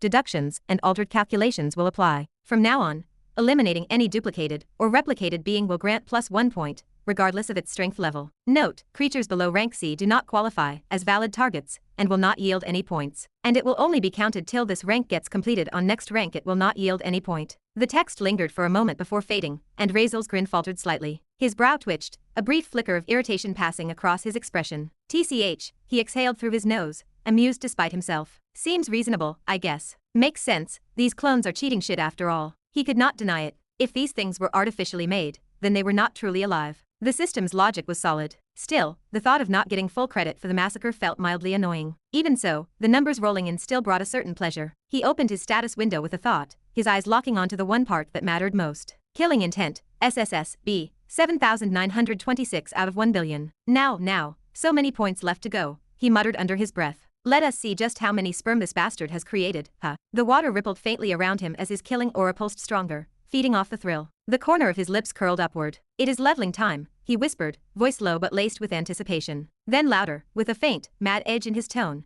it is leveling time. With that, Razeal moved again, vanishing into a blur of red light. The water around him erupted. The next moment, blood exploded once more across the vast blue expanse. Thick clouds of crimson spread like ink in the current, swirling around him as bodies were torn apart in his wake. The force of each strike sent violent waves surging through the water, shaking everything nearby. +1 killing point. +1 killing point. +1 killing point. The notifications returned, faster and louder now, echoing violently in his head like a rhythm. Chapter 243. How does he cut through the skin of those sea creatures so easily? Maria wondered. She remembered very well that most sea creatures had bodies covered with scales thicker than iron, their skin resistant even to strong magic, and high levels of physical attack. Yet here he was, slicing through them as though their flesh were made of soft butter. Each swing of his sword tore through the water, like a flash of crimson light, and the creatures that met the blade were shredded apart in an instant. Blood spread around him like ink in the sea. It was not even a fight anymore, it was a massacre. Maria's mind spun. How is that possible, she thought. No ordinary weapon could pierce through skin that thick. She literally gave that sword to Razeal, and it was not all that impressive, just a 4th-ranked weapon. It should not cut this clean unless it was a 5th or 6th-ranked one, and he is not even using magic to support it. She stared at him from afar, trying to comprehend what kind of force or ability allowed him to do this. Just physical strength, that cannot be right. While Maria was lost in thought, Neptunia, who floated slightly beside her, raised her bow again. Without hesitation, she pulled the string back. The arrow she took from behind her back glowed with a golden tip. Then, with a sharp exhale, she released it. The arrow tore through the dense ocean water like lightning, piercing through the distance and slamming into one of the incoming beasts. The creature convulsed, its massive body shuddering before collapsing into stillness, drifting downward as it became consumed in the chaos of other monsters around. Let us go, Neptunia said sharply, her voice cutting through the water. Standing here will only waste our time. The faster we pass through these monsters, the better. From the looks of it, he could really have handled all this alone anyway. There was a faint trace of irritation in her tone, not loud or emotional, but quietly sharp. She clearly minded what Razeal had said earlier about leading the way through the wild sea. Now that she witnessed his power firsthand, his words were proving true, and she did not like that. The way he cut through the horde with such effortless dominance made her chest tighten slightly, a mix of disbelief and pride wounded by his earlier arrogance. Maria glanced at her briefly but said nothing, only nodding once. Yeah. Together, they swam after him, the water parting smoothly as they moved forward. Strangely, there were no monsters in their path behind his back. Everything ahead of them held nothing. They reached behind him in just seconds. He turned around a little as he sensed their approach, his head tilted slightly. There are more monsters coming from behind, Razeal said suddenly, his tone calm and firm. His gaze remained forward, like a wave. I cannot even sense the end of it, which means the number of monsters is far greater than this, so follow behind me, fast. Also, our goal is not to kill every monster, but to cross this path safely. Remember that. I will make the path ahead and kill as many as I can. No monster will come close to you from the front, but some might circle around or try to attack from behind. That is on you both. Take care of it, Razeal continued, his voice commanding yet steady, leaving no room for argument. Neptunia and Maria nodded immediately. And also you, Razeal turned his head slightly toward Maria. These monsters are strong. You can use it without worry. Really? Maria asked, hesitating. Her voice was uncertain, her gaze flickering toward Neptunia beside her. She remembered clearly what Razeal had told her before, not to use any powers that could expose her as someone not from Atlantis. And now he told her to use it, openly, with an Atlantean right beside her. Yes, Razeal interrupted, his tone cutting through her doubts. These creatures are not weak. Their strength is equal to 3rd or 4th rank beasts, some even of 5th rank. Without using it, you will hold me down. So yes, use it. Maria's eyes lingered on him for a moment, unsure. But the authority in his voice and the faint trust in his tone made her sigh lightly and nod. Neptunia, however, raised her eyebrows. She turned her sharp blue gaze toward Maria, eyes narrowing slightly in thought. From their conversation, she could clearly sense the discomfort and clear gaze toward her as they did not want to do something because of her. Do not mind us, Razeal said suddenly, catching Neptunia's stare. It is just that her relica is a little unique and special. I would also appreciate it if you kept it a secret, Razeal added, his tone casual but carrying quiet weight. Okay. Razeal was obviously lying through his teeth. He had no idea how Neptunia would react once Maria pulled that thing out, so he threw in the excuse to mislead her. He wanted to make her think it was just a relica too. This way, she would be busy guessing what made it unique, instead of realizing it might not even be from Atlantis at all. Oh, I see. Do not worry about it, Neptunia said, her voice calm, but her expression betraying curiosity. She sent a long, interest-filled gaze toward Maria, one that lingered longer than necessary. The tone of Razeal's explanation had intrigued her more than he probably realized. For a relica to be kept so secret, at least from their way of interaction, what kind of power could it hold? She wondered silently, her fingers still lightly gripping her bow. As for the thing Razeal mentioned, it was not really a relica at all, of course. It was a power disc. Yes, Maria had one. Razeal had only found out about it back on the ship, during one of their quieter moments, when he had asked how she planned to handle herself if things went wrong once they reached the deep waters of Atlantis. She had been hesitant at first, but eventually, she had revealed the truth, that she carried an ancient power disc, an heirloom of the Grave family. He remembered the conversation clearly. A power disc was not something ordinary people had. It was a treasure, a tool so rare that only a handful of noble families possessed. In the novel he had read, he could not recall the Grave family ever being mentioned as owners of such a thing. That alone was odd. He did not know what ability it had, but if Maria truly possessed one, then it must be genuine and incredibly powerful. If Silva had a disc attuned to wind, he thought,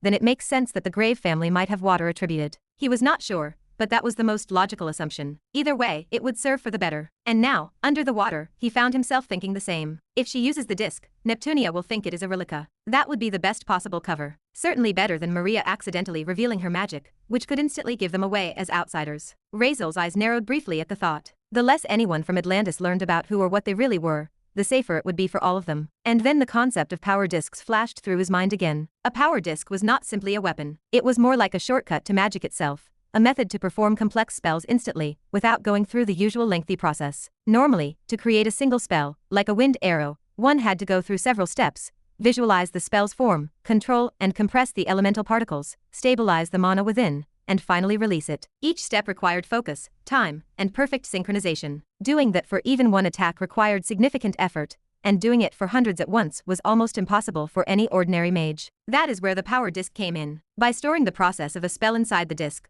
one could cast it instantly, without repeating the entire procedure. It was like saving a spell as a command, ready to be executed in bulk. All it took was mana, and the more one had, the deadlier they became. It was, in essence, a tool for efficiency and for destruction. The difference was overwhelming. With a disc, even someone who knew just one attack could become a one-man army, raining spells endlessly as long as they had enough mana to feed the disc. And that was not the only benefit. The disc also reduced mana consumption drastically, nearly by threefold, sometimes even more, depending on its grade. It bypassed the waste and instability caused by human error, channeling only the purest form of elemental energy. And that, in a place as dense with mana and water as the ocean depths, made it a terrifying weapon for her. Of course, if she had a water-attributed disc, that is. All these thoughts circled inside Razeal's head as he remembered the concept of it. All right then, Maria said finally, her voice calm, but edged with determination. I will if you say so. Though do not complain to me later. Without another word, she reached into her storage ring, and drew out a round, aqua-blue disc. Intricate engravings spiraled across its surface, faintly glowing with soft light as she held it up. Ancient symbols shimmered like veins, pulsing faintly under the water. The disc looked fragile and special at the same time, delicate as glass, but humming with immense power. Razeal did not reply, as he did not even glance back. He had already turned away, cutting through another group of creatures, clearing the path ahead with brutal precision. Neptunia, however, was fully focused on Maria. Her eyes glinted, sharp, curious, and analytical. She was intrigued. The energy coming off the disc was not like a relica. It did not carry the signature pulse of a relica, nor the aura of pure will infusion. Instead, it felt alien, faintly vibrating in rhythm with the water itself, and another different energy, making her think she was hallucinating. Her gaze narrowed as she studied it more closely. The disc was palm-sized, smooth, and circular, glowing gently with layered ripples of blue light. To her, it was strange but not suspicious, as relicas came in all forms and shapes, after all. Some looked like stones, others like rings, even fragments of armor or bone. But still, this one gave her a faint sense of dissonance. She blinked, brushing the thought away. A unique relica, had she thought, reminding herself of what Razeal had said. It is probably just different from what I have seen before. Maria, aware of Neptunia's steady gaze, did not flinch or react. Her expression was calm, almost stoic, even though her heart beat slightly faster. She knew she could not afford to look suspicious. She took out her weapon from her storage ring, a beautifully crafted bow, and attached the disc into a small circular slot built into its handle. The moment she did, a soft pulse of light rippled outward. The bow hummed gently, resonating with the disc's energy. The carvings lit up, glowing with a deep aqua hue. The water around them trembled faintly as if responding to its activation, the current shifting ever so slightly in rhythm with the disc's pulse. Razeal, now several meters ahead, could feel the faint energy surge behind him. He did not need to turn around. Just sensing that familiar vibration was enough to make the corner of his lips lift slightly. Good, he thought, it really is a water-attributed disc. So what does this relica of yours do? Neptunia finally asked, her voice carrying genuine curiosity. Her eyes followed every motion Maria made as she carefully attached the glowing disc to her bow. Neptunia had expected it to be some kind of support-type relica, maybe one that strengthened the user's aim or enhanced the speed of arrows. Still, something about it did not feel ordinary. She sighed quietly in her mind, her gaze flicking toward Razeal fighting up ahead. At least someone here has brains, she thought. Using a bow in a water battle makes far more sense than charging forward with a sword. There was a faint irritation behind her eyes, but also a grudging respect for Maria's choice. See it yourself, Maria said simply, instead of answering. Her tone was calm, firm enough to make Neptunia's brows lift slightly. Maria raised her bow, her posture graceful yet steady, pulling the string back even though there was no arrow in sight. For a moment, Neptunia thought she was pretending, until from the space between her fingers, water began to swirl. The liquid curved and solidified, shaping itself into a translucent arrow that shimmered under the faint blue glow of the ocean. The arrow looked alive, rippling faintly as if breathing. Neptunia's eyes widened instantly. Water manipulation, she whispered under her breath. She was shocked. Before she could process it further, Maria released the string. The arrow vanished in a blur, cutting through the water with incredible speed. There was no resistance, no delay, just a sharp whistle as it tore through the current. It shot toward a large intermediate fourth-ranked shark lurking in the distance, a massive beast with hardened scales, and an aura of killing intent radiating around it. The arrow hit dead on. It pierced through the creature's reinforced hide as if it were nothing but silk, slicing straight through its body. Then it did not stop there. The water arrow continued forward,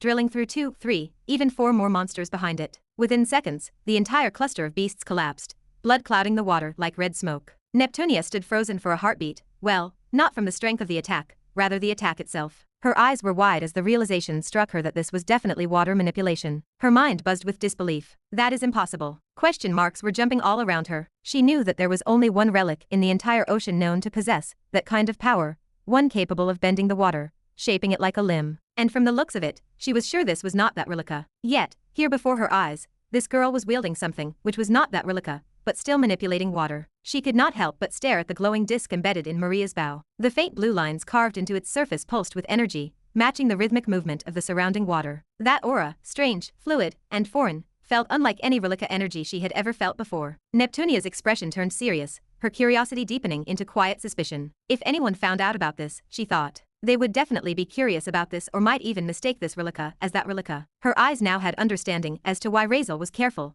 and called it a unique relica. This was definitely something to be careful of. What rank relica is this? She finally asked, her tone calm but carrying clear weight. And what stage of resonance have you reached with it? Maria froze slightly, glancing toward Neptunia out of the corner of her eye. Ha, she said softly, pretending to be confused, though her mind raced. She had been worried the entire time that Neptunia might somehow notice the truth, that the disc was not a relica at all, but a completely different kind of artifact. And now, from the way Neptunia spoke, it seemed her lie had worked. Neptunia truly believed it. Relief mixed with tension in Maria's chest. Still, she could not afford to seem suspicious. That is too personal to ask, Maria blinked. So no, I cannot answer that, she replied in her usually haughty tone. Neptunia blinked. All right, she said, a little surprised at the refusal. Normally, people boasting about reliquas would eagerly brag about their rank and resonance, proud of their progress. Maria's calm dismissal only made her seem more mysterious. Still, Neptunia decided not to press further. She is hiding it, Neptunia thought. Probably because it is rare. Maybe she does not want word of it spreading. Maria smiled faintly, realizing the trick had worked. The tension in her shoulders eased just slightly, and she gave a small nod toward Neptunia. Let us follow behind him, she said, her tone back to composed calmness. Neptunia did not argue this time. Together, they both turned toward Razeal's direction. Up ahead, the path through the ocean was already carved open.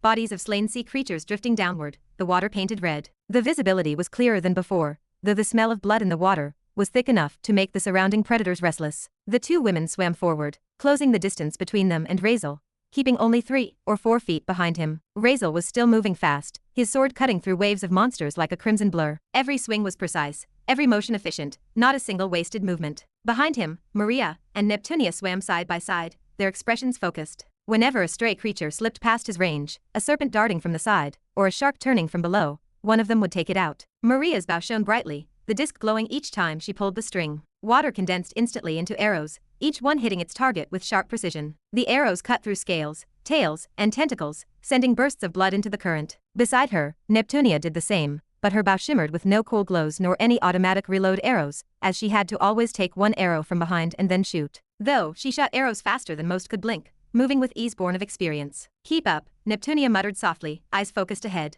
I am, Maria replied calmly, though her heart raced slightly, feeling the energy of the disc vibrating faintly through her bow. Together, the three of them cut through the sea, Razeal leading like a storm of crimson, Maria and Neptunia following like twin streaks of blue light. Behind them, the monsters surged endlessly, but not a single one reached close. The wild sea howled and churned around them, filled with blood, light, and the echo of battle. Chapter 244. The sea creatures were coming in gargantuan numbers, so many that the water itself seemed to boil with movement. They swarmed together in dense, writhing masses. Their bodies collided and shoved each other forward in blind fury. The current twisted violently as fins, scales, and tails tangled together in chaos. Their instincts were simple and absolute. Attack the intruders. Somewhere deep within their primal minds, a command pulsed like a drumbeat. No one crosses this border. No one leaves this sea. So they charged. Even when the creatures at the front were torn apart, even as blood spread thickly into the water, like clouds of crimson smoke, the rest did not hesitate. They did not retreat or scatter. Instead, they surged forward faster, driven purely by instinct. Razeal, Maria, and Neptunia were at the center of it all, cutting through the chaotic swarm like streaks of light in an ocean of madness. The deep sea rumbled with sound. Boom, boom, boom. Small explosions echoed every few seconds, shockwaves rolling through the water. Each time, 3 or 4 monsters would burst apart mid-charge, their flesh shredded into a mist of red. Blue and golden streaks of energy flashed around Maria and Neptunia, the glowing trails of their arrows as they intercepted anything that tried to flank from behind. Neptunia released another arrow and sighed faintly. Her eyes followed Maria's shots for a moment before speaking. You chose the right weapon, but you really need to work on your archery skills. Maria loosed another shot without looking, her expression unbothered. Bow is not my main combat form, she replied evenly. So yeah, I know. But do not worry about it. I am learning. And, well, her eyes flicked toward the massive school of monsters surrounding them. In this place, I do not think I need to aim. No matter which way I fire, I will hit something anyways, as even missing counts as a hit. She released the string. Another monster exploded ahead in a burst of light and blood. All around them, countless beasts pressed closer. Sharks, serpents, and massive orcas, their forms twisting in the dim, shifting light. Above, below, and behind, the creatures filled every direction. They were completely surrounded, and yet they moved. Fast, steady, synchronized. Razeal cutting the path, the 2 women guarding the rear. Despite the suffocating number of enemies, they kept advancing. The sea churned violently behind them, but the monsters' own density worked against them. Those from behind crashed into those ahead, slowing the entire swarm. Well, that is true, Neptunia said between shots, her tone softening slightly. I can see your skills improving. In the last hour, you have grown better. Really talented, that is all I can say. Honestly, hard to believe you are from the 7th sea. Respectfully, of course. Maria did not respond to the compliment, her focus fixed on her bow. The faint glow of the power disc pulsed through the water as she fired again, her arrow striking a serpent that tried to dart from above. Neptunia continued anyway, her voice drifting over the sound of battle. Still, I am shocked he is not recognized by any ocean lord or powerful house. A man with that much strength and talent. Normally, someone like him would have already been recruited by the royal army or a noble family by now, maybe even married into one. She chuckled softly, the sound muffled by the water. Honestly, I would not be surprised if some noble girl offered herself just to make him her father's son-in-law. Her words were casual, teasing, but her eyes remained sharp, always scanning the water ahead. Every time she blinked, another monster died. Maria did not answer, but her gaze flicked briefly to Razeal's silhouette ahead. His movements were nothing short of terrifying. From where they swam, Razeal's figure could not even be clearly seen. He moved too fast. Just a black and red blur amid the water, his sword leaving faint trails of red. Every second, hundreds of creatures were being cut apart. Every slash split through multiple targets. Bodies fell apart in layers, blood bursting outward in red waves. The creatures did not even see him coming. One instant they were alive, the next they were shredded, their remains spiraling downward like rain. Maria and Neptunia could only watch from behind, both feeling a rare, quiet sense of awe and a bit of envy. Neptunia, who had trained since childhood in the depths, had never seen anything like it. At least at the age Razeal looks. Yeah, there are many powerful beings who can do this, but, again, most relying on their reliquas. And he has not even taken it out yet. So for a moment, she forgot the battle entirely, her eyes following the faint streaks of movement ahead. Then, out of nowhere, she asked. Her tone light, but her question sudden enough to make Maria blink. Does he have a girlfriend? Ha! Maria turned her face toward Neptunia, her eyebrow arching high, genuine surprise flickering across her features. For a moment, she simply stared, eyes narrowing slightly as she looked her up and down, trying to decide whether Neptunia was joking, or just weird to ask something like that in the middle of a battlefield. Still, without breaking eye contact, she released the water arrow she had drawn, letting it fly off into the swarm. It did not even matter where it hit. With this many monsters, she was bound to strike something anyway. I mean, Neptunia continued casually, shrugging, as she swam alongside her, her tone light as if she had not just dropped a completely ridiculous question. You are not in any relationship with him, right? Except that bitch thing you said before. So I figured you would not mind me asking. No one does. I mean I do not, Maria said finally, her tone dry, though the faint disbelief in her eyes made it clear she still could not process what she was hearing. She gave Neptunia a weird look, one eyebrow raised as she spoke. You can have a go if you want. Seems like he has managed to charm you already. The disbelief was genuine. She still could not wrap her head around the idea that that guy, with his cold expression and arrogant tone, could make any girl interested in him. Neptunia immediately waved her hand, shaking her head quickly. No, I do not, she said with a light laugh. I already have a fiancé being prepared for me, so leave it. Her tone was casual, almost indifferent, but the way she said prepared made Maria blink. Prepared fiancé? Maria echoed, her tone skeptical.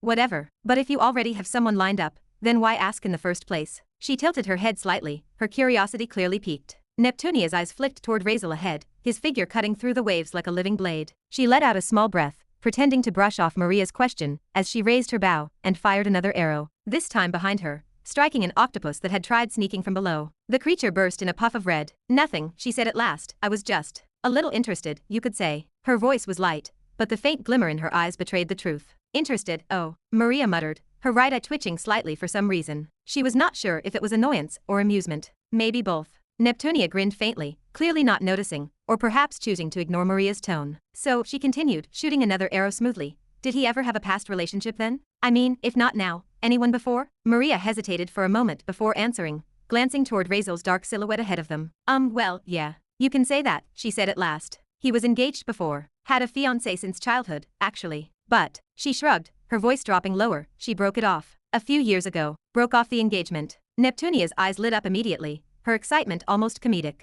Wait. Which woman in the world breaks off an engagement with someone like him? I mean, let us ignore his attitude. But look at that strength and, even that face. Why would anyone? Her tone was almost scandalous, eyes gleaming with curiosity like someone handed her the juiciest gossip of the century. Maria just gave a small, unreadable smile. Well, many things happened, she said simply, her voice calm, but laced with weight. Of course, she knew better than to share that story. No. You cannot just stop there, Neptunia exclaimed, clearly too invested now. She swam a bit closer, her bow still held casually in one hand as she gestured animatedly with the other. You cannot start with that and not finish. You have to tell me what happened. Come on. Maria blinked slowly, unimpressed. Neptunia grinned mischievously, her voice turning playful and sing-song. Okay, how about this? You tell me the rest of the story, and I will personally teach you proper archery. Deal? You will not regret it, she said, beaming, her tone teasing but genuinely curious. Maria could not even respond this time. Her face just blanked, her lips parting slightly in disbelief. Is she really trying to bargain gossip in the middle of a damn battle? Before she could answer,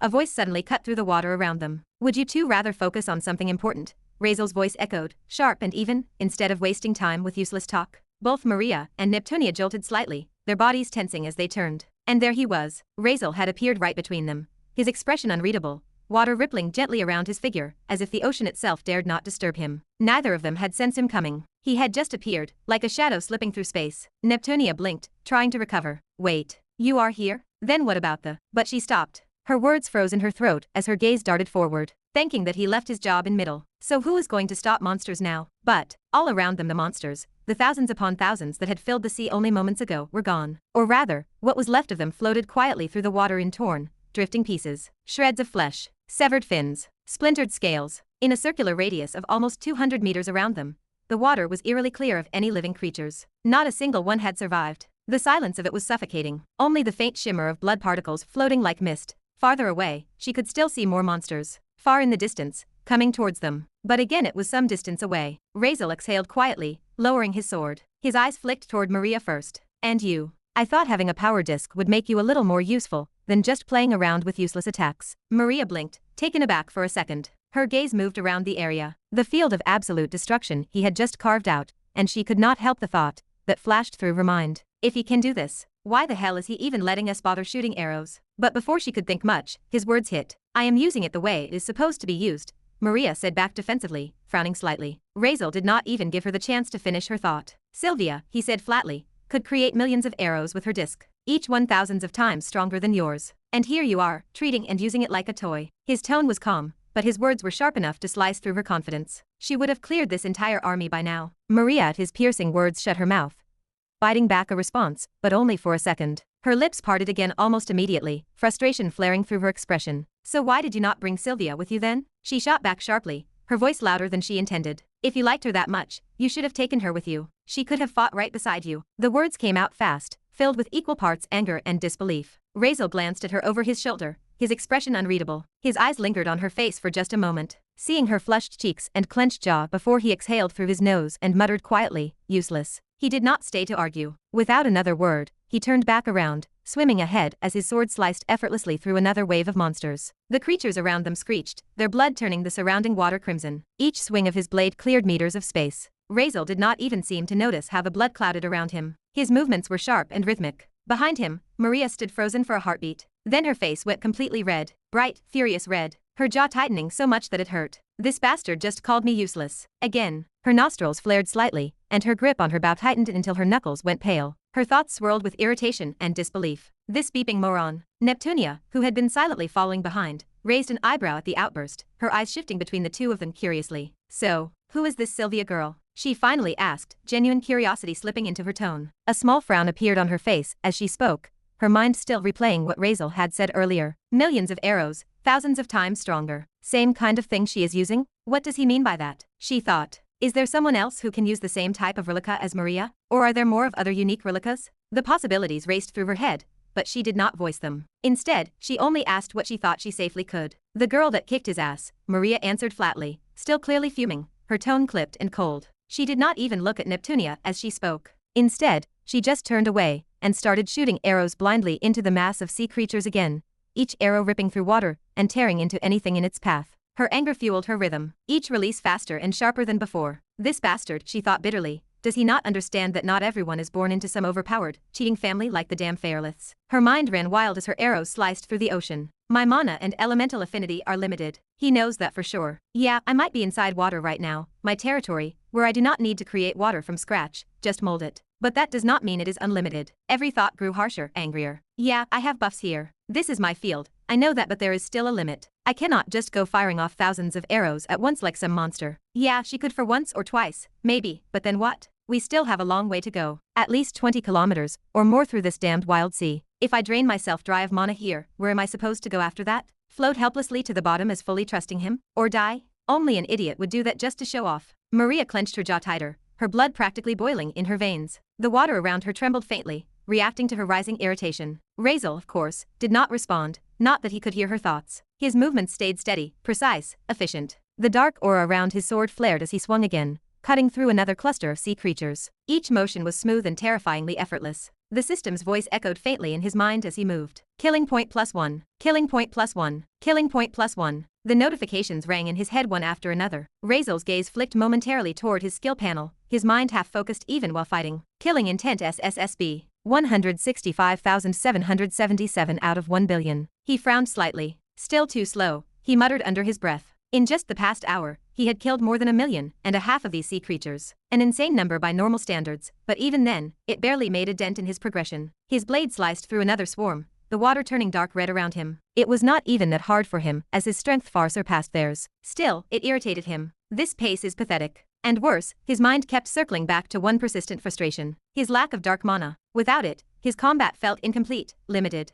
If he had mana to use shadow abilities, he could have finished this entire stretch in minutes, as created Hull Path. But now without it, everything felt restrained, dulled, like fighting with one arm tied behind his back. Maybe he really got too dependent on shadow abilities of his. He had thought he would get many monsters in here. But no, luck just was not on his side. Not even a single real monster had appeared so far. Not one from the portals. The ones that carried actual monster cores inside them. He had thought he could at least gather some cores along the way, absorb them, and restore his dark mana bit by bit. It would have been the perfect. But there was nothing. Just these empty, artificial things. Shells without life or essence. Which does not even give beeping complete killing points. And if that was not enough, the blade in Razeal's hand finally began to show signs of strain. Fine cracks had formed along its surface, faint, but spreading like thin spider webs across the metal. Even though he had reinforced it with his killing aura, it was not enough to keep the weapon from wearing down. After carving through so many creatures, slicing through armor, thick scales and bones, the sword had nearly reached its limit. Each strike was still clean, still sharp, but the faint tremor in the steel told the truth. It was just about to crumble into dust.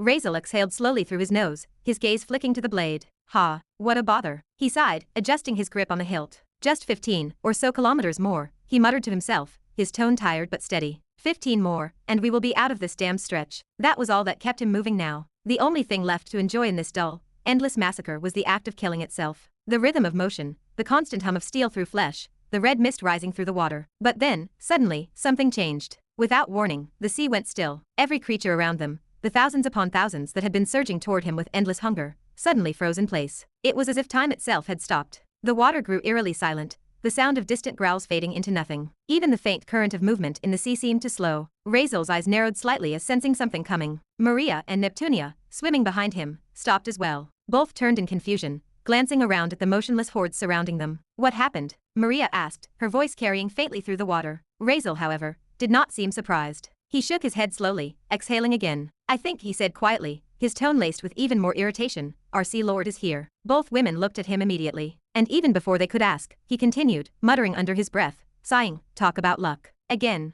Because of course, it would happen to him. Just as the words left his mouth, a massive movement stirred within the horde ahead. The countless creatures that had filled the water began to shift, parting in two neat lines as though making way for something, or someone. The pressure in the water changed, growing heavier. Then, from the midst of the formation, a figure appeared, riding calmly on the back of an enormous shark. He was not armored like one would expect of a ruler. In fact, he looked oddly out of place in this hostile setting. Half naked, wearing only ragged black pants, his upper body lean and skinny, taut under pale skin. A necklace of seashells hung around his neck, bound together by thick black thread, giving him a strange, almost weird appearance. Despite the sharpness of his facial features, the kind that might once have been considered handsome, his sunken cheeks and hollow eyes made him look like someone half dead. His hair was trimmed short, almost a buzz cut, and his expression seemed oddly detached, almost bored. Neptunia's lips parted slightly as recognition crossed her face. Yeah, she said softly, almost sighing. That is him, the Sea Lord of the Third Sea, Antonio. Maria and Razeal both stayed silent, studying him as the man stopped a few meters away, standing tall atop the shark. His posture was lazy, casual even, hands tucked loosely into his pockets,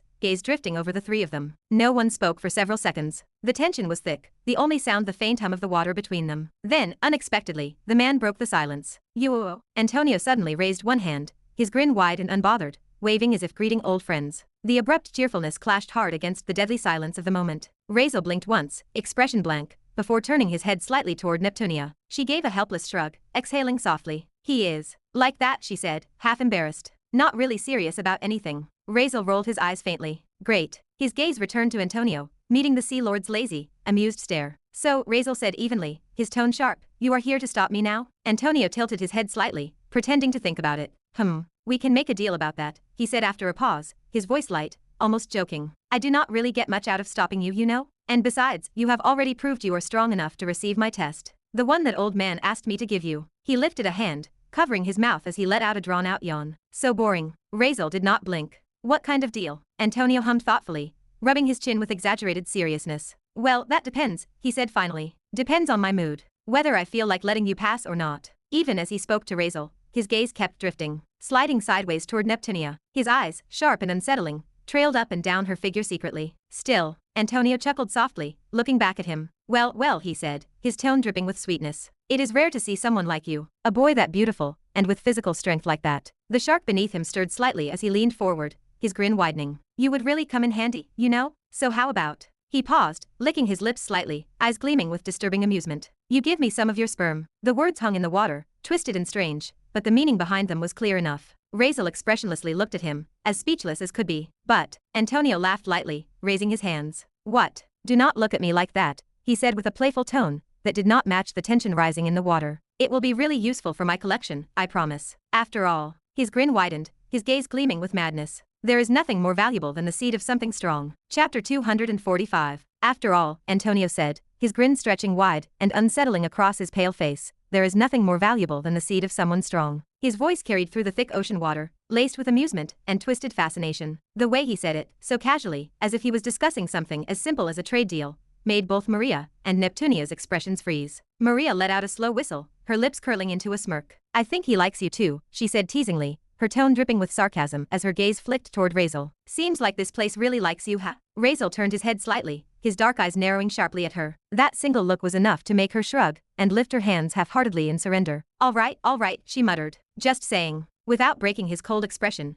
Razeal's gaze shifted back toward Antonio. His tone stayed level, almost bored. What is the other deal? Antonio blinked, tilting his head. You boy. He spread his arms wide, theatrically offended. Why so hard on yourself? This was the easiest choice, you know. He looked genuinely dismayed, though his grin never faded. It is just giving me some sperm. What is the big deal? His voice echoed through the water like an echo of mockery. But when he noticed Razeal's face remained completely emotionless, eyes cold, posture unmoving, the Sea Lord suddenly brightened as though he had just realized something. Oh, I get it, Antonio said, snapping his fingers with exaggerated understanding. You are not shy, are you? Do not worry, boy. I am not the one who would be extracting it from you. He raised both hands innocently, the same crooked grin on his face. Believe me, it is only a hobby, or an interest of mine, to collect sperm, a little collection thing. I am not into that sort of play myself, so do not get me wrong if you are saying no for that reason. I am a connoisseur, not a participant. He spoke with an almost comedic seriousness that only made the situation more bizarre. Still, Antonio went on with a fake sigh, a pity for you. And me too.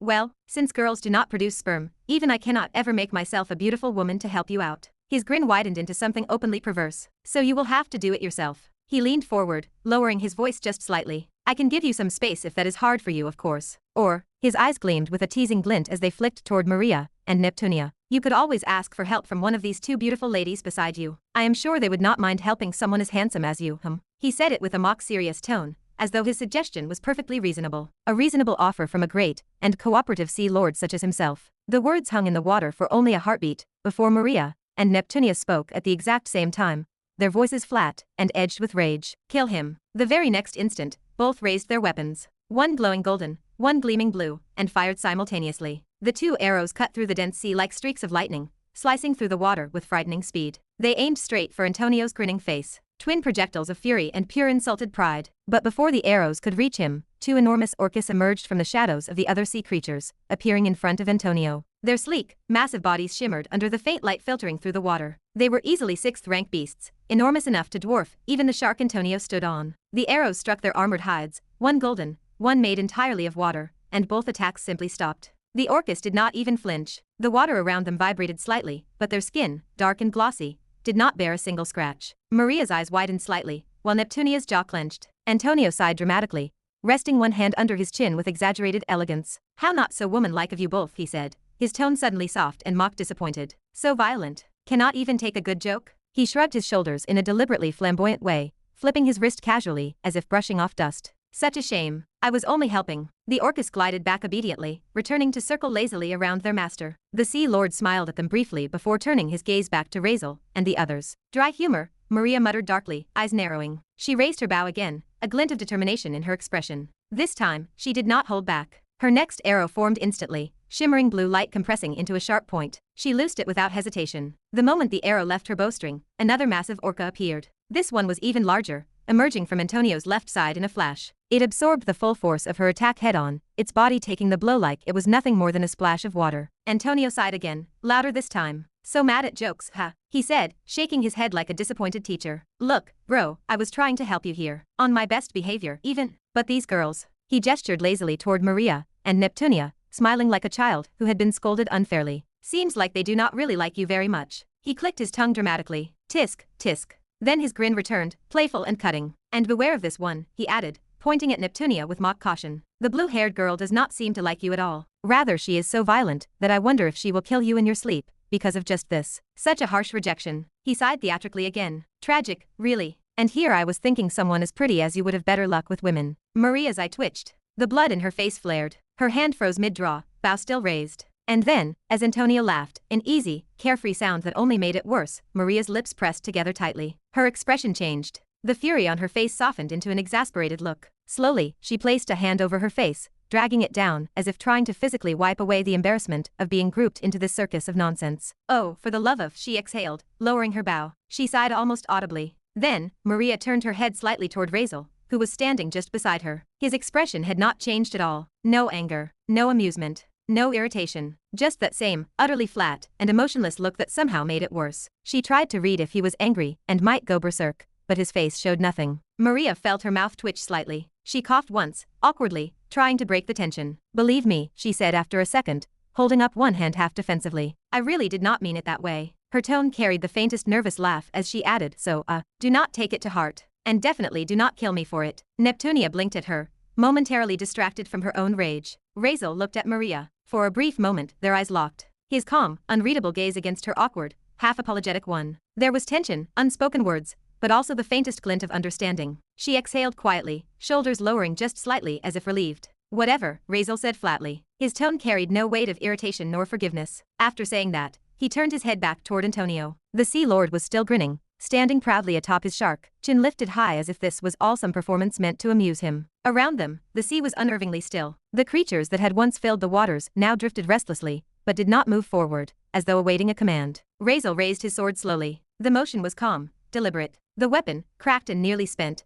glinted weakly in the dim blue light filtering through the depths. The faint lines of damage across the blade shimmered like veins of dying energy. Each crack pulsed faintly with his killing aura, struggling to hold itself together. The weapon's lifespan had long been over, but it still kept on, as if saving some dignity for Maria. I was not trying to make much sound before, he said quietly, the tone more like a confession than a threat. I did not want to attract attention, or cause problems with Sea Lords. His gaze sharpened, locking on to Antonio. But alas, he continued, tightening his grip around the hilt. The killing aura started to bind around the sword, and his whole body very densely, as if preparing for something big. It seems I do not have a choice anymore. The surrounding water began to shift just because of the killing aura, slowly at first, then faster. Tiny streams of bubbles spiraled upward, the pressure distorting slightly, as if the ocean itself was responding to his intent. Antonio's grin faltered as he sensed something weird. The two orcas flanking him stirred, sensing the shift in energy. Their massive bodies moved defensively, drifting in front of their master, forming a living barrier between him and Razeal. Drifting sea/, Razeal murmured. His lips barely moved,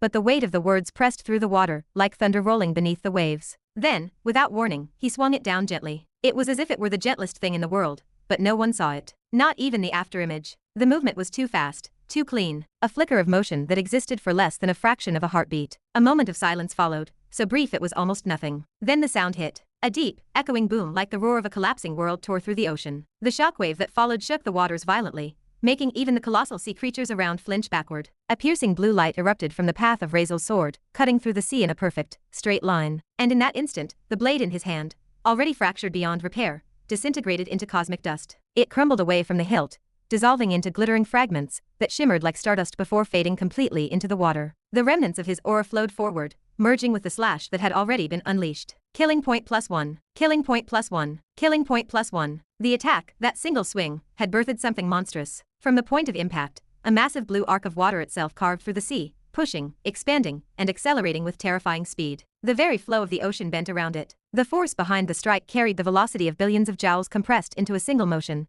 dragging along with it a fragment of the ocean's natural current, the drifting sea flow. In an instant, everything in front of Razeal ceased to exist. There was no explosion of gore, no scattered blood, just erasure. For hundreds of meters ahead, everything within the slash's width, a clean, narrow corridor through the sea, was completely vaporized. Creatures, coral, debris, all of it vanished. Even the strongest of the monsters, those on the edges of the strike, were left half-severed, their bodies sheared apart so smoothly they did not even realize they were dead. The water itself seemed divided, a shimmering wall of emptiness standing where a horde of beasts had been seconds ago. Behind him, Maria and Neptunia froze, both barely comprehending what they had just seen. They had not even registered the swing itself, only the blinding flash of blue light that followed it. And when their eyes adjusted, the horde that had been in front of them was gone. Utterly gone. Maria swallowed hard, the sound barely audible under the rumble still echoing through the ocean. He used that swing again, she whispered under her breath, her voice almost lost to the current. The scene before her felt like déjà vu, too familiar. She remembered vividly that same kind of attack, the one he had used during the arena battle against Silva,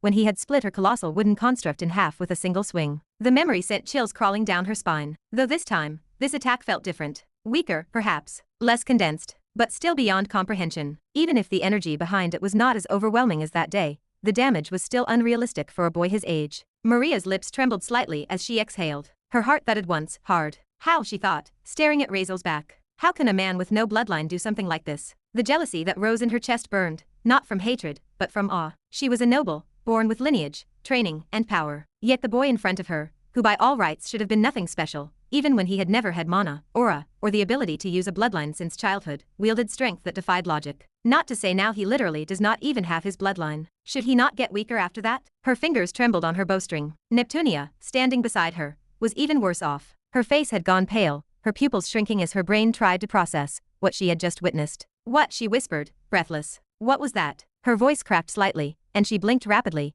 as if trying to make sure she was awake. All she could see was devastation. The horde that had once filled the sea was now gone. The creatures that had filled her vision seconds ago were reduced to fragments, scattered across the ocean like dust. And in the distance, far, far ahead, she could see a quarter of light cutting through the depths. A perfect path of emptiness. No creatures, no coral, no stones, not even the faint shimmer of plankton remained in that line. It was as if reality itself had been erased in that direction. Neptunia's lips parted slightly, a chill crawling down her spine. The ground, she murmured faintly. Even the seabed had been split open. A deep, long cut, impossibly clean, ran straight through it, stretching far beyond what the eye could see. The water trembled faintly, struggling to fill the vacuum left behind by the force of the strike. The ocean current itself seemed to hesitate, rushing back slowly as if afraid of the energy that lingered there. Her thoughts raced wildly. The strength behind that slash, it might be enough to reach the second sea's border, right? She thought, a bead of cold sweat forming at her temple. Can it really be? Could it have actually cut into the second sea itself? Destroyed something there? It cannot be right. Ha, yes, it cannot be, Neptunia whispered, her voice trembling faintly as her wide eyes stared at the distant devastation. It is still kilometers away from us. It cannot possibly. Her words trailed off. She was trying to convince herself that what she saw was not real, that maybe her vision had played tricks on her. But the sea before them, the corridor of utter emptiness stretching for miles, was very, very real. The sheer scale of destruction had left her speechless. She did not even know how to react. The water still trembled faintly, rippling from the aftershock of Razeal's strike. Small vibrations echoed through the ocean floor. Even the light filtering down from the surface shimmered unevenly, as if the sea itself was afraid to settle again. And at the center of it all, Razeal stood silently. He had not moved an inch since the swing. The sword had long gone, turning into nothingness. Razeal stood just as he was. The blood covered his whole body. From their perspective, it looked as though something had exploded on one side of his body. Is he alive? Neptunia genuinely wondered. But as the faint haze of water bubbles around him faded, something else caught both Maria's and Neptunia's attention. His right arm, or rather, what was left of it. The entire limb, from shoulder to fingertip, was gone, completely obliterated by the recoil of his own attack. Only the dark black skeleton structure of his right arm remained attached to him, pale bone outlined in faint shadows, somehow both eerie and unnatural on him. Both their eyes widened at that. Though, even with his arm missing, Razeal did not look surprised. He simply stared down at the limb, or the skeletal remains of it, and exhaled slowly. The sea is really helpful when using flow ability, he muttered softly, his voice oddly casual. Though honestly it could have been better. Maybe I need more practice of using flow within water. He raised the skeletal arm, flexing his remaining fingers as if testing it. The black bones clicked faintly as they moved, each motion unnervingly precise. Then, slowly, his muscles began to reform. Veins crawled across the bone, flesh knitting together like silk weaving itself anew. Blood flowed through the freshly forming tissue, followed by muscle, sinew, and finally, skin. In just moments, his arm had completely regenerated. Brand new, smooth, and unmarred, as though nothing had ever happened. Razeal flexed his fingers again, the faintest smile flickering across his face. Maria and Neptunia stared, both frozen, both equally speechless. At first, they had been shocked at his missing arm, of course. But the destruction he had caused made it understandable. That kind of power would have torn most men apart. Losing an arm in exchange for that level of devastation almost seemed like a fair, or maybe unfair, trade from his side. They could accept that. What they could not accept, what their minds refused to immediately process, was watching that arm grow back. For Maria, it was a strange mix of awe and familiarity. She had seen his regeneration before,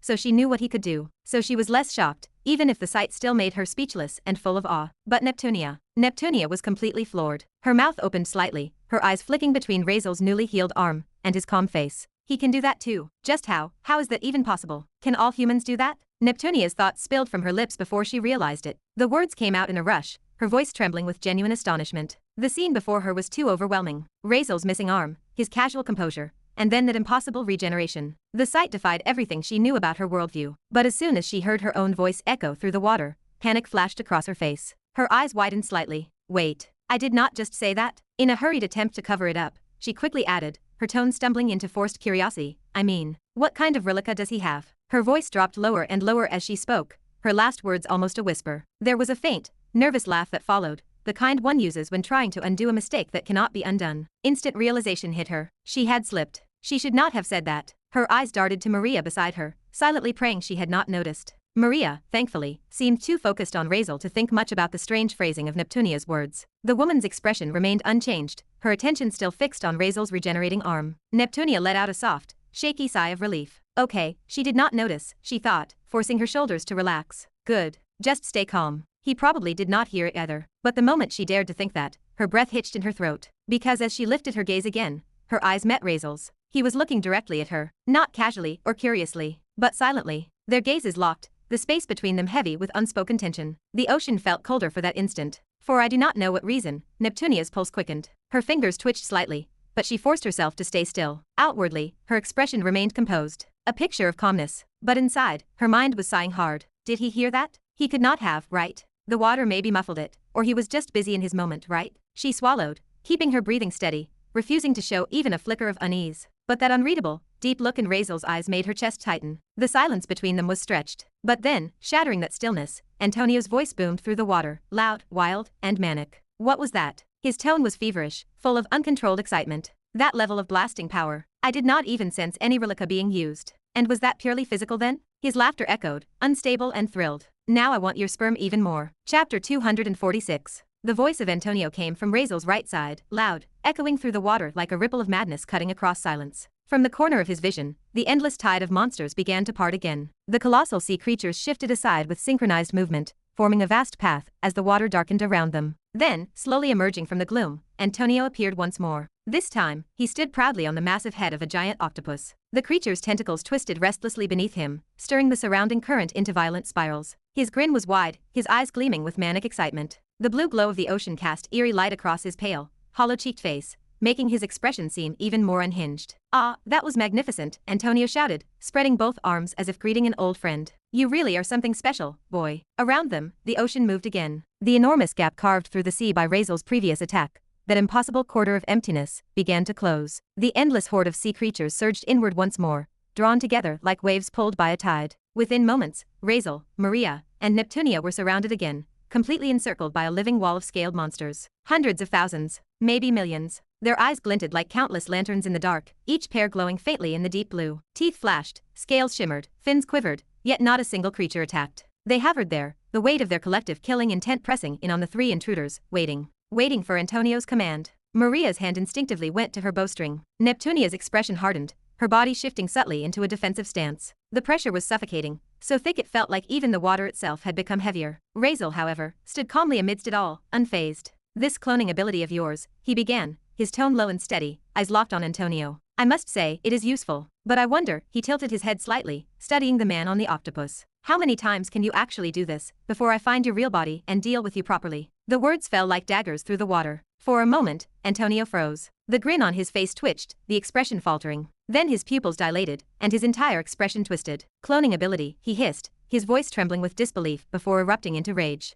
How dare you say that word to me? The sudden fury in his tone made the very water around him tremble. His teeth clenched tightly, his veins standing out along his neck. How dare you insult the sacred ability of my father's relica? He roared, slamming one hand against his chest. This is not cloning. No, you see, we are not copies. Antonio's face contorted further, the edges of his lips twitching uncontrollably. His pale skin flushed red with anger, his voice cracking between each manic shout. We are born from the womb of the mother of fertility herself, the legendary and one of the ocean's strongest relicas. His arms spread wide, almost worshipfully. It is creation, life itself. These are no imitations, no copies or fakes, they are my brothers, my kin. I am the son of my fathers, and through him, life is given form. He jabbed a trembling finger at Razeal. How dare you call us clones? His tone grew more and more distorted, his voice echoing through the army of creatures like a call of madness. The monsters around them responded in kind. Every shark, serpent, and leviathan twitched, their eyes flaring with collective rage. The calm water turned wild, currents swirling violently as though mirroring Antonio's fury. Even through the heavy water, their growls and hisses vibrated the sea, a chorus of hatred directed straight at Razeal. Razeal simply watched, his expression cool and detached,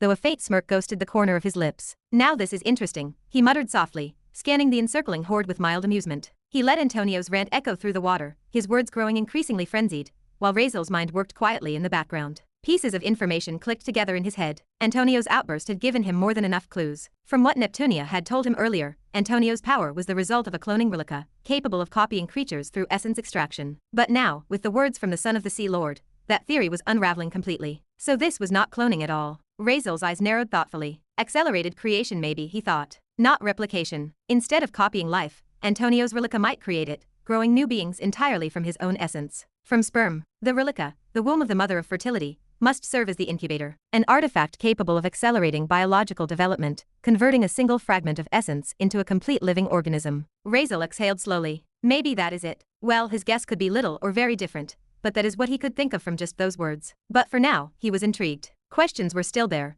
and he needed answers to find the limitations of this object. That was the important thing he wanted to know currently. System, he murmured in his mind. Analyze all the creatures' ages for me. Include this Antonio as well. Affirmative, the mechanical voice replied instantly. However, note that without a biological or blood sample, results will be approximate. Analysis based solely on surface structure may not yield perfect accuracy. Do it. Analyzing. The pause lasted only a few seconds. Then, in the corner of Razeal's vision, faint numbers began to appear, floating above the heads of every creature within sight, one after another like a constellation of data points scattered through the sea. Dozens, hundreds, thousands, each with a small glowing number hovering above their skulls. Razeal's eyes moved, scanning the crowd. The digits varied, some showing 21, others 27, 33, 38. But none exceeded a certain point. Every single creature he looked at, no matter how massive or monstrous, had an age falling somewhere between 20 and 40. Not one older, not one younger. The pattern was too precise to be coincidence. Razeal's smile deepened slightly. His gaze shifted back to Antonio, the faint number glowing above his head. Age 26. Razeal's eyes narrowed slightly. The faint blue digits floated steadily above Antonio's skull, just as they did above every other creature surrounding them. So that is how it is, he thought, a quiet hum leaving his throat as he began to connect the dots. Maybe the maximum acceleration his relica can achieve is about 20 years, Razeal muttered softly, mostly to himself. His sharp gaze moved across the endless horde, watching the glowing numbers above each creature. Since there is no one younger than 20 here, and none older than 40, that is quite the pattern. Yes, host, the system's calm, mechanical voice echoed in his mind. From the calculations, it seems the acceleration effect caps around 20 years of biological development. Any being produced through that relic cannot surpass 40 years of age. After that point, their bodies likely begin to degenerate, or die naturally. Razeal's lips curved faintly, not quite a smile, more like a smirk of realization and understanding. That explains a lot. He crossed his arms, floating silently as the water shifted around him. So that is the limit of the so-called legendary relic, huh? If that was true, then Antonio's army, despite its overwhelming size, was not as unstoppable as it looked. There was a built-in expiration date. Every single creature here had a short life cycle, born fully matured, but doomed to die within 2 decades. And that was not even the worst of it. Even if Antonio could somehow create new creatures infinitely, they would always be capped by that same rule, the ceiling of their growth. No matter how talented the spawn, no being could grow immensely powerful in 20 years without the proper conditions and resources. They also needed time. The corners of Razeal's mouth twitched upward in faint amusement. So even if he could mass-produce life, it still would not be limitless. The lifespan restricts them, and so does time. His gaze drifted toward the massive octopus that Antonio sat on. It loomed like a living fortress, the water trembling faintly with each of its slow movements. Its body alone could have crushed entire ships, a monstrous being of incredible mass and muscle. Above its head floated another glowing number, age 40. Razeal exhaled slowly through his nose. The oldest one here, 40. So that is the end of their line, huh? He studied it carefully, observing the faint aura it released. The power radiating from it was immense, but far from overwhelming. Razeal could handle it. At best, it is a 6th-rank intermediate beast, he said quietly, half to himself and half to the system. Strong, sure, but nowhere near high enough to pose a real threat to me. The realization settled firmly in his mind. Even if Antonio poured endless essence into his relic, producing creature after creature, each would need years to mature and strengthen. That meant his so-called endless army was not something he could conjure instantly. It had to be cultivated and developed, which meant there was a limit to his chaos. Razeal's smile deepened. So this big, terrifying army of his takes time to build, huh? That is good to know. His mind was already calculating, quietly forming new conclusions. If Antonio's relic could only accelerate up to 20 years of biological growth, and his creations could not surpass 40 years of life, then there were weaknesses. Many of them. First, lifespan. The army was temporary. No matter how vast, it would eventually decay and die. Second, growth potential. Only a few would ever reach higher ranks within such a short time frame, depending on their talent of course. The rest would remain mediocre, powerful in numbers but weak in individual strength. Third, dependency. The relic had to be constantly active,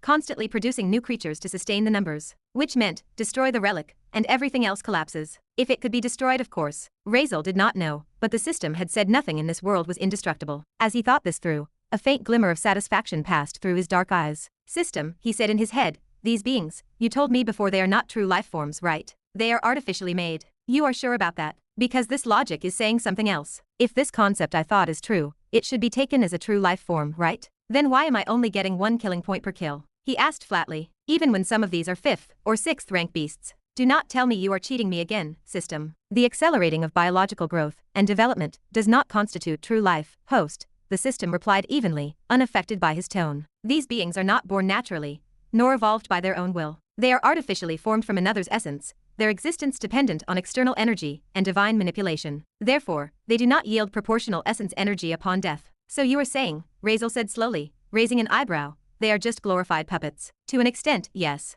The system's tone remained perfectly calm as it continued. Their creation process blurs the line between natural and artificial. They possess life, but not origin. Because they were produced from a relic that itself functions as a living being, the system still grants you some value for eliminating them. However, since they lack true evolution and spiritual individuality, they can only yield a fixed, minimal reward. 1 point per confirmed kill. As how kind I, the kindest villain system around, am. Razeal blinked once, the corner of his lip twitching in irritation. So even though I am doing all the work, cutting through literal armies, I only get 1 measly point per kill. Correct. Even for the higher ranked ones? Correct. And nothing for creatures 3 ranks below C rank, or 4th rank? Correct. Razeal's expression flattened. You are a cheater, he said finally, his voice low, calm, and utterly deadpan. Host, that assessment is inaccurate. The system operates with complete fairness and logical balance. Razeal's eyes narrowed, unamused. Fairness. Logical balance? He let out a humorless chuckle. Yeah, sure. Logical my ass. Host. Do not even start, he muttered, cutting the system off mid-sentence as he rolled his eyes. You just do not want me getting rich off easy points. System. Confused face. The silence that followed almost felt awkward if a mechanical voice could be awkward. Razeal sighed,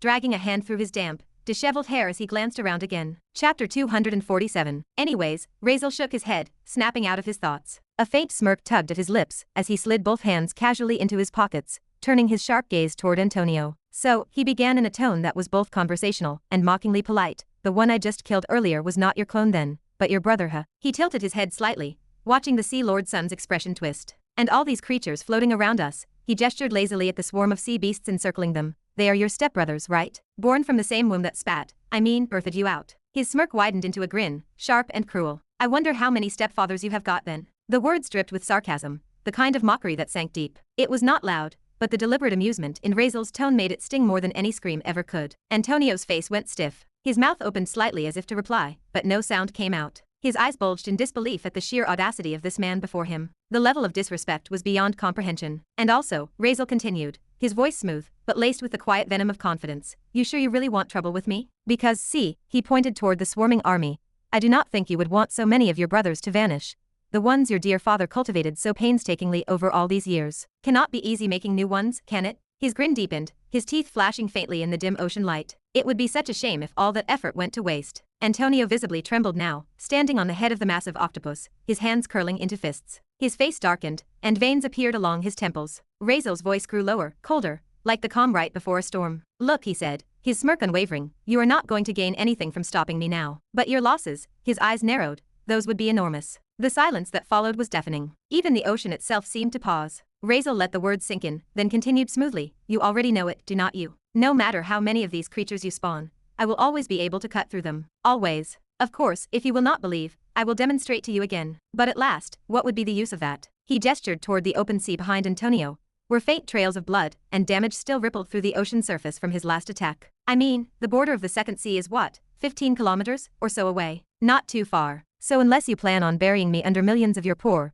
fatherless stepbrothers, he shrugged, a dark laugh escaping his lips, I am pretty sure there is nothing you can do to stop me. A low, menacing chuckle followed, the kind that carried the arrogance of absolute certainty. It was not forced. It was not fake. It was the natural sound of someone who had already decided that everything in front of him was beneath him. A villain laugh coming to him naturally now. Antonio's lips twitched violently. His entire body shook. And then he snapped. Are you threatening me? His scream tore through the water like a shockwave, his voice echoing with hysteria. Not only do you speak of me with such disrespect, but you dare threaten me. And my father. He threw his head back and began to laugh, a loud, wild, and unstable laugh that bordered on madness. The sound reverberated around them, a manic chorus that made even the surrounding sea creatures shift uncomfortably, their fins twitching in agitation. Maria and Neptunia exchanged glances, both startled at first by the sheer volume of his laughter, and then by the words that followed. Neptunia frowned faintly, her sharp yellow eyes flicking toward Razeal. He was standing completely still beside her, expression unreadable, but the faint curl of arrogant amusement at his lips said enough. He is provoking him deliberately, she realized. He is really fast.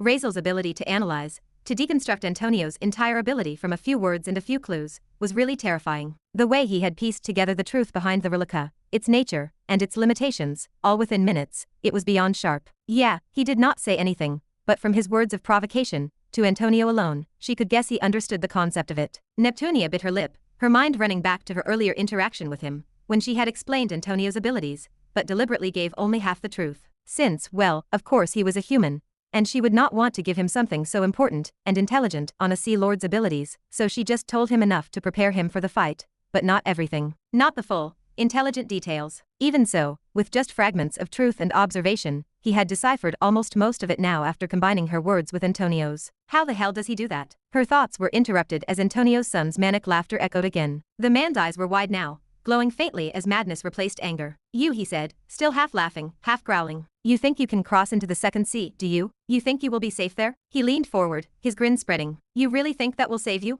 Because the Sea Lord of the Second Sea is an enemy of my father? Is that what is giving you the confidence that you will be able to run away? Razeal's expression did not shift. Antonio's son's laughter slowed into a wicked smirk as he shook his head mockingly. Not a chance. Maybe before I might have. But now, not at least with us brothers standing here. He tilted his head, eyes narrowing with manic confidence. You will never even get close. But before he could continue his tirade, Razeal's words cut through Antonio's voice. So you are sure then? He asked. You want to sacrifice yourself, and your stepbrothers, just to test if you can stop me? Antonio froze for half a second. Antonio's son's grin widened again, slow and dangerous. All right then, he said, his tone dropping with craze. If you really want to play this game. He stepped forward slightly on the head of the giant octopus. War it is, then. Let me show you. The grin that followed was chilling, almost inhuman. Just how far the second sea is from you, he yelled crazily. Though Razeal looked at him up and down, as if assessing him again, wondering what he was going to do. Antonio's son, or rather, the other new brother that had appeared, looked almost identical to the brother Razeal had killed moments ago. The resemblance was uncanny, almost eerie. From the shape of his face to the cut of his jawline, even the faint veins pulsing beneath his pale skin, they were exact copies. His body was lean but wiry, his muscles taut beneath the sheen of the sea. Like his fallen brother, he wore nothing above his waist, only a pair of dark, sea-woven pants clinging to him. Around his neck hung the same necklace, a shell pendant tied with a thin black thread, swaying faintly with the current. Even the way he tilted his head, the faint grin twitching at the corner of his lips, everything mirrored the one who had died. But Razeal's attention sharpened when the man's hand suddenly moved. Without warning, Antonio's son reached up and unclasped the black thread around his neck. The shell, smooth, pale, faintly glowing, drifted in the water as he plucked it free and held it in front of him. His fingers trembled slightly, reverently, as if he were holding something very important. Then, slowly, he opened it. Razeal's eyes narrowed immediately. From his angle, he could not see what was inside the shell at first, but his instincts told him it was not anything ordinary. The faint shimmer that escaped from its cracks looked almost alive. What is he doing? Razeal muttered under his breath, his brows knitting together, as he leaned forward slightly, his gaze fixed on Antonio's son. Then, Antonio's son's eyes locked onto the opened shell, pupils dilating as he stared inside. His expression changed, no longer wild or furious, but eerily calm, like someone looking for something, or doing very concentrating work. Then, from the shell's hollow core, something began to drift out. Tiny, almost microscopic shapes, small, floating specks, started escaping one by one. At first, Razeal thought they were air bubbles, but as his focus sharpened, he saw them clearly. They were not bubbles. They were sperm. Or rather, they looked like it, if sperm were crystalline, glowing, and pulsing with faint, multicolored light. Thousands of them, glittering like tiny shards of glass, spiraled out into the water. Each one shimmered in a different hue, blue, green, crimson, violet, swirling like dust caught in sunlight. What the hell? Razeal whispered, his gaze narrowing further. Those luminous specks began to scatter, spreading across the battlefield like a cloud of fireflies in slow motion. They drifted through the water, and then, impossibly, each one stopped. Above every massive sea creature that surrounded them, a single crystal like sperm halted mid-current and hovered just above its head, glowing brighter by the second. And then, boom, a wave of faint light spread outward. Each glowing speck exploded softly, not in destruction, but transformation. In a blink, each one turned into a humanoid figure. Razeal's eyes widened as dozens, no, hundreds, and then thousands of new beings materialized across the field. Humans. No, Atlantean figures. Each one was unique, their features varied, but their forms were unmistakably humanoid. They fell gracefully from their suspended places, landing upon the heads and backs of the great sea beasts beneath them as if born already knowing where they belonged. Within seconds, the battlefield that had moments ago been filled with beasts alone was now populated with a vast congregation of Atlanteans, their skin glimmering with faint iridescence under the ocean light, their eyes opening in unison. And when those eyes opened, they did not look confused. They did not gasp or panic or flail. Instead, every one of them turned their heads toward Antonio's son, silently, knowingly, as if already aware of their purpose and command. Their movements were smooth, synchronized, eerily perfect. Then, in a unified motion, thousands of them pressed their hands together in front of their chests and fell to their knees, bowing deeply atop their beasts. Their heads bent low, their palms pressed together in reverence, as if praying. What?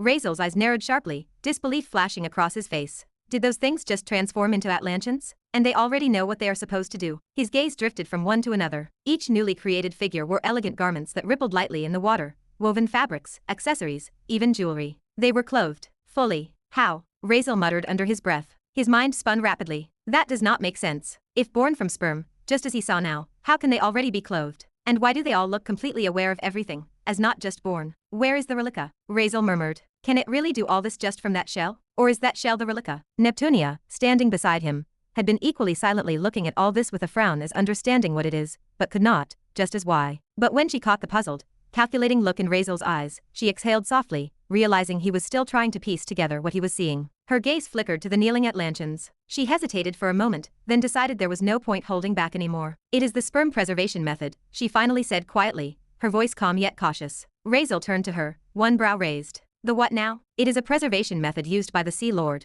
Neptunia explained, her tone steady but serious. He can transform all of his creations into these sperm forms again for easier carrying, a way to maintain and protect their essence. Think of it as storing his army in a smaller, more manageable form until he needs them again. So basically, Razeal muttered, his eyes narrowing, it is like putting his army into portable form, but with extra steps. She gave a small nod. In a way, yes. It is part of his relica function. These humanoid forms were just sealed to be used in very simple terms. Preservation method, Razeal repeated, nodding faintly as his expression shifted to one of deep contemplation. He looked back toward the endless rows of kneeling Atlanteans. Then what are they doing now? He asked, eyes narrowing again. Neptunia frowned slightly, her own uncertainty visible for the first time. That, she admitted, I am not sure. She studied the Atlanteans closely, her gaze scanning their postures, their expressions, the strange reverence in their faces. Their skin tones ranged across the entire spectrum, some pale as moonlight, others deep in bronze, their hair colors dazzling under the dim ocean glow. Silvers, violets, teals, and even flaming reds. And then she saw it, there were some rare physical features. Her eyes narrowed slightly. Really?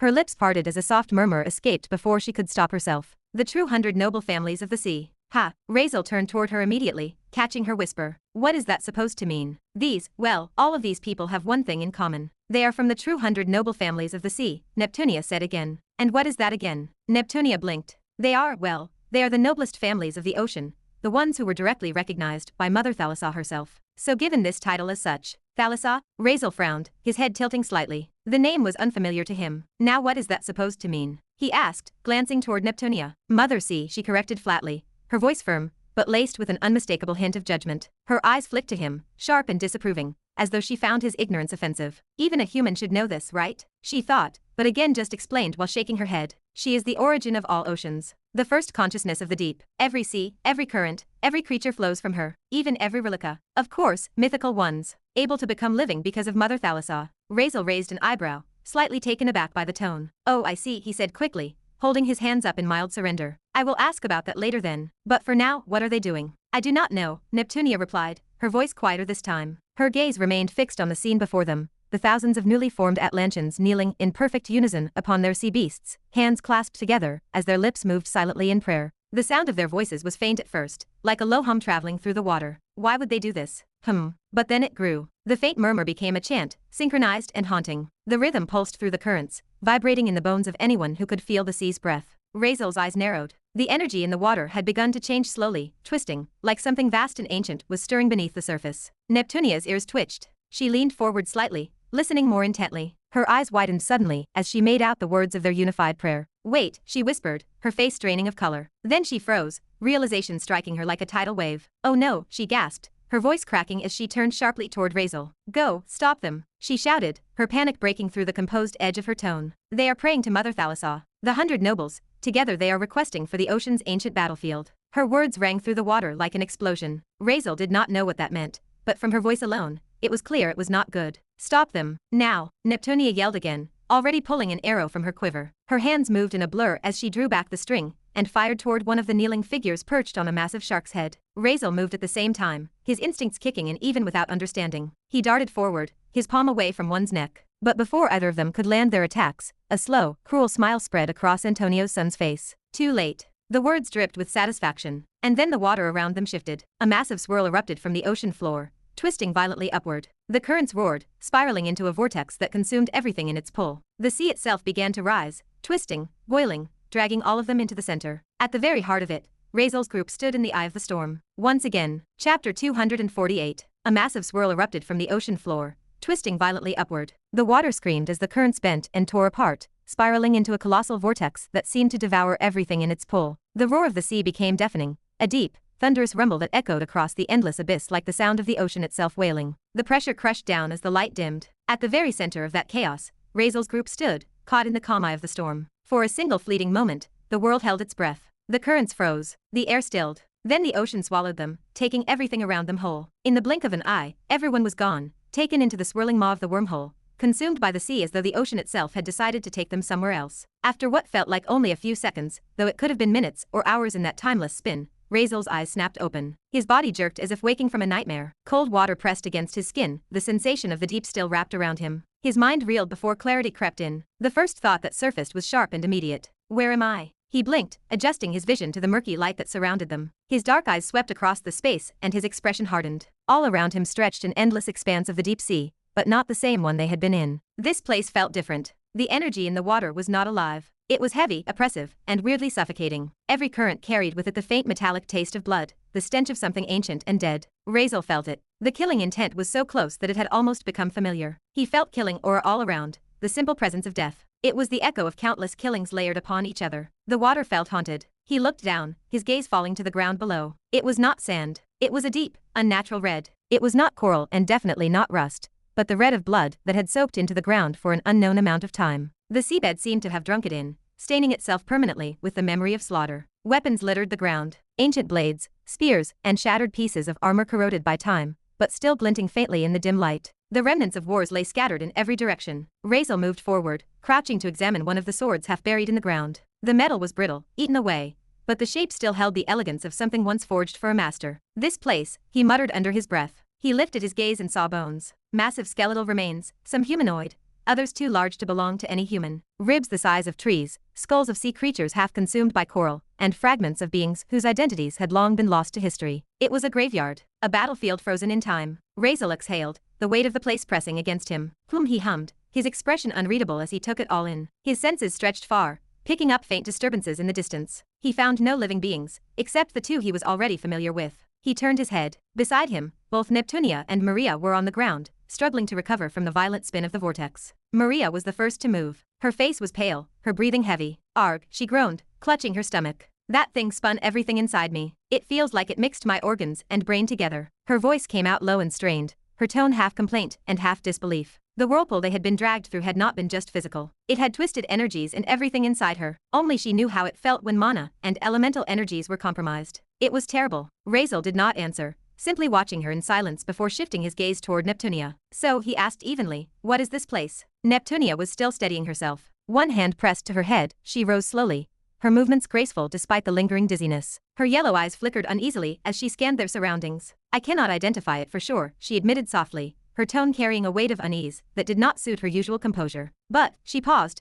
her brow furrowing deeper as her gaze swept across the ground, the weapons, the bones, the faint shimmer of blood sand drifting in the heavy water. "I have a very bad guess about it." Razeal tilted his head, letting her continue. Neptunia took a measured breath and looked around again, her voice lowered, almost reverent. "This," she gestured toward the blood-red seabed and the countless remnants of death. "I think we are standing inside the ocean's ancient battlefield." Her words echoed softly in the water. "Ancient battlefield?" Neptunia nodded faintly. "Yes. It is a place forged by Mother Thalassaw herself. A divine construct. Whenever the Atlanteans wanted to wage war, Whether between seas, noble houses, or sea lords, or even worse, the battle would always be held here. She turned, her gaze distant, her tone growing heavier. This was her gift to Atlantis, a place where pride, honor, and strength could decide fates without destroying the world around them. Here, no cheating can exist. No outside interference. No harm to the innocent or to the seas above. Only pure combat, witnessed and judged by the Mother Sea herself. Her eyes flickered toward the ground again, toward the bones buried in red sand. Every great war of Atlantis has been fought here. Every victory that shaped our world, every fall of a sea lord.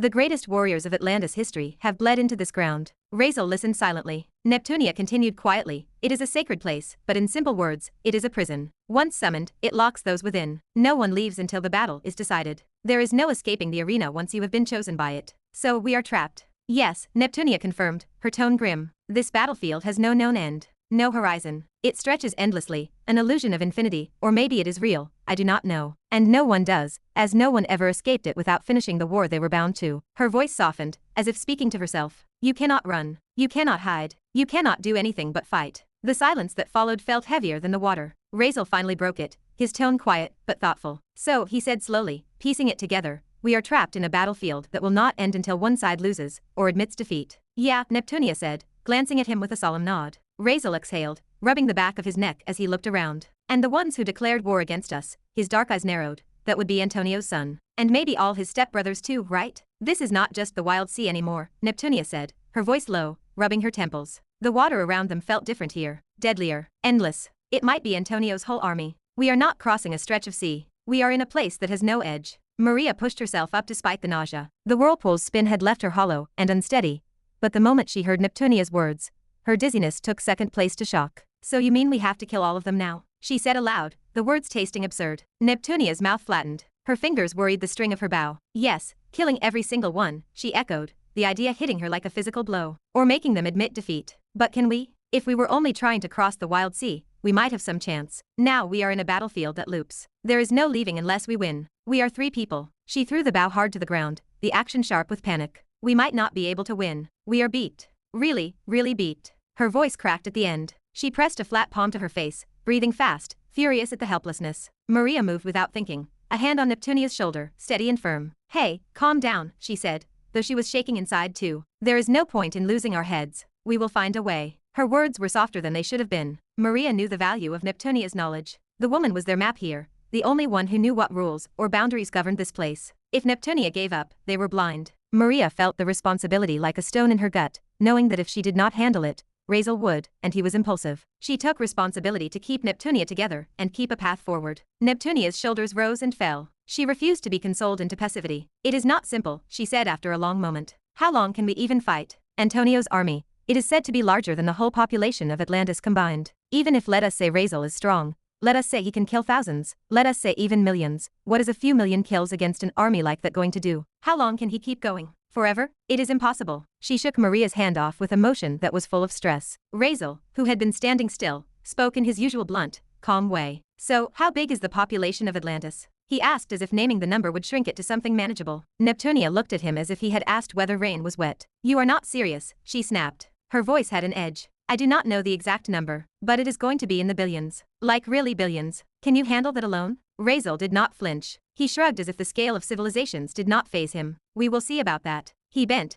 picked up Neptunia's bow from the sand, and handed it back to her. The motion was casual but decisive. First, I need to see where this army is. I cannot fight what I cannot see. He looked at her squarely, and whatever the words lacked in tenderness, they made up for in clarity. Hold yourself together. Crying does not do anything. Dying in battle is far better than dying from fear. There was no malice in it, only a hard practicality, almost clinical. Kill as many as you can. Leave the rest to me. I have given my word that I will take the lead and protect you both, so there is no need to be afraid. I just need the direction that was your job from the very start. So just tell me, Razeal said, his voice calm yet sharp enough to slice through the tension. If we kill every single one of them, will that take us outside this place? Chapter 249. So just tell me, Razeal said. His voice remained calm yet sharp enough to slice through the tension pressing against them. If we kill every single one of them, will that take us outside this place? He looked straight into Neptunia's eyes. His dark, bottomless gaze stayed unwavering. His tone held no shake, and his presence felt as solid as the ocean floor beneath them. Fear did not flicker in him. It did not exist in his eyes, nor in his stance. Even in this impossible situation, facing what could easily qualify as the army of an entire world, he stood there as if the idea of defeat simply held no meaning. Neptunia met his gaze. For the first time, Words refused to come easily. How is he so calm? She asked herself silently. Her chest tightened while she stared back into those steady eyes. She felt impressed, yet confused by his apparent lack of awareness. He did not fidget. He did not panic. He did not even blink as much as a normal person would, or even the great personalities she knew from her past. Yes, Neptunia finally said. The words slipped out instinctively. Her voice sounded quiet and uncertain. Yes, it will. But, before she could finish, Razeal moved. He lifted his hand gently and placed a finger on her lips, cutting her words short. We can, he said firmly. That is enough. No buts needed. His voice carried a strange weight. It sounded low, confident, and magnetic. The kind of tone that made it difficult to doubt him. Just stand here, he continued. His expression remained composed, but his words held an edge of quiet steel. Because I do not lose. The moment hung between them. It felt heavy and electric. Neptunia froze. Her thoughts scattered. She had not realized until that second how close they stood. Their faces hovered only inches apart, and his eyes remained fixed unwaveringly on hers. His fingers still rested against her lips. Somehow, the calm confidence in his expression made her heartbeat grow louder in her chest. What is happening to me? She thought. Her lips parted slightly, as if to speak, but a sharp voice cut through the charged silence. Hey, Maria called out. Her tone dripped with annoyance. I think our problem is right here, unless you both want to finish your little, romantic moment first. Maria pointed off into the distance. Her face twisted with a mixture of disgust and disbelief. Seriously, what is this? We are about to die, and you are over there having some kind of slow-motion hero and princess moment. Razeal glanced at her. He remained unfazed and expressionless, not even caring to correct her misunderstanding. Neptunia's face flushed a faint pink. Ah, she stepped back quickly and almost stumbled. That was not that. Believe me. She spoke suddenly, realizing she had been standing far too close to him. Her hands tightened around her bow. It was the same weapon Razeal had just picked up from the ground and handed back to her. Instinctively, she licked her lips, only to freeze a moment later. She remembered Razeal's finger had brushed against them. What am I doing? Get your head together, Neptunia. What are you even thinking right now? She pressed her palm against her face. Her expression tightened as she forced her thoughts back into order. When she finally followed Maria's pointing finger, the fluster vanished completely, replaced by cold dread. At first, it looked like a shimmer of tiny, colorful specks on the horizon. As the seconds passed, those colors grew larger, brighter, and more defined. The water began to tremble faintly, and the distant shimmer turned into something vast and horrifying. Her pupils dilated. Oh, what in the name of the trident of the sea? Neptunia cursed under her breath. The colorful specks were not just light. They were monstrous bodies moving in a synchronized, fluid formation. A wall of creatures, each one enormous, swarmed together in an unstoppable tide. As far as the eye could see, the sea filled with them. The ocean moved under their combined motion. A living tsunami of flesh, fang, and armored hide surged toward them. The deeper Neptunia's gaze went, the more she realized that no end existed. No horizon remained untouched by their number. A suffocating weight pressed against her chest. Her body instinctively wanted to swim backward and run, even though her mind knew nowhere remained to go. Beside her, Maria's expression froze. Her throat moved as she swallowed hard. The sound rang out loud in the silence. They stood wordless for a moment. The sheer scale of what they faced crashed down upon them. Even Razeal, the man who had looked unshaken through everything until now, narrowed his eyes. A faint seriousness became visible in his gaze. The army remained kilometers away. Still, the water around them grew heavier. A faint vibration pulsed through the currents. The sound came first, distant at the edge of perception. A low hum grew louder and deeper until it became a bone-deep rumble. Then, a chime rang out. A familiar blue glow flickered across Razeal's vision. A digital overlay of letters and runes formed right before his eyes. System notification. Mission protocol initialized. Mission title, First War, Proof of a Worthy Villain. Mission summary. Based on current survival parameters and environmental assessment, the system has authorized the host's first ever official war-level mission. This large-scale operation will determine the host's qualification as a villain. Mission objectives. 1. Achieve complete victory over all opposing forces. 2. Eliminate every active enemy presence within the designated battlefield. 3. Maintain survival and protection of both teammates under your leadership. 4. Retreat or retraction is prohibited. Enemy estimate 10 billion plus. Time limit 4 days. Extra failure condition loss of even one teammate will be considered mission failure. Reward upon completion, permanent annulment of 1x rank villain or as harmful influence on the host. This grants the host a unique system protection layer. Failure penalty. 1. Full loss of accumulated strength, skills, and abilities. 2. Temporary lock, system function, Valley of Vili. Duration 2 months. System note progress will be monitored continuously. Any method used by the host is deemed acceptable. Do you wish to accept the mission, host? Yes or no? The translucent blue system panel floated in front of Razeal's eyes.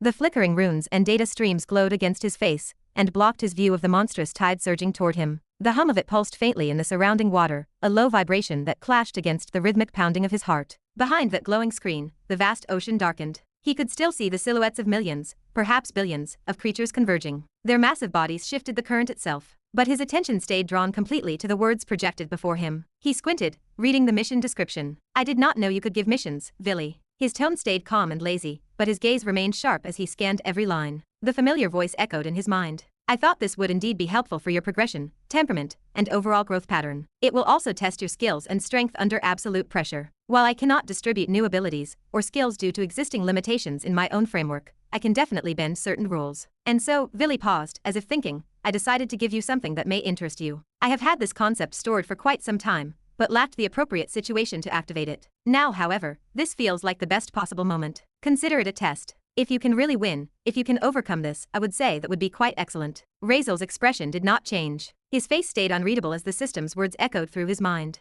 His dark eyes flicked over every line of the glowing mission text again, this time slower, as though engraving it into memory. Silence followed for a few seconds. Only the distant roaring of the sea monsters filled the world. Then, quietly, he asked, so, what is my probability of actually winning this mission, Vili? Vili did not hesitate. Full probability, 0.0004%. A long but tiny number appeared before him, sharp and clear, floating above the rest of the data. Razeal rubbed his chin thoughtfully. His brows lowered. The glow from the panel reflected off his face, highlighting the cold, analytical glint in his eyes. For a brief moment, he simply stood there, expression calm, mind already dissecting the odds. 0.0004, he murmured under his breath. That is lower than the chance of the earth swallowing me whole, or some woman throwing flowers at me that happened to kill me. The number did not scare him. It fascinated him. It was not as if he did not understand why the system had spat out such a low probability. He guessed the reasons. He stood at a disadvantage, more than he wanted to admit. First, his dark mana stat remained at 0. That single, glaring void crippled more than half of his entire fighting style. Without dark mana, he could not use his shadow skills. He could not conjure the lethal dark tentacles, or the spectral bindings that made him so dangerous. The very element that amplified his attacks, that defined his edge in combat, was gone. Then came the second problem. He possessed no large-scale skills. Nothing existed in his arsenal capable of decimating massive numbers of enemies in one strike. Against billions, literal billions of sea monsters, that posed a problem. He could swing, slash, and slice until eternity, but in the end, that alone would not be enough. He did have flow, his trump card. But flow was no ordinary technique. It required immense control and absolute focus. One slip of concentration, one error in balancing the force, and he would destroy himself instantly. Flow dealt in universal forces. Momentum, current, energy, and direction turned the world's physics into a weapon. But at its level, a single mistake could unleash a force equivalent to a planetary bombardment right through his own body. His mind stat, his mental fortitude, and concentration had dropped considerably after his last exertion. That made it worse. He could use flow, but not indefinitely. He would need to pace himself and ration it carefully.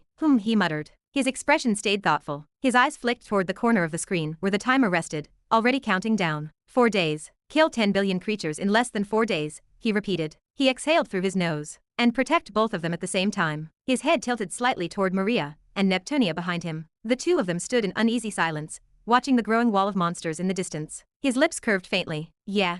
I can see why you gave me that number. Still, even as he admitted it, a small smile crept onto his face. It did not belong to someone afraid of failure. The system's probability might have been low, but Razeal was not a number. He could fight forever if he had to. His S-ranked regeneration meant his body could recover from almost anything given time, and his flow ability, while dangerous, was capable of devastation on a scale these things could not imagine. What made the mission so impossible was not whether he could fight. It was whether he could do it fast enough. 4 days, 10 billion enemies, 0 mistakes allowed. It was terrible. He was right in the middle of contemplation when the system's cold, emotionless voice sliced through his thoughts. So, do you wish to accept the mission, host? Yes or no? The question lingered in his mind like a pulse. The system's voice repeated itself, calm yet absolute. Its tone cut through his thoughts. For a moment, Razeal did not respond. His gaze stayed locked on the glowing panel in front of him. The sharp blue light reflected off his eyes. His thoughts ran quietly but fast, like a storm beneath still waters. Well, he muttered under his breath, his voice low. That is one hell of a gamble. He tilted his head slightly. Eyes narrowing, he weighed the situation. If he accepted and somehow managed to win, the rewards could change everything. He would be able to face an X-rank villain again,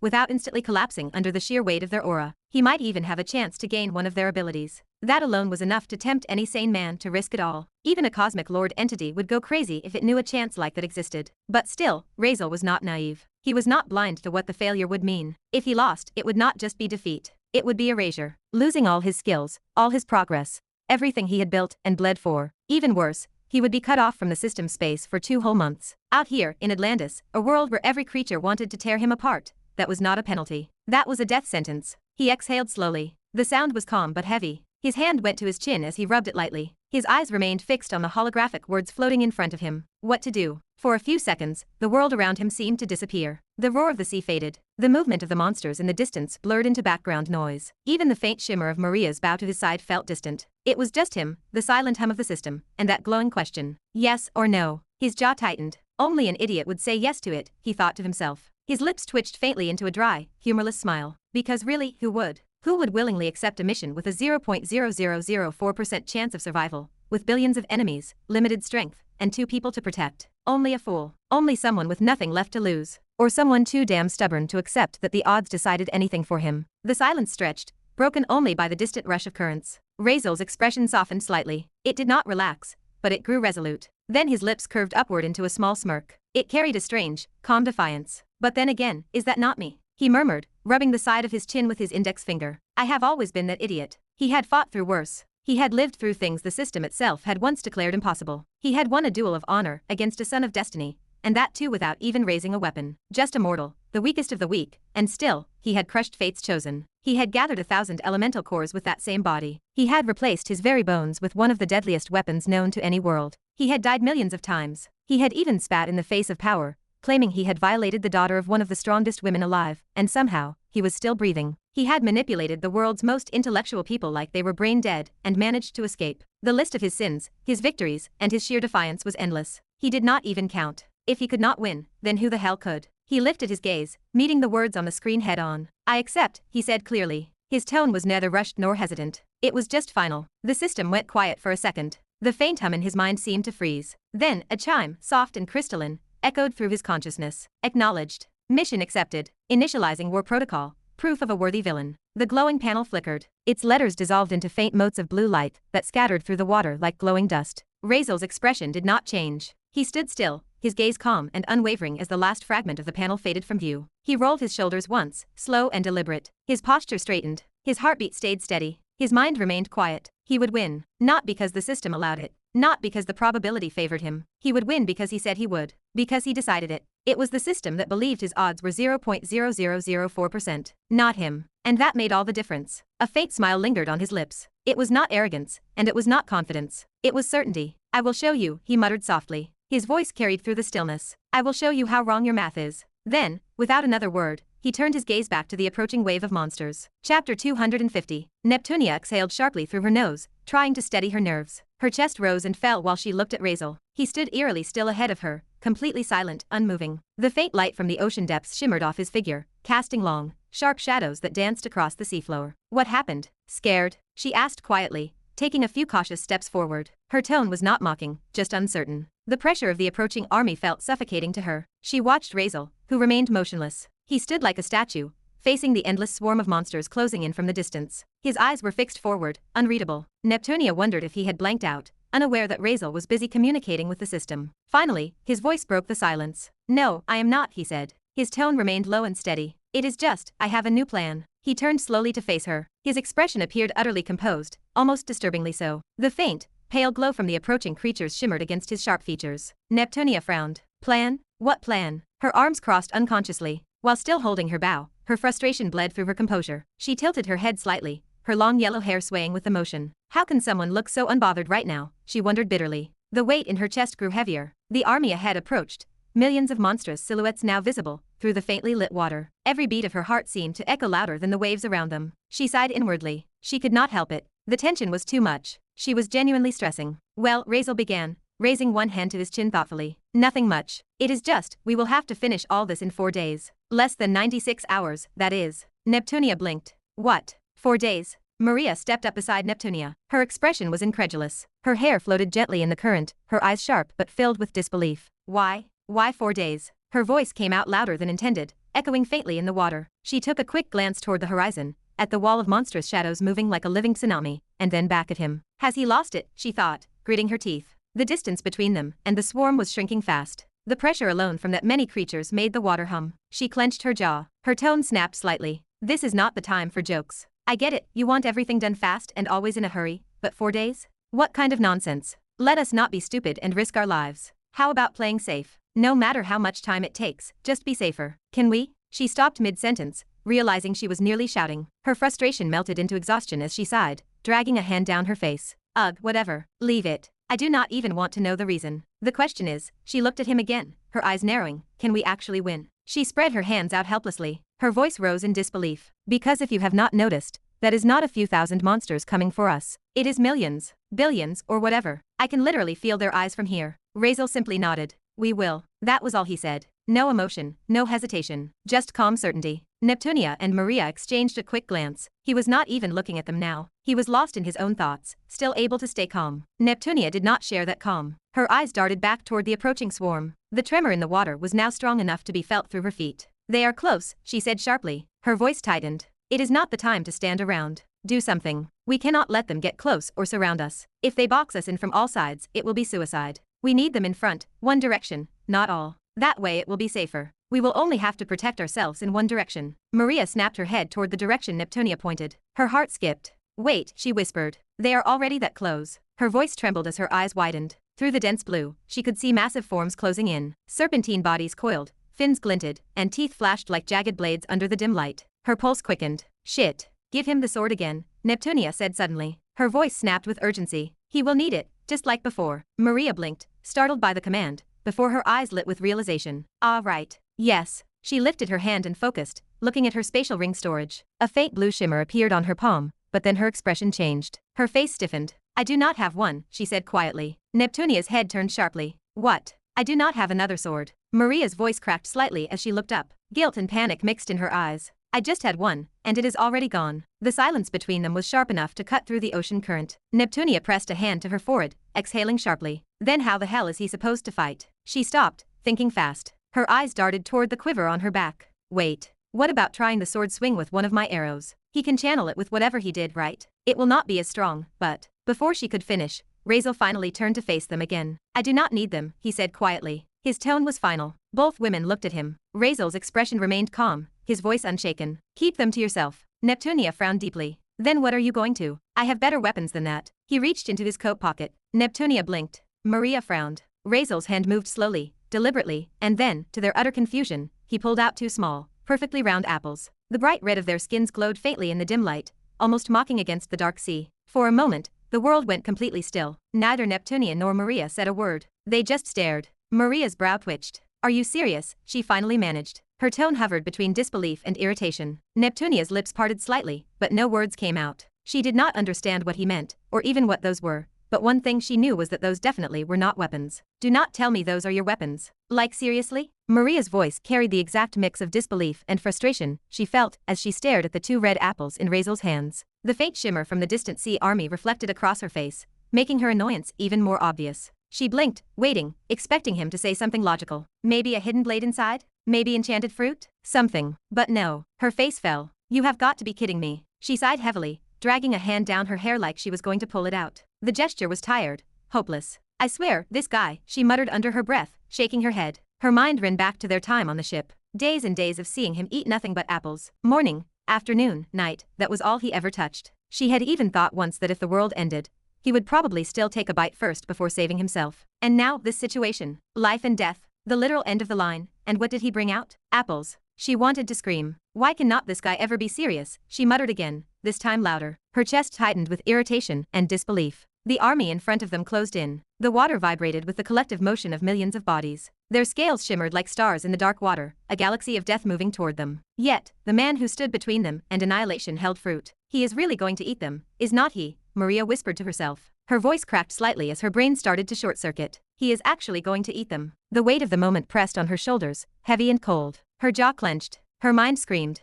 We are about to die, and this idiot is. Her thoughts cut off as Razeal finally moved. He did not respond to her outburst, not even a glance in her direction. Instead, he turned silently, smooth and deliberate, until he faced forward again. Before him stretched the sea's endless army, a wall of life so vast that it seemed to replace the horizon itself. Every direction his eyes could see, nothing remained but the glint of teeth, the shimmer of scales, and the faint, hungry light in the creature's eyes. He inhaled slowly. A deep, steady breath seemed to pull the very water around him closer. Then he closed his eyes. Maria frowned, her irritation breaking into confusion. Neptunia, standing slightly to the side, noticed it too. The sudden stillness fell around Razeal. His body was calm, his posture straight, one hand still holding the apples loosely at his side. Then, softly, he spoke. Flow sense. The words left his lips like a whisper, but they rippled through the water like an invisible pulse. Instantly, the surrounding pressure shifted. It was subtle at first. The water around them vibrated, almost hummed, and then it expanded outward in waves, gentle yet all-encompassing. Razeal's breathing steadied. The faint tension in his shoulders faded as a strange calm overtook his body. Then, slowly, he opened his eyes again. The world around him changed.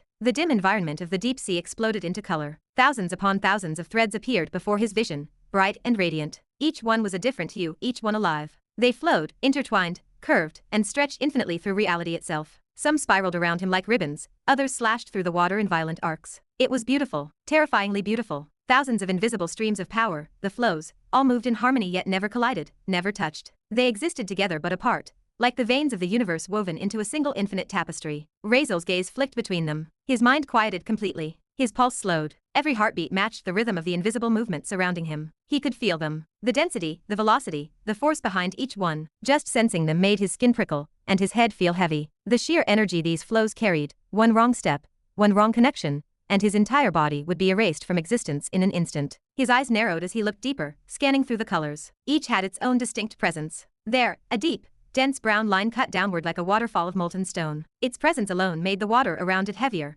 dragging everything down. The gravity flow, he whispered under his breath. He turned his head slightly. His gaze fell on a faint, thin emerald thread, almost invisible yet impossibly sharp. It stretched endlessly forward, so fine it looked like a tear in space itself. Just looking at it made his instincts scream. That is, his expression tightened, the flow of time. Even thinking about touching it made his fingers twitch. He felt curious, but then again, the old man had told him not to touch it. His eyes continued to dart across the colors. Threads of silver light drifted gracefully around him. Electromagnetic flows. Faint spirals of orange and white danced nearby. Air pressure and current balance. Even the rotational pull of the planet itself, the Coriolis flow, moved around him like the breath of the unseen. Everywhere he looked, something deadly existed. Something vast. Something incomprehensible. But he was not here to admire them. I need to concentrate on just one, he muttered, remembering what the old man had said. His pupils constricted slightly as he willed his perception to narrow. One by one, the countless colors around him began to fade away. Silver, brown, emerald, gold, violet, until only one hue remained. A soft, aquatic blue. The color of the sea itself. This one, he said quietly. As the last of the other flows vanished from his vision, the entire world seemed to shift into a different hue. His surroundings turned an oceanic shade of blue, brighter and more vivid than reality. He could see every line of current,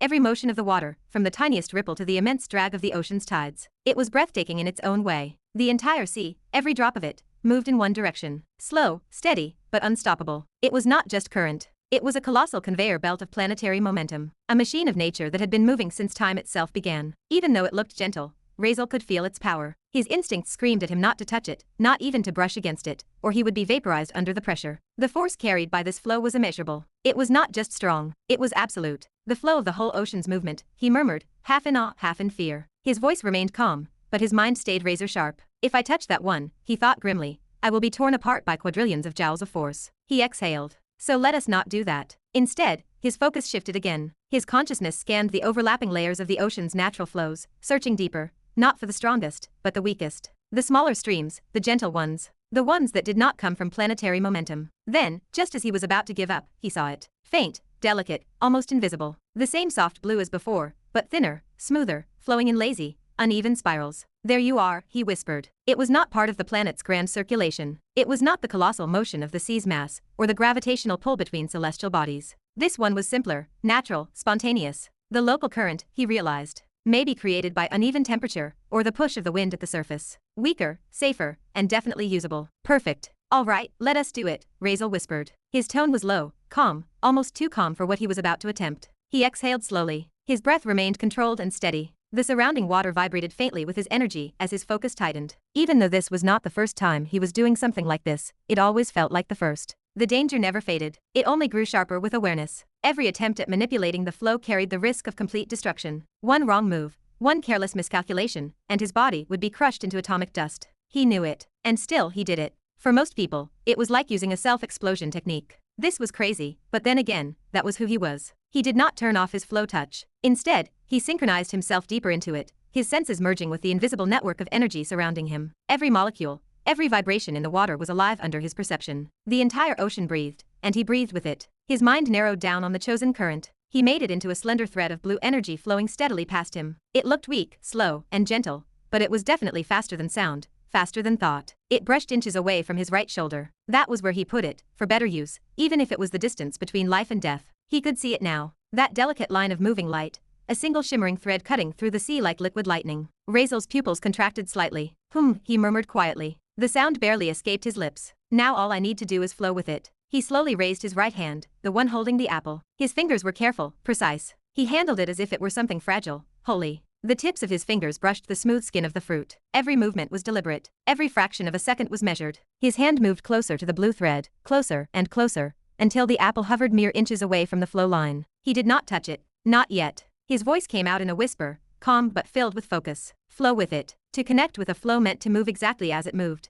To become part of its rhythm, its direction, its speed. To let it think you were a part of itself. One wrong breath, and it would rip him apart. His mind sharpened into razor clarity. Every fiber of his being aligned with the motion of that single current. The speed of the flow was immense, impossibly fast, its power pressing against his consciousness like a physical weight. He adjusted, ever so slightly, until he felt it. That perfect synchronization. In that precise instant, he moved his hand forward gently, delicately, as though caressing the air itself. His movements became fluid. His arm glided in harmony with the invisible current. When he felt the exact rhythm of the flow match his own hand, he released. Just a twitch. The faintest flicker of motion. The tips of his fingers let go. The apple slipped from his grasp. At the same moment, Razeal cut off flow touch completely, detaching himself from the current. His body instantly became intangible to the flow, immune to its force. The current passed right through him harmlessly, ignoring his existence entirely. But the apple, that was different. The fruit, now exposed to the flow, did not share his immunity. It was caught. In the space of an instant, everything changed. The current devoured it. The flow seized the apple's matter, its atoms, its molecules, and accelerated it beyond comprehension. The moment of release became an explosion of motion. All of the flow's natural kinetic energy,